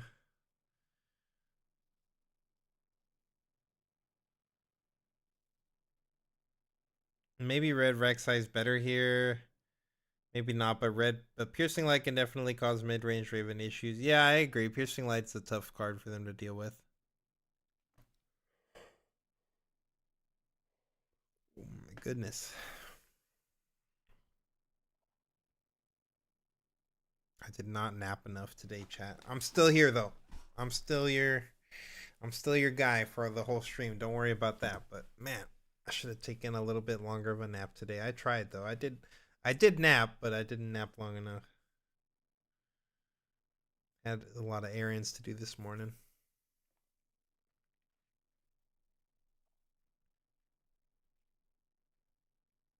Holy moly, China, please give us some action. Like, how does it take this long to sideboard, chat? Come on now. You cannot expect me to believe that it takes this long to sideboard.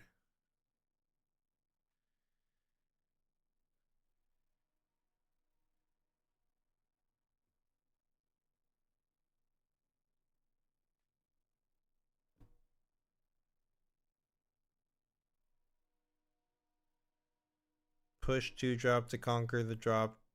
Draven to base, pass. Yes, that I agree. That play does get rolled by Piercing Light for sure. But I mean, if you fear the Piercing Light, you can also just not attack.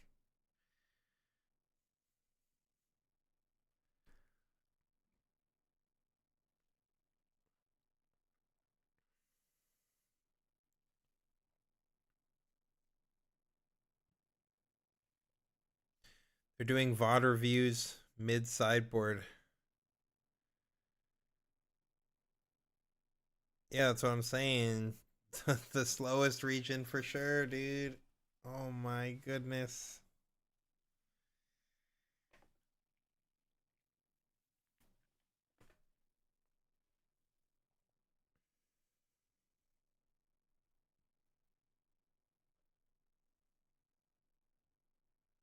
Oh, okay, we're back. We're back. 15-minute sideboard and VOD review break. Well, the VOD review break is over, chat. We are back. We have a game 2. And we are now doing Obelisk for the Draven player, and it looks like Arena's Greatest for the Rek'Sai player.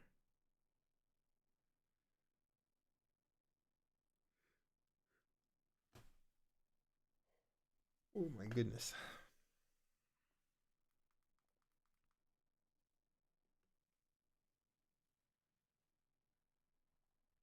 Gotta check with their coaches, yeah, for sure.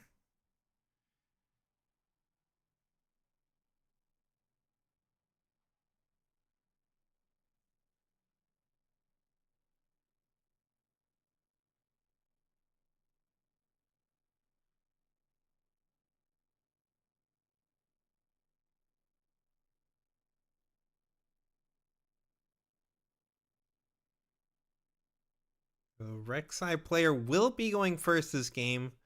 So definitely a much better position for the Rek'Sai player, especially with the Obelisk trigger here, because we're gonna get to play red Rek'Sai going first. Don't think that there's anything else in our hand that would change us from doing anything else. Maybe you could. Maybe on 3 we could see a seal into a Vanguard captain. That is a possible play, but no, we're just going with the Rek'Sai Breacher. I think this makes sense. And then I'm sure from the Draven side, we will probably just be developing our Draven. Be pretty surprised if anything else happens. Oh, we developed Kaisa instead. Interesting.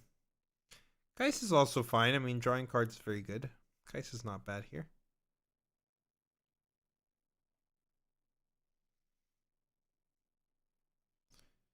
We do have a Call the Week. Pretty good against Kaisa. We're going to be floating one and then playing our rune. Of course, we're doing this so that whatever When we conquer, we could potentially be able to play a Vanguard captain here. No captain. I would imagine we're probably playing this Noxus hopeful. Oh no, we're playing the seal. Okay. Seal for seal. And then what else here? Are we going to end up doing this call the week?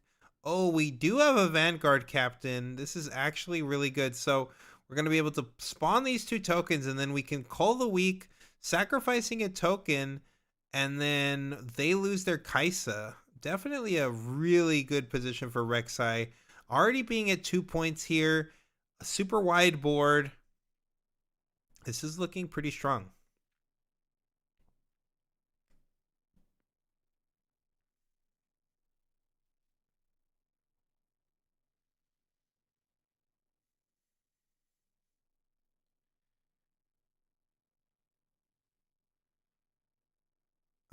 What's a better turn 1 on Obelisk for mid-range Draven? Draven or 2-drop and Hopeful? I would say Draven. Draven blocks, theoretically blocks for the same amount as both. So I think Draven. Ooh, coming in with the ride the win. This is very good. So Draven getting to get an extra, take the Rek'Sai off the board, get a draw, get a gold. Very nice.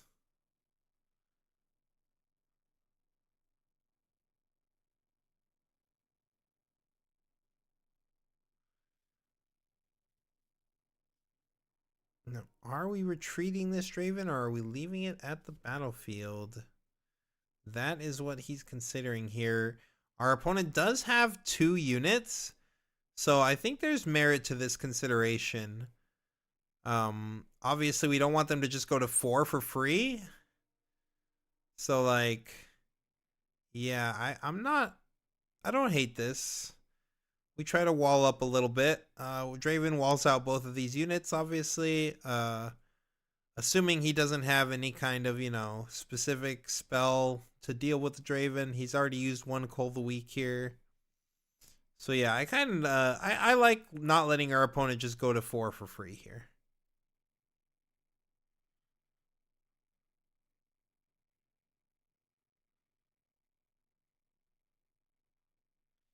Yep, going up with a token, and then we're using Rek'Sai. Void Rush? Void Rush. I mean, obviously we're picking one of those, right? Yep. Void Rush. We get to reveal again. Ooh, we get an Under Titan trigger. Getting 2 more, and then we can play the Hopeful for free.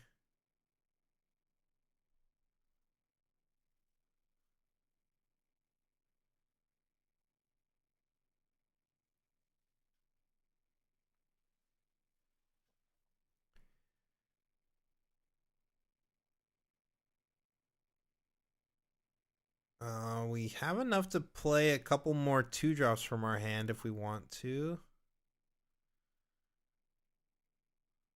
It looks like he's thinking of playing the Rally the Troops.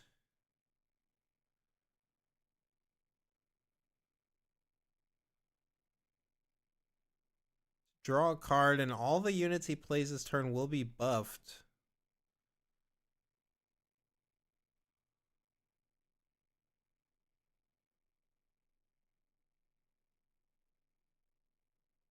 Playing the Poro gets a buff. And then we're playing a Ram and also gets a buff. I mean, that's pretty good. A buffed Ram. That's a Rasa. A buffed Ram is a Rasa. Alright.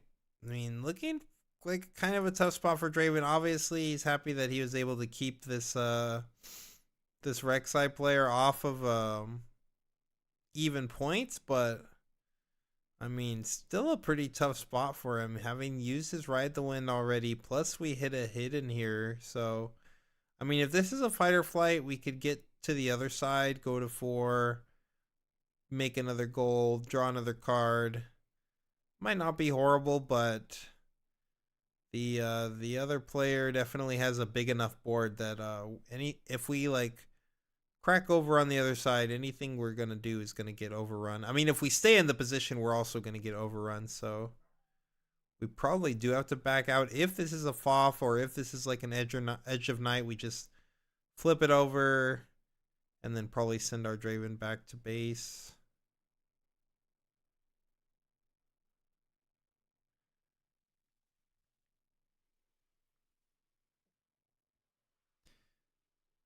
We're not okay, we gotta flip the okay, Tide Turner. Okay, I guess we can't. Yeah, we can't really do anything about the Turner here.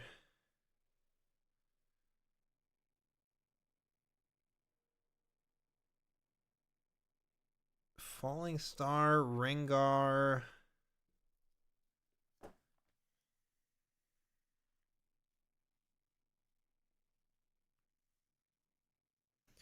I mean, Falling Star clears some of this stuff in the back lineup.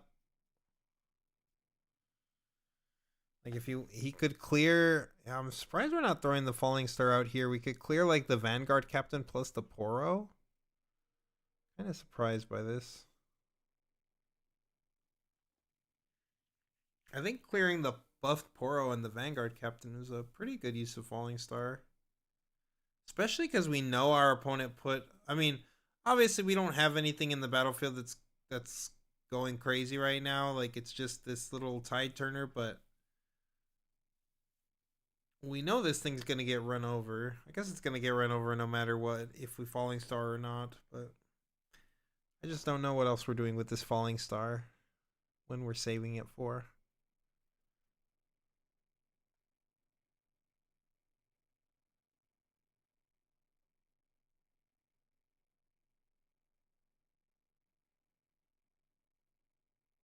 Okay, Under Titan coming down. Big buffs all around. +2 to everything. I don't know why this this Poro got a +3. I'm guessing he's just tracking the assault or something. Okay, yeah, it's +2. Yep, everything's +2. Yeah, I mean, we should be able to send basically anything into this Tide Turner side and eat that for free.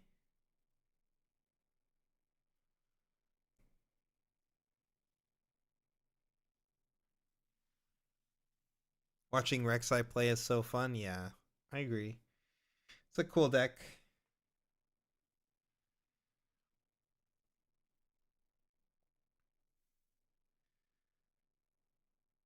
All right, sending in 2 here. Both of these are not dying in the trade or anything. Oh, we did end up playing Rengar from hand. Didn't really do all that much. I mean, we're just playing it back to the base, but it is what it is. It's fine.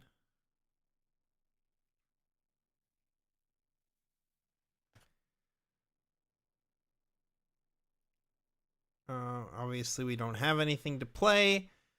It is still worth using here because we could flip the 3 energy guy that gets reduced by 2 when it's revealed. So, and you could play it for 1. So there was a chance that we could hit that off the top here and actually play another 3 might guy in the back.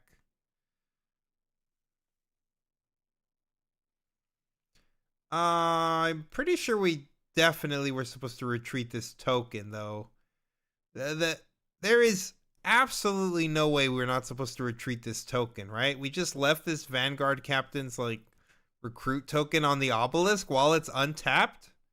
Yeah, there was literally no reason to not retreat this.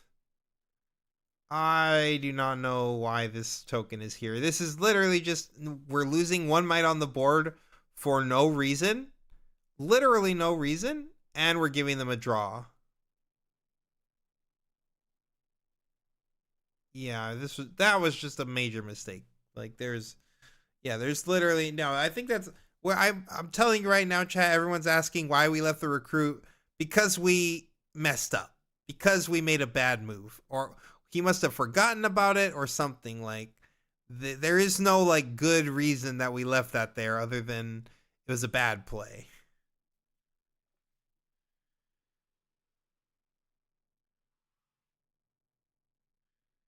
He shook his head when he passed his turn. Yeah, he probably did forget. I mean, I think he had that one little guy over there. It held for the point, and he just completely forgot about it. All right. I mean, this is definitely going to. We're going to get a trade with one of these. I mean, I would be trying to take the Draven off the board, of course, and leave the little 3-mite cat that I can run over easily. If my opponent's just leaving it the way it is here, yeah, I'm just taking the Draven off the board. Yep, take the Draven. Makes sense to me. Get to draw another card.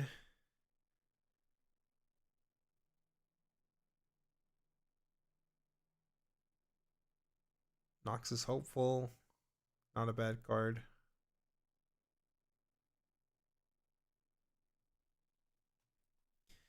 I would imagine we're just going like Kaisa, Nox is hopeful here or something. I mean, we need to. The problem is we need to stop Rek'Sai from getting to 6, and I don't think we're going to be able to do that. Like, all they need to do is get to 6.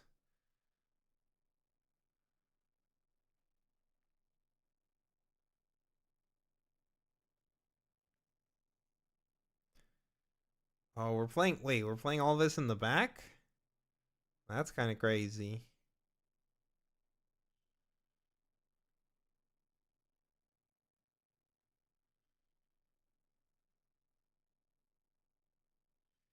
The judges are asking him about the runes.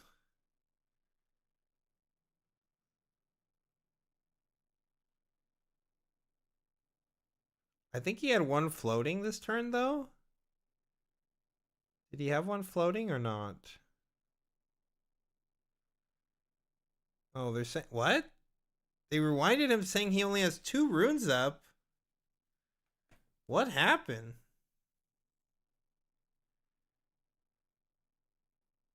Wait. Why does he only have 2 runes up? Did someone miss? Did I miss something, chat? Just got off your stream, tired. Good luck to the rest of us. Oh. Yeah. Good night, Nova. Hope you get some rest. Yeah, the games have not been, they haven't been that great, but they're okay. They're acceptable, I guess. Did he play hopeful first? I mean, I'm guessing that's what it was. That's what I was thinking too. I was like, okay, well, maybe if he had one floating and then he had to pick up the Kaisa, like maybe he went hopeful and then he went fan, which would be 6, which is basically what's represented here, that he spent 6. So,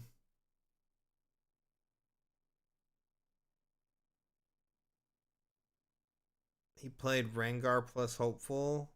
Yeah, he played the hopeful first. Yeah, no, for sure. I think he played the hopeful first. So getting wrecked a little bit there. I mean, the judges again could have probably let that rewind go, but both cards he like kind of just threw out at the same time. But you know, it is what it is. I mean, it definitely makes a big difference him not having a Kaisa here versus having a Kaisa, though. Like, don't get me wrong, it definitely makes a big difference.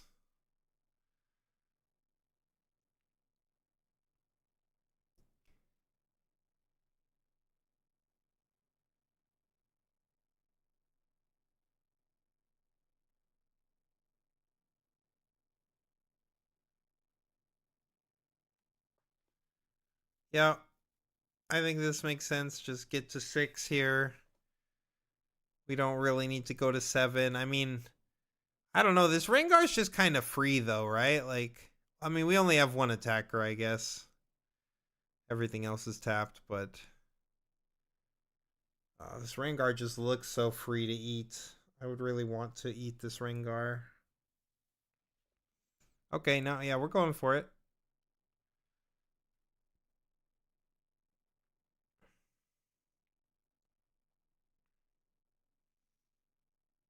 Oh, we're going to eat the Rengar for free.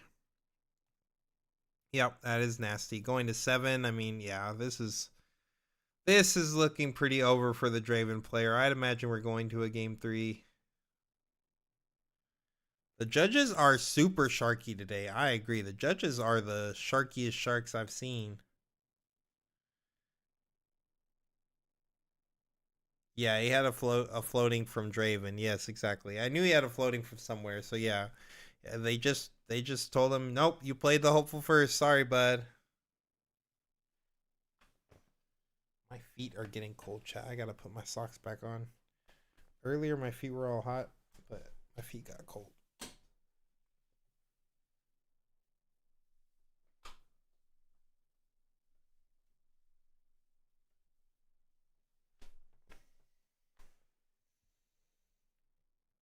How many rounds today in day 1? We've got 7 rounds today, but we're barely on round 5.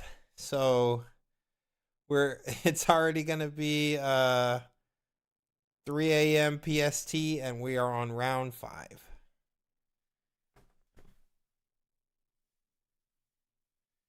And we still got another game to go after this one. So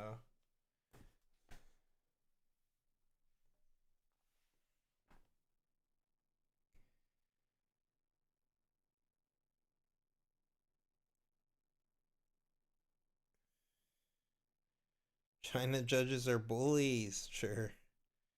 Yeah, the falling star ruling in the Lucian game was crazy, like so crazy.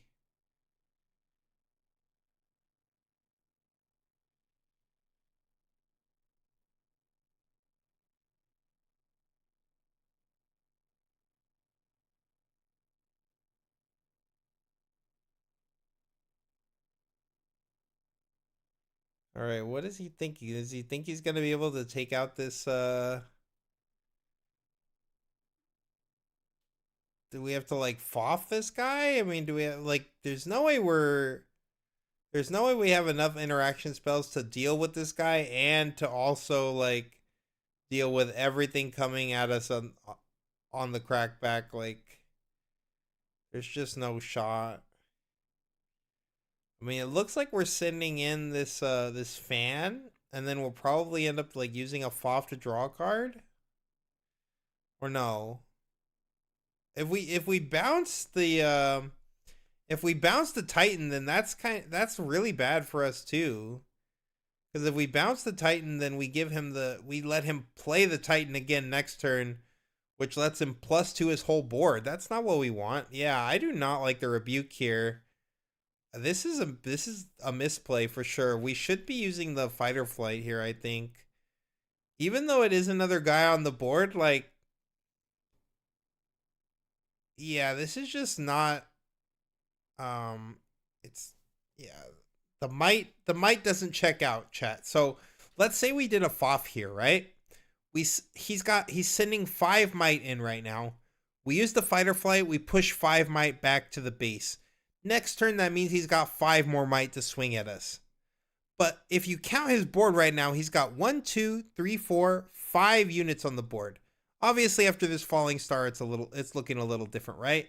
But he had 5 units on the board. Even now, even with 3 units on the board, if we're playing the Titan next turn, then now we're putting 6 more might on the board by playing the Titan from hand. So we could have fight or flighted it, and then we would have only been dealing with 5 might on the board. But now we're dealing with +6 might.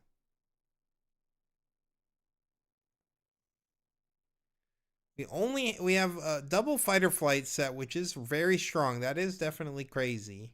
I mean, maybe the falling star with the 2 fight or flights is enough to actually get us there. We do have I think we have a rebuke in the hand as well. So, I mean, we're basically going all the way down to, like, no runes, but yeah.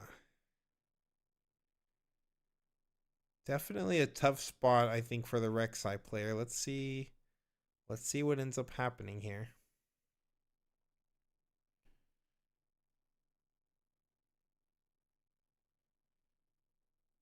Yeah, I mean, he has to pay that much, but he only has, like, 3 cards in his hand anyway, so. Like, he's sitting here with like 10 runes. Like, He doesn't care what he's gonna have to pay for it.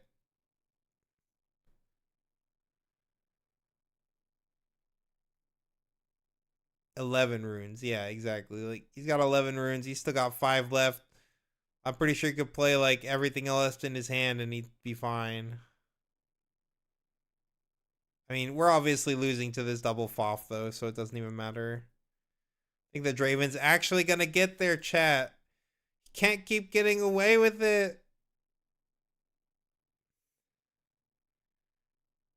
It's over.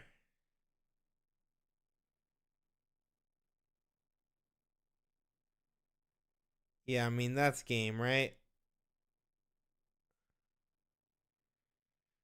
That's crazy. I really thought the Rek'Sai was going to win this one. Draven just doing Draven things, man. Crazy, chat. It's crazy. Okay. Okay, if we could deal with this last unit. I get, do we have to like hidden blade it or something? Wait. Oh, that's game. Wow, that's crazy. I cannot believe Draven.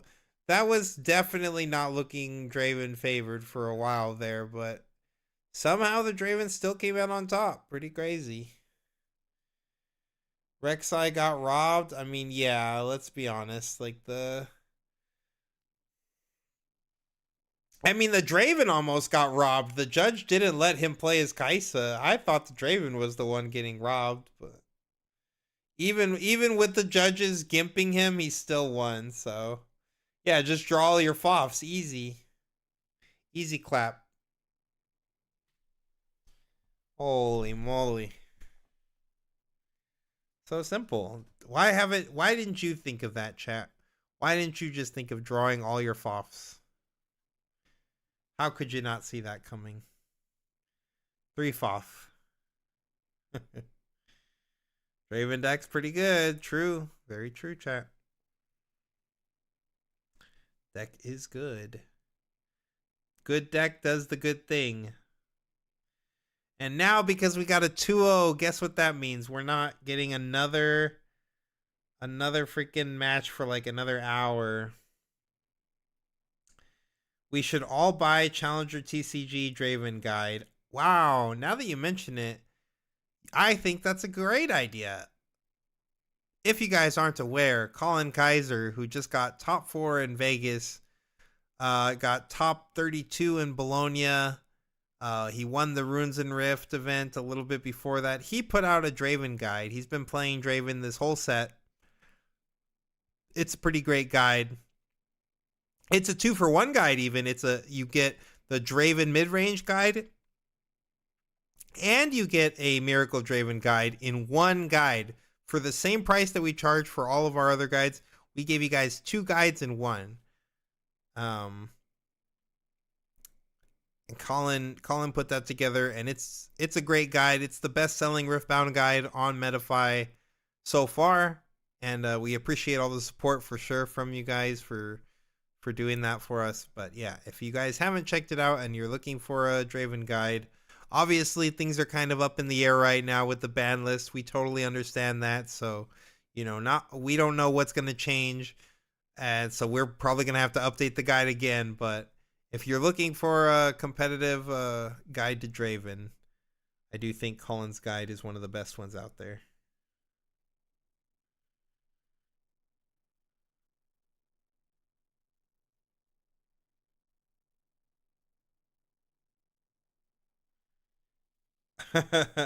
It's Draven. You could just do whatever you want. True. You can literally just take game actions at random, and sometimes you'll still just win because your deck is literally that much stronger than everything else in the game.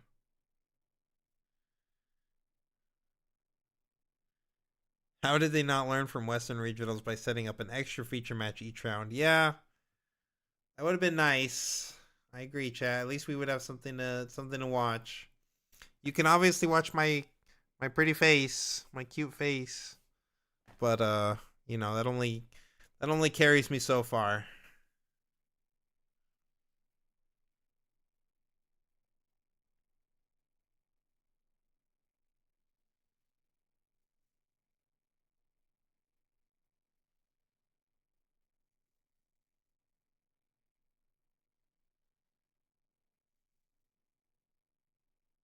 So what are you guys hyped about? Set 3, let's talk Unleashed. Even though we're still in this set for a while, but let's talk about Unleashed. What are you guys seeing in Unleashed that's got you hyped or not hyped or whatever? What are your thoughts on the new set, the new previews? Yep. See y'all in an hour. True.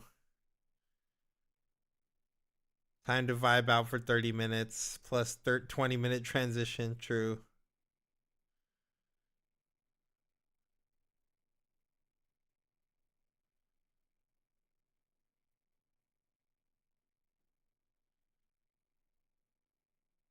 You want Jin? You think Jin's going to be good? Rengar and Diana? Those are good ones for sure. Oh, the XP decks. We have an XP fan. It's my turn to play red blue after playing the shitter deck for so long. True. I mean, Jen looks pretty good to me. I think that deck looks all right actually. Can we go over more set 3 spoilers? We sure can, chat. Because God knows it's going to be a long time before we get another round here. So let's take a look here. All right, let's just start from the bottom and we'll work our way up. So, Shadow's Call. Order gets a draw 2. Pretty good draw 2, honestly. Like, 2 energy, no power. Choose a friendly unit without temporary. You give it temporary, and then you draw 2. So, I mean, yeah, lots of good uses for this. Like, it gives you use to your janky 2-drops later on in the game, especially, like, the ones with Death Knell and stuff. I mean, this can combine with, like, the hero card if it's got, like, a sword on it to draw you, like, so many cards. You get to draw 2, and then it dies, and then you draw 2 more. I mean, this card just seems... Order has really needed a good draw card, and I think, like, don't get me wrong, Hidden Blade's good, but I think this card's really good. A LeBlanc card? Well, LeBlanc has a lot... I do agree it could be a LeBlanc card, but a lot of LeBlanc's units have temporary, so you have to choose a friendly unit without temporary, so this doesn't work on, like, the copies and stuff that LeBlanc makes. It is kind of cool though that you can use this on okay, so it is still kind of a LeBlanc card in the sense that with the chosen champion, right, that prevents things from dying with temporary, like you can give something temporary and then LeBlanc will prevent it from dying with the temporary, which is pretty cool. Jin works with repeat, right? As far as I know, yes, I do believe Jin works with repeat. What if they ban Catalyst or Mobilize? Would that balance Aurora? I mean, yes, but I don't think they should do that. I think Aurora, like, is the bigger problem than Catalyst. I think cards like Mobilize and Catalyst should exist. Blue LeBlanc herself, then it keeps her from dying. Yeah, that's true. It does. But Blue LeBlanc specifies that, specifies at the battlefield. So that means that you wouldn't be able to retreat your Blue LeBlanc from that battlefield basically for the rest of the game, or it would die. But yeah, it does work with the Blue LeBlanc.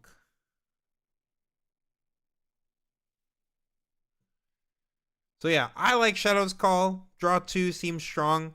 We'll have to see how the rest of the set, keeps going. But I think for Order, this is a great draw spell. If I'm an Order fan, I'm a fan of this card, honestly. Okay. Herald of the Spring. This is an XP card. It's a 4/4, cost of power. We have Hunt, and when you play me, gain 2 XP. I mean, I think it's okay. It's a good XP farmer. Like, you get 2 guaranteed for sure. And then we get 1 XP off of, like, every hold and conquer. Power cost, obviously, like, lol. But, like, I think guaranteed 2 XP is pretty strong. Like, you get guaranteed without having to go to any combats and stuff. I think this card might see some play in the XP deck. I'm not sure yet, but I could see it. Maybe the Yi version more so than anything, because the Yi version is just trying to get high levels. Like, so I can see the Herald of the Spring seeing some play. Rengar, keyword soup. This is just a pile full of keywords. 4 for 4, cost of power, and you get a bunch of keywords. Obviously, if you end up accelerating it, it actually costs 5 and 2 power. But you get an assault 2, so this thing swings in for 6 if it's an attacker. You get deflect and ganking. These are all pretty good keywords, not gonna lie. But I do think that the orange Rengar is more impressive to me. Maybe this will end up being the chosen champ though. I'm really not sure. We'll have to see how the Rengar deck shapes out. I haven't really theory crafted Rengar all that much. I honestly didn't think that much of Rengar until I saw the signature spell, and then I started thinking about him a little bit more. But we'll have to see. I mean, keyword soup. This card's going to be a house in limited. Let me tell you, like in limited format, pulling this guy, like this guy's a nasty card.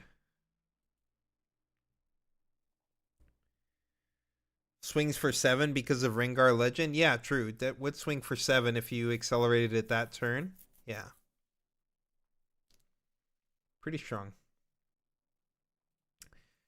All right, we got Black Flame Altar. Units here with temporary have shield. This is LeBlanc support, I'm guessing. I mean, it's also maybe, depending on how many temporary units that Lilia is making, maybe this is also Lilia support.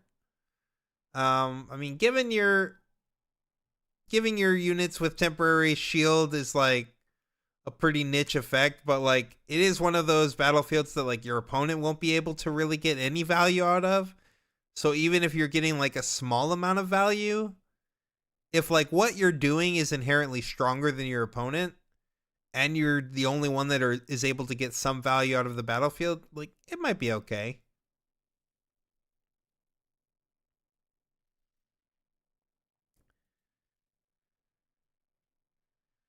Time to dust. Blue finally gets a good Aurora counter. There really wasn't a lot of good blue gear hate. And we did get like the Rocket last set, but the Rocket was like a little spendy. It's not bad though. The Rocket's obviously a good card, but a very cheap answer to Aurora. Turn to dust. Just an extra copy of the Shield 2 battlefield. Yeah, true. But only for LeBlanc. That's pretty nice. We've got the Enthusiastic Promoter. Backline, a 3 for 2, no power. When I hold, buff all units here. This card seems like it would be really cool. Again, obviously you need to be like fat stacking a battlefield for this to actually be good. But I mean, there are some spots where this guy could be pretty good. I don't think it's very good though. Like I think the card's kind of mid, but it does seem like one of those cards that like if you can get a good spot for it, it seems crazy. I doubt it'll see much competitive play though, given that it's a 3 for 2. Good sideboard card for blue. Yeah, I definitely think that the gear card that gear card is gonna see some sideboard play for the blue decks. The Ruination, we already talked about this card. Kill all units. I'm a big fan of this card. Definitely a big fan. Thrill of the Hunt. I mean, Rengar. This 6 spell is definitely pretty crazy. Banish a friendly unit at reaction speed. 2 and a power. You banish a friendly unit, then its owner plays it to any battlefield, ignoring its cost. So if your opponent like targets one of your guys, you can use Thrill of the Hunt on it and then bring it right back. You dodge whatever effect they targeted you with. And then on top of that, like you can go to another battlefield. Like this thing lets you do ride the wind shenanigans. Like say they want to swing in on one side and you're like, okay, well, I'm going to banish on that side and then I'm gonna play it over here. Like, it doesn't say there needs to be units there or anything, so like you can literally like banish it from that side, go to the other side, or you can like do some Dead Bloom stuff. Like, this card is just pretty crazy. I think like this card's gonna be really, really strong. It's definitely one of the reasons to play Rengar. It's just such a versatile card. And obviously, let's talk about the elephant in the room here. This card blinks Bryn here, which is crazy. At reaction speed, if you just have a Bryn here on the board, you don't need all this other setup like the purple thing of like, oh, I need to kill my guy and bring a Bryn here back or any of that. No. All you need is a Thrill of the Hunt in your hand and a Bryn here on the board. And if your opponent gives you a window for any kind of timing, you just slam that, blink the Bryn here. Your opponent can't play any more cards for the rest of the turn. Yeah, I think Rengar looks like a pretty simple deck, like just a very simple, effective mid-range deck. But this card definitely opened up my my eyes to the possibilities of this deck because of how good the Sig is. Yeah, Bryn here being something you could do on your opponent's turn in multiple decks now is pretty gross. I agree. 2 new battlefields force a chain at the beginning of the turn. Yeah, there is 2 battlefields that give a beginning phase trigger. So you're able to, like, even before your opponent plays any cards at all, you're able to do some of these effects. Now, some of those battlefields are really bad. Keep in mind, like, those battlefields are not very good. But if all you're trying to do is do this Bryn here nonsense, like, those battlefields can help you do that. You try to make here to help work with Bryn here, but this is just better. Yeah, I mean, if you wanted to, you could even play both. You could literally just play both in Rengar because here to help is in his colors too. This card's definitely going to make Rengar a very interesting deck. Very fast aggro deck. Red-orange combo already with Lucian. Yeah, I do think Rengar's got a lot of consistency. Okay, Mega Tusk. I think this card sucks. Okay, it doesn't suck horribly or anything, but like this card's not very good. It's a 6/6 for no power, which is like acceptable, barely acceptable, I guess. Like the rate is fine. Spend 3 XP to give all your units here ganking. Like you have to basically be like super stacked on one side, and then like you could play the Mega Tusk to that side, and then like send the entire crew over to the other side. Like it costs 3 XP to do this though. I don't know. This just seems kind of mid. Not a great card. One of the battlefields is funny with Warwick, and I'm always trying to make him work. Maybe in Rengar. Oh yeah, the battlefield that deals 1 to everything is really good with Warwick for sure. Maybe the new Rengar fits with Rek'Sai. I mean, maybe, especially if it's the Rek'Sai with like the red seals and stuff, I could see it more because he'd be able to actually like pay for his power cost. Okay, the Blood Rose. This is some XP gaining that I don't know if this is the XP gain that we needed, but it is an XP gain card that we got. When you play a unit, you can pay an extra additional, or you can pay an energy to gain 1 XP. And then you can also spend 3 XP to ready a unit. So like, not only does this give you XP, but it also gives you a way to spend XP for like a bonus effect. I think for like a 1 energy card, this card doesn't seem that bad. I don't know if it, like, you can't really play this turn 1 and then like you're not getting any value out of it till the next turn though. Like even if you're going second, if you like say have this and a 2-drop, like you still can't pay the extra energy to gain the XP. So while I do think this is like an okay experience gaining card, it does seem like a little awkward like when I'm actually supposed to play this. And obviously like it's a pretty low impact card as far as like affecting my opponent. But again, just depending on how little or how much XP farming cards we have, I think this card might be okay.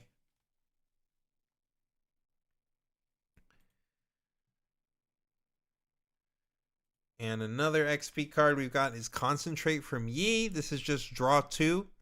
Now, notably, we have had a good amount, a decent amount. I wouldn't even say a good amount, but a decent amount of draw 2s in body so far. Like, we have the one that, like, costs a little bit less if one of your units died this turn. And then we got that other one that, like, draws for every mighty card. So, like, orange does actually have some draws. I saw some people talking about this card and be like, oh, well, orange doesn't really have draw 2s. No, yeah, they have had some draw 2s. And, like, at level 6, this costing 3, like, 3 for a draw 2 is not, I mean, it's, like, okay, but it's not great. Like, 3 energy for draw 2 is not, like, this is not even action speed. You have to play it on your turn. And then, yeah, obviously, if it's like the level 11 effect is very good. If you do get to level 11, which ideally in that deck you are getting to level 11, right? So if this is only costing you 1 energy for a draw 2, like that's pretty good. I do agree that if you're getting that out of it, like that is pretty good. But you have to get to that point. I'm not sure that you're getting to that point. How often you're getting to that point? Like, we'll have to test XPE a little more and see if this is worth it. But in my mind, I don't know if this is worth it. How much XP a turn would you have to be generating without disrupting your regular game plan for XP to be viable? I mean, it just depends. Like, if it's Yi, like, you need to be gaining a lot every turn. Like, you need to be gaining, like 2 to 4 a turn, I would imagine. Like, for it to be like super viable, because like if I'm trying to get to like 16, right, for my Yi to be fully hex proof, I mean 16 is a lot. Like if I on turn 1 I can gain like 1, like, or turn 2, you know, I can gain 1 on turn 1 if I play the 2-drop that gains me 1. But let's say I play like the one that get the 2-drop that has hunt.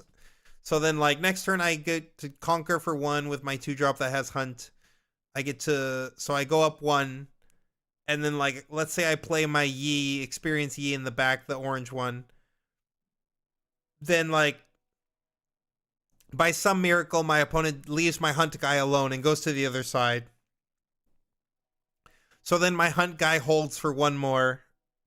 And then my Yi, like, is able to attack to the other side and score 2 more, like... That means by turn 3, at best, I've like accumulated 4 XP. Like, and I still need to get to 16. And I'm on turn 3 already. So like, this game doesn't last like super, super long. Obviously, there are some grindy matchups and stuff, you know, but like, if I'm just doing a regular mid-range game plan, like 16 seems like such a tall order. Like, I could see you getting to like 11, you know, probably within like 5 or 6 turns.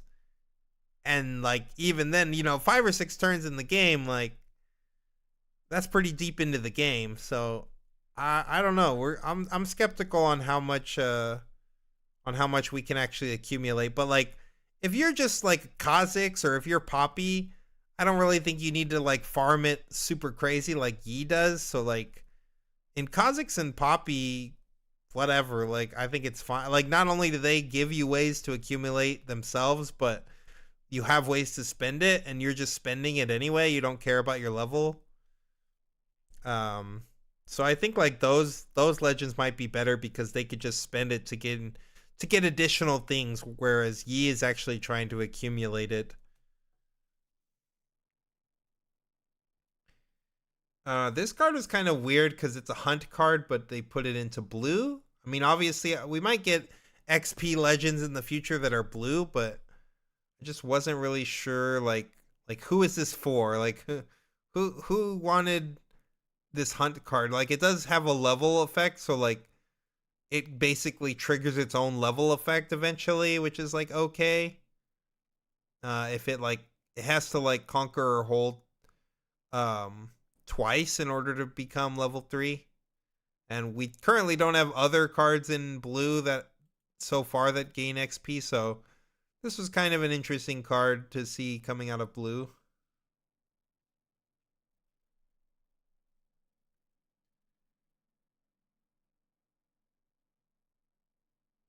Yo, die for 695. Thank you for the super chat. Hey, appreciate you for staying up late doing this stream. Thank you so much. Appreciate you for super chatting and throwing me some bones. I am definitely staying up late for this one. And based on how China's moving so far, we still got 2 more rounds to go. I'm going to be up pretty late for sure. But yeah, I appreciate the super chat. Thank you so much. Yeah, it could be something for limited for sure. It might see some play in limited. Okay, Soul Sword. Well, quiz for the chat here. When I first saw Soul Sword, what deck did I think of? What deck did I think of? Or what deck comes to mind when you see Soul Sword? What do you guys think? Who is this good for? Who is this for?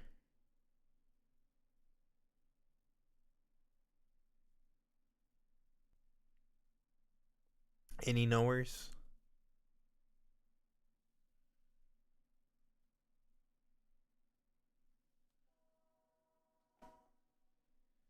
For Yi?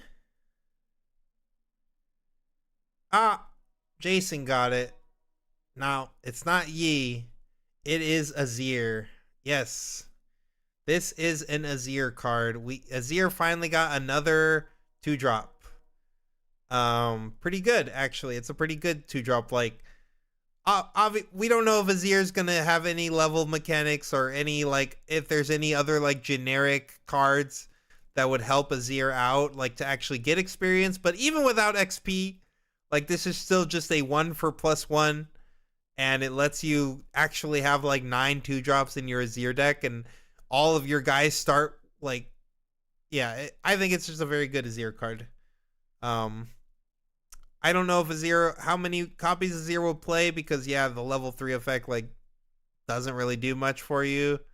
But like, I think that this is a pretty decent Azir card. Like, more 1 cost gear in Azir's colors are very appreciated for Azir.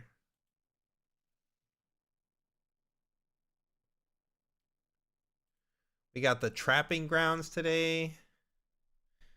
Azir was the first thing I thought of when I saw this. He needed 1 more 1-drop equipment. I agree. Yep. I think Azir needed 1 more 1-drop equipment.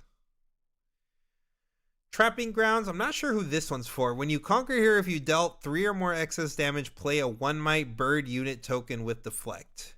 So the only like legend that we have in this set that with the line of text, if you assign 3 or more excess damage, is Vi.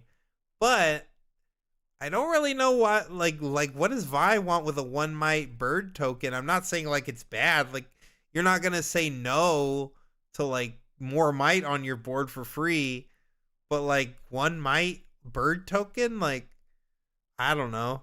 Just seems kind of weird to like, it has this Vi line of text, but then it makes you 1-might birds. At this rate, Anto will be able to go through all the spoilers for set 3 before the stream is over. I'm not giving ratings or anything though, chat. We're just, but yes, we might actually go through them all. We'll see.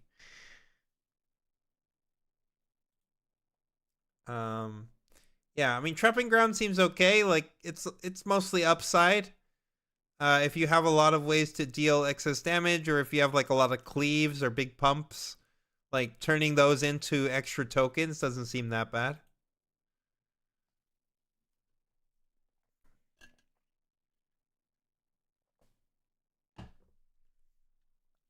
Yeah, I mean, you could leave the token behind, but the good thing about this battlefield is that it doesn't even specify, like, it doesn't say play the token here. It just says play a 1-might bird unit token with deflect. So you can play that back in your base. So like, you don't have to you don't actually have to like leave the token there if you don't want to. You could actually just accumulate the birds.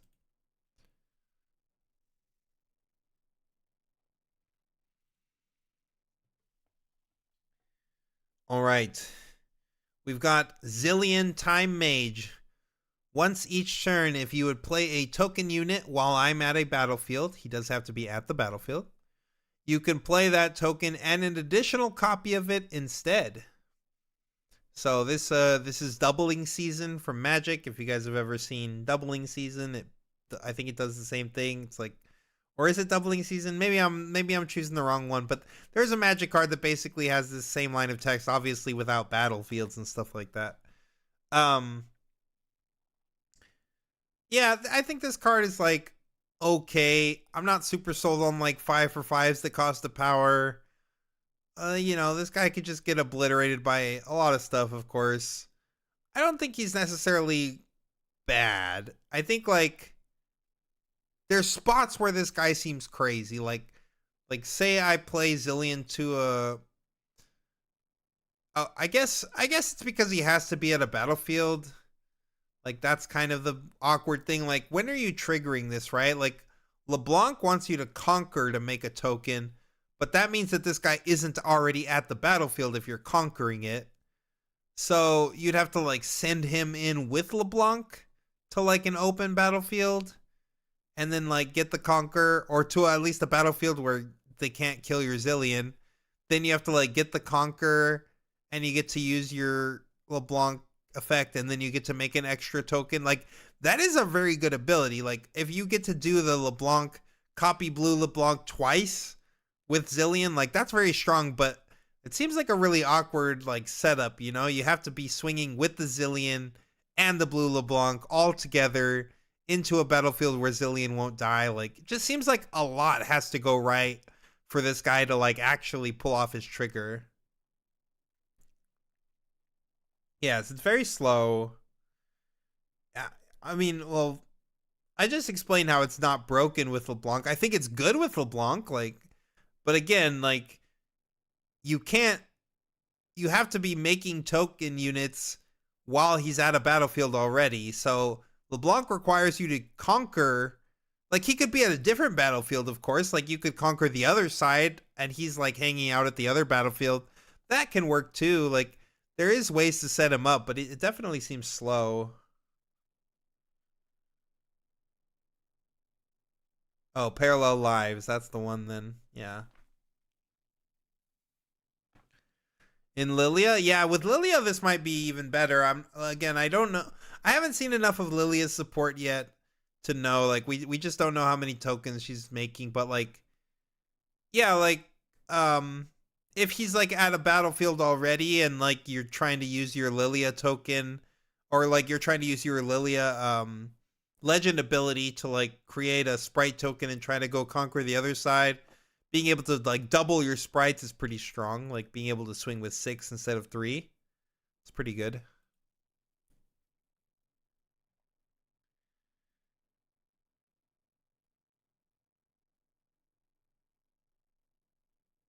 You can set him with LeBlanc's signature too.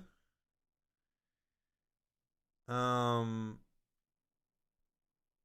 I mean you can, but again, like all they would just like I said, there are combos for this guy, but he's slow. Like he's not getting you a lot of value right away. And if they just like singularity this guy and your LeBlanc, then you don't get to do anything with him. So all right, we've got Kha'Zix Mutating Horror. Let me check the China stream real quick. Nope, still on hiatus. All right, Kha'Zix Mutating Horror. We've got Ambush, and when I attack or defend, if an enemy unit is alone here, give me +2 might and gain 2 XP.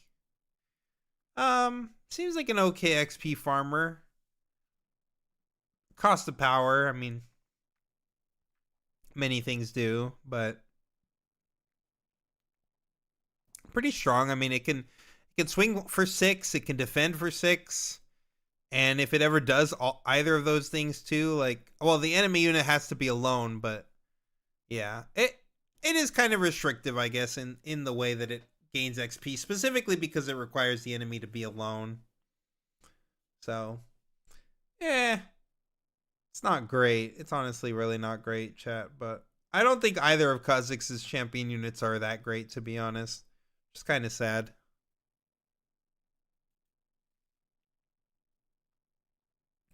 I think that was everything that we saw today. I think those are all of today's spoilers. I think these were all yesterday. So we saw like combat experience. This is like for the experience deck again. I don't know if I really like this card very much. Reaction speed get +1 might, and then if you're at level 6, you get +3 instead. I feel like this requires a lot of a setup just to be like a slightly better on guard.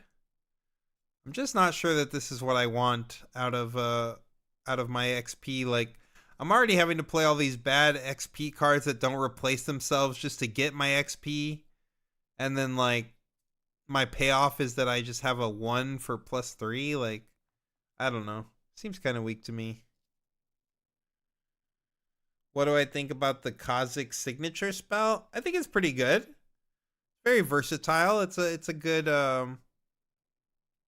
board equalizer. Like, you can do a lot with it. Seems okay. I'm sure we'll cover it at some point here. We've got the Wily Newtfish. If you've gained XP this turn, I have +1 might and ganking. I mean, this is a 4 for 4. It's on rate. It costs no power, but like, yeah, if I don't know if this is very good. Like, maybe in like Kha'Zix or Poppy or something. Like, if you're just not really like, I don't see this seeing play in XP. I don't think this is what you're trying to do, but like every card I play in XPE, I want to have like Hunt or I gain XP or something along those lines on the text box. This card doesn't gain XP on its own, so seems like I said, it's a 4 for 4, so it's like okay.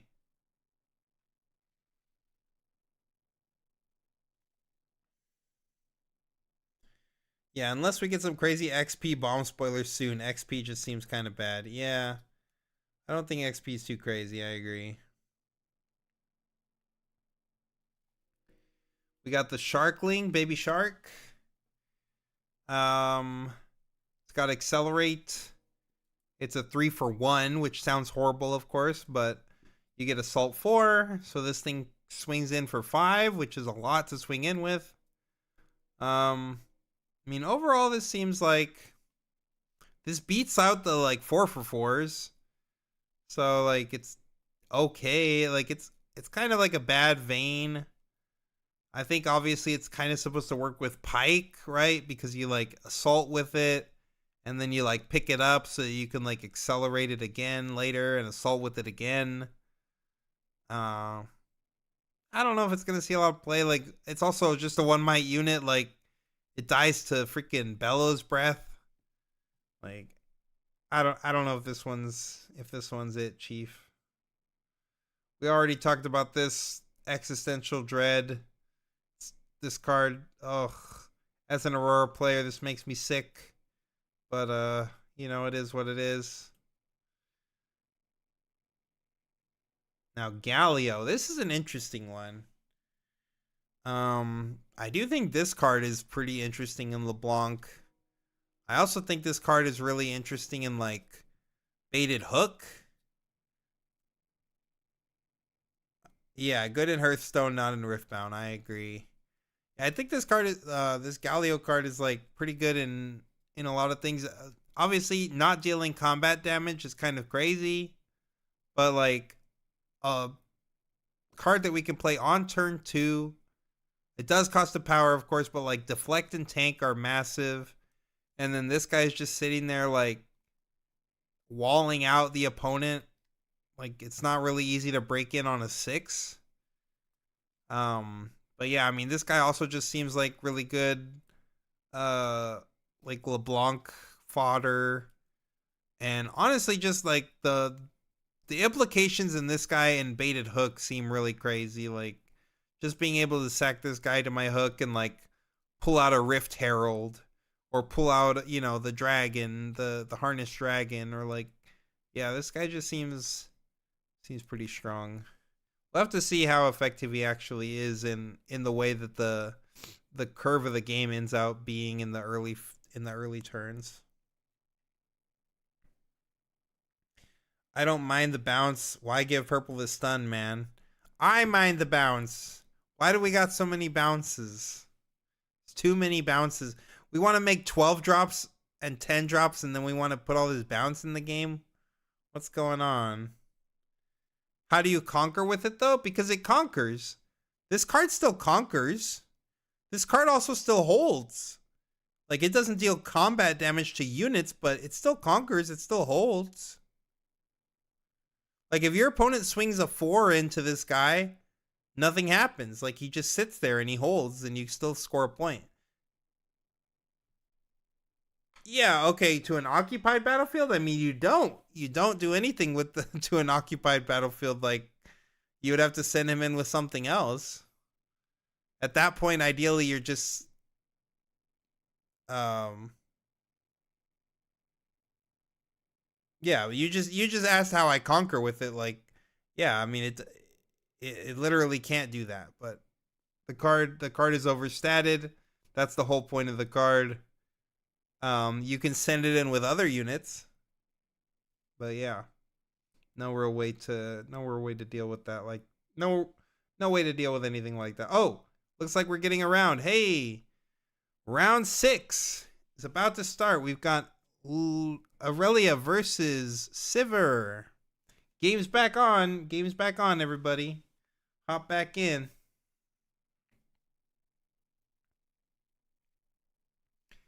Sivir is on Aspirant's Climb. I'm pretty sure that means this is going to be a Sivir Aurora into an Aurelia.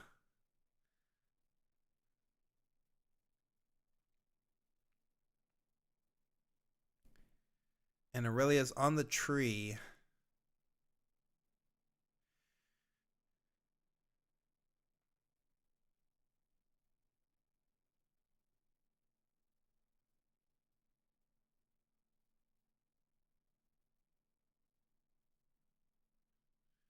How does it work if you send a 1 might recruit into the battlefield where he is? The Galio?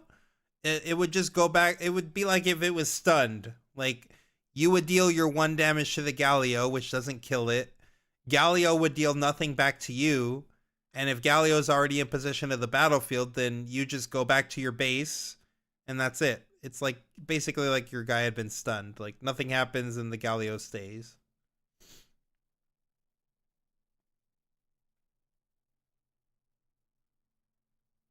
Good morning, good morning.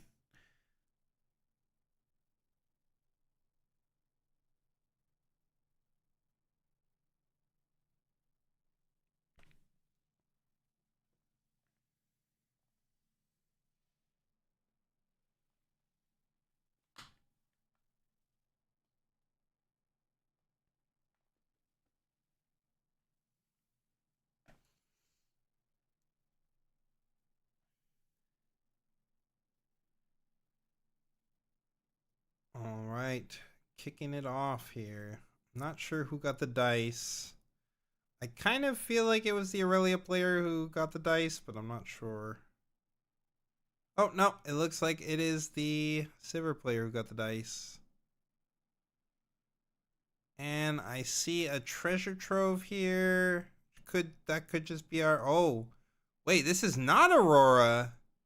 We're on aspirants, so I thought this was going to be Aurora, but no, this is we got a traveling merchant here. This is clearly not an Aurora deck. Very interesting.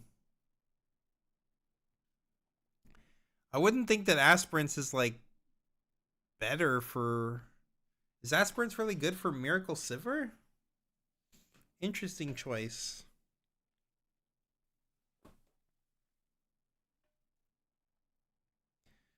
I mean, discarding a scrap heap, very good. Going to score.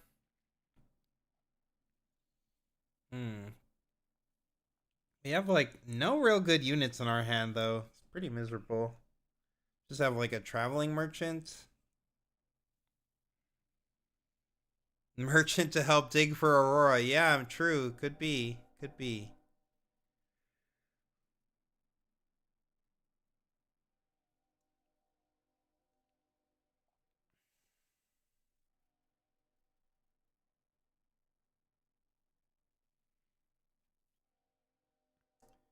Wasn't On Guard picked up from the Aurelia player?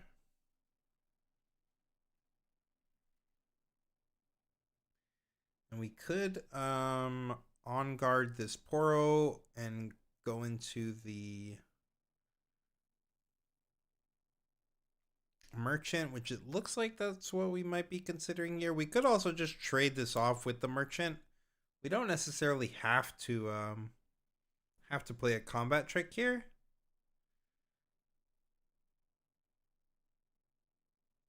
No, yeah, we're playing a discipline.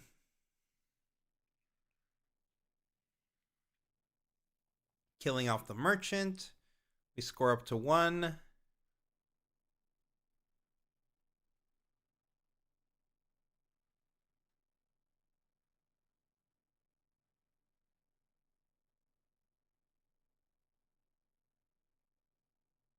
And then we're probably like, I think there's a tide turner in the hand he's thinking about playing here to get another 2-drop on the board. Yeah, tide turner is fine. And then he's not using, yeah, declining to use the tide turner so that we can keep the lonely Poro at the battlefield so that we could draw a card off it if it dies, which is good.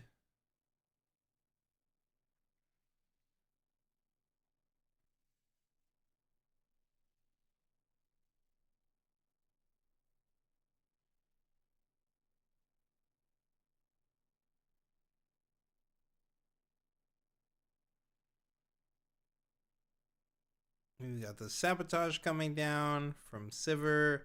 We get to produce a gold with our Sivir. Pretty good.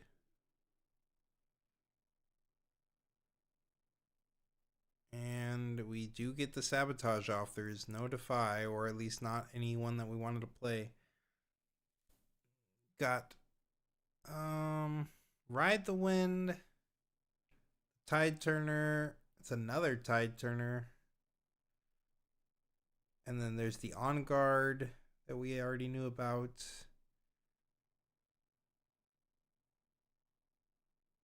And the Draven.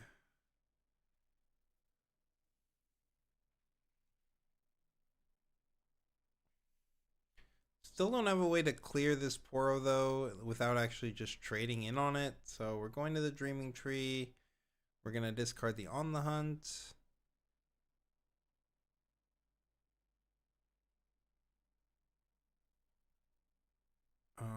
Are we going to... Yeah, we're going to play our Sivir here and pass. Okay.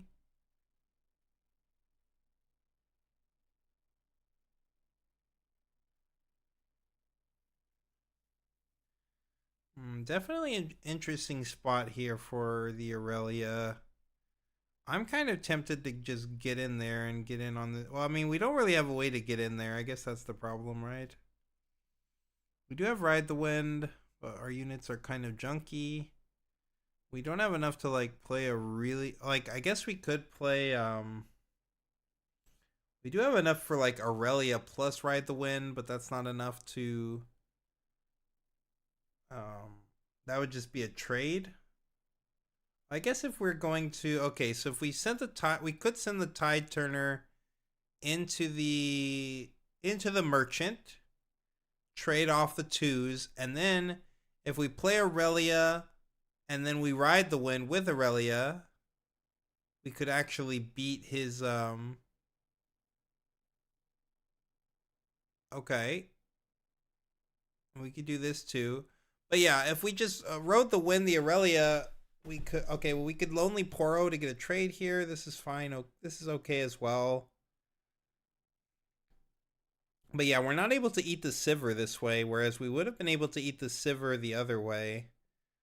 And we could have still retreated our Aurelia. And then, like, he wouldn't have really had any units to be able to, like, challenge our Aurelia away. So I kind of like the Ride the Wind play here better than what we ended up doing, in my opinion. Yeah, I think the Ride the Wind play here might have been a little bit better. Maybe it was a little more aggressive for sure, but like I would have really liked to have taken this Sivir off the board.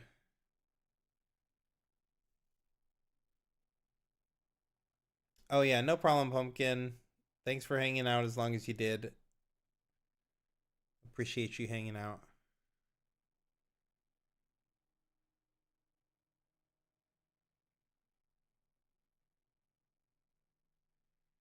All right, here comes a seal. not using our gold producing ability for the seal. Interesting. I don't know if there's really a reason for that. Should we not just use our gold trigger?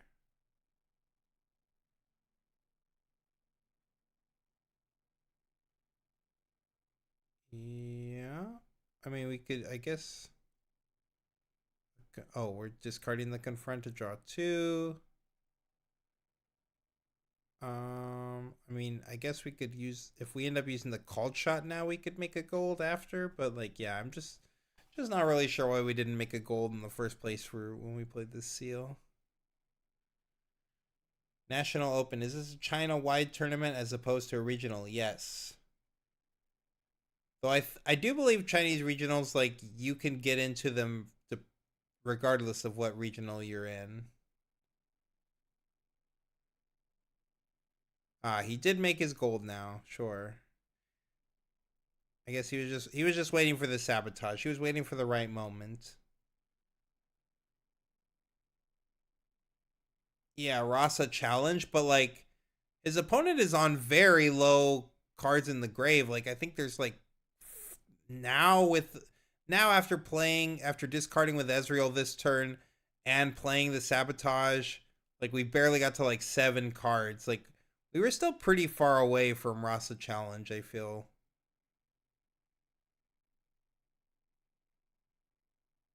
But yeah, I think the Aurelia play was better.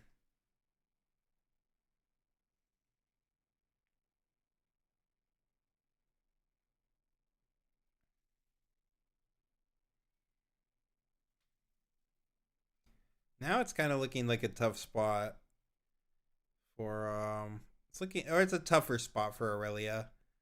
You can't ever count Aurelia out, but I mean when these decks don't draw, like and the Sivir player's been playing well too, like keeping the opponent off of the Dreaming Tree so that his combat tricks are like, not as effective and stuff like that. Like the Sivir player's been playing well too, but just yeah, the Aurelia hand has been pretty bad.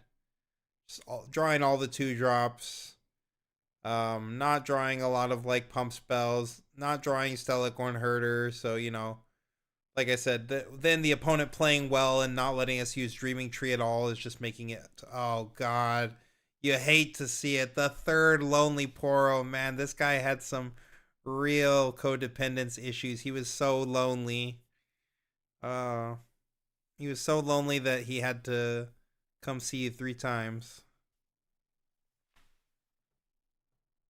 Wait, what are we doing here?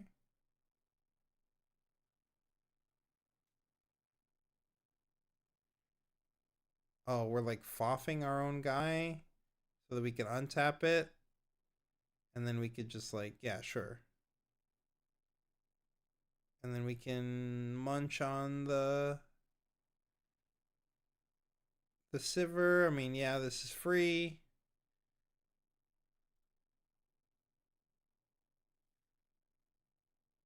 We aren't lonely. True. We've got each other, chat.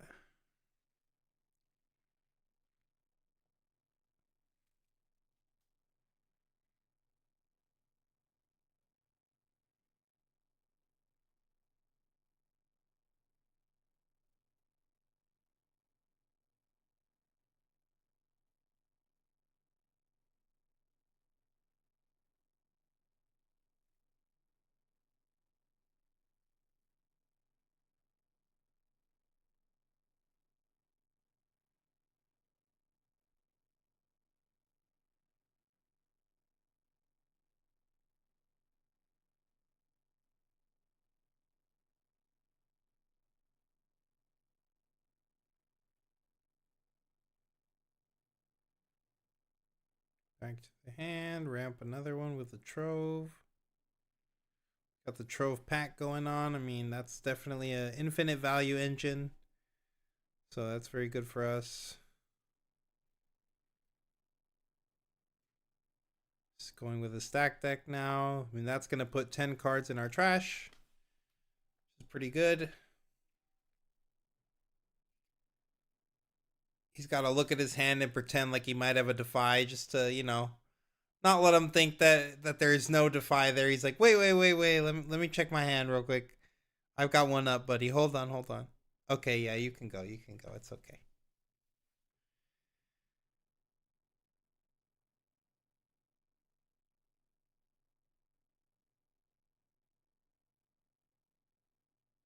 90-minute drive you don't want to do, but at least you get to listen to me. Yeah, true. The sultry sounds of gamer ASMR and screaming at bad plays.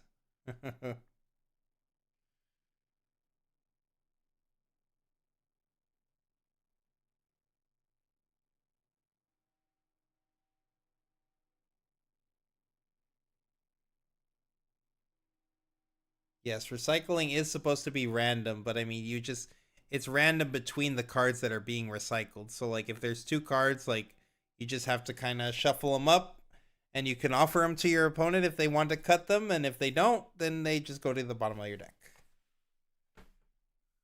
But your opponent is allowed to technically cut your stack decks and stuff. So I'm pretty sure every opponent I have offered that to has declined except like one. I think I had like one opponent who really wanted to cut like all my stack decks and stuff.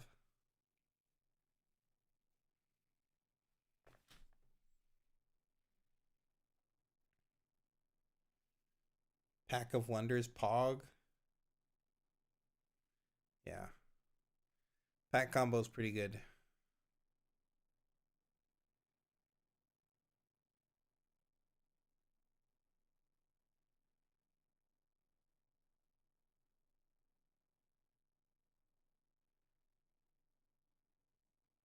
And the Aurelia is now at 6 here. I mean, this did get shifted pretty quickly. Like, it's not looking great for the Sivir player here.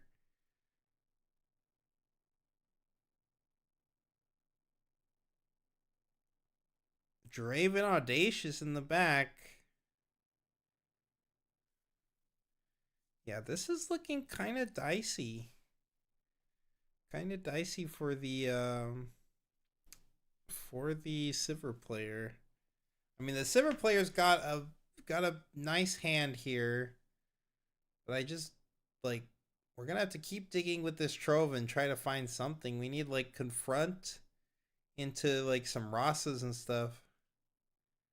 Otherwise, this Aurelia is just gonna munch us next turn for free.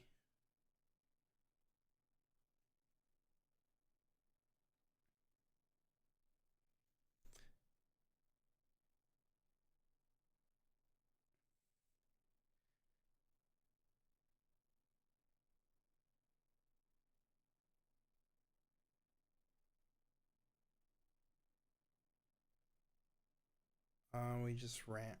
Why did we ramp a? Oh, we ramped an exhausted one for the trove. That makes sense.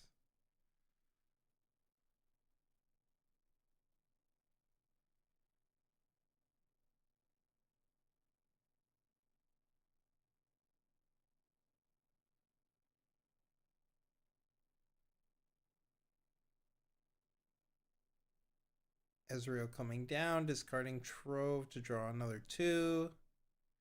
Picked up some called shots here. Yeah, we're gonna start called shotting. Now this is where the deck starts to really pick up steam. We're starting to draw a lot of cards.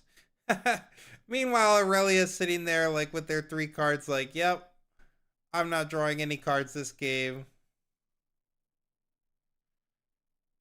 Can you pay seals for energy costs? No, seals can only be paid for power costs. That's it.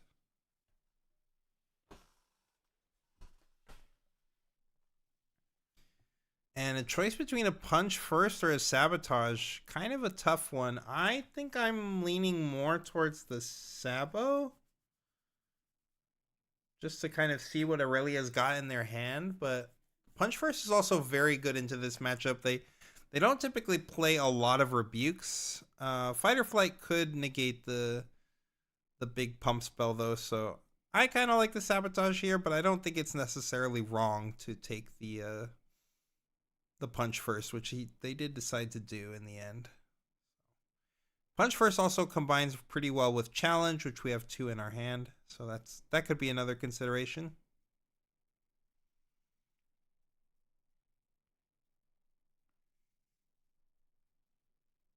Though again, if I'm trying to challenge, I probably would have wanted to take the Sabotage here to make sure that I could play around everything, in my opinion.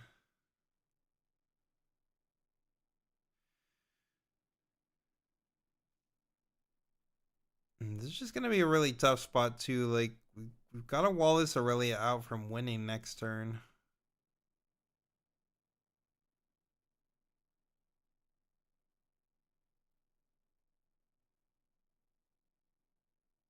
So many cards in the hand of this Sivir player here. There's also a Fizz, so we could do like more called shots. We could do some other shenanigans. We could hit him with the Sabo with the Fizz too, if we wanted to. Got so many runes to do whatever we want, pretty much.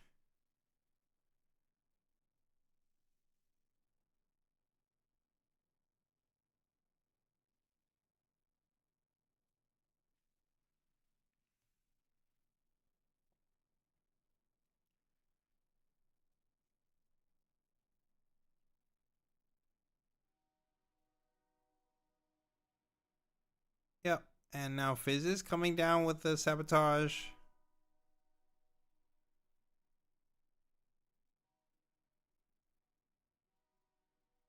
And of course, one of these on guards got to go. We know the other cards are on guard and Poro.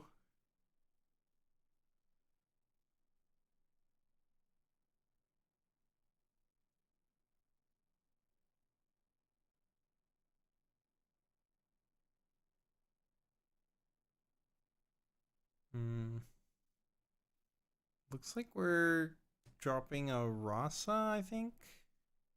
I would imagine we're dropping a Rasa this game. Yep, there's the Rasa with the Merchant.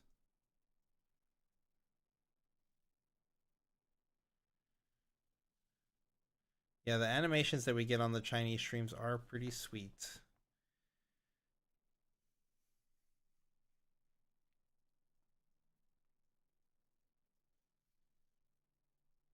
We're hovering over these challenges.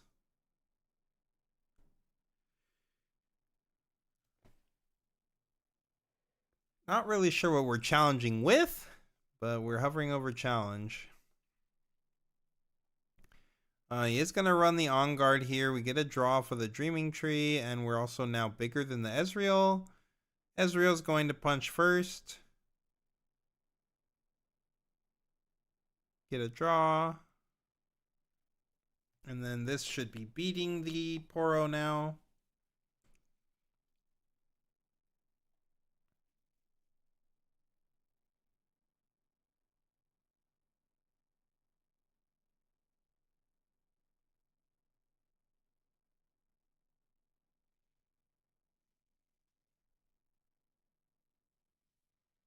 Oh, and here comes the challenge. What are we challenging, though?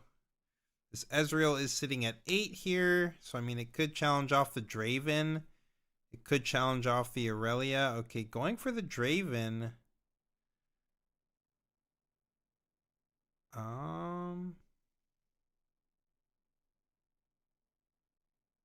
We're going to discipline just to make it a trade here.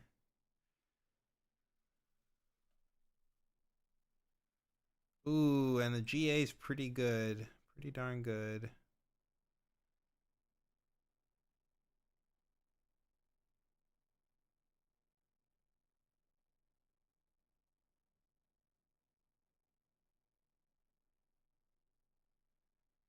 All right, it's now going to be on Aurelia to try to break this battlefield. They only have might there. There's no hidden. There's no like fight or flight. We're not having to play around Rebuke. Like, this is honestly very winnable for Aurelia if they actually could draw some real, like, the Sig spell or things like that. Like, this is actually very winnable for them.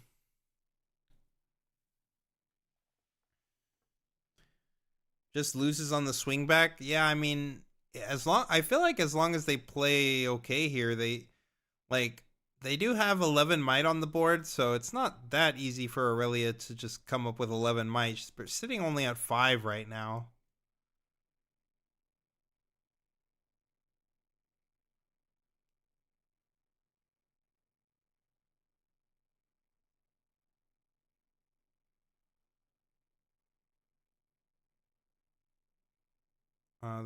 Every move this turn starts with a GA for sure. But yeah, I think we need to move the tide. If we're going for lethal, we need to move the Tide Turner to the Dreaming Tree, and then.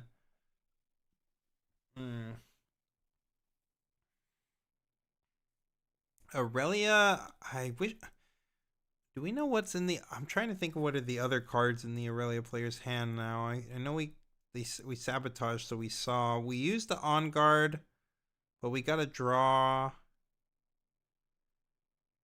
And then we used the Discipline on this Draven. What do we still have?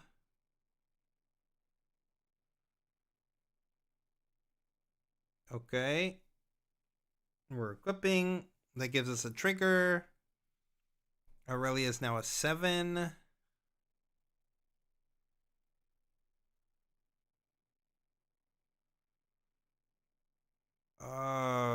This is all dudes in the hand. Oh, it's so ugly. Oh no, that is not what we needed, chat. All dudes in the hand is gross.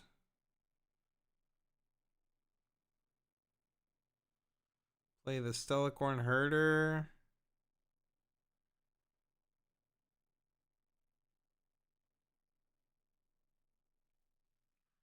Yeah, this is so brutal for the Aurelia. All dudes is just so brutal. I mean, now we as the Aurelia player probably lose on the crackback.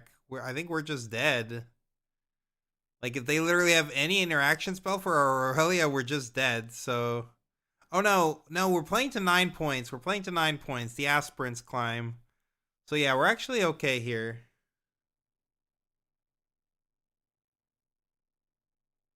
Yeah, it is a completely dead hand for the Aurelia, but this is aspirants, so it's still anyone's game. The Sivir goes to 7 here, and they can go up to 8 on the other side, but that's not enough to win, so it's also going to just be kind of hard to deal with this Aurelia with the GA on it, so.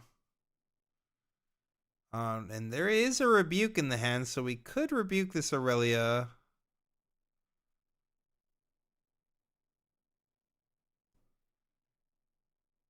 And I do believe the Rebuke would go through if we did that.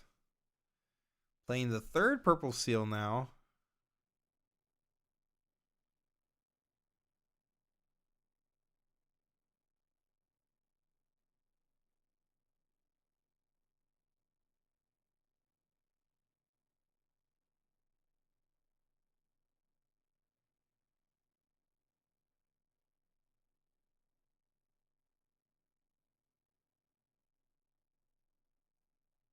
We just played the Ezreal there. Going for a stack deck. Another Rasa looks pretty tempting, probably. Yeah, looks like we're picking up the Rasa. Looks like we're getting down to a pretty small deck here.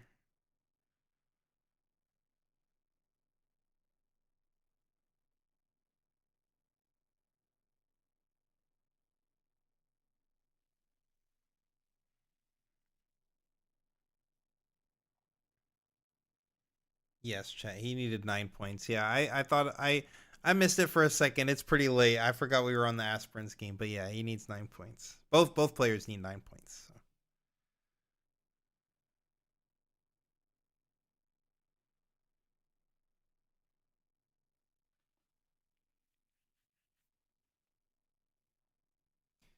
Yeah, Aurelia is only a 5.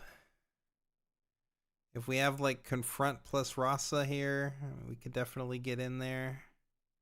I think I do see Confront Rasa in the hand. Of course, we know that this last card in Aurelia's hand is another guy. We know it's a Sneaky D. But, you know, our opponent doesn't know that, and we have to represent like we've got, you know, something good here. Like, ooh, a challenge. Challenge coming down. Rasa is challenging what? Is it Rasa? Okay. Stella Cornherder got challenged. And it resolved.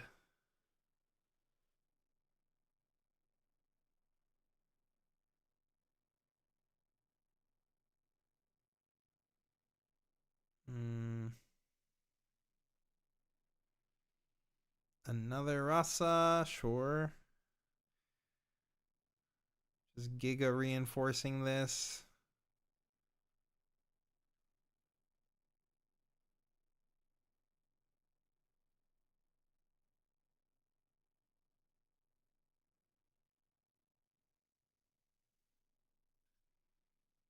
Passing here. All right, Aurelia's going to 8. He really needs a good draw here. That is a Draven Audacious. That is not the draw we needed. Holy moly, that is not the draw we needed. Okay, one more draw. Off of this Lonely Poro. Draven Audacious. Did we get the Charm? We drew Charm? Chat, did we really draw Charm here? Oh my god, we drew the Charm. Off of the Lonely Poro, we drew the Charm. Oh my god. We actually won this. Holy moly. It was definitely looking like a Sivir game. Holy moly. Top deck the Charm. Oh my god. That was crazy. That guy, his hand was all bricks too. It was literally all dudes last turn. He draws freaking Draven Audacious for this turn. He found the line though. There was a line and he found the line. You can't take that away from him. Like, he sent the Poro. He was like, okay, the only way I can win this game is if I drew this Draven for turn. I need to find my Charm. Sends the Lonely Poro, finds the Charm. Crazy. Holy moly. What a game. Insane top for sure. That was the line though. Like I said, he found the line.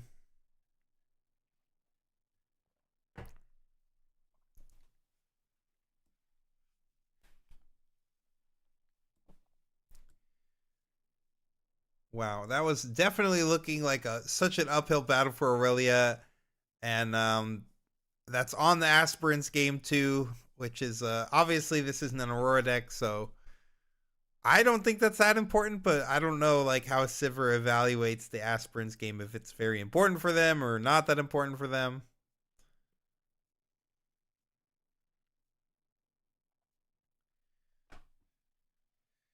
James Jenks, by the way, James Jenks 2292. Thanks for subscribing with your Twitch Prime.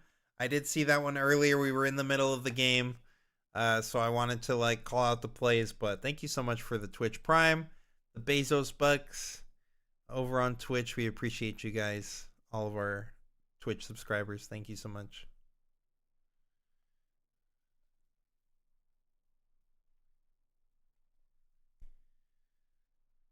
Okay, hopefully we don't have another 15-minute sideboard session, but yeah, that was a good game. It was a pretty good game. Couple of sussy plays here and there, but nothing too egregious. I thought both players played fairly well.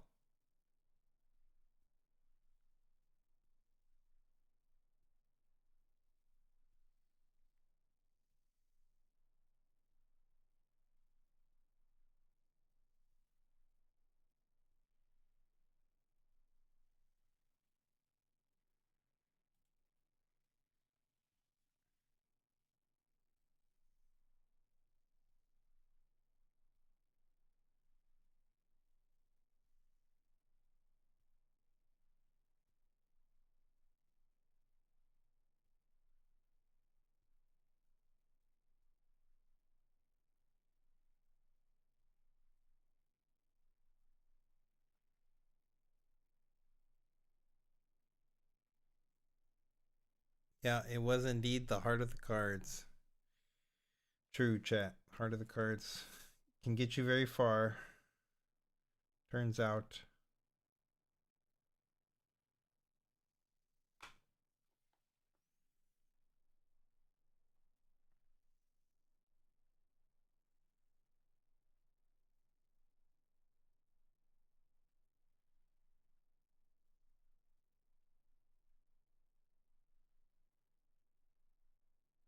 All right. Not too long of a break for this sideboarding session, so that's good. Looks like our players are ready to roll. Aurelia's going to be playing the Sunken Temple this game. And Sivir will be on the Sigil of Power. I don't really understand. Didn't he still need to either hold or score both battlefields for his last point? No, you can go from 8 to 9 with Draven's ability, or any point gaining ability in the game. Anything that says score 1 point can take you from to the final point of the game. You will win regardless of, it doesn't matter. You don't need to score anything other than that last point. It doesn't matter where it comes from. So that's why the Draven was able to go take him from 8 to 9, even though he didn't score the other side. He started the turn at 7, but then he held to 8. And then he would have had to take the other side for 9, but because of the Draven, he held to 8, and then the Draven took him to 9.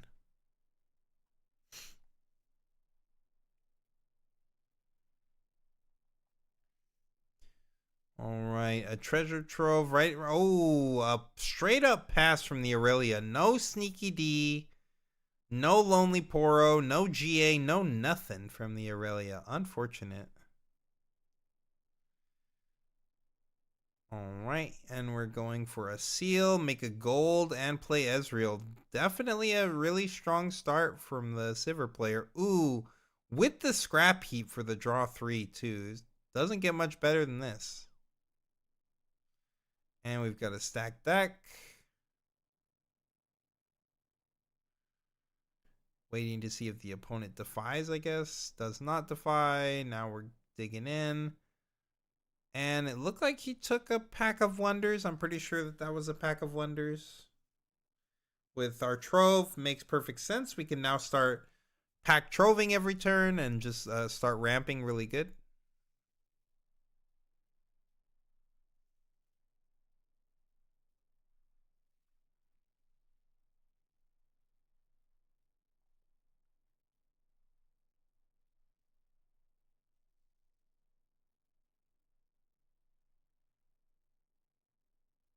Just going for an Aurelia here.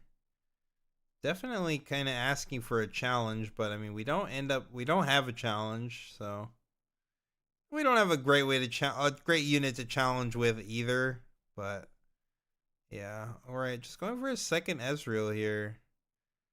With another scrap heap. I mean, we are digging so many cards deep. The problem here though is that we're not scoring at all. We haven't scored anything.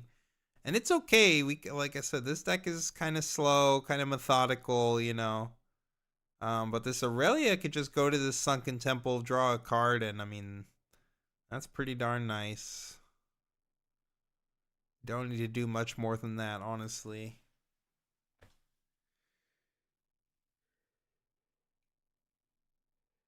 I think it's going to be kind of hard for us to deal with this Aurelia too, so yeah, drawing extra cards always a good good plan. Yep, going to the temple.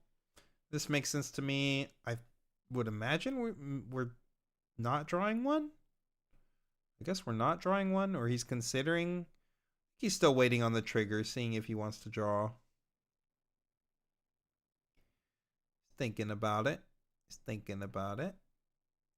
Me here, I think I want to draw every time. But he declined the draw. He feels like Stellacorn is enough, and he's just going to leave 3 up. This is okay, too. I mean, I don't hate this by any means. I think I probably would have drawn there. Even if I'm playing the Stellacorn, like, just don't think my opponent can do all that much to me. Not that afraid. I guess I can get hit with a... Okay, looks like he's pulling his Defy to the front, which I think I kind of agree with. He's also considering, rather than Defy, he could just go Discipline on guard here. just to get maximum pump spells on his chick, but he's actually deciding not to do anything. So he's deciding that he's going to just let his opponent decide what to do with his hand.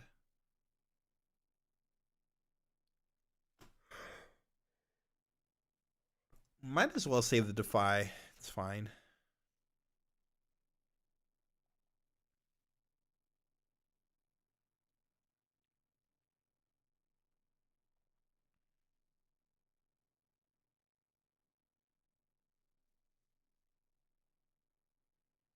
And here comes a called shot. Start digging.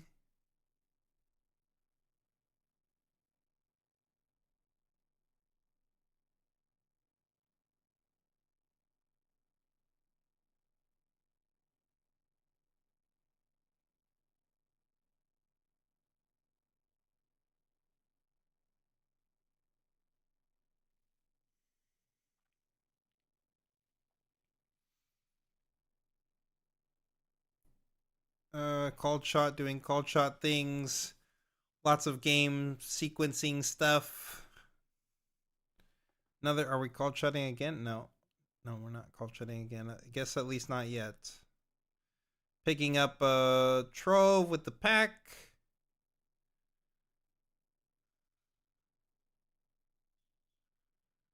Playing a third Ezreal here.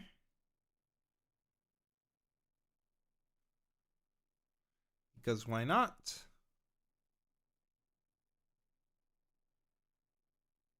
Picking up the Rebuke. That one's kind of crazy. I don't know if I agree with that one, chat. I don't think you want to pick up the Rebuke here. I would have rather discarded like this 2-drop or something, but I think you want to keep Rebuke typically to like win with. But I guess he knows that the Stellacorn is riding for a couple turns at least, or at least this turn. Potentially more than just this turn, so makes some sense.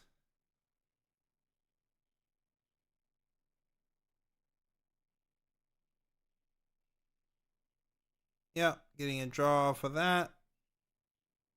Going there, recycling 1.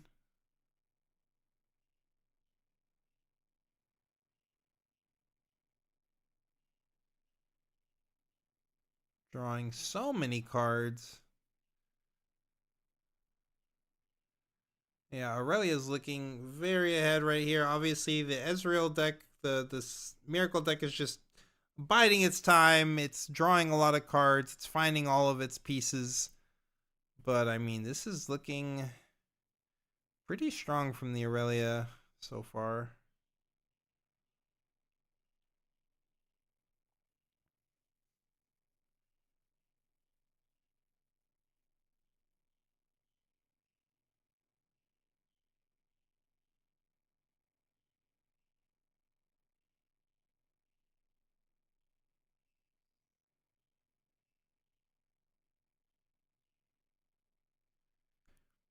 Oh.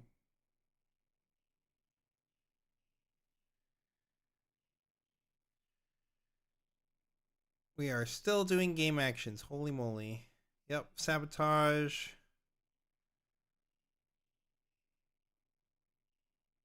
Oh no, the Aurelia player is done. Okay, that makes sense then. It's the Sivir player's turn. Did anybody play Azir this tournament? We did watch one Azir earlier. It was a pretty tragic game though. Like I think every single one of his games, I think they did go to a game 3, but every single one of the Azir's games, they only found one equipment every single game. So it was pretty tragic. And they always have like multiple arises in their hand, but only one gear. It did not end up well for Azir. Azir did lose the one time it was on camera today.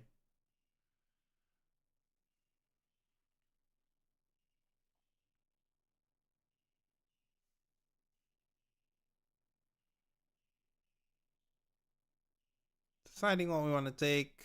End up going with a discipline. Probably fine.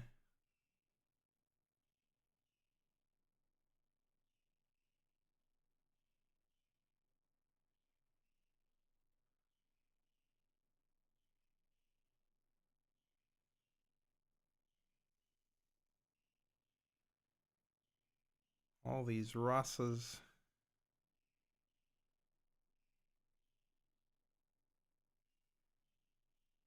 No gear Azir. Yeah, true.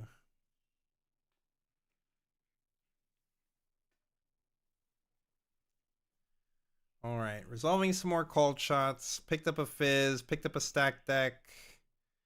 Probably going to be playing a stack deck next. Yep, here comes the stack deck. Another 3. Look at all the stuff. Another Sabo. I mean, we could hit him with another Sabo. We could just keep shredding this hand apart for sure. Like, I mean, it's going to be pretty hard to chew through the hand, though, when we're dealing with a Stellicorn Herder.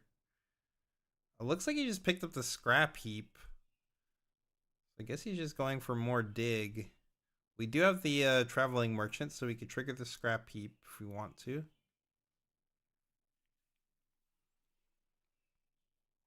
All right, we are playing our first Rasa now. And Rasa is going to head in to this battlefield with the Poro. He's going to just allow the Poro to get eaten and draw a card. We could also draw a card off of the Sunken Temple.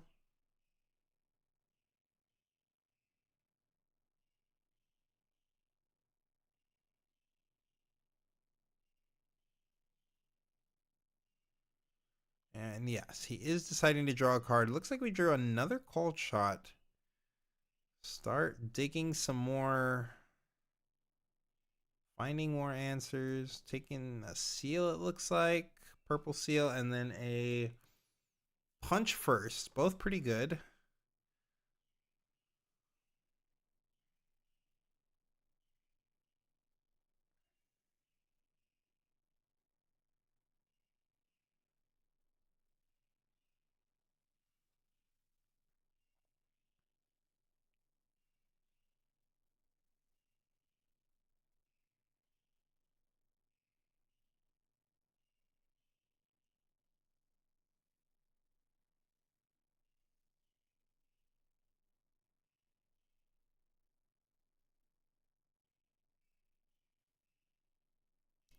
Was this style of Miracle Silver like into what's this style of Miracle Silver like into Miracle Draven? I think it's just pretty much worse. I mean, yeah, it's like you don't really have much that you've got going for you that makes you better than Draven in any way.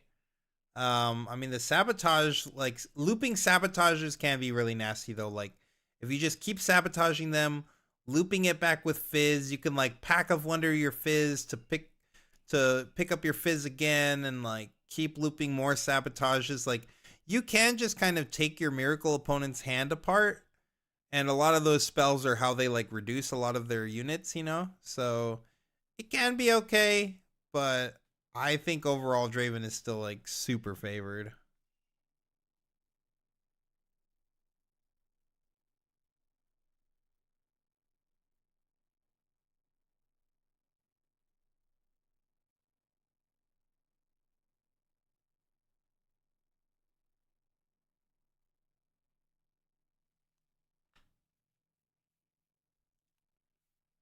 I mean, definitely going to be hard for Aurelia to break into that side with all the Rasas, but we don't really need to do that this turn. I mean, we could just conquer the other side with the Stellicorn Herder, draw a card, and like we're kind of chilling. I guess if he wants to try to wall us off with Ezreal's, he can do that though.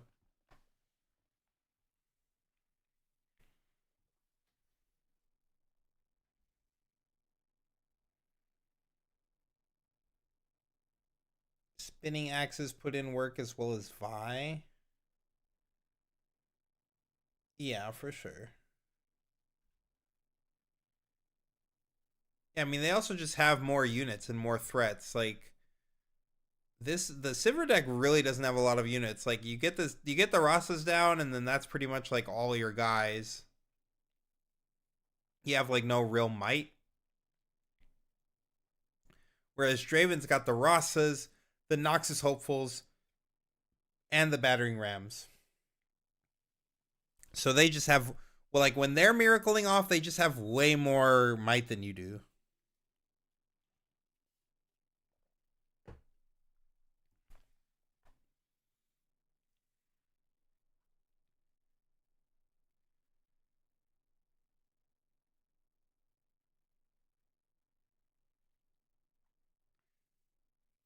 Going for discipline here. Drawing one. Okay, we got another rebuke.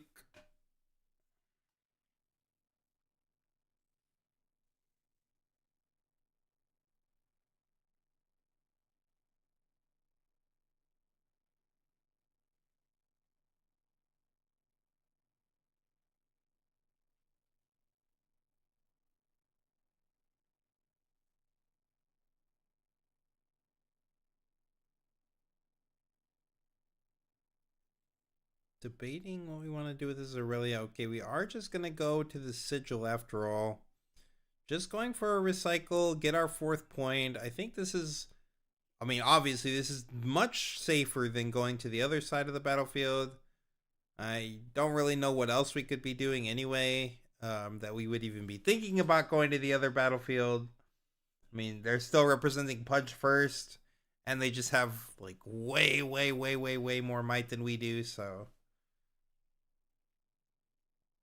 I mean, if anything, I think we're just like playing the Lonely Poro and passing most likely, if we wanted to play anything at all. But yeah, we are probably just developing the Poro here. You could develop the Draven Audacious, but that then you're tapping out. Of course, that's way too risky. You can't just like tap out. So gonna sit back. They're gonna hold up a double rebuke and hope that we can get there.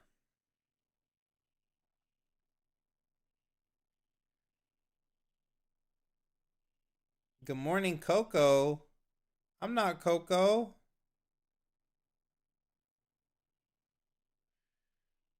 You need to clear the way for Punch first plus challenge. Yeah, I mean, at some point you need to clear the way for sure. But hi, Greg.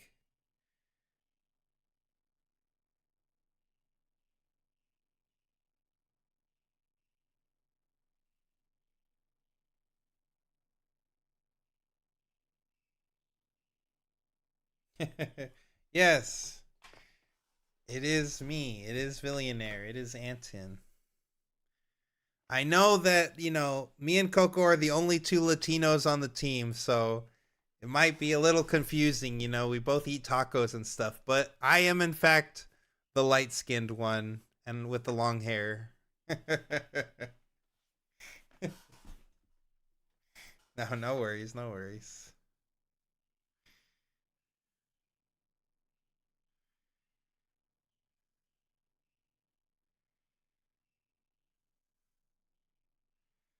Oh, okay, we've got Ezreal coming in. Gonna try to take another point.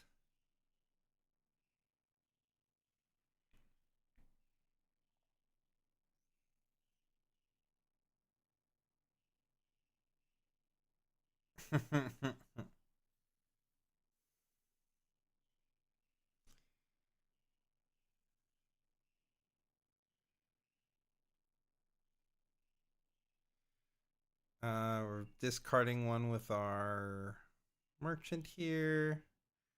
Playing down another Rasa on the other side. Now we're gonna start just making both of these battlefields fat.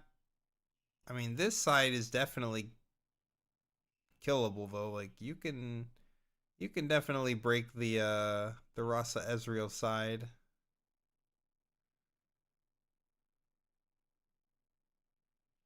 Which I'm guessing is what the Sivir player is looking for. More ways to like reinforce the other side.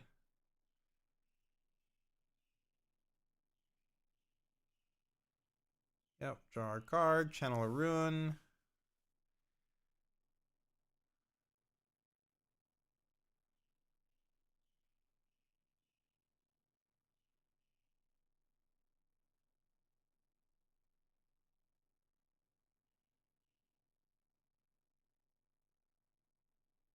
gonna pass. Okay. It's gonna be pretty tough now. Like I said, I think the side with the 9 might is definitely breakable if we have like 6 spells and stuff, but I mean the Simmer player knows that we're sitting on not that, and we just drew a Lonely Poro, so that is not doing anything for us this turn.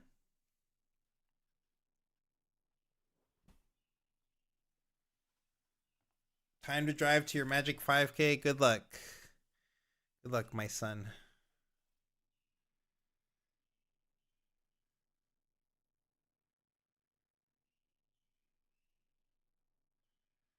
I don't know what time it is for me. It's 4:40 right now, and we still got a whole other round. Oh my goodness. They're gonna kill me, chat. Riot just wants me to never sleep again. Okay, we're just sending this in for the trade? Oh my. Oh no. Ripping a sneaky D off of this Poro. That's terrible. Literally, we got a single on guard, which is not enough to beat either one of these sides. I mean, we could rebuke Arasa, but like, yeah, I mean, come on. We're rebuking the free guy? Like, yeah, buddy, I don't know about all this.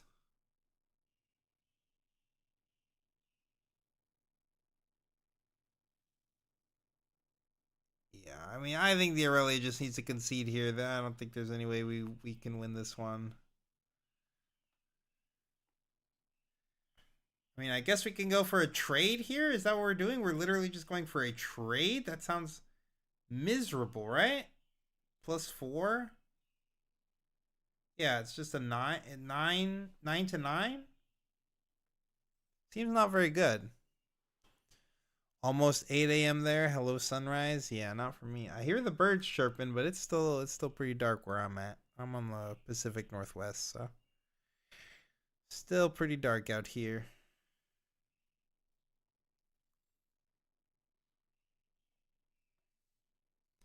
I am trying to stay alive for one more round for y'all.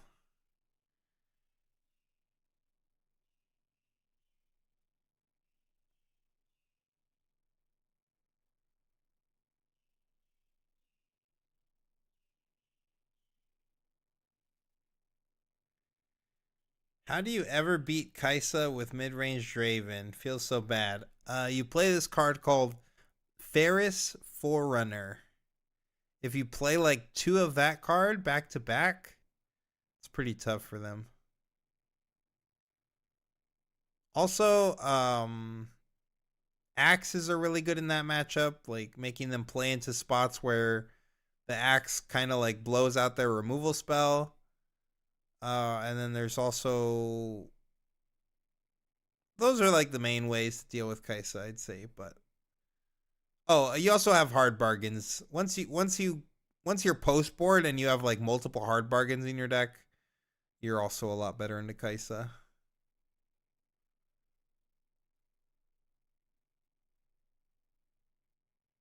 Like obviously if they get the play and they go like 2-drop into 4-drop Kaisa into Singularity, like those games are hard, don't get me wrong. Those games are really hard. But I think post board it becomes a lot easier.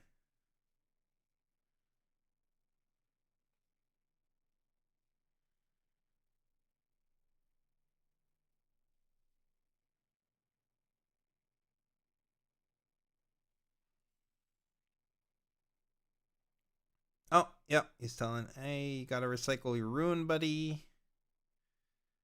Okay, I don't really know why we didn't cycle our tapped rune. Is there a reason for that? Not really, right?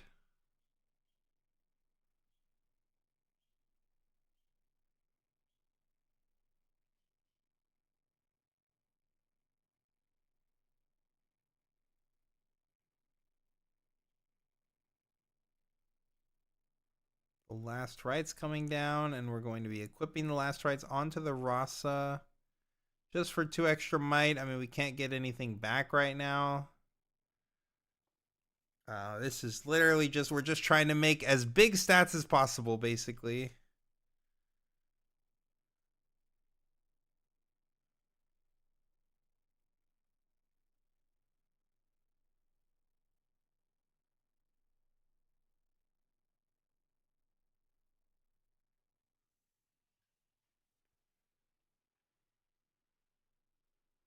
All right, and we're going next. Siver got this one. So going to the game 3.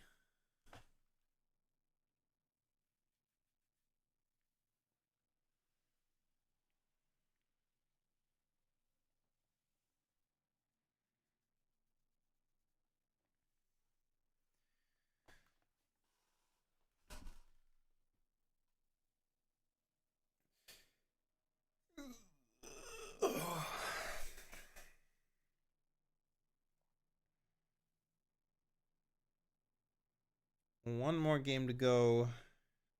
One more round after that. Hopefully we won't get a super long hiatus in between rounds, because we are going to a game 3 here. So it shouldn't take them that long to start after this next round. Copium, hopium.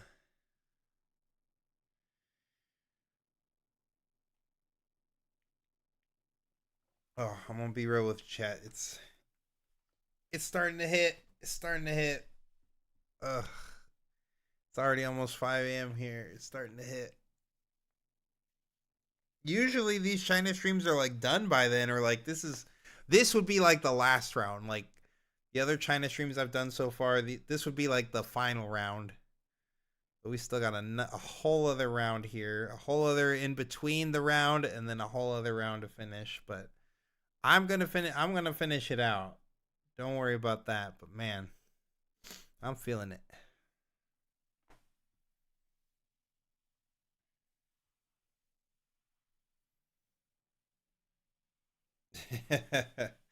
Yeah, I'm trying to stay strong. Trying. Ugh.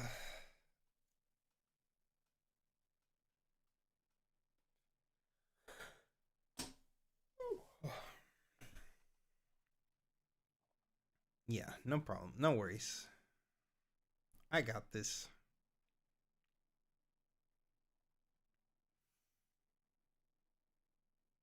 You believe in Coco? Thanks. Thanks for believing in Coco.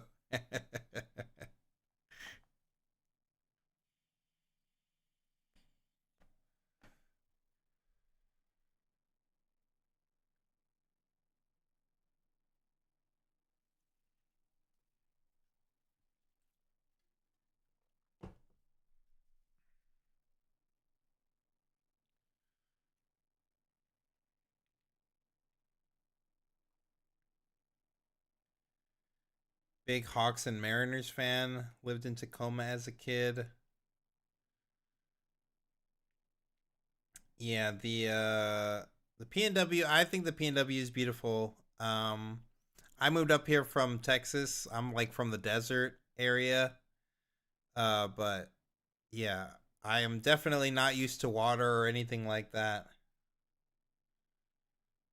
I'm waiting for my metal RA to come back from PSA. Hopefully it's 10. Hopefully get those PSA bucks.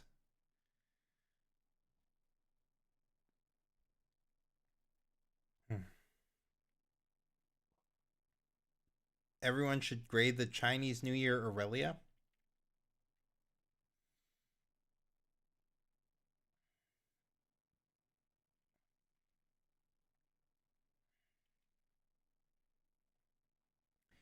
Yeah, Alex is really sick right now. He couldn't even last a full round last night, so I don't think waking him up's gonna do much, unfortunately, today. He's super sick. Okay, come on, guys. It doesn't take this long to sideboard. Please, China, please. You splittered a Kaisa one. Let them keep time warp. They ended up playing around the hidden blade I never had. Wait. The HB you never had?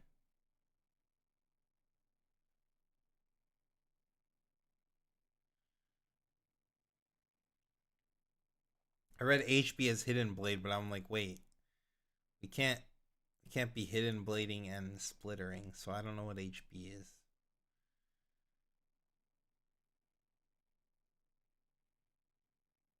Hard bargain. Oh, HB. Yeah, that makes sense.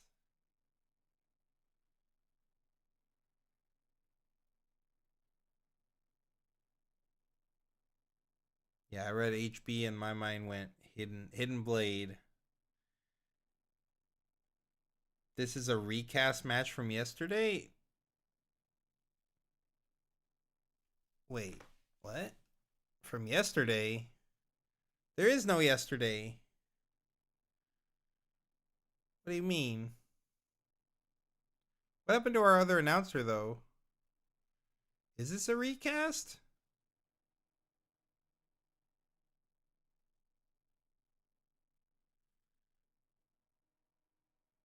Good morning, Gunny.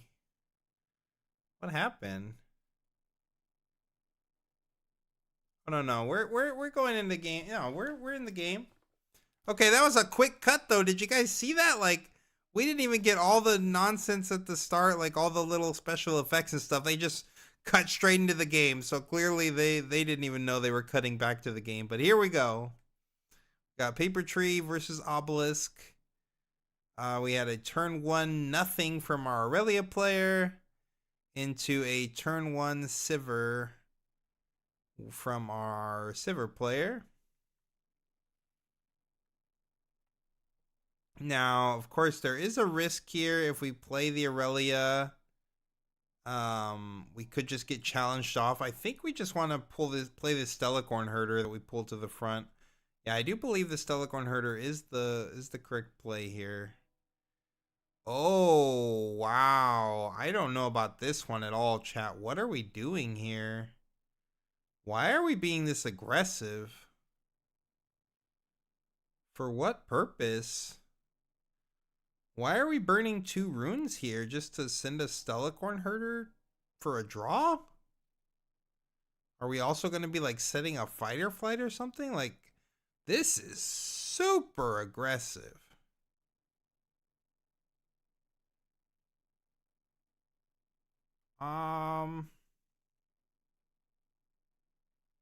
Yeah, we are setting a fighter flight, I guess. I mean, this play gets just absolutely pounded by challenge. Like, holy moly, do we get wrecked by challenge here? Are they already in turns? Oh, I think they might be in time. Yeah, I think they are in time, chat.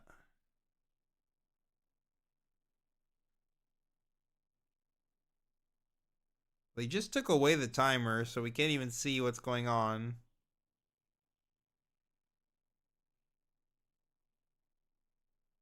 But I think they are in time. The round timer was up. Oh, wait. They brought it back. Yeah, I think we are in turns now. So I think this is turn 1 of 3. So we're basically just like playing out the last couple turns. I mean, that's why they're playing. Yeah, that's why they're playing this aggressive. So that makes way more sense why we're playing this aggressive.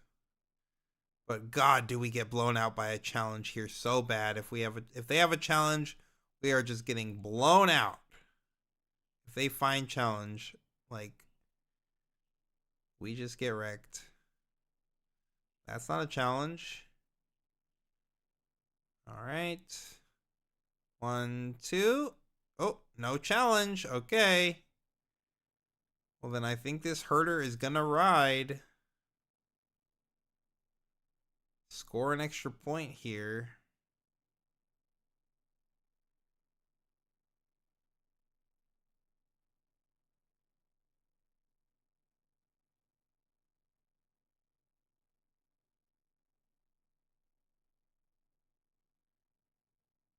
Yeah, no way to deal with this Stellacorn herder right now. We're gonna move in, but this is just gonna get met with the fighter flight, I imagine. We could also fighter flight our own guy. No, we're just gonna fight or flight here.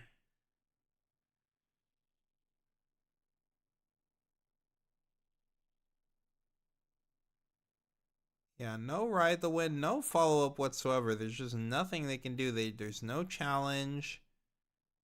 Obviously, challenge would have been played beforehand, so he probably knows that there's no challenge, because if there was, like I said, I think it would have been the correct play to play it earlier. We're playing On the Hunt. On the Hunt. Didn't see this one coming. Oh, and all of a sudden we have the tempo now. Look at this. We're at 2 points and they've got no energy. Oh my god, this On the Hunt was so clutch, chat. I think this On the Hunt just like won us the game on the spot. Yeah, we have no units on the board. These are going to be, oh my god, these are going to be, what do we do here? How are we?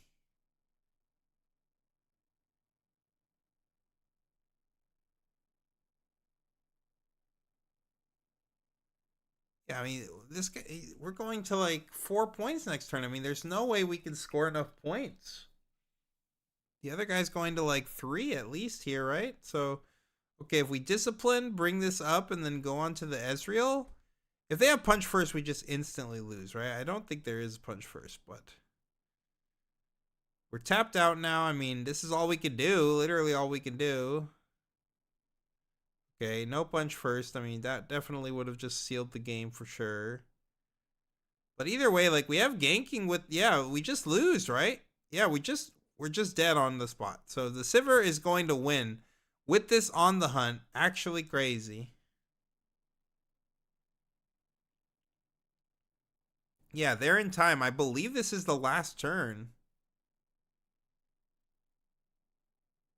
So Sivir is gonna be able to spend energy, and then it'll get ganking, and then it just goes over and it eats the Tide Turner, and that should be enough to, now you have a 2-point lead, which is what you need. And then yeah, that should be game. Yep. And the Sivir is gonna take it in time. Yeah, that was definitely a long one. But yeah, we were able to get the Sivir got the win in time because of the time rules. For those of you who are unaware, in time, once time is called, you go into overtime, which you're given 3 turns, starting with the player who's currently in the turn. He becomes turn 0, so you get 0, then 1, 2, and then 3. And at the end of turn 3, you need to be at least 2 points above your opponent's score. Whoever has the higher score wins, but you also need it to be winning by at least 2 points. If it's anything less than that, then the game is still considered a draw. So he was able to get 2 points ahead because of the ganking from the Sivir and close the game 4-2 in overtime.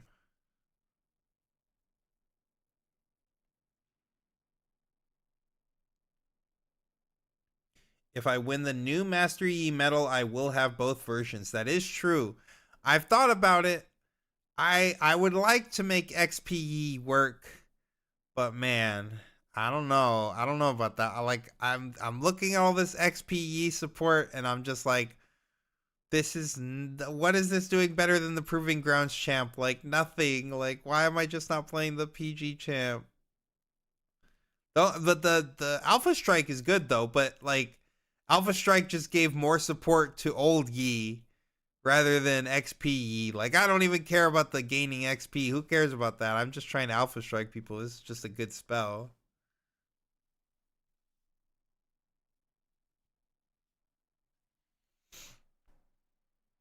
Yeah, so they were able to close that out in time. Because this did go to time and we did some overtime, I am really hoping that this final round does not take that long to start. But yeah, that's going to be it for this round. Sivir taking it home.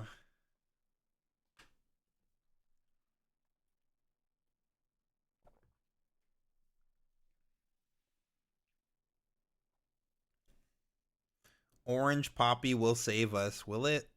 We haven't even seen yellow poppy yet, have we? Did I miss that one? Did we see yellow poppy? Do you think there might be a case to bring back Ramp Yi?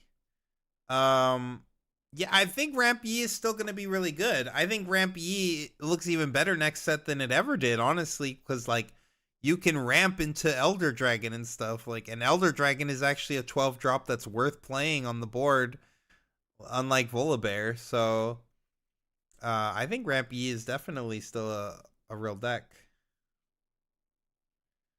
I think Aurora Yi looks very strong next set.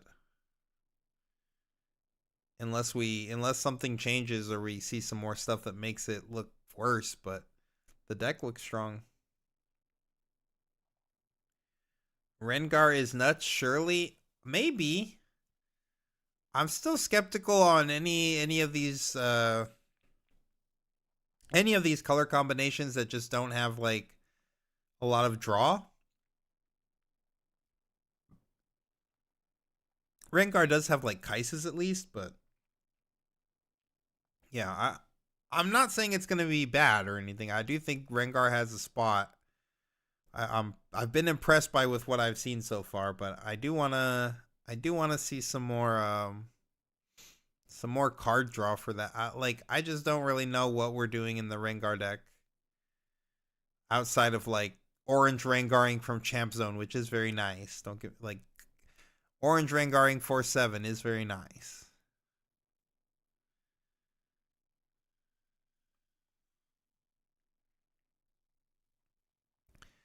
All right, we're getting the highlights of the game. Kaisa, Nidalee, Beans all seem crazy. Yeah, Beans is good. I don't know if Nidalee's crazy, but Beans is a good engine. In time, if you get to 8 points, do you still win if the opponent's at 7? Or does the 2 or more points rule still apply? No, if you get to 8 points, like if you win the game via the game rules, then you win the game. Did they ever post the metagame for the day? I know they showed us the top 3. They showed us like Draven, Aurelia, and Kaisa are like the top 3 in that order. And Draven was definitely like the highest percentage deck, but I don't know if they showed us the rest of them.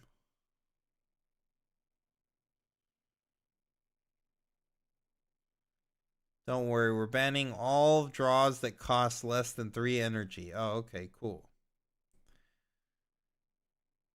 Am I and the Challenger TCG team going to Utrecht? I believe we will be going to Utrecht, yes. Obviously, all of those, like, are we going is completely based on can the team get tickets.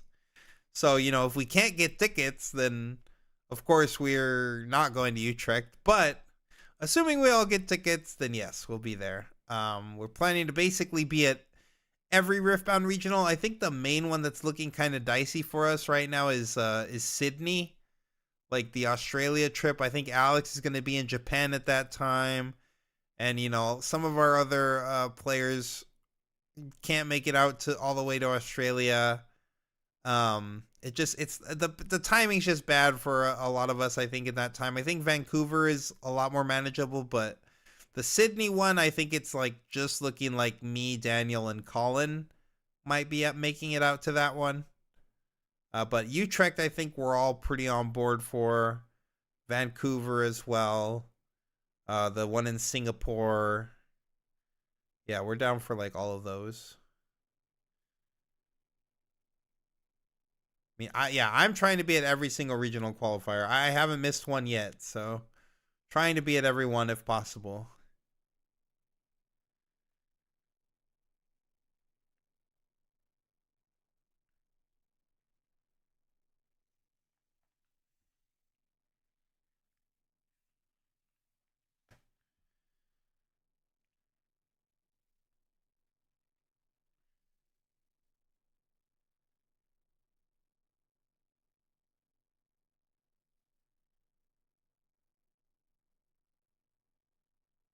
All right, it says 15 minutes for the next round, chat.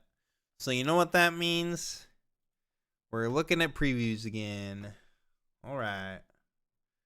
So, we were on Dockside Butcher, Pike.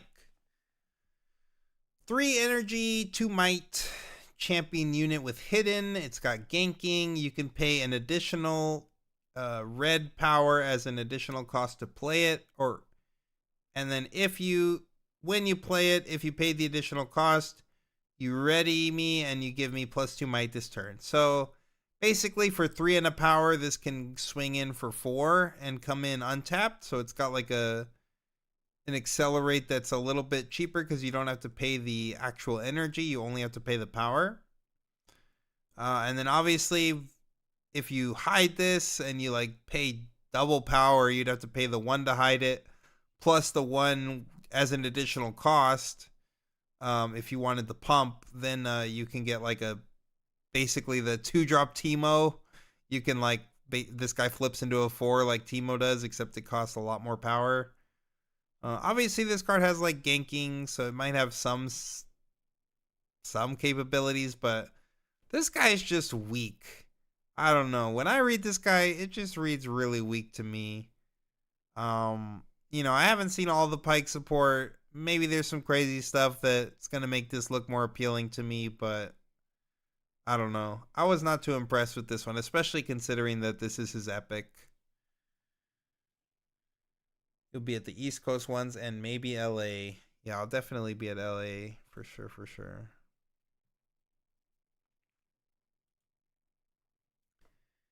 We've got the Forbidding Waste. While a unit here is defending alone, it has -2 might. This is just Yi Hatred. That's all this card is. Literally, they just were like, you know what? Proving Grounds Yi? We thought that this card was so bad that we needed to make a battlefield that nerfs it. That just like completely reverses what Yi is doing. It's the inverse of Proving Grounds Yi. So, yeah. I mean, I don't know what else to say about this card. Just a Yi hater card. Okay, now this card. This card, on the other hand, this card's crazy. At the start of your beginning phase, you may kill a unit you control here to draw 1. This happens before scoring. I mean, this card just seems really strong. It's going to be strong with like LeBlanc token copies, of course. But I mean, it's even strong just with like, if you're just trying to kill stuff, like in Rek'Sai, for instance, like if you wanted to kill something at this battlefield so that you could conquer it again because like the other opponent is like holding the other side with something that you can't get over, like that can be pretty good. I mean, I just think like with Death Rattle shenanigans with Karthus or whatever, if you just really need a way to like trigger your Death Rattles, this Dusk Grove's Lab could be pretty good. I think this card's kind of cool.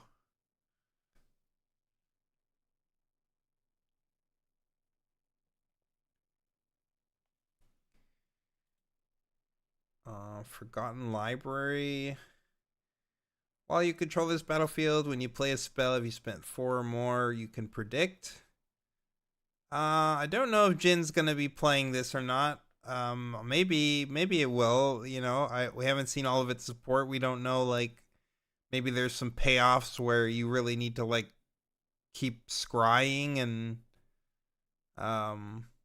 so you really want like a battlefield like this, I guess, maybe. I mean, it's also one of those ones where like Jin can utilize it better than other people. So like even if it is low power level, like maybe it's still just good enough because like other people are not going to be spending 4 on their spells most of the time, and you are, so you're the only one kind of be able to get value out of this. It does kind of suck that you do have to control it in order to get this ability though, so I don't know that it's strong enough, but it's okay.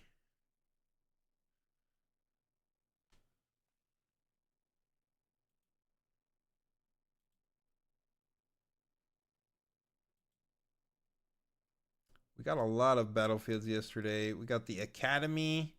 I think this one's actually pretty good. When you hold here, give your next spell this turn repeat equal to its base cost. This can give spells that have repeat as well. I mean, just seems good. I like holding is difficult, of course. You know, it's not just super easy to hold, of course, but if you are able to hold, um, giving your next spell repeat seems like a pretty good payoff for that, especially with like Ezreal's to shrink the cost and stuff. Like, seems like it could be a decent card in the Ezreal deck.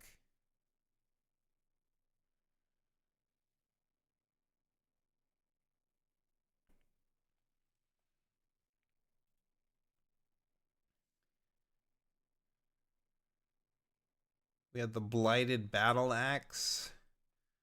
I think this card, I don't know if this card's great. It's okay. Like, it's huge, right? This thing is giving you as much as the Blade of the Ruin King, but you're not having to like sack a dude. But it does have, at the end of the turn, if I didn't conquer this turn, you unattach this and you deal 4 to the unit that it's equipped to. So it does have a pretty significant downside as well if you're not able to conquer, but like +4 is a lot of might. Definitely a lot of might. Haha, Mensch. You're so funny.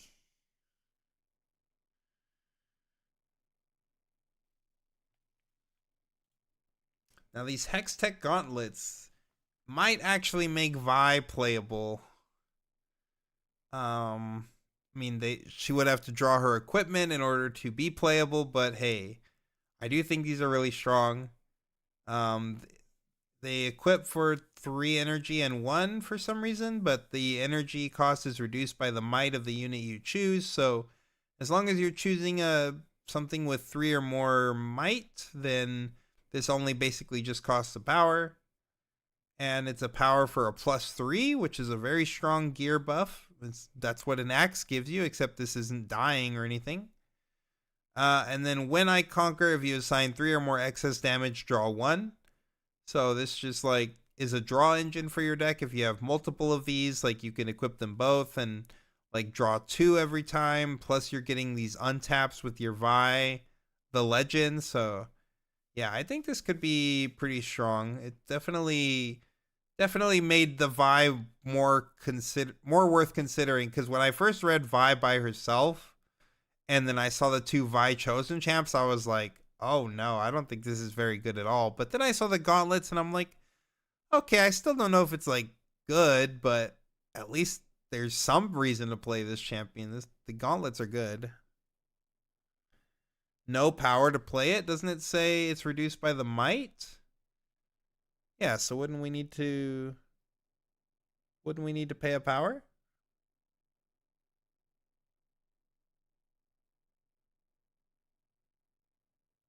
Am I missing something?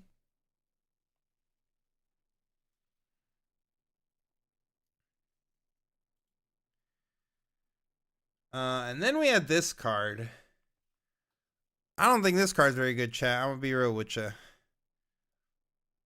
Oh, no power to play it. Sure.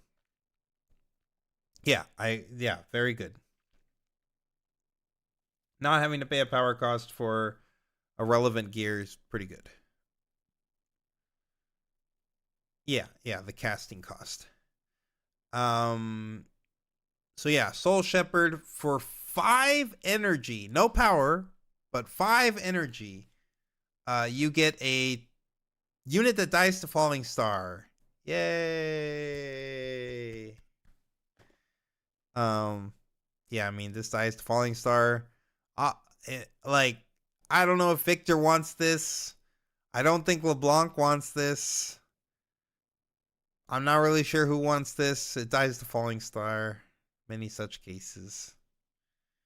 I mean, it doesn't seem like a horrible effect, but the stat line is just so terrible.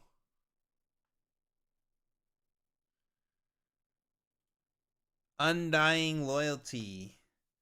They're printing too many free spells. If we get a ban list, Falling Star getting banned. I mean, true, maybe. If Falling Star gets banned, hey, all these dies to Falling Star units become way better. That's true. That's for sure. Undying Loyalty costs 2 energy less if you choose a bird, a cat, a dog, or a Poro, and then you can play a unit with cost no more than 2 and no more than a power from your trash, ignoring its cost. So yeah, basically this can like just cost a power to bring back something that costs 2 and a power, which is pretty good. It's like there's a decent little resurrection spell. We'll have to see how many options we get for like birds, cats, dogs, and Poros. But yeah, this card seems decent.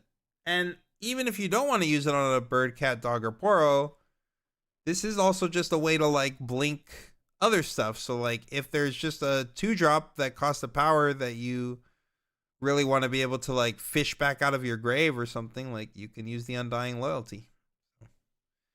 We'll see if there's any synergies with that in the future, but for now, this is Ivern support, and we'll see how good or bad it is. Just really depends on the Ivern deck, which so far, you know, I'm looking at all these Ivern pieces and I'm just like, this deck's looking way too fair in my opinion, but maybe Ivern's Sig Spell or something will be crazy.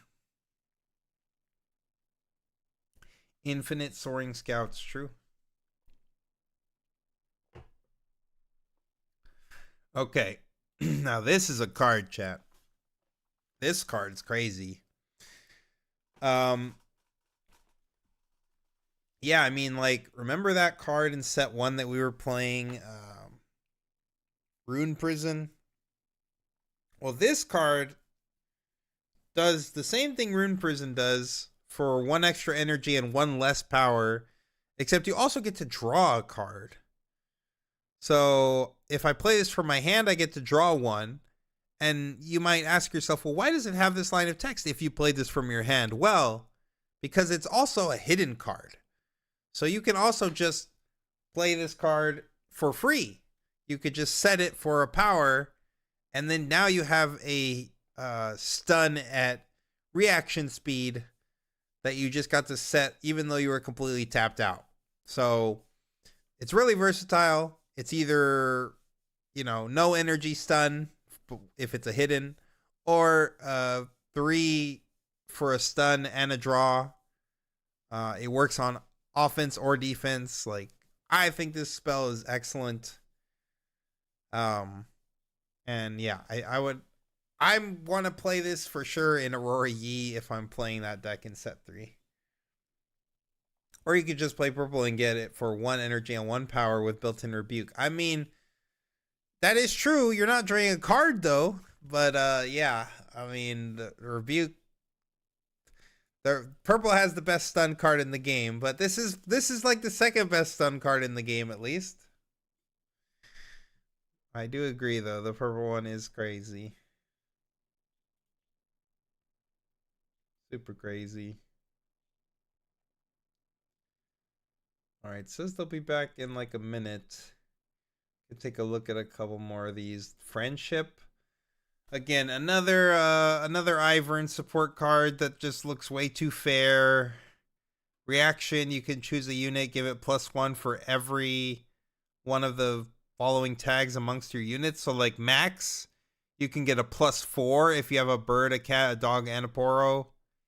It's like 1 energy for a +4 reaction speed. Like, that is a really strong combat trick, especially considering it doesn't cost any power or anything, but you know, how often are we having all 4 of these units out? And yeah, I don't know. This spell doesn't read horrible, but again, it's just so fair. It's just so fair, and Riftbound's just so not fair right now. So I just don't know if this. Oh, it's a cute card though, and I'm a fan of Friendship, so I like the card.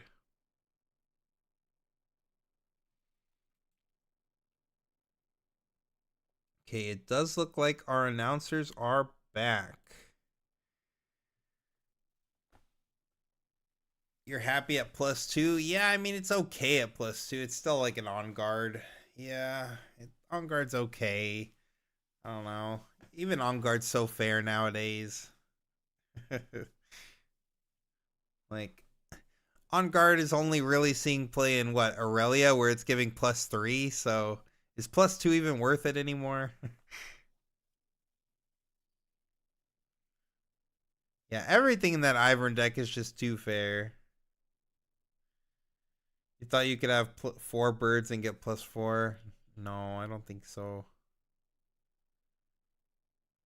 Unless I just misread it.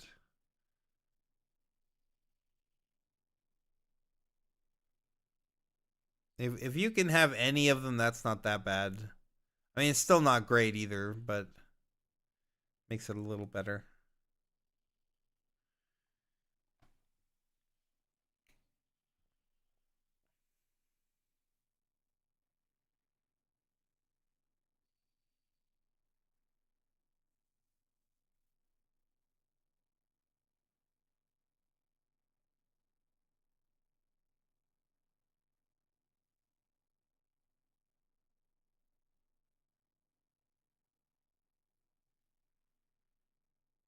All right, we should have the last round starting.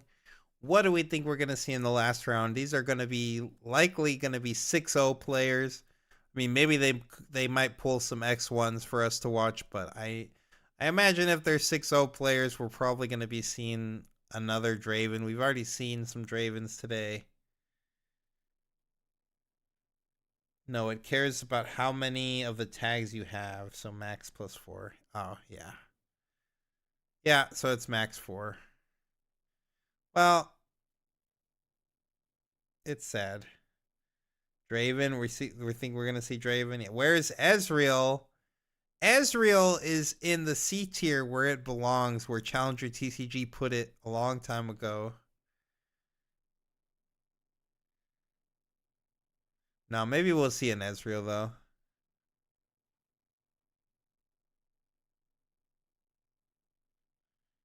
Fiora and Garen.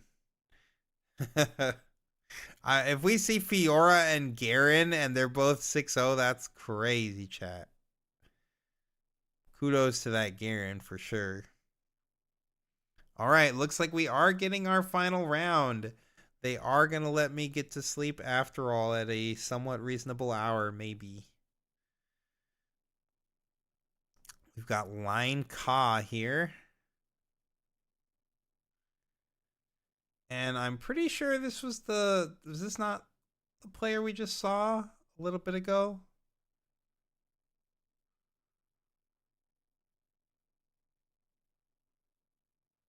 In the last round? Or maybe it was the one before. Oh, and it's a Draven. Did we call it or did we call it, chat? Who would have guessed the win rate on this deck is crazy?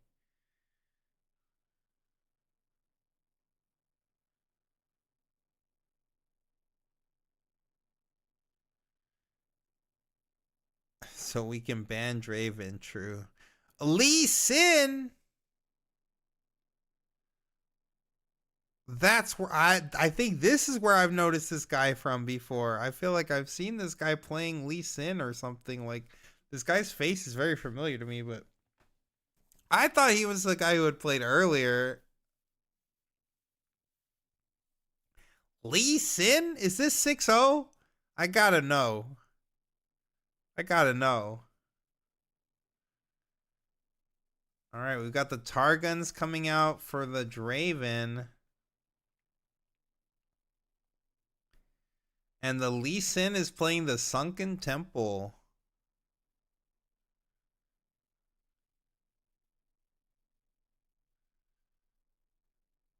All right, well, hey, at least we're going to have some fun, chat. We're either going to see Lee Sin get dumpstered, or we're going to see Draven get wrecked by an absolutely metal card tier deck.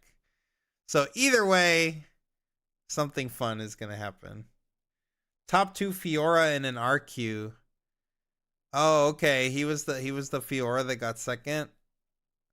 Yeah, his face seemed really familiar to me. I was like, I know I've seen this player play before.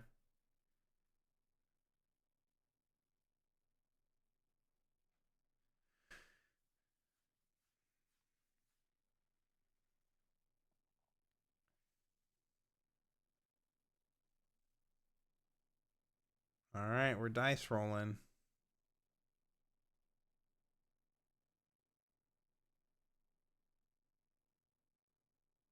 We've got the orange Lee Sin in the champ zone.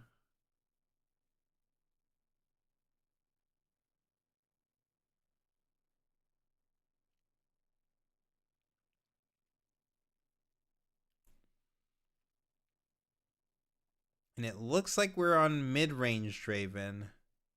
See a Kaisa there. I see a Treasure Hunter.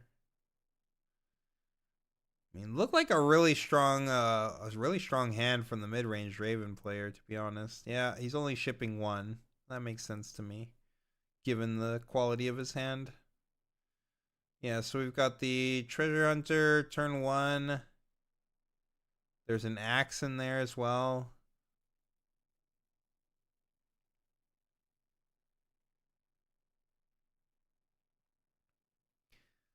Lee Sin, baby. Bet you weren't expecting this one, chat.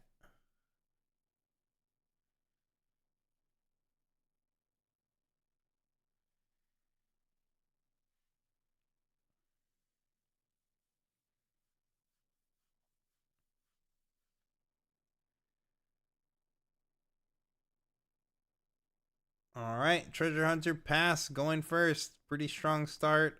We are not on Reaver's Row though, so that does make a difference for sure. Treasure Hunter much more effective on the row. All right, looks like we've got a first mate and a pass back to the Draven. Channeling to 4 here. We're just probably playing the Draven, I would guess. We are sitting on 2 axes in the hand, so if we wanted to, we could head to the... We could head to the Targuns and then just play our Draven potentially there at the Targuns to prevent our Treasure Hunter from dying.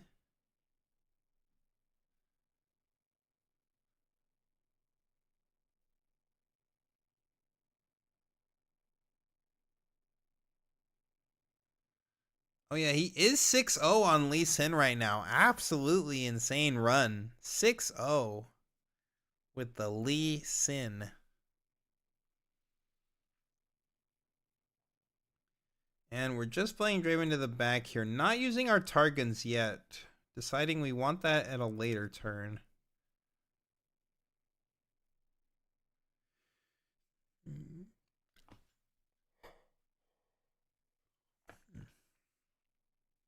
Oh, this challenge could be pretty nasty here. The Draven is tapped out, so if we wanted to, we could run a discipline here.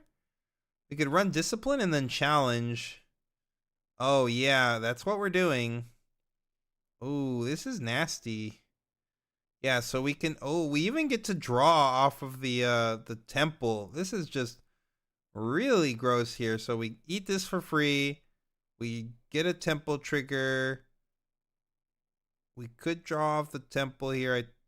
I mean, I don't see any reason why we wouldn't draw off the temple. Oh, I guess we skipped our I don't know why we didn't. I think we should have done that, but it is what it is. Like, there's no real downside for us drawing off the temple, right? We're not using this 1 mana. Like, we're not using this energy at all. Oh, yes, we are. We're a buff deck. I'm so silly. Yes, we are using this energy. Duh, we're Lee Sin, yes. So yeah, that makes sense then. He decided between a draw or a buff, he would rather have the buff. Seems fine to me. He's the 6-0 Lee Sin, okay? I'm not going to argue with him. I mean, I might argue with him if he starts making some really bad plays, but that one's fine.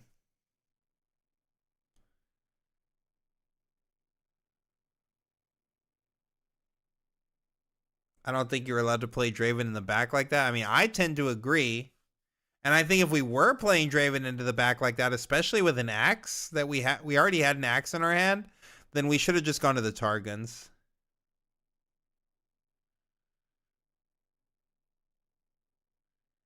Yeah, either don't move in Hunter or move in Hunter to the Targons so that you could still hold up axe.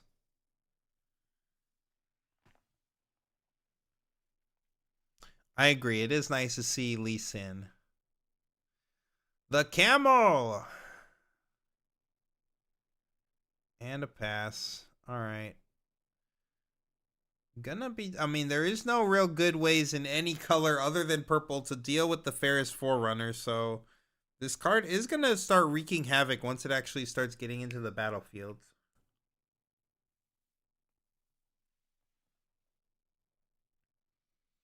Getting a draw off of the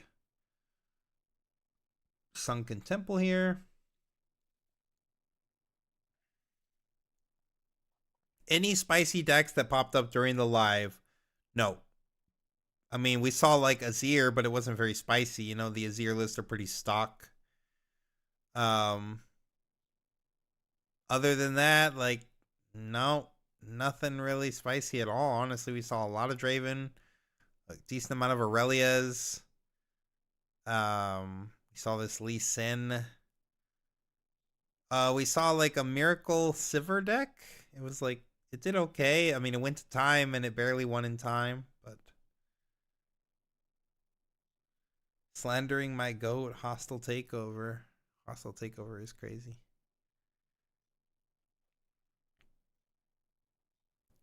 Yes, I mean, we are watching the Lee Sin right now.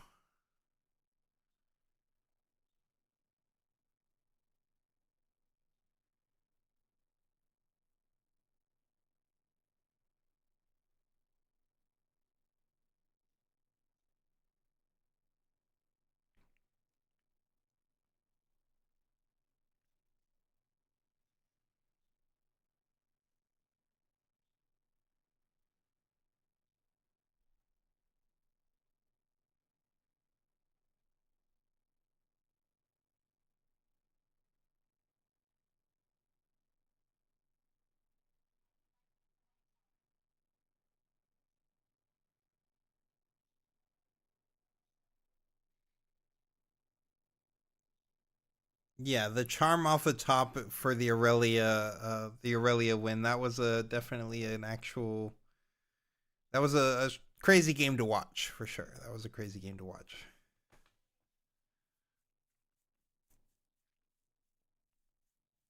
I think I see a Doran's Blade in the Lee Sin's hand. I'm wondering if we're trying to play that onto our. Yeah, if we're gonna like use this to play this onto our camel, and then our camel can like break into the Ferris Forerunner side, or we could just go on to the Targon's Peak here. Oh, this camel's gonna get pretty big. We could put this on for +2, and then we can also equip him up with the GA. And then if we want to, we can buff it as well to make it a 9. I mean, it's not a lot of ways to deal with this camel when it's this huge, right? Now, obviously, if he cracks the Ferris Forerunner, though, he's still leaving 6 might on the board, and then Kaisa plus the 6 might can come in and crack it, because he's currently at 9, and Kaisa plus the 2 tokens is representing 10. You will trade a lot on them, and you do have a GA, so it's like not that bad because you do need to deal with this Ferris at some point. But it does feel a little annoying.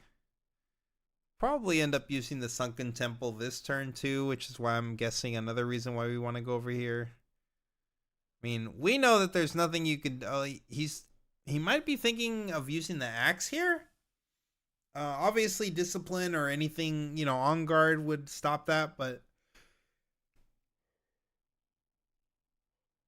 the problem with using the axe here, I'm not saying it's necessarily entirely wrong, but the problem with using the axe here is that we lose the axe. So if they have any pump spell, we're losing the axe plus we're still losing the combat too. But if they don't have anything, then it's a perfectly good trade for us. Yeah, this is a great trade for us. Like, we got rid of the GA. We denied them a draw off the temple.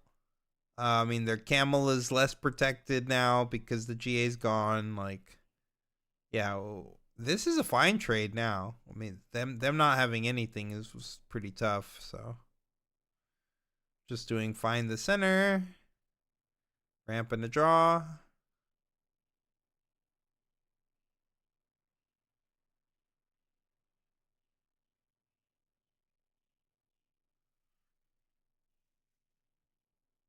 Yes, the camel is fat, but it is no longer as fat.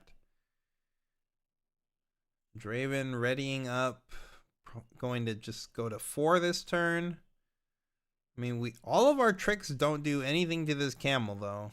So that is something to keep in mind.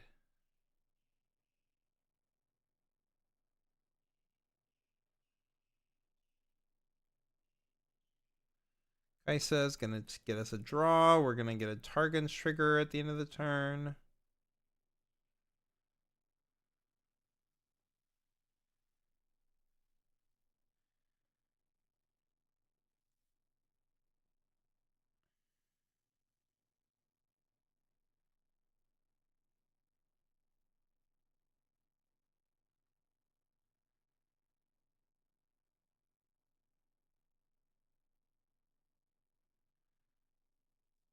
And thinking about sending this mech in to go to the 4th point, I think that that's fine.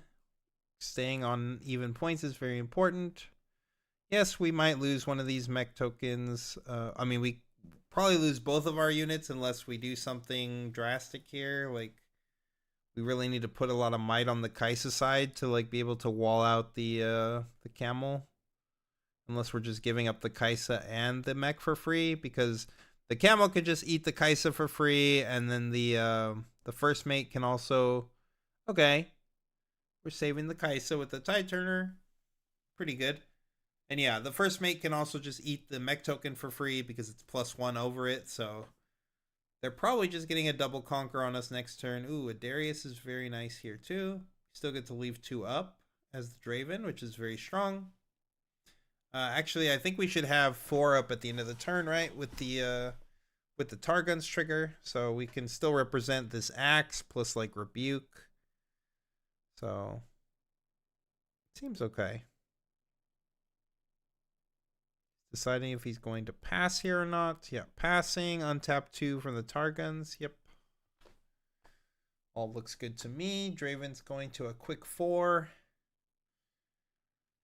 And we will see if Lee Sin can follow up. That was a rough trade for the Lee. I do agree. That was a really rough trade for the Lee. You did not want to lose your GA there so early on your camel.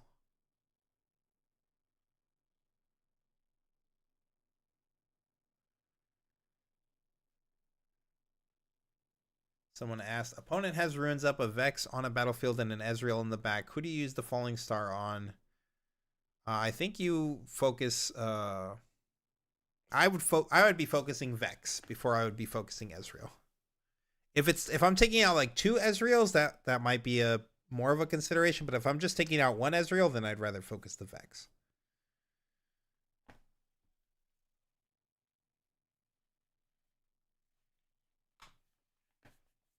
All right, Camel goes in. We get an extra draw off of here.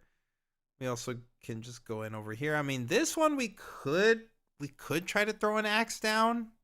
He didn't have a good answer to axe last time. Like we already saw, we literally last turn we just dropped the axe on a nasty trade, and then he didn't have anything. So like, I feel like there was some consideration there to trying the axe there. Especially since this is a unit that we can actually use our other stuff on. So, like, if it got really bad, we could still try to draw with something else. But I don't know. I kind of liked trying the axe there. This is fine, though. Not saying we needed to, but this is fine. Every green deck is playing this Aurelia card now.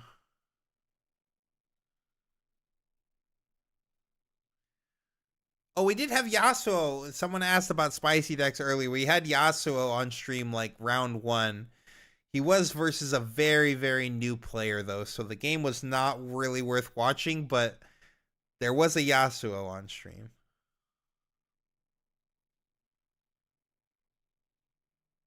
Yes, Aurelia in Lee Sin.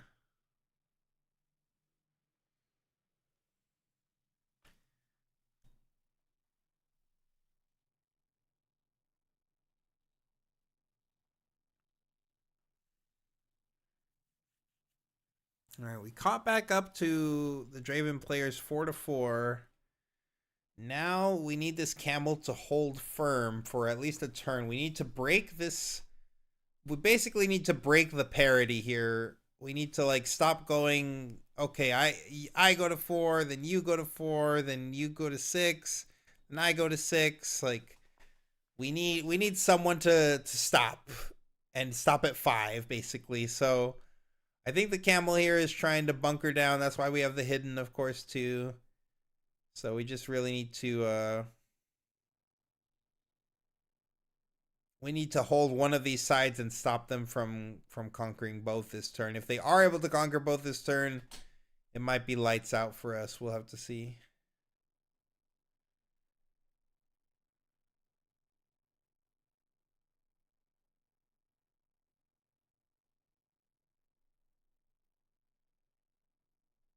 Deciding what we're gonna do here. Lee is representing 4 energy up, so a lot of things could happen. Only's got a few cards though, of course, because this deck draws no freaking cards, so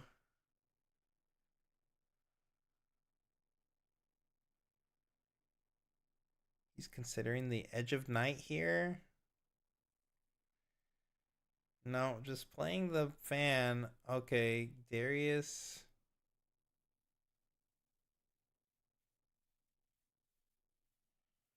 Darius into the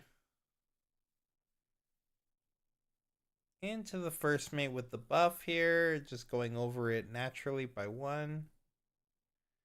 And it looks like he's gonna give it to us. We're gonna get a draw. We're gonna go to 5. That is pretty scary for the Lee Sin player, I would imagine.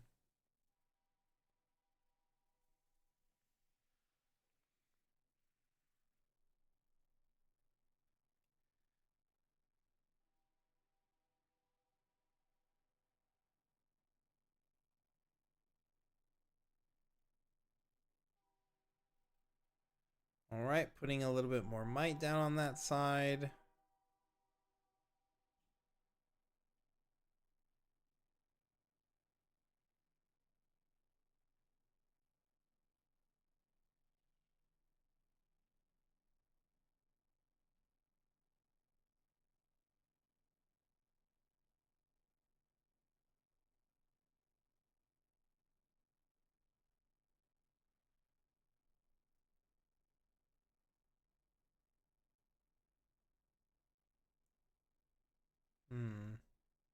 Passing here, just passing.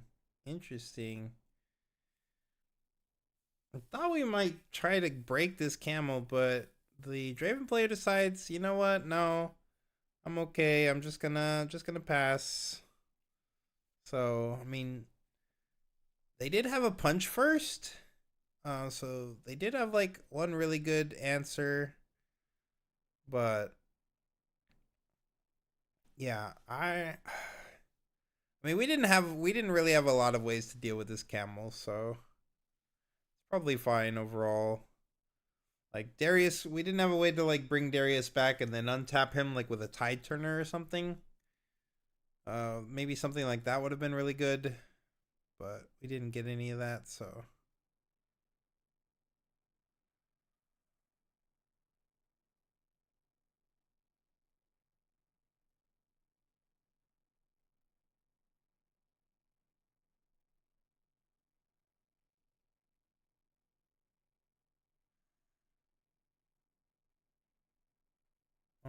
Curious what he's asking here, what he's trying to figure out.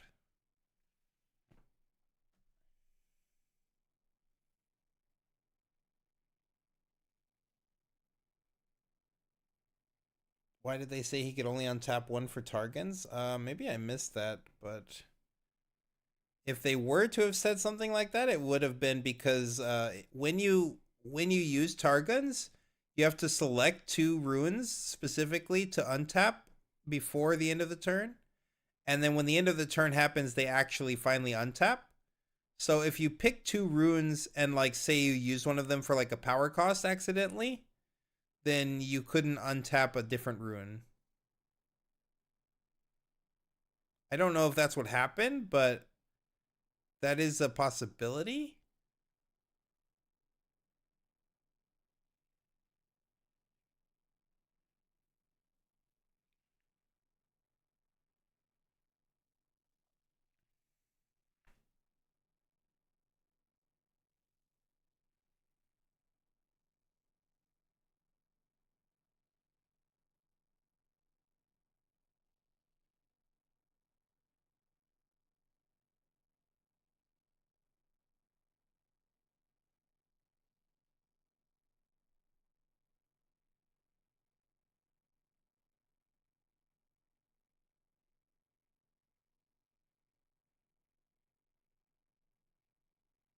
Mm, and we really don't want them to be taking this other side, but I don't really know what we're gonna be able to do about it.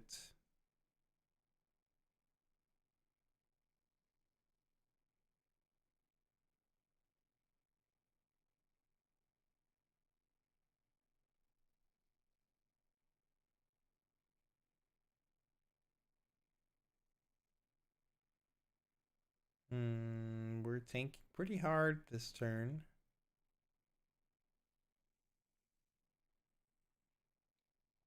Take some game actions, gentlemen, please.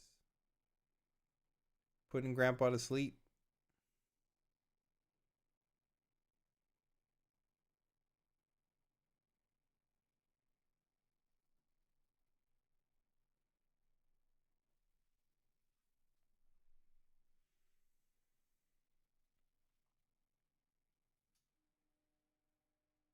Lee Sin for a buff.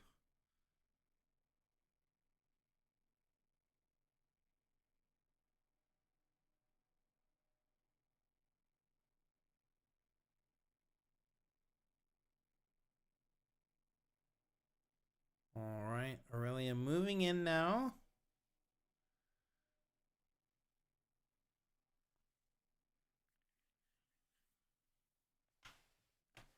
Got a decent amount of might here.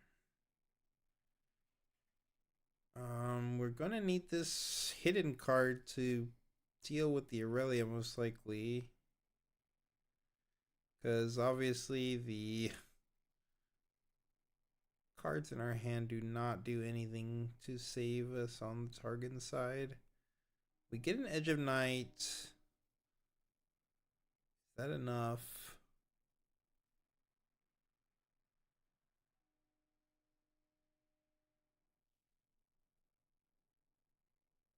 Dude, this Lirelia is fire. It is something. It is definitely something.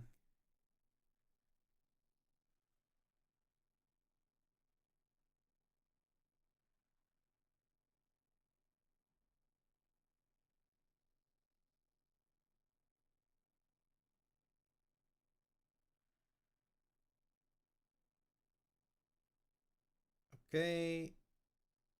Yeah, we're just trading with Darius here. We get to draw a card off of our Noxus Hopeful winning.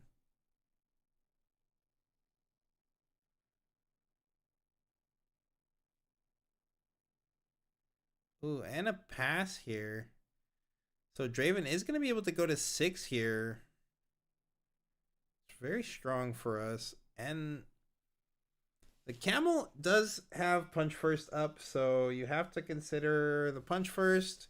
They have a buff. They have a +2, so I mean they're threatening 8. They could get up to 13. We currently on the board have,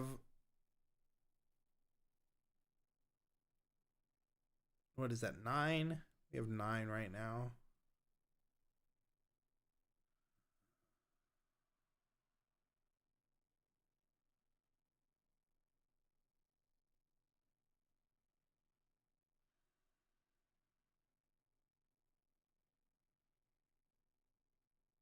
I mean, I don't think we need to do anything too crazy here. Like, we're at 6. We could just pull back.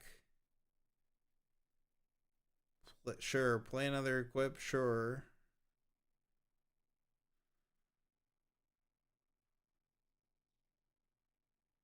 And other than that, we're just passing.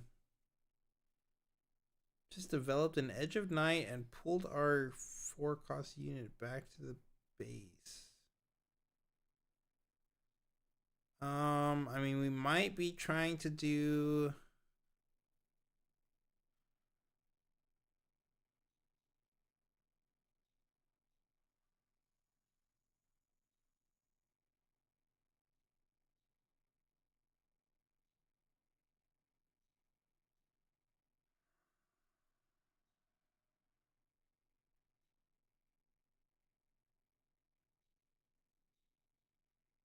Man, you know, for these guys only having like 3 cards in their hand, chat, I don't know, I know some of it's also me being tired here, but man, these guys are taking a really long time to make these game actions. You guys got 3 cards in your hand, like, come on, gentlemen.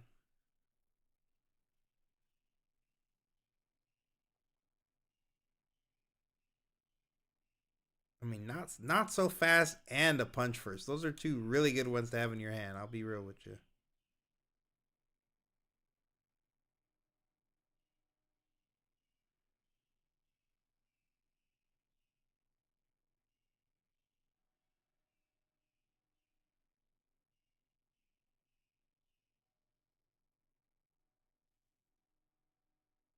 This is a very weak setup turn. I do agree.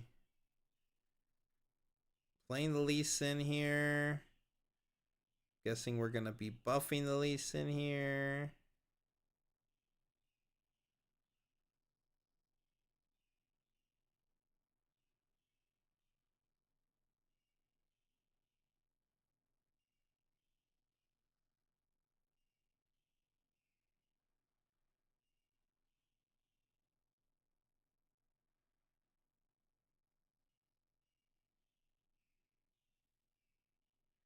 Would you commit the Akshan if Draven kills it if he gets the axe back? I mean, it's kind of a weird spot, right? Because if you can't just like, I don't know that you can just afford to. I mean, obviously, in this case, the player did decide that he feels he can afford to just leave Akshan in the back and take 7 might off of the board. He doesn't think he needs that 7 might. I mean, yeah. It I think that not sending it is probably fine, but your opponent is also just like in a position where they can win the game. So, you know, having 7 more might in a battlefield could be the make or break it. But if you do just deal with that 7 might right away, then every guy after that's swinging it is coming in with +3. So I can understand both sides.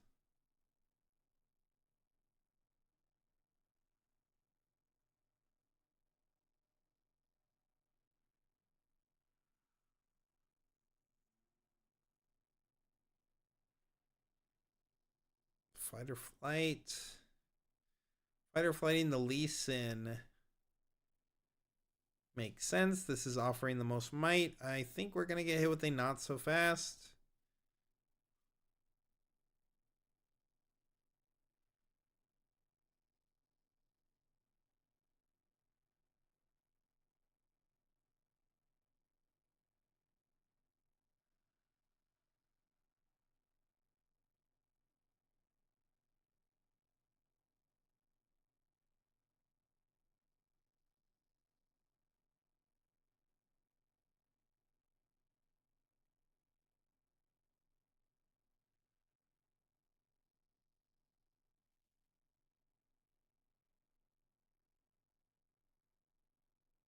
If he wants the axe back, he's got to throw 7 might. Yeah, but you have to consider what he's getting out of it. It's like 7 might is not going to be difficult, right? He can literally just like put these 2 Edge of Knights on the mech token, and then he could just trade the mech token with the 7. And then after that, every other unit that's coming in has now an axe plus 2 Edge of Knights.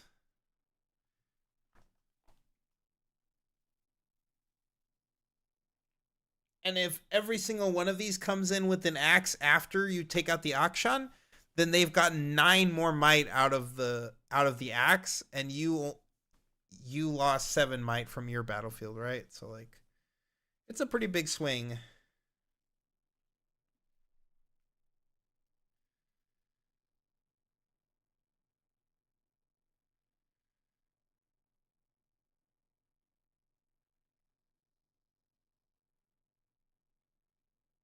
I mean, I just don't know that we can break all of this. Especially with the punch first. I mean, we know they've got the punch first, so I don't think it's going to happen at all with the punch first here. Punch first plus a hitting card, like, pretty brutal.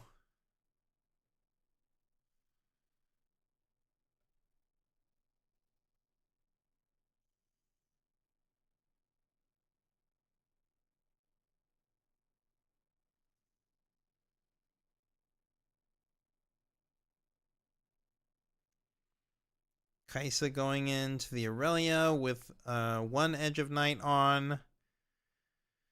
He's only got 1 card in hand, so if he wants to use the punch first here, I mean, I think if he does use the punch first here, though, we're just kind of cooked, right? Like, it's not like we can really do much about the punch first, so punch first the Aurelia for +6.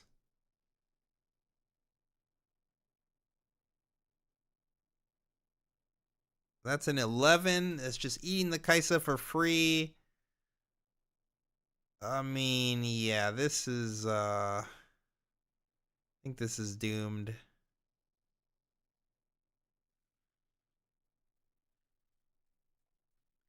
Yes, it is looking good for Lee here. I do think the Draven player made some questionable plays, but no doubt it's looking good for Lee here.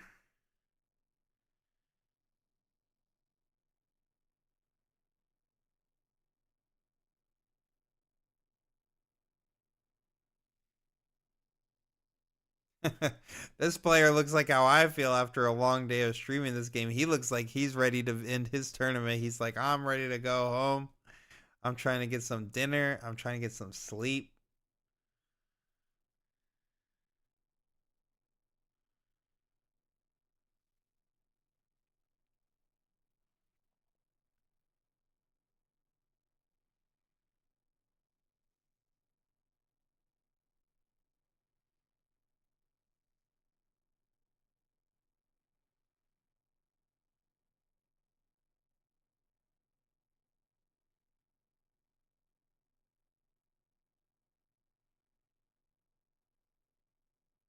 I mean, I would just pick this up at this point. Like, there's no way we can break both sides. Our opponent's at 7.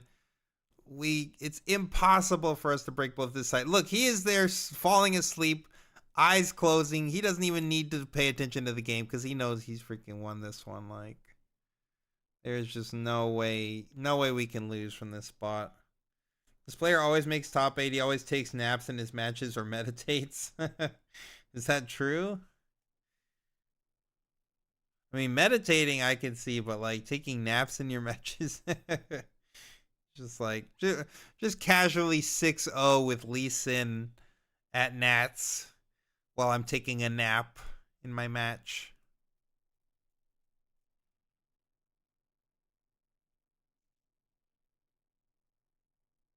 The one that made top 2 with Hook Fiora. I think someone was saying that's who he is.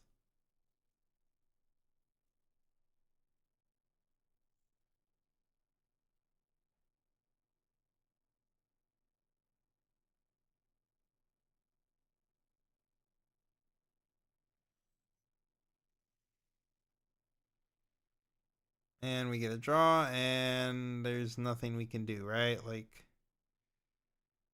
there's literally nothing we can do.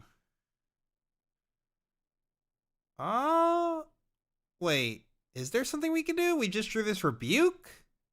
Wait a minute. Wait a minute. I think we have lethal. Oh my god, I think we drew lethal. This rebuke, we can rebuke the Lee Sin? Yeah, we can rebuke the Lee Sin. We have Ride the Wind. We rebuke the Lee Sin, we have Ride the Wind. And then we have against the odds for +2. And that is GG.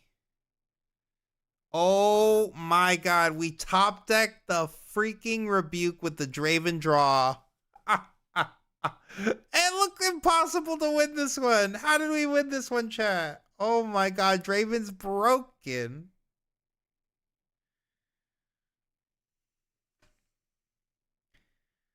Holy moly. Draven is broken.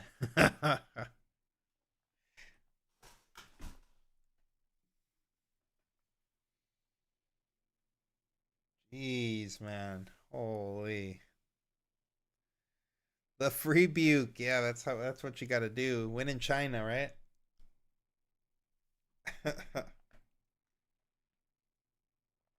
Yeah, that's crazy. Perfect lethal. Just top deck the perfect lethal. No big deal. Oh yeah, kudos to the Draven for not giving up. He found the line. He did find the line. Hope Draven wins it all. Yeah, I mean, I hope Draven is all of top cut. Like, just let them feel it one more time so that they make that announcement right away on Monday. Because if I guarantee you, if this is looking all Draven in China, like, it is not a good look leading up to Lille and Atlanta. Like, we cannot keep going like this.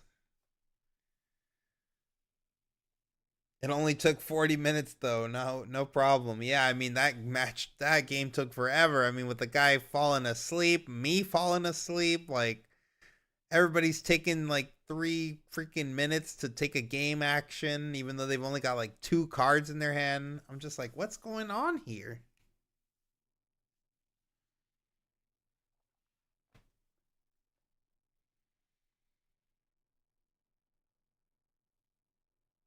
All right. Hopefully we don't have to wait too much longer for them to get game 2 set up. And Draven can get a swift win here. And I can go to bed.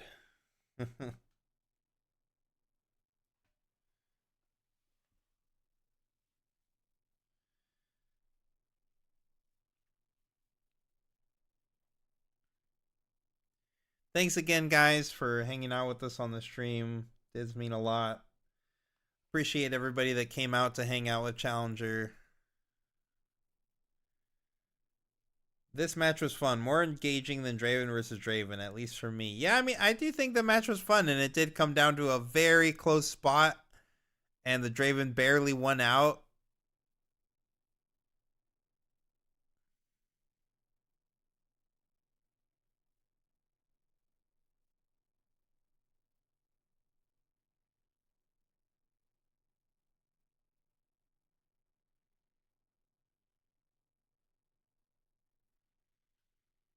We wouldn't be in any other stream. Oh, appreciated. We need a Metafy plug. I don't think I've plugged the Metafy all night. Okay, I might have plugged it like once or twice, but while we're waiting, and for good measure, if you guys aren't aware, the best and largest community on Metafy for Riftbound is Challenger TCG. We have the largest paid community. We have the largest Discord, private Discord. We've got all of our deck lists in there, even the deck lists that we're taking to regionals and stuff while we're actively working on them. As soon as set 3 hits, we're going to have deck lists for all of the legends that we're all testing, that we're all putting through the gauntlet and testing for the set 3 regionals. Once we hit the ban list, we'll be dropping all of our test decks that we're using to test for Lille and Atlanta in there. So, I mean, if you're trying to look for our deck list, we put them all in there. We're also dropping guides all the time, and you know, we offer guide discounts for any of our members, any of our subscription tiers. They all come with guide discounts, with the highest tier actually coming out. You get all of our guides for free. So yeah, check us out on metafy.com, Challenger TCG.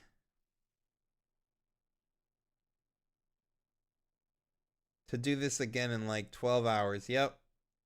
Will we be at Lille? Yes, I will be at Lille. I think most of us will be at Lille.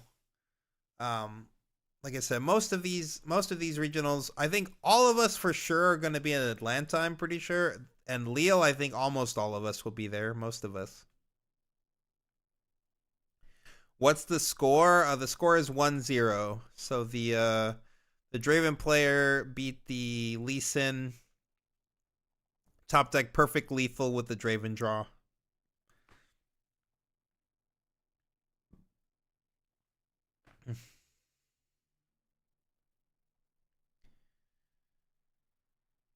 But yeah, if you guys are trying to up your game, check out Challenger TCG. Even if you're not subscribed to the Metafy, subscribe to the YouTube, drop a like, share a video. Any support really helps, honestly, guys. We appreciate you guys.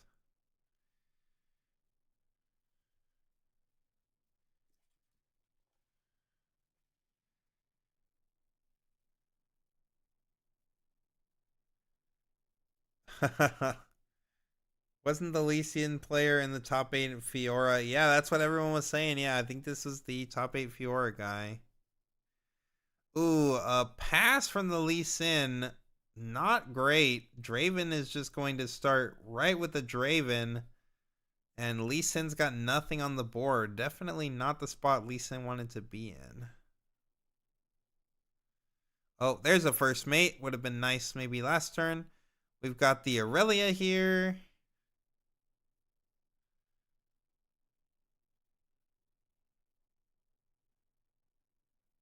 Let's see what the Draven decides to play. I mean, if he goes like, if he just curves into like Ferris Forerunner. Nope, we have a stacked deck, so no Ferris Forerunner. Probably picking up this, all those cards look pretty good. I mean, could be any of them, honestly. I kind of like the Hopeful here, but if we feel like we really need a little more interaction, he's eyeing the Hopeful. Looks like we went for the Hopeful. Just put some more might on the board. Let's get some development going. I think I like that. We could throw this Falling Star onto this Aurelia, but you know, we'd be paying a lot of deflect for that. Not really where we want to be, I don't think. Okay. We're gonna get a Dreaming Tree trigger off of this for the Ride the Wind. We get to go to 2 here. That's pretty strong. And we get a Noxus Hopeful, sure. Now, Aurelia could do some like charm shenanigans or something, or Lee Sin could do some charm shenanigans with the Aurelia. Don't know if I saw charm in the hand. I do see a challenge. So we could like potentially be challenging off the Draven here, which would be really strong. Do we think Hold is going to do well in set 3 with Draven still running around, since it seems like the game wants to lean into Hold?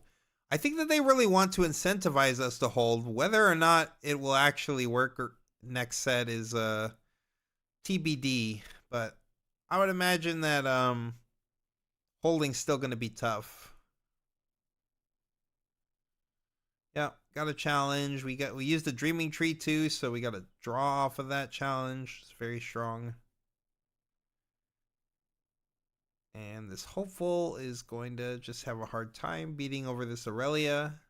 So definitely a tough spot already.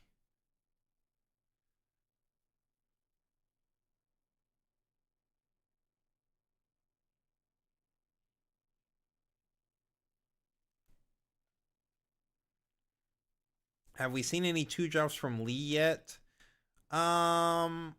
No, I don't think I've actually seen any 2-drops from Lee yet, so maybe we're not playing 2-drops. Alright. First mate to pull our Aurelia back, and that's it. Passing it off again.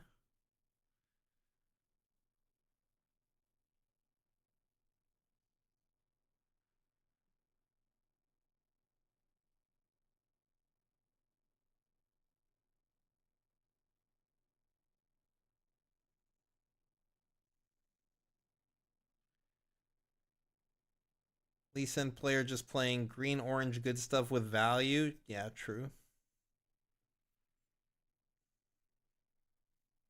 20 minutes to finish game 2, and then perhaps game 3 looking impossible. Yeah, I mean, these kind we got 16 minutes left on the clock. I mean, I'll be honest, chat. Like I said, even though it would be fun to see Lee Sin win, I'm kind of rooting for the Dravens so that we don't get to a game 3.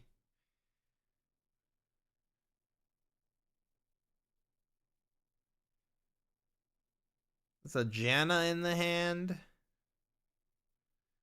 Defy, and two Navori scouts.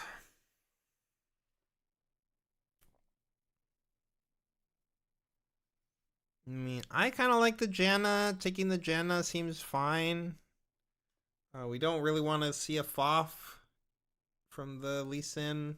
I'm not trying to get my units Foffed when I'm trying to like win a combat and draw some cards here. So I kind of like taking the Janna. The Dorans and the Defy are maybe also okay, but I'm more a fan of taking the Janna. Yeah, I think this is a good take here.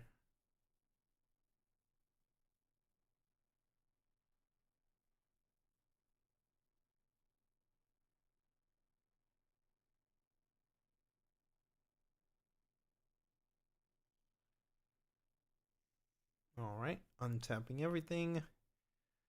Draven not sending anything out. No need to yet. We will contest when we're ready, when we want to draw some cards. What is the Lee's record? It is 6-0 right now. The Lee Sin is undefeated at the last round of Swiss.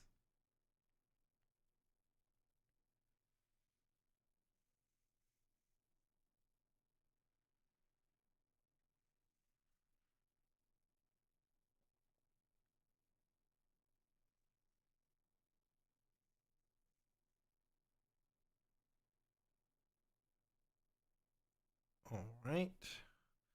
Played a Lee Sin and a dagger. Very mana efficient turn.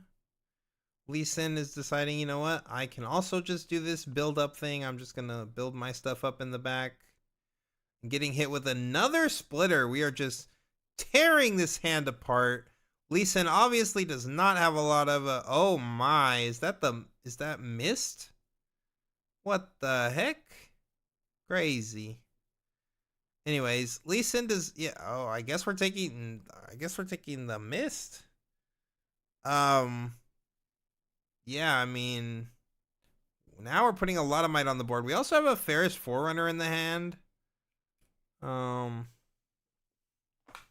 I don't know that we needed to Mind Splitter there. I mean, I know it's the most mana efficient thing to do, but I wonder if we could have just like Forerunnered. Then maybe Mind Splittered next turn once he's seen a few more cards. Like, we didn't have anything in particular that we wanted to take from his hand, right?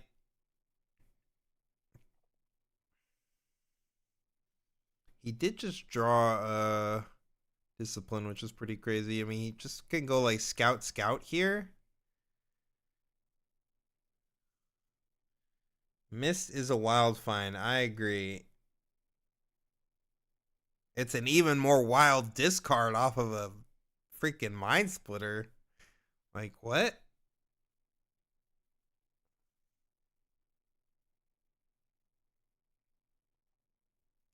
Why are we scared of this card?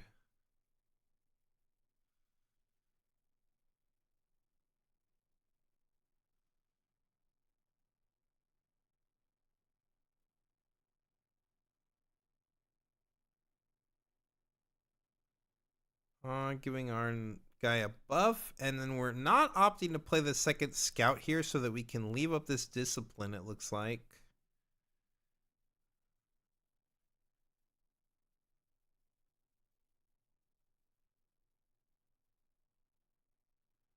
Ooh, got a Foff in the hand.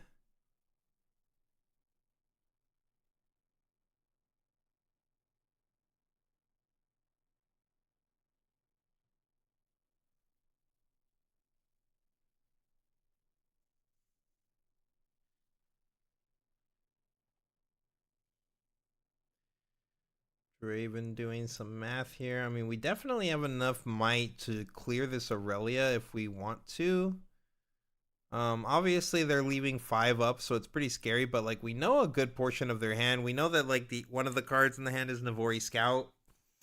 So like unless they've top decked like a punch first this turn, which is possible, we could definitely take out some stuff. Oh, looks like we might just be, yeah, we're going on Falling Star on the Lee Sin here. Lee Sin can get protected with this discipline.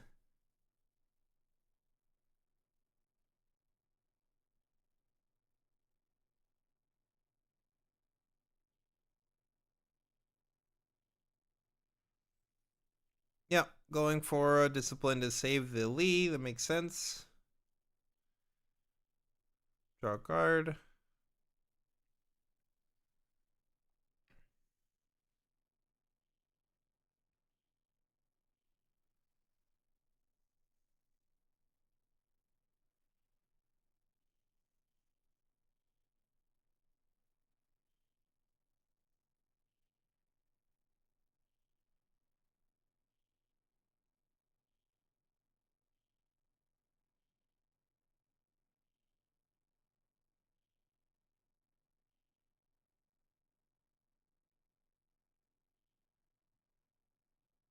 Okay.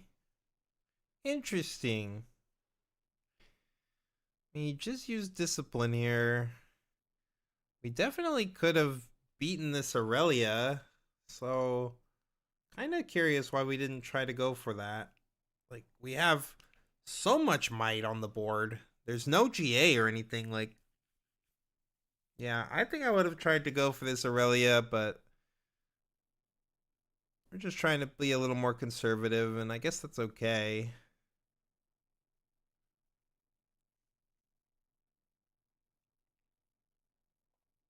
We do have the point lead as the Draven player. We do have the point lead.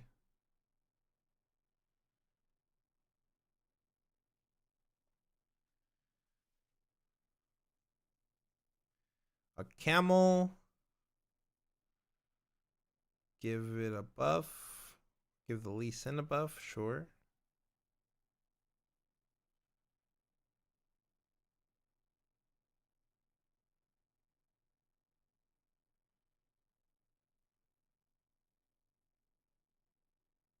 We're doing a hide at the tree, so I guess we're just leaving our Aurelia there. Got a Defy, and I couldn't see the other card. Wasn't the other card Navori Scout still? Is it still Navori Scout? I think, yeah, we haven't played our second Navori, right? And I don't think we discarded it, so it's Defy plus Navori Scout.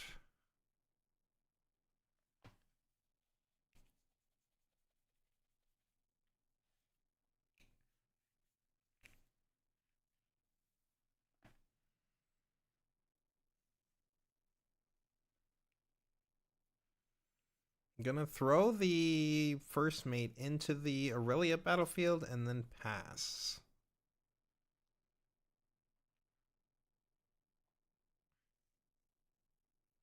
Switcheroo is a good pickup. I mean, I think I'm down to run this Ferris Forerunner out, but maybe I'm crazy.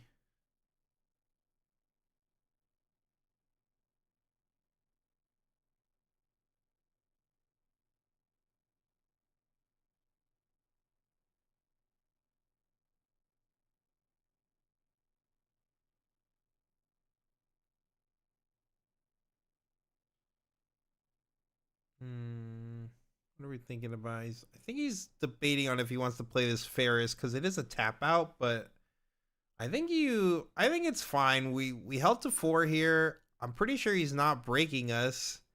If we're worried about him breaking us, we can play it to the battlefield as well. Yeah, just like this.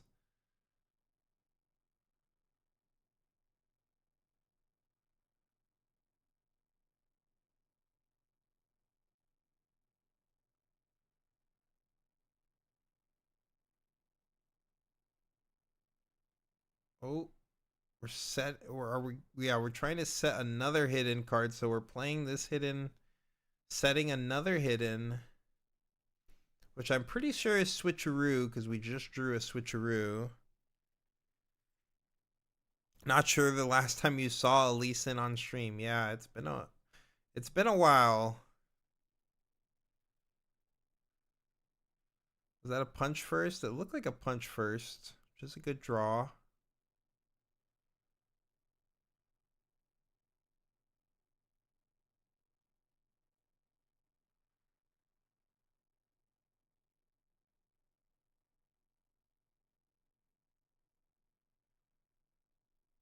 Hmm.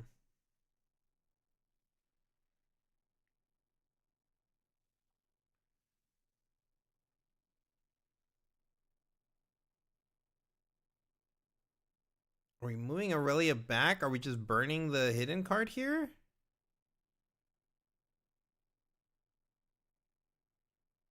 Hello? Oh, we're swapping them? Sure. Oh, yeah, we had the first mate there, so we're not burning anything, sure. Okay, gonna do a buff. I mean, this is looking really this camel. I mean, the camel can play the punch first, of course. We only have what? We got 2 cards. Punch first, and I think Defy. Defy does not stop this switcheroo, of course. We do have Ride the Wind, so like theoretically, I mean, I don't think we want to Ride the Wind here though. Like, obviously, we know we'll just be running into a punch first. This Lee Sin is giving everything on the board +2, everything with a buff. And there's 4 units on the board with a buff. No, all 5 units have a buff, so that is a ton of might. Not looking good for the Lee Sin hero. Yeah, with 6 minutes left on the clock, I agree. It's under 4 minutes now, so it would be a tall order to win both games. So I think this is either going to end in a draw or in a win for the Draven, most likely.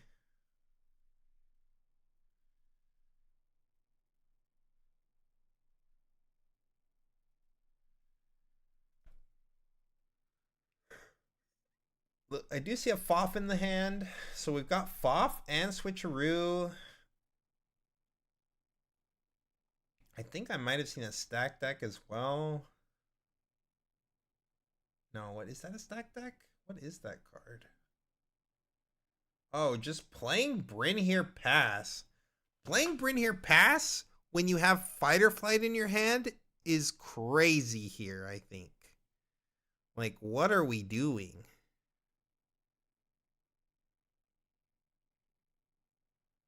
Why on earth are we playing Bryn here?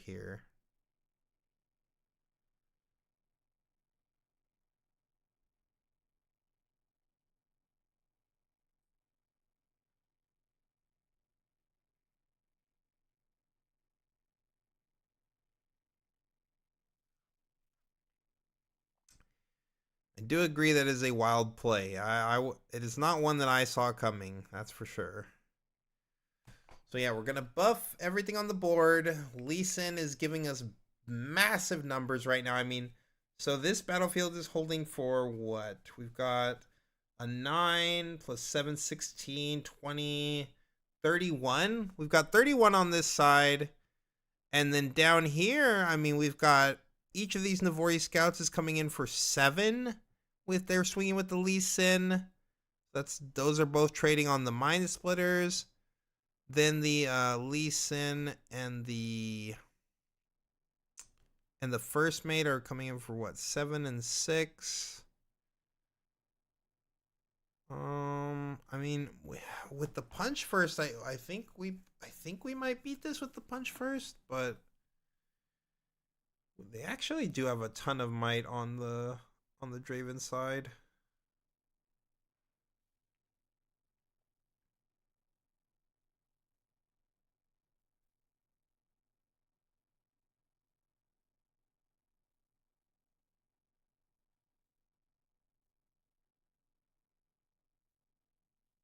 Yeah, extra combat trick. I mean, five might versus a combat trick that can remove like, 8 might from the battlefield or whatever.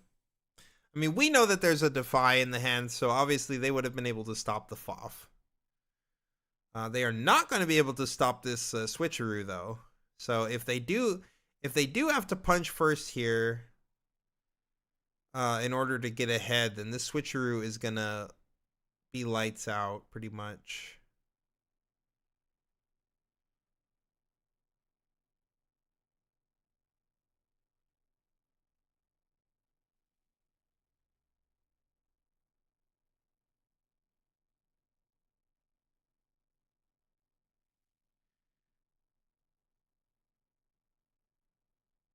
Yeah, I mean, as I said, the FOF would have got negated. Okay, so we know that they have Defy to stop the FOF. I do think we should have still tried to do that. I don't think that playing Bryn here was the move, but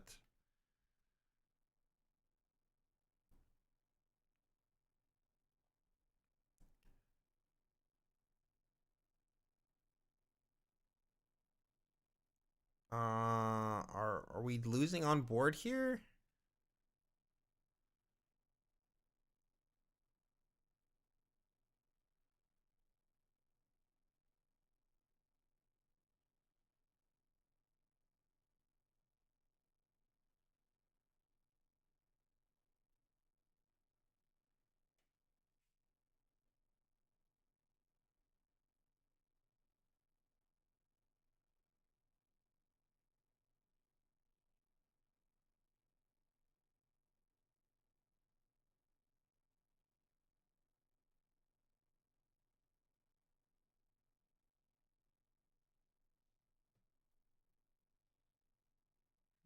That was a really big swing with the switcheroo here. Not being able to defy it either. Pretty brutal.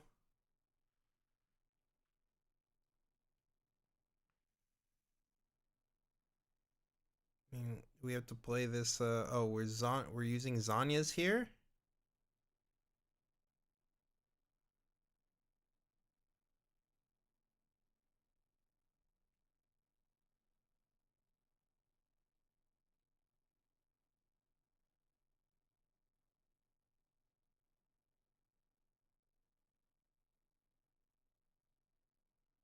All right, I think we're trading everything off but the Forerunner.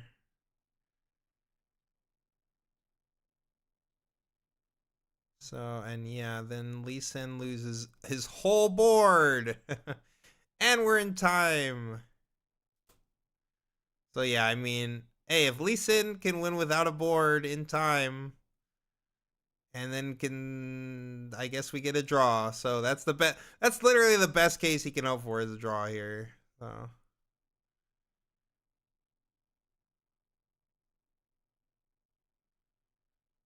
Yep, we get a hold here. Now, he did not use the punch first, so if we were to try to do some shenanigans here, like do a FOF with, we do have an Edge of Night though. But if we were to try to do some shenanigans here with like the FOF or the Ride the Wind, we would need to be able to beat 10 with the punch first. We can get to 8 right now, but that's not really enough.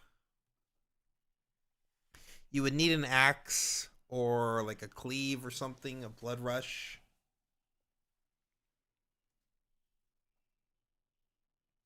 This is in fact an undefeated Lee, and it is a former top 8 finalist, or maybe even a finalist, the one that was on a Fiora deck a while ago.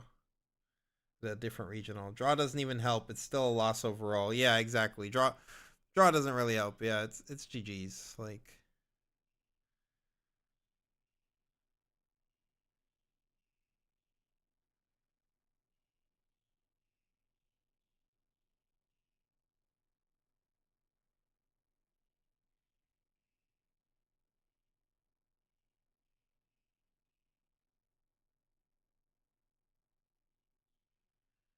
Well, yeah, no longer an undefeated Lee Sin, for sure. I mean, this is the last round of Swiss, so like they're definitely going to day 2 most likely. I can't imagine that they're gonna miss if they've been undefeated up until this point. Yep, and there we go. The defy for the FOF.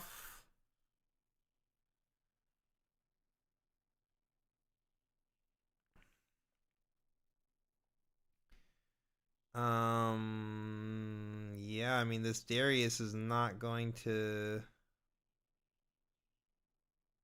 This Darius is not going to trigger, so Darius is not really doing anything here.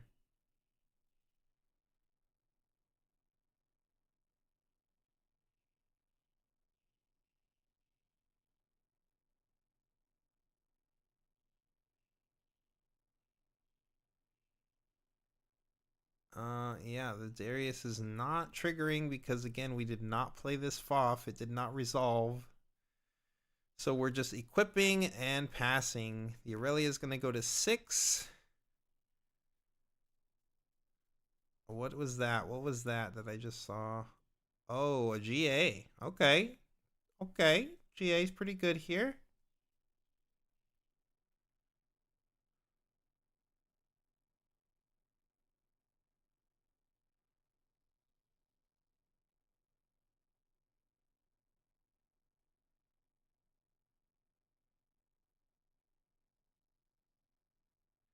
Ooh, the Lee Sin signature spell. We get an animation for that too. We've got a reader. Who's ever seen a Lee Sin sig spell? Certainly not me, chat. He always starts praying late game. Oh, okay. I didn't know that. A lot of people have apparently noticed a lot of this guy's little mannerisms. He falls asleep during his matches. He meditates. He's praying. Did you miss anything exciting, Joe? I mean, there's an undefeated Lee Sin on stream, but we're in time in game 2, so I don't even know how we got here. It's mid-range Draven versus like Lee Sin. I don't know how we got to time. But yeah, I mean, outside of that, nothing too crazy, honestly.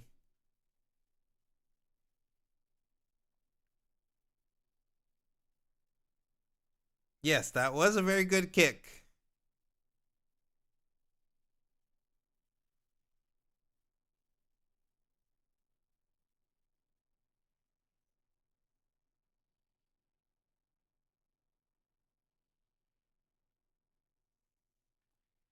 Going for an accelerated Kaisa here.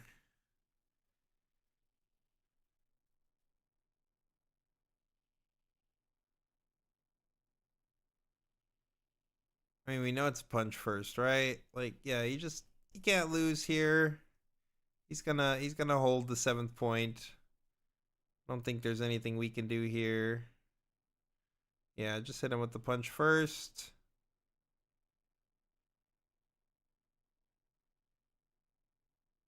Well, why are we not letting him hit him with the punch first?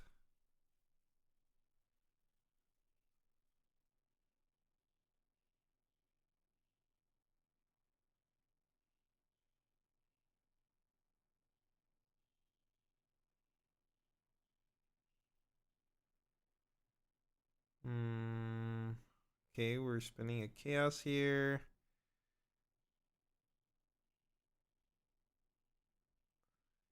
Okay, are we now doing this? Like, what just happened?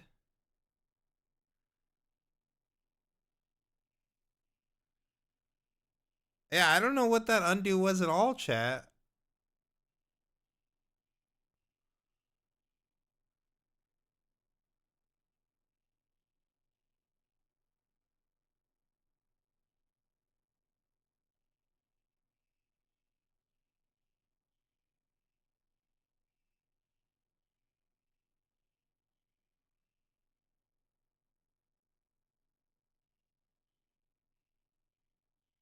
Ride the wind. Okay. I don't think we're gonna find anything this time though, chat. Like last time we were able to, draw ourselves into victory, but we're tapped out now. There's no way we're gonna be able to find any way to actually win this game.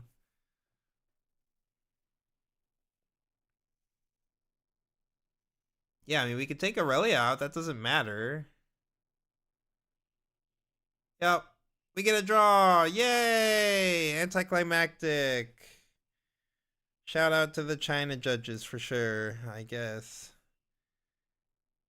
Oh, he didn't pay the Kaisa correctly, but he got game knowledge. Sure. Well, it's a draw. And with that, that is going to conclude our stream. Your boy's gonna get some rest, and I'll be back tomorrow to do Top Cut. Oh, the Draven won? He just gave him the win or something? Crazy. Was that the last turn? No, Draven won. It says Draven won. I don't know what happened. Draven won, I guess. Huh? I agree, chat. Huh? Who even knows? Who even knows? It was his last turn. Yeah, I guess it was his last turn. Well, that's going to be it for the stream. Thanks for tuning in, guys. Really appreciate it. I'll be back tomorrow, like I said, with some of the boys to stream Top Cut. Hope you all had a good stream. Thanks for tuning into Challenger again. And like I said, I'm really tired, so I'm going to go get some sleep.